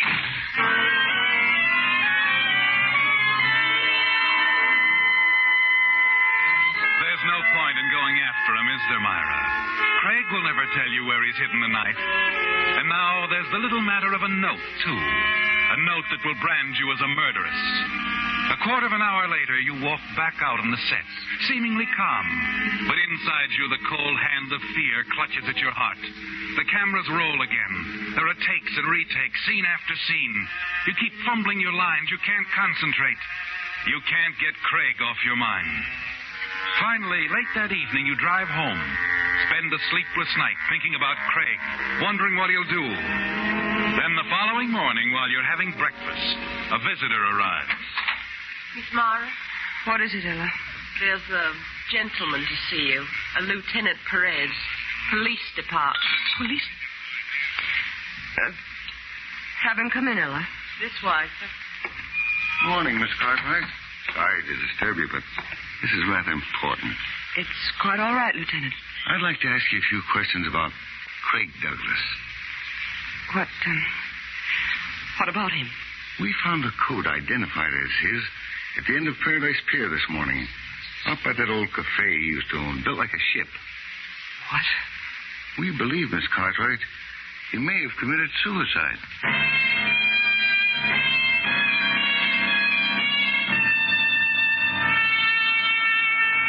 The years have rolled by since that morning when Lieutenant Perez of the Los Angeles Police made his call. 5 more years, Myra, but the shadow has remained. Craig's body was never found, and there was no proof that he was really dead. Of course, as the lieutenant had explained, the tides under the old pier were swift and treacherous. Yes, Myra, as treacherous as the knife Craig had hidden. The knife and the note that no one found, unless someone should find them today.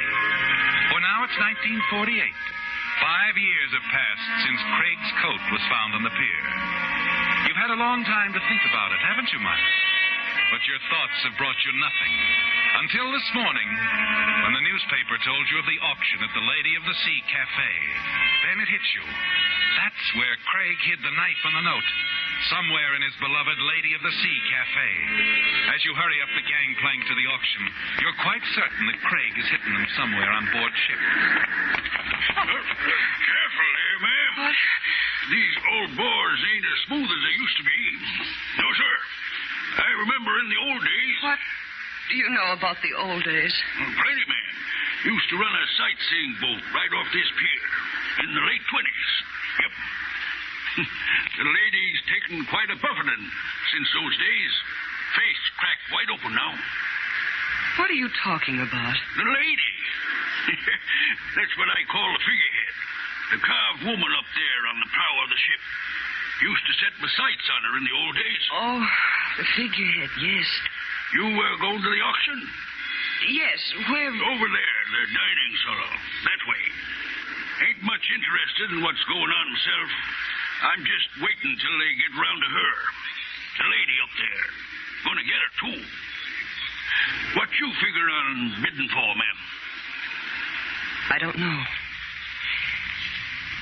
Perhaps for my life.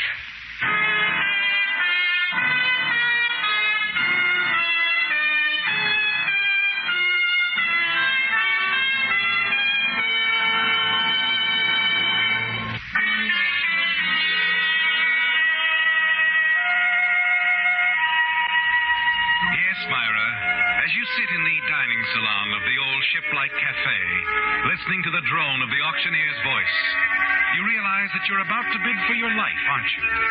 You stare at the jumble of furnishings from the cafe, but there's nothing that would hide a knife for 15 years.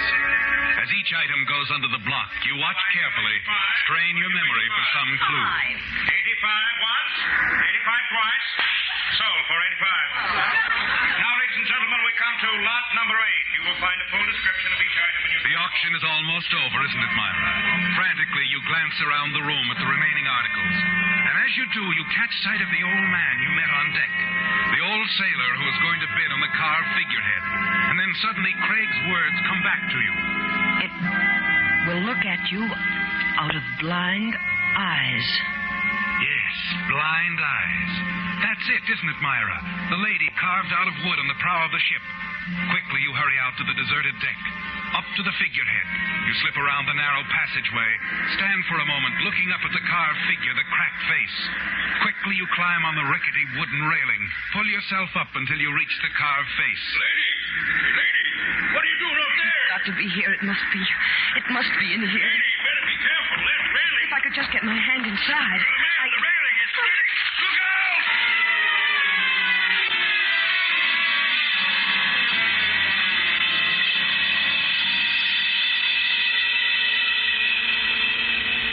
You say you saw it happen, old-timer? That's right, officer. I was standing right here when the rail gave way, and she fell down there. You, find her body yet? No, we won't for a while anyway. Have you any idea what the woman was up to? No.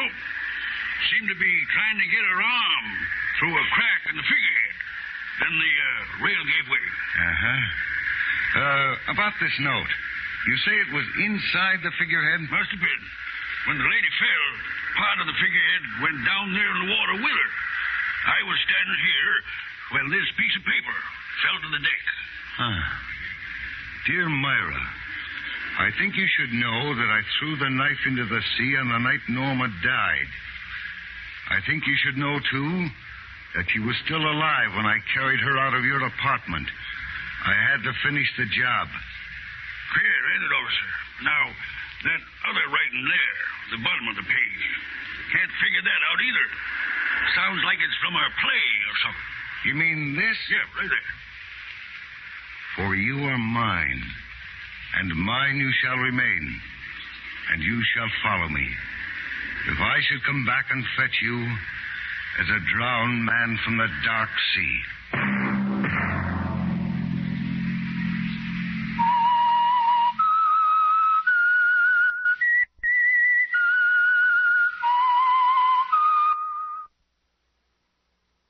Wait a minute. Have you heard the weird tales of the Whistler?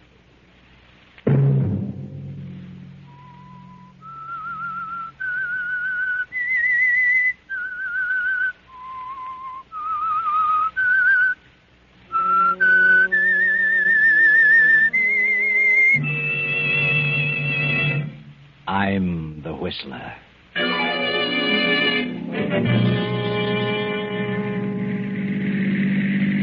Here's the sanitarium, Harvey.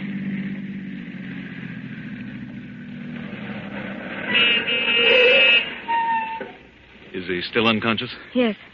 Here comes the attendant. We're all ready for him, Mrs. Jackson. Take his feet, Harold.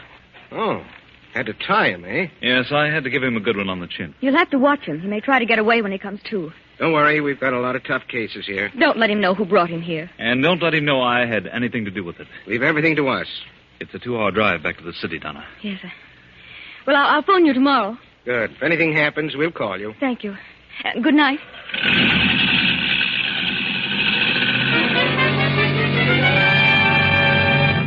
Saturday night, and again CBS presents The Whistler.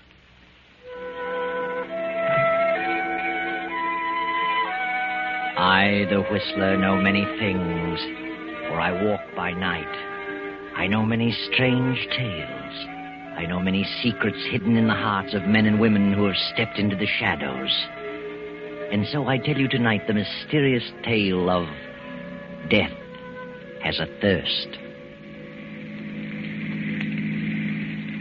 The long black car with a handsome man at the wheel and the woman beside him returns to the highway and speeds on through the night. The man and woman sit staring ahead, lost in thought. The man is Harvey Davis. The woman, Mrs. Victor Jackson, wife of the unconscious man recently deposited at the sanitarium. I'm sorry I dragged you into this, Harvey. But I had to have some help, and I knew I could depend on you. It's all right, Donna. I only hope it'll do some good. Victor never drank a drop while we were in school. He didn't drink when we were first married. But after his father died and Victor took over the business, he started. It's a huge concern, and I guess he just couldn't take it. He's always had an inferiority complex. But the thing that hurts me most is that the drinking has completely changed him. Why, he's suspicious of every move I make. He accuses me of the most disgraceful things. Accuses me of lying to him about everything and of being in love with other men. Oh, countless things. Other men? What men? Any man I speak to. Even you, Harvey. Me? Well, after all, if he's going to be suspicious of any man, it would logically be me. Why? You've brought most of your troubles to me. He knows that. I'm as good a victim as any. He knows I'm terribly fond of you. Are you, Harvey? From the first day I met you, I said, here's a woman, a strong woman. Maybe she'll develop some backbone in my willy-nilly friend, Victor. That's very nicely put, Harvey. Let's hope this sanitarium does him some good. If it doesn't, I don't know what I'll do. Don't worry, Donna. Just remember, I'll do anything for you. Thank you, Harvey.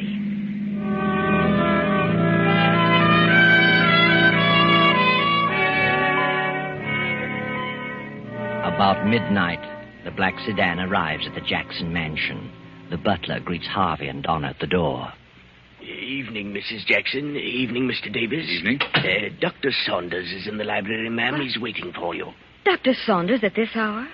What on earth does he want? You'd better see him, Donna. Maybe he knows. Well, how could he?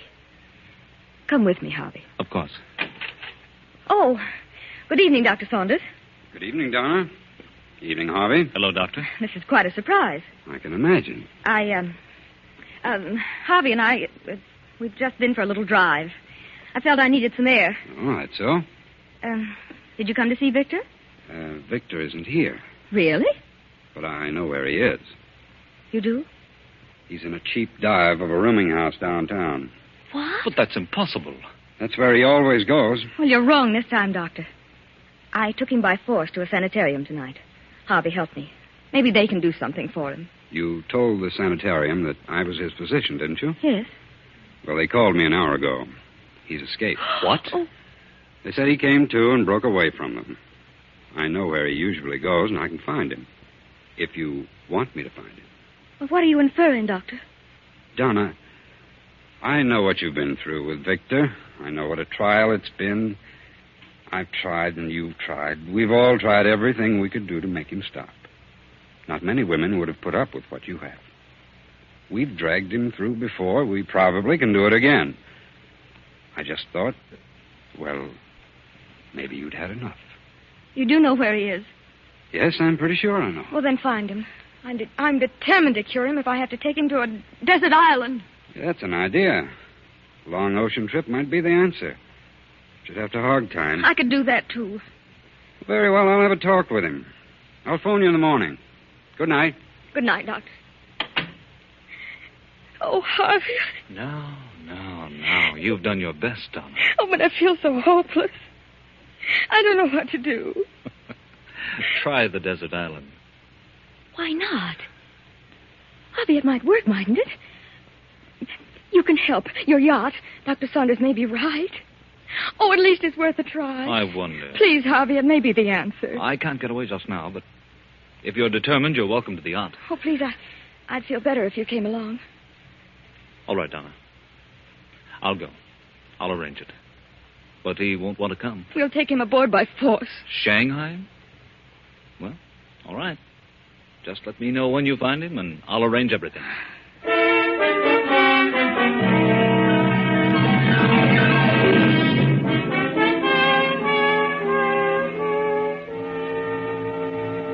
He sure was plastered.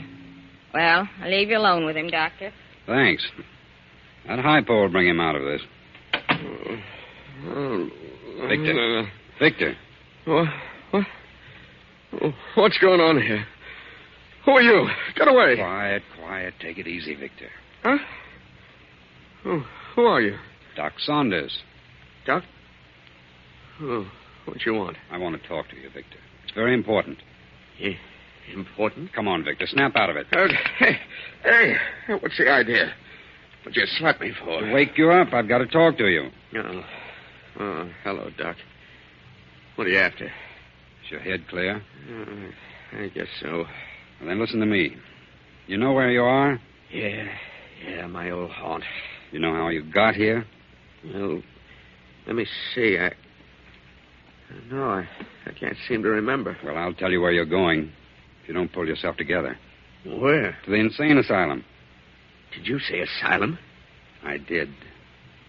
I haven't told you this, but your great-grandfather died insane. What? And that was your father's greatest fear, that he would be a victim. Oh. And there's nothing that hastens final mental breakdown more than alcohol. Insanity? Are you just telling me that? No, I can prove it. Good Lord. Do you want that to happen to you? Oh, no. Oh, but I just can't seem to quit. You're going away, Vic. Away? Where? I'm sending you on a long voyage with no liquor. Oh, no. No, you're not.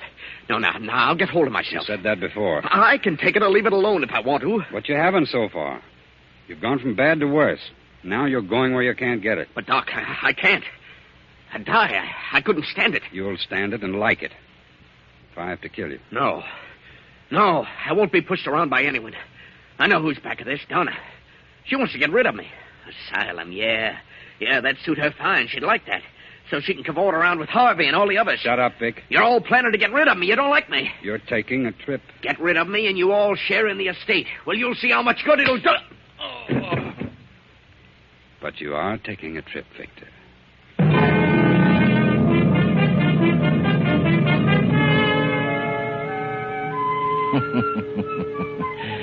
And now, here you are, Victor. Several hundred miles at sea. And worried, too, aren't you, Victor? That talk about insanity really upsets you. You believe it, too, don't you? What's this? Where am I? Donna. Do you feel better? What is this? It's moving. I feel dizzy. I don't think you're dizzy. We're on a boat, darling. What boat? We're on a boat in the middle of the ocean. A boat? Doc Saunders. That's what he said. A voyage. It's his idea. Oh, now, Victor, everything's going to be all right. I know what you're planning to do. You're planning to kill me. You want to get rid of me. Want me to die. You won't die. Whose boat is this? Harvey's yacht. Harvey. Now I know it's a plot. Now I know what it's all about. You and Harvey, that's it. Oh, don't be ridiculous, Victor. Harvey consented to let me have the yacht. Is he on board? Yes. Of course. You and Harvey and me a prisoner. What a perfect setup. You don't mean that, Victor. I've been suspicious of you two all along. Who else is on board? Nobody but the captain and the crew of 4. And Harvey and the doctor. Where are you taking me? We're just cruising. Just cruising. Till you find the right spot. Right spot for what? To dump me overboard. No one will ever know, will they? And you'll say I jumped over. I was washed over the side. Oh, Victor, what has happened to you? You're like a stranger to me. I just don't know you. It doesn't seem possible that you're the man I married. My darling, what's happened to you? Don't you know? If I only did. Why, I'm crazy. Insane. Surely you knew that. My great-grandfather was insane, and my grandfather, and undoubtedly my father, so why not me? You're talking nonsense. No. Hasn't Doc Saunders told you what he knows? No. Oh, come now. You three are closer than that. Stop talking such nonsense. I won't listen. I'm getting out of this cabin. I can't stand to be cooped up like no, this. No, please stay here for a while, Victor. Please. Here, I brought you some milk. Please drink it. Milk? Ah. Got a funny color to it. And it smells strange. What's in it? Arsenic? It's just plain milk, Victor. Now drink it. Do you like milk, Donna? Yes, I love milk. Then drink it yourself. Victor! Oh, all over my dress. You're trying to poison me, that's it. Now get out of here. Get out. Oh, Victor, please, darling. Get out!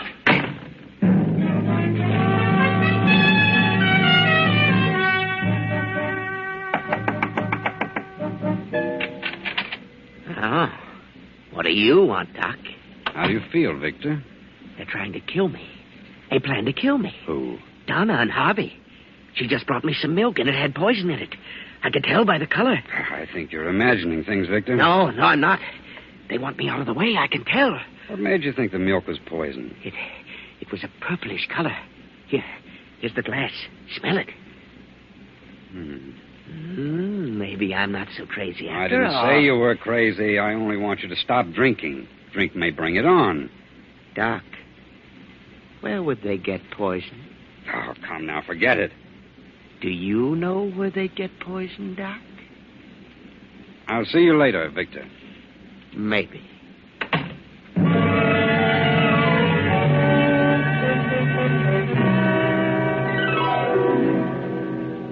Did you send for me, Doctor? Yes.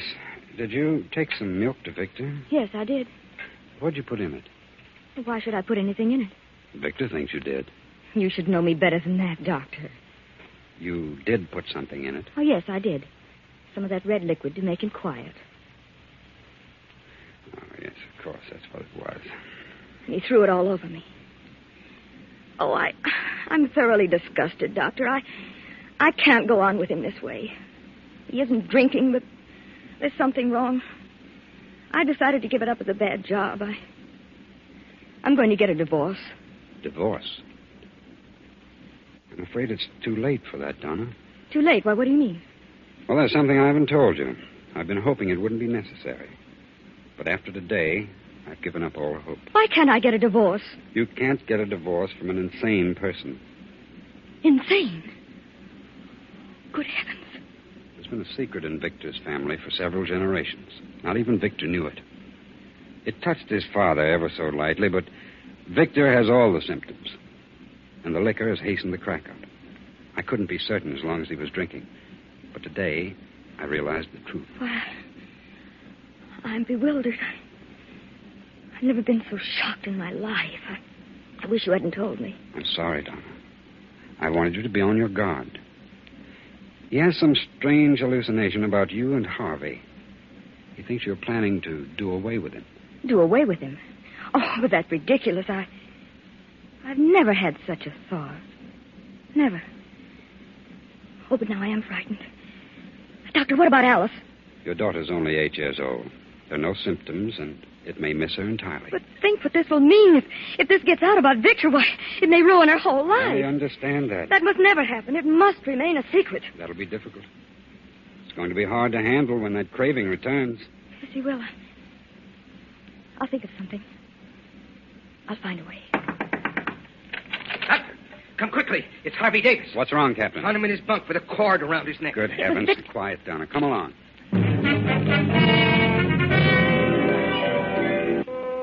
Is he dead? No, he's breathing. Found him just in time. He'll be all right in a few minutes. Thank heaven. Harvey. Harvey. Donna, what's wrong?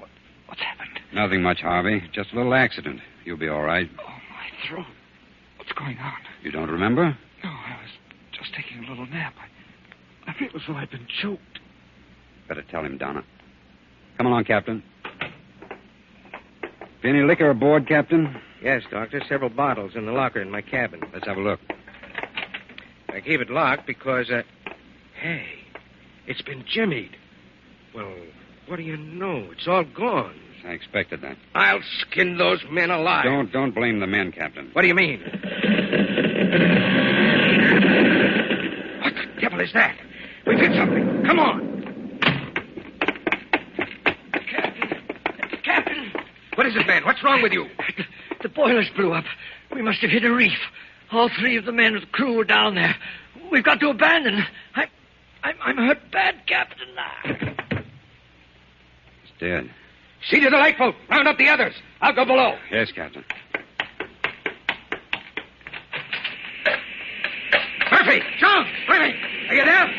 Good Lord, what a mess. I can't imagine.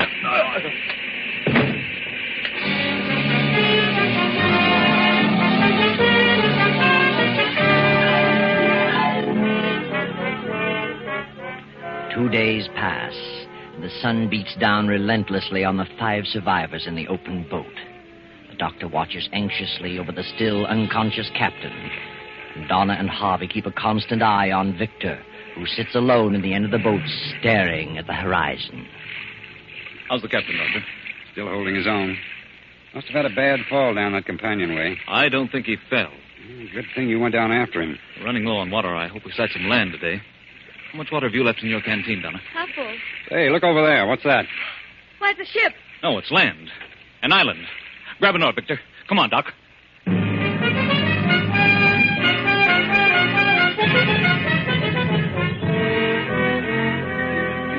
Well, I've looked all around. Places as barren of food and water as the Sahara Desert. I'm afraid if we do locate any water, it won't be fit to drink. There must be water. What do you care about water?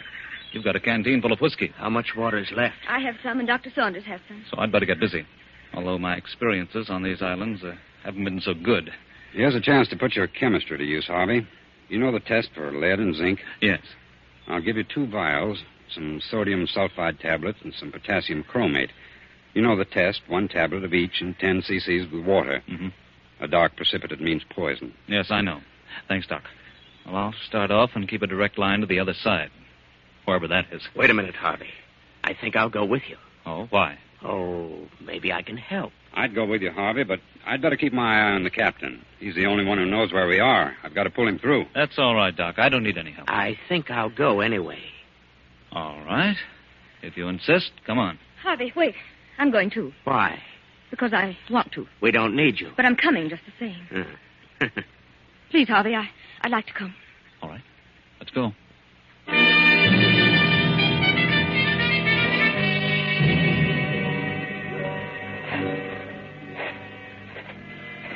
It's certainly hot.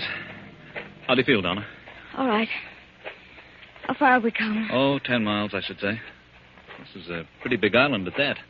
And nothing but desert. Are you sure those last 2 water holes were poisoned? Certainly. Look good to me. I'm getting mighty thirsty. Better quit drinking that whiskey. It'll only make you thirstier. Harvey, can I have a little water? I'm sorry, Donna, but you'll have to suffer it as long as you can. Please wait. You suppose we'll ever get out of here? I don't know. Oh, it's all my fault. What a shame to get you into such a mess. Please forgive me, Harvey. There's nothing to forgive, Donna. I'd do it again 100 times over. Will you? Would you, Harvey? Yes. Poor Victor, what a sad thing. No one must ever know, Harvey. Promise me if we get out of this. Promise me you'll never let anyone know. No one will ever learn from me. I got him. I got him. What on earth? Harvey, he's got a gun. Where'd he get it? Come on. I got him. Look, a lizard. A big one. I knew we'd find something. Put that down. You can't eat that. There must be water around here. There must be. Where'd you get that gun? Out of the captain's locker. Better take it easy with those shells. We may need them. Yeah. Maybe I will. Have a drink? No. All right. I'd sure like some water. How about it? There's just enough for one of us to get back. And if only one goes back, it'll be Donna. Donna? How chivalrous. Who's got the water? I have. Come on. Let's keep moving. There's water around here. There must be. And I'm going to find it. Donna, if we don't find water, he's going to start pleading for what you have. No matter how much he raves or pleads, don't give it to him. Even if he threatens us with a gun. Tell him you drank it all. I want you to have the best break out of this. Thanks, Harvey. I appreciate that. I found it. Water. I found water. Hurry, Donna. Hurry.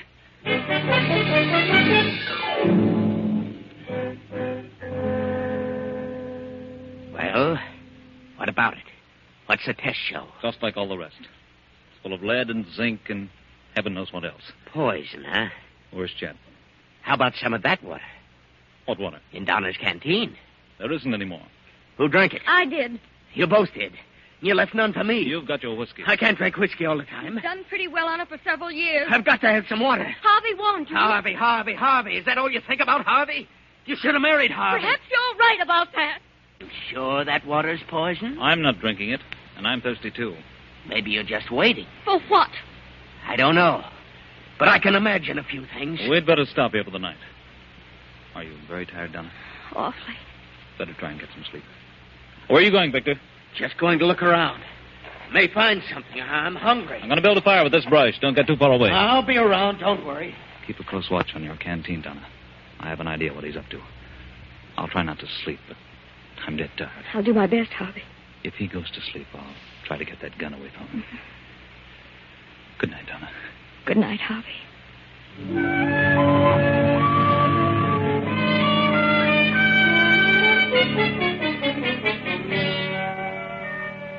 Night comes on.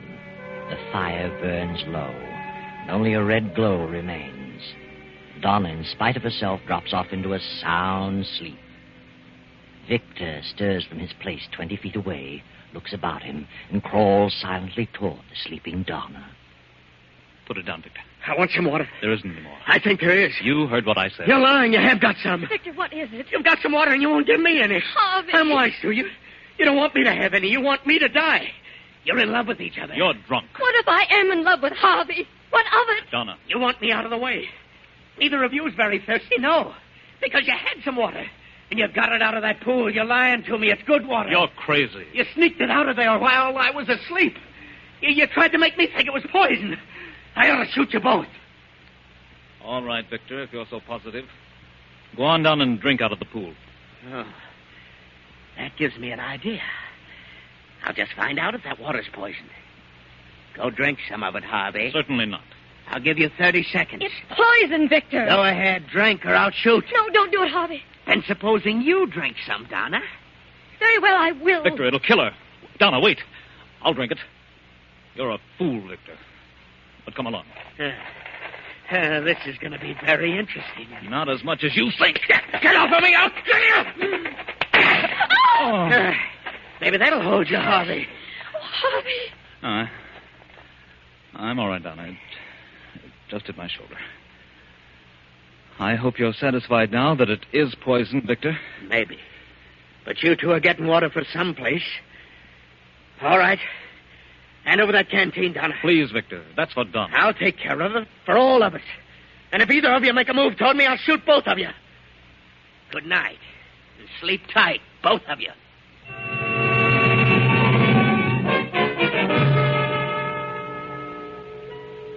The night slowly fades, and the chill of dawn creeps in. Then, as the sun comes over the horizon, Harvey stirs fretfully, opens his eyes, and looks for Donna. She sits beyond the dead embers of the campfire, her hands folded before her, staring blankly into space. Harvey raises up with a start and moves quickly to her side. Victor is sprawled on his back, the hilt of a hunting knife protruding from his breast. Donna. Good. What's happened to Victor? He's dead, Harvey. Dead? That knife. Why, it's yours, Donna. Yes, it's mine. Now no one will ever know. Will they, Harvey? No. I had to. Harvey, hello there. It's Dr. Saunders. Here we are. Well, thank heavens we found you. Sighted a ship, built a signal fire. They're waiting for us. Well, what's this? Well, Victor must have gone crazy in the night and stabbed himself. Now, let me see. He's dead, Harvey. How'd this happen? I told you he must have stabbed himself. No, he didn't. I stabbed him. It's my knife. I got to thinking and I did it. I crept over and I stabbed him. Oh, I see. When did you do this, Donna? It was not more than an hour ago. I couldn't help it, Doctor. I couldn't help it. Please, Donna, please.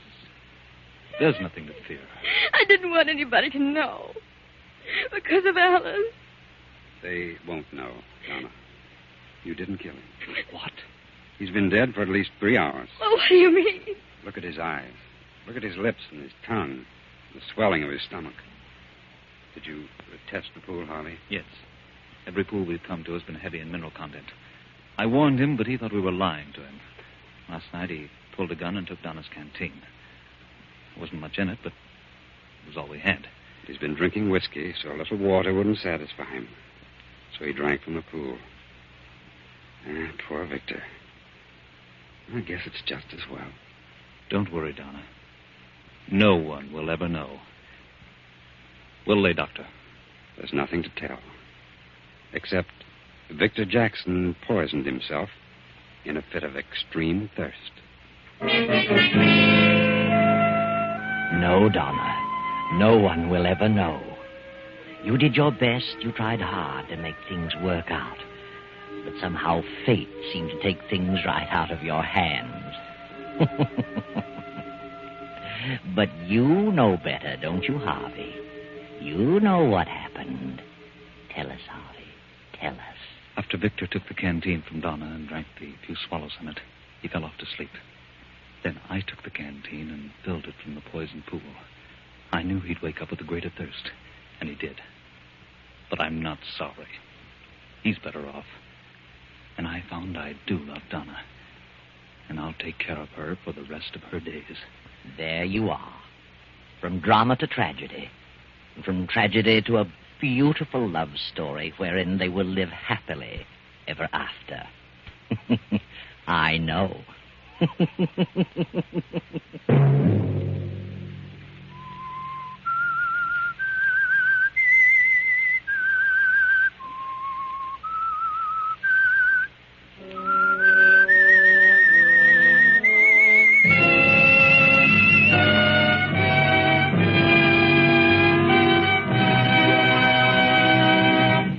CBS has presented The Whistler.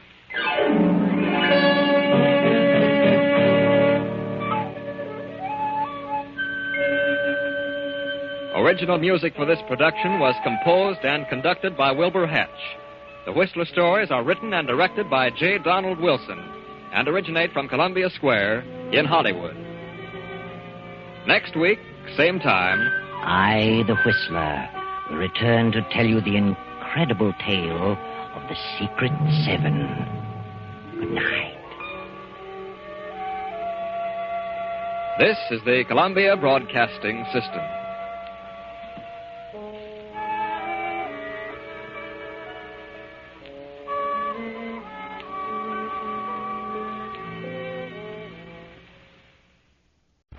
Signal, the new gasoline you can prove is superior.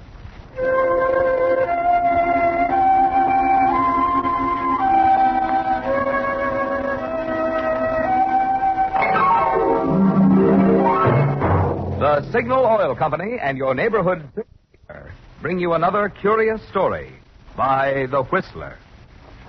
Tonight, death laughs last.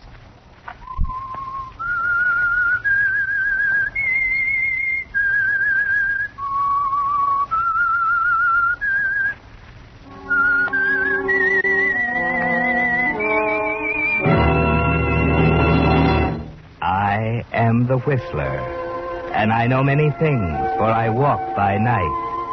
I know many strange tales hidden in the hearts of men and women who have stepped into the shadows. Yes, I know the nameless terrors of which they dare not speak.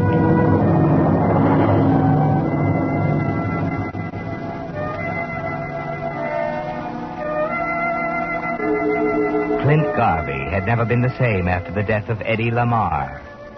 Eddie was his closest friend. They'd gone to school together, come up from the streets into the big time side by side. Their partnership had been a profitable one. Eddie had plenty of money. There were no domestic troubles. His health was good. And Clint had always seemed puzzled as to why a man like Eddie would commit suicide. It just wasn't in the cards. Still, no matter how much pressure Clint put on the police department, their answer was always the same. Did you forget it, Garvey? It was suicide. The coroner says so, the police surgeon says so, and I say so. You could still be wrong. Oh, look. It's been a year now. 1 year this month since we went on the case. We've gone into every angle. We know Lamar's past like a book. The records fill 2 file drawers down at the bureau. And everything we've got says it's suicide. Why won't you forget it? Because I knew Eddie Lamar better than all of you, and I know he wasn't the kind of a guy who bumped himself off. That's why. What do you know about the inside of his mind? We got a million cases just like it. Guy comes home happy, kisses his wife, not a care in the world, bingo, puts himself away. Not Eddie. You're off the beam, Sergeant. I'm sorry, Clint. We're closing the case for keeps this time. There's nothing more we can do. Ever made a mistake, Sergeant? Not very many. Check the record. This department is a pretty high batting average, Clint. There hasn't been a single unsolved murder on the books for the past 18 months. Oh, come on, Sergeant. You're not trying to tell me that Just for check the record. It's all there in black and white. Well, I better get going. Due at the desk in 20 minutes. I'm sorry, Garvey. You're a smart boy in your own line. But you better let us make the decision when it comes to murder. It's our business. So long. So long.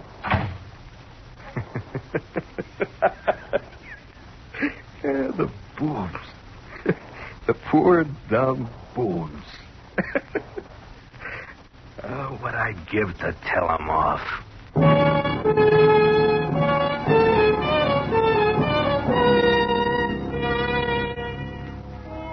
Yes, Clint. If there were only a way you could tell them off, show them what blundering saps they are. It was a perfect crime, wasn't it? So perfect that for the past year you've had a wonderful time playing with them, watching them stumble, goading them on, almost daring them to discover how Eddie Lamar really died. Yes, Clint, it was a new kind of sport, full of thrills and danger. But you knew you were safe, because it was so perfect. No loopholes, no loose ends. You saw to that when you killed him. How you'd love to tell the public the real story of Eddie Lamar, and then lean back and laugh with the rest of them while Chief Bradshaw and his clowns crawled into their holes. But that's the trouble with a perfect crime, isn't it? You can't tell anybody. You've just got to sit back and smile and boil a little inside. And then, one Saturday night on the highway north of San Diego, your lights pick up a hitchhiker at the edge of the road. Where to, buddy? Stick 'em up. Hey, wait a minute, pal. You don't know... You heard what I said. Stick 'em up. Okay. Now, get out of the car.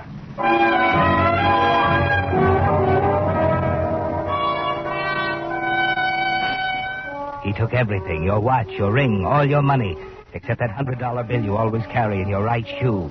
Left you on foot 10 miles from Chalmers Cove, the nearest town. Nothing to do but wait for morning in a haystack near the highway. You were boiling mad, weren't you, Clint? Didn't feel much like talking when that breezy truck driver picked you up the next morning. I'm always glad to give a guy a lift. Against company rules, of course, but, well, you know, it gets darn lonesome pushing one of these six-wheelers all day. Always manage to find a ride of nights, too. That's when you need a guy to talk to. Yeah, keeps you from dropping off like that guy did last night. Huh? What guy? I just heard about it back at the station. Guy must have fell asleep at the wheel. Drove off a graded curve. Yeah, killed him dead. Car burned to cinders. Some guy from Frisco. Mention his name? Yeah, Garvey. Made a note in my mind without thinking. Garvey. That's gravy spelled backwards. See? Wait a minute. Hold it. I think I'll go on to San Diego. Change my mind. You can let me off here at Chalmers Cove.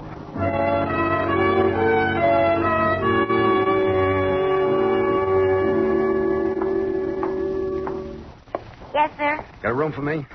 Yeah, I think so. I can give you $29. That'll be $4 with that. That'll do. My name's Lawrence. Sign the register, please. Yeah. Okay. Now give me one of those newspapers, will you? Here you are. The maid will be in to make up the room right away. Tell her to skip it for a couple hours. I want to be alone.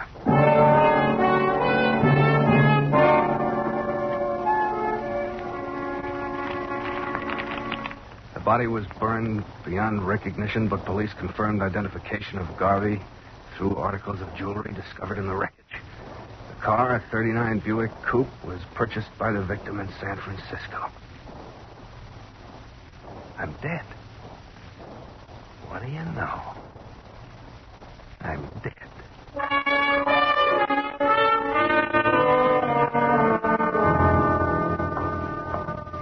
Say, clerk, Yes, sir.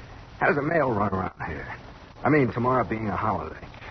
It'll be picked up Tuesday morning at 9. When was the last pickup on Saturday? Let me see. Was it 5? Yeah, that's right. 5 o'clock Saturday afternoon. I see. Your mind's going a mile a minute, isn't it, Clint? A whole year of talking to yourself, of chuckling in private at the stupidity of Bradshaw and his homicide detail. And now it's laid right in your lap.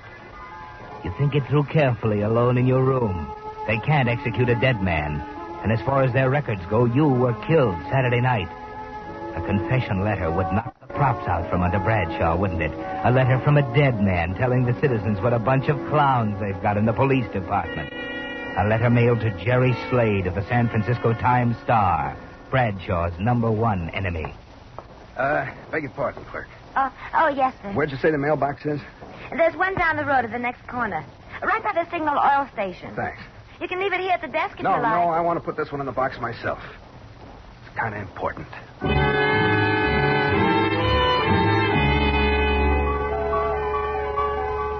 And Jonathan Skinny Wainwright, the general who saw the stars and stripes all down. Morning, Mr. Lawrence. Checking out?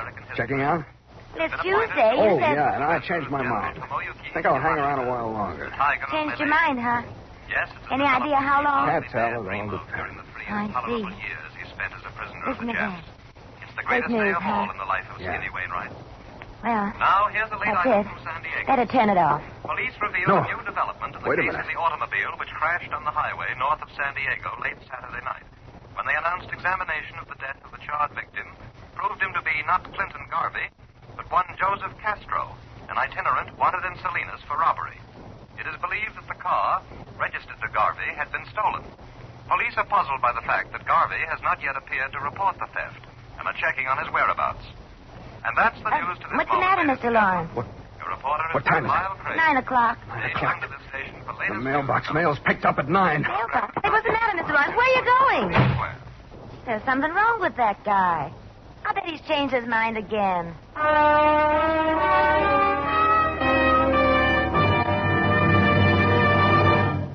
Could you describe how an olive tastes to a friend who's never eaten one? It'd be a pretty tough job, wouldn't it? Because an olive is so different from any other food. And that's the same fix I'm in when I try to describe new Signal gasoline. This great new super fuel is so superior, you really have to try it to believe a gasoline can make such a difference in driving. But I can promise you this. With your very first tankful of new Signal gasoline, you'll see the difference. Yes, and feel it, and hear it, too. Here's what I mean. With new Signal gasoline in your car, when you touch the starter, you feel your motor spring instantly to life. When you step on the accelerator, you see your car step ahead with pickup that makes you proud. And even when your motor's working hard uphill, you hear it purr contentedly. Proof of Signal's higher anti-knock. What's more, because you'll be shifting less, and shifting wastes gasoline, you know, you'll enjoy more high-gear miles, actually go farther than ever with new Signal gasoline. No wonder there's been such a swing to Signal. No wonder so many folks are saying, I didn't realize how much pleasure driving could be till I tried new Signal gasoline. And now, back to the Whistler.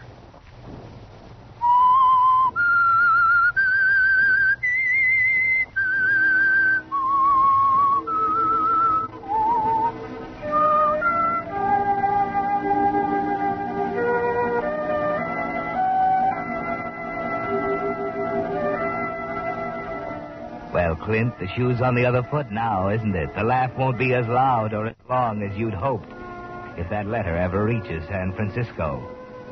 Yes, if it gets there, you're a dead duck, and you know it as you race pell-mell down the side street in Chalmers Cove toward the mailbox you dropped it in last night. 9:05, the pickup scheduled for 9 o'clock. Maybe the truck will be late, you keep telling yourself. Yes, it's pulled up at the box as you turn the corner. Hey, wait a minute. What's wrong? Listen, this letter I mailed last night. Yeah? I don't want to mail it. I changed my mind. I got to get it back. Well, where'd you mail it? This box right here, last night. Well, can't get it back against department regulations. Once she's in the box, she's our baby till we make delivery. Better take it up with the postmaster. Well, listen, nobody will know about it. All you got to do Sorry, bud. I tell you, I got to get it. I can't. Okay. Sorry, pal. I'm under the bush this week. Where do you keep your keys? Here. Okay, check the box first.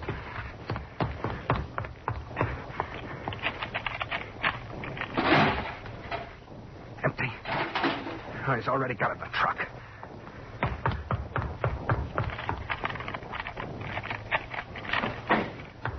Yeah, 3 mail bags. Okay.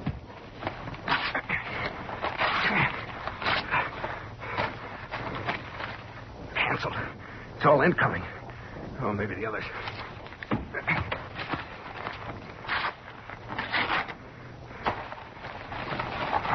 canceled.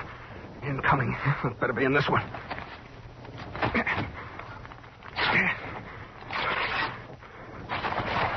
Oh, this is incoming, too. It's been picked up by another truck. Wait a minute. The post office. Yeah, the Los Angeles post office. I still got a chance.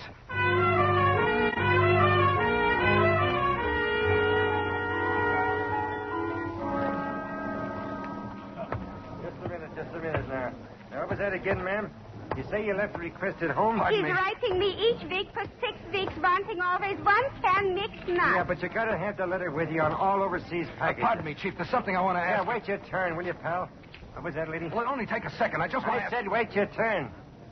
Now, lady? 1 package mixed nuts I'm sending in weekly to Okinawa Island. Yeah, I know. But you can't send a package that size without a written request. It's home, I'm telling you. Today my husband is Chief, you gotta tell me... Say, what's eating you? Take your time, will you?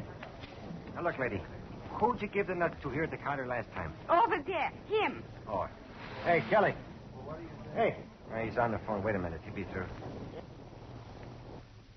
Yeah? What do you know? Well, just a minute. What's the matter, Ed? This woman here wants to send a package overseas. Says you took one from her every week. You left a request at home, she says. Oh, yeah, she's okay. Go ahead, tell her. Okay. Okay, lady. You see, it'll be 27 cents. Thank you. Next time I bring the letter. Right. Now, what can I do for you, pal? Listen, I sent an airmail letter this morning from Chalmers Cove to San Francisco. What plane will be on? What time did you mail it? It was picked up at 9, maybe a little before. I'll be on flight 6 out of Burbank. Leaves at noon. Thanks a lot. Oh, what do you know about that, Ed? What? I had a mail robbery down the line this morning. Yeah? Where? Chalmers Cove. Chalmers Cove? Hey, wait a minute. Now, where'd that guy go to? Oh, what's the matter? Take the window, Kelly. I got a phone call to make.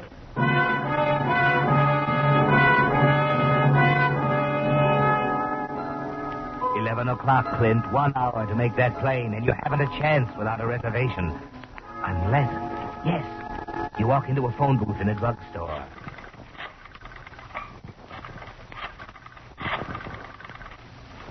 There's a chance it might work. I gotta take it. Hello, Pacific Airlines. This is the Army Priority Board. A civilian passenger for San Francisco will arrive at the airport in a half hour. J.G. Eastlake. Yeah. Give him a 2 priority on flight 6 at noon. Right. Thank you.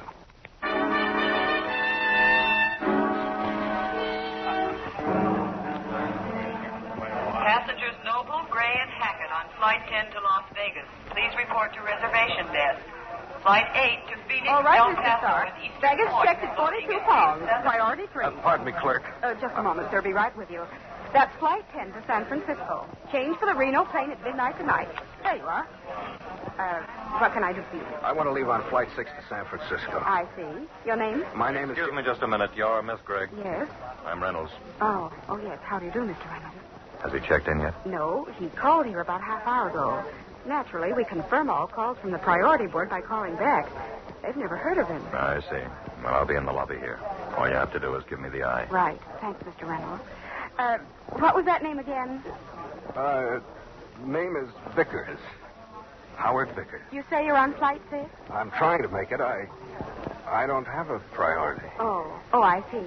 Well, there may be a cancellation, of course. Will you wait here in the lobby? Take off in 15 minutes. Yes, I'll wait. You'll have a pretty fair chance. As it happens, we're running 2 sections on flight 6. 2 sections? Yes. That's a break for you, isn't it? Yeah. Quite a break.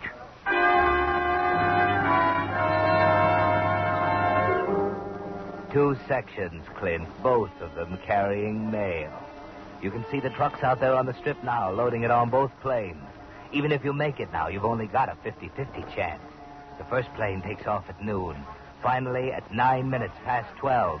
Mr. Howard Vickers, please report to reservation desk. We have your reservation on Flight 6, second section. Mr. Vickers, please. If you knew how to pray, Clint, you'd be praying now. Praying that the letter that means life or death to you is in one of the sacks you saw them load into the tail compartment of the plane you're riding on. Yes, and that you can follow it from the airport in San Francisco, tail the postman who takes it to the office of the Times-Star. But if it's on the first plane, Clint, if it's delivered before you arrive, You're just as dead as if you'd stayed in Chalmers Cove and waited for them to come and get you. You need a break, Clint. A good, healthy break. Then at 1:30. Fasten safety belts, please. There's nothing to worry about. Fasten safety belts. Fasten safety belts, please. We're going to land. There's absolutely no danger. We've simply run into a storm and we're landing until it blows over. But where are we? We just passed over the Salinas. It may be necessary to spend the night here. A company limousine will pick you up and take you to a hotel. Just relax. We're landing now. Stewardess. Yes, sir? What about the first section up ahead? Well, I couldn't say, sir. They may be through the storm. They'll arrive in San Francisco before we do? Well, maybe. I don't know. I'll try to find out for you later.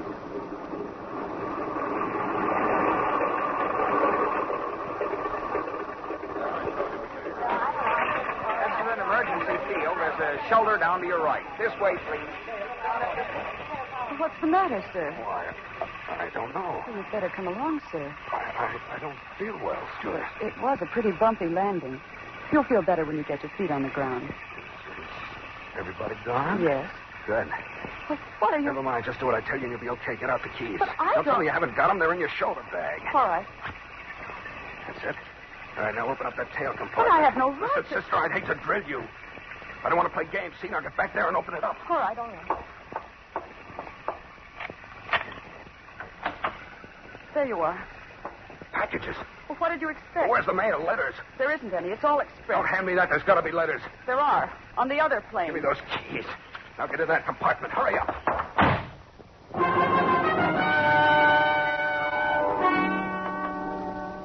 You're pretty panicky, aren't you, Clint? There's no way out of it now. For once, you don't know what to do. And just as you're about ready to give up... The train. If I can make that train. It's a quarter mile along the edge of the field of the tracks. A car is pulled up on the highway at the grade crossing. That's a better idea, isn't it, Clint? A car. Hey! Hey, you! Hey! Yeah? What's up? Wait a minute, will you? Wait a minute. Sure. What's the matter, mister? Had a wet, ain't you? Never mind that. Get out. What you talking about? Get out or I'll blow your head off. Hurry up. Oh, yeah, sure. I didn't see All that. right, beat it. Yeah, mister, sure, I'm going. I'm pulling.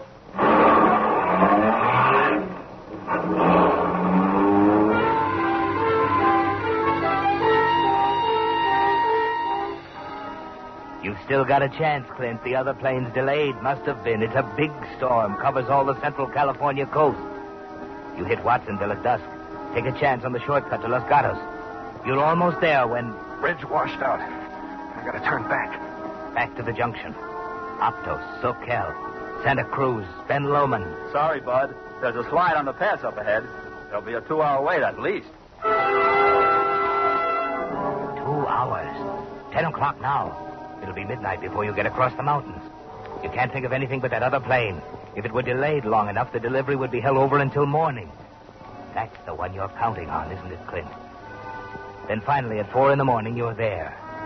You leave the car on 3rd Street and take a taxi the rest of the way to the Times Star building on Mission Street. There's a one-armed coffee joint across the way where you can telephone.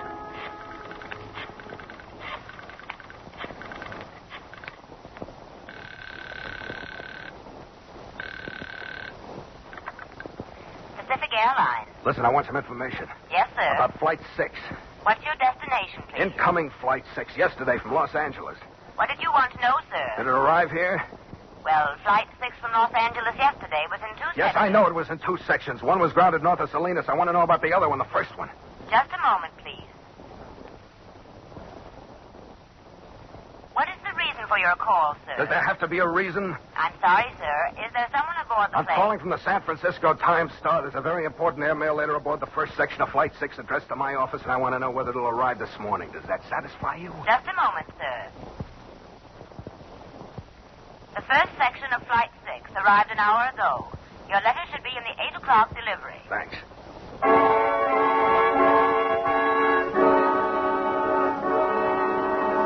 Three hours to go. 3 miles of pacing up and down Montgomery Street, over to Kearney, up Market to 7th, and back again. 5 cups of coffee. You're going on your nerve, Clint. Your hands are shaking so you can hardly light a cigarette. Then at 5 minutes of 8, a mail truck drives up to the rear entrance of the Times Star building. And you're ready for it, waiting on the platform. Hello there. Is that our mail? This is for the Times Star, if that's what you mean. Great. Everything here? Yeah, it's all in that sack. Well, I'll take it up. Save you trip. Well, thanks a lot.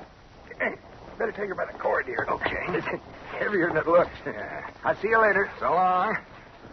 Oh, we're gonna phone booth, Joe.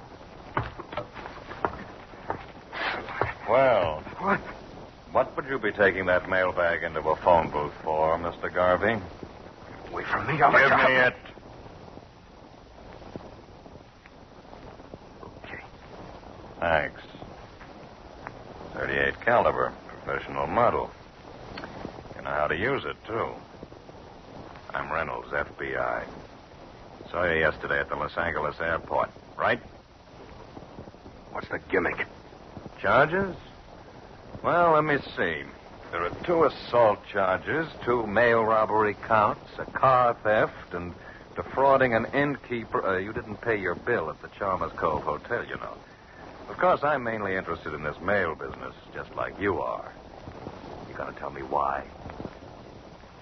You seem to know a lot of answers. Suppose you tell me. You knew one answer you weren't supposed to know, Garvey. You were the only citizen in San Francisco outside the Pacific Airlines organization who knew the second flight of Flight 6 was grounded at Salinas yesterday.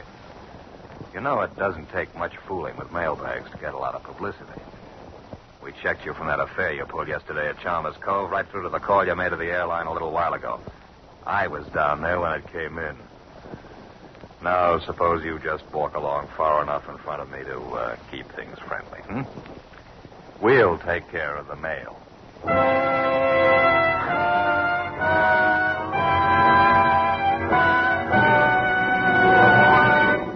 The Whistler will return with the strange ending to tonight's story in just a moment. Meantime, a word about 2 important items that have been making news recently. 1, the atom. And 2, new signal gasoline. No, I'm not going to tell you there's atomic power in new signal gasoline. But recent developments in atoms actually did make possible this great new motor fuel. And I'll tell you what I mean. You see, science has long known that gasoline is composed of molecules, and each molecule is an arrangement of atoms. The way those atoms are arranged determines just how much power you get from the gasoline. In old-style gasolines, the molecules were left just as nature made them. But recently, certain chemists found out how to take gasoline molecules apart, then rearrange the atoms in an entirely new way.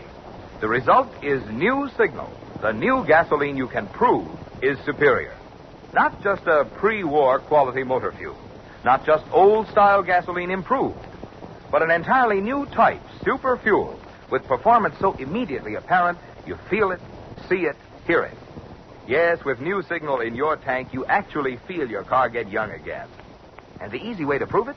Just drive into one of the friendly stations displaying Signal's familiar yellow and black circle sign and say, fill her up with new Signal gasoline. Now, back to the Whistler.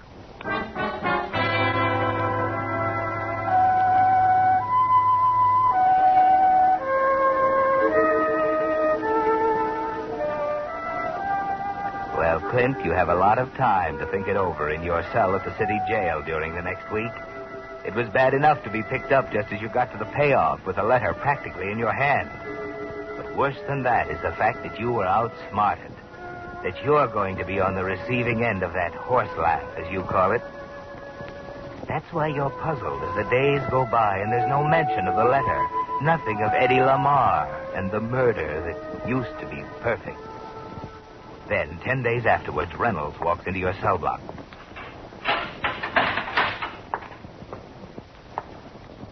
Hello, Clint. Oh. We got it. What? The letter. Took you long enough. Yeah. Slow service. Why you been holding it? We haven't? Oh, wait a minute. It wasn't in the sack, Clint. Where was it? Back at Chalmers Cove, the hotel. What? You're a little behind the times, Clint. The airmail rate is 8 cents, not 6.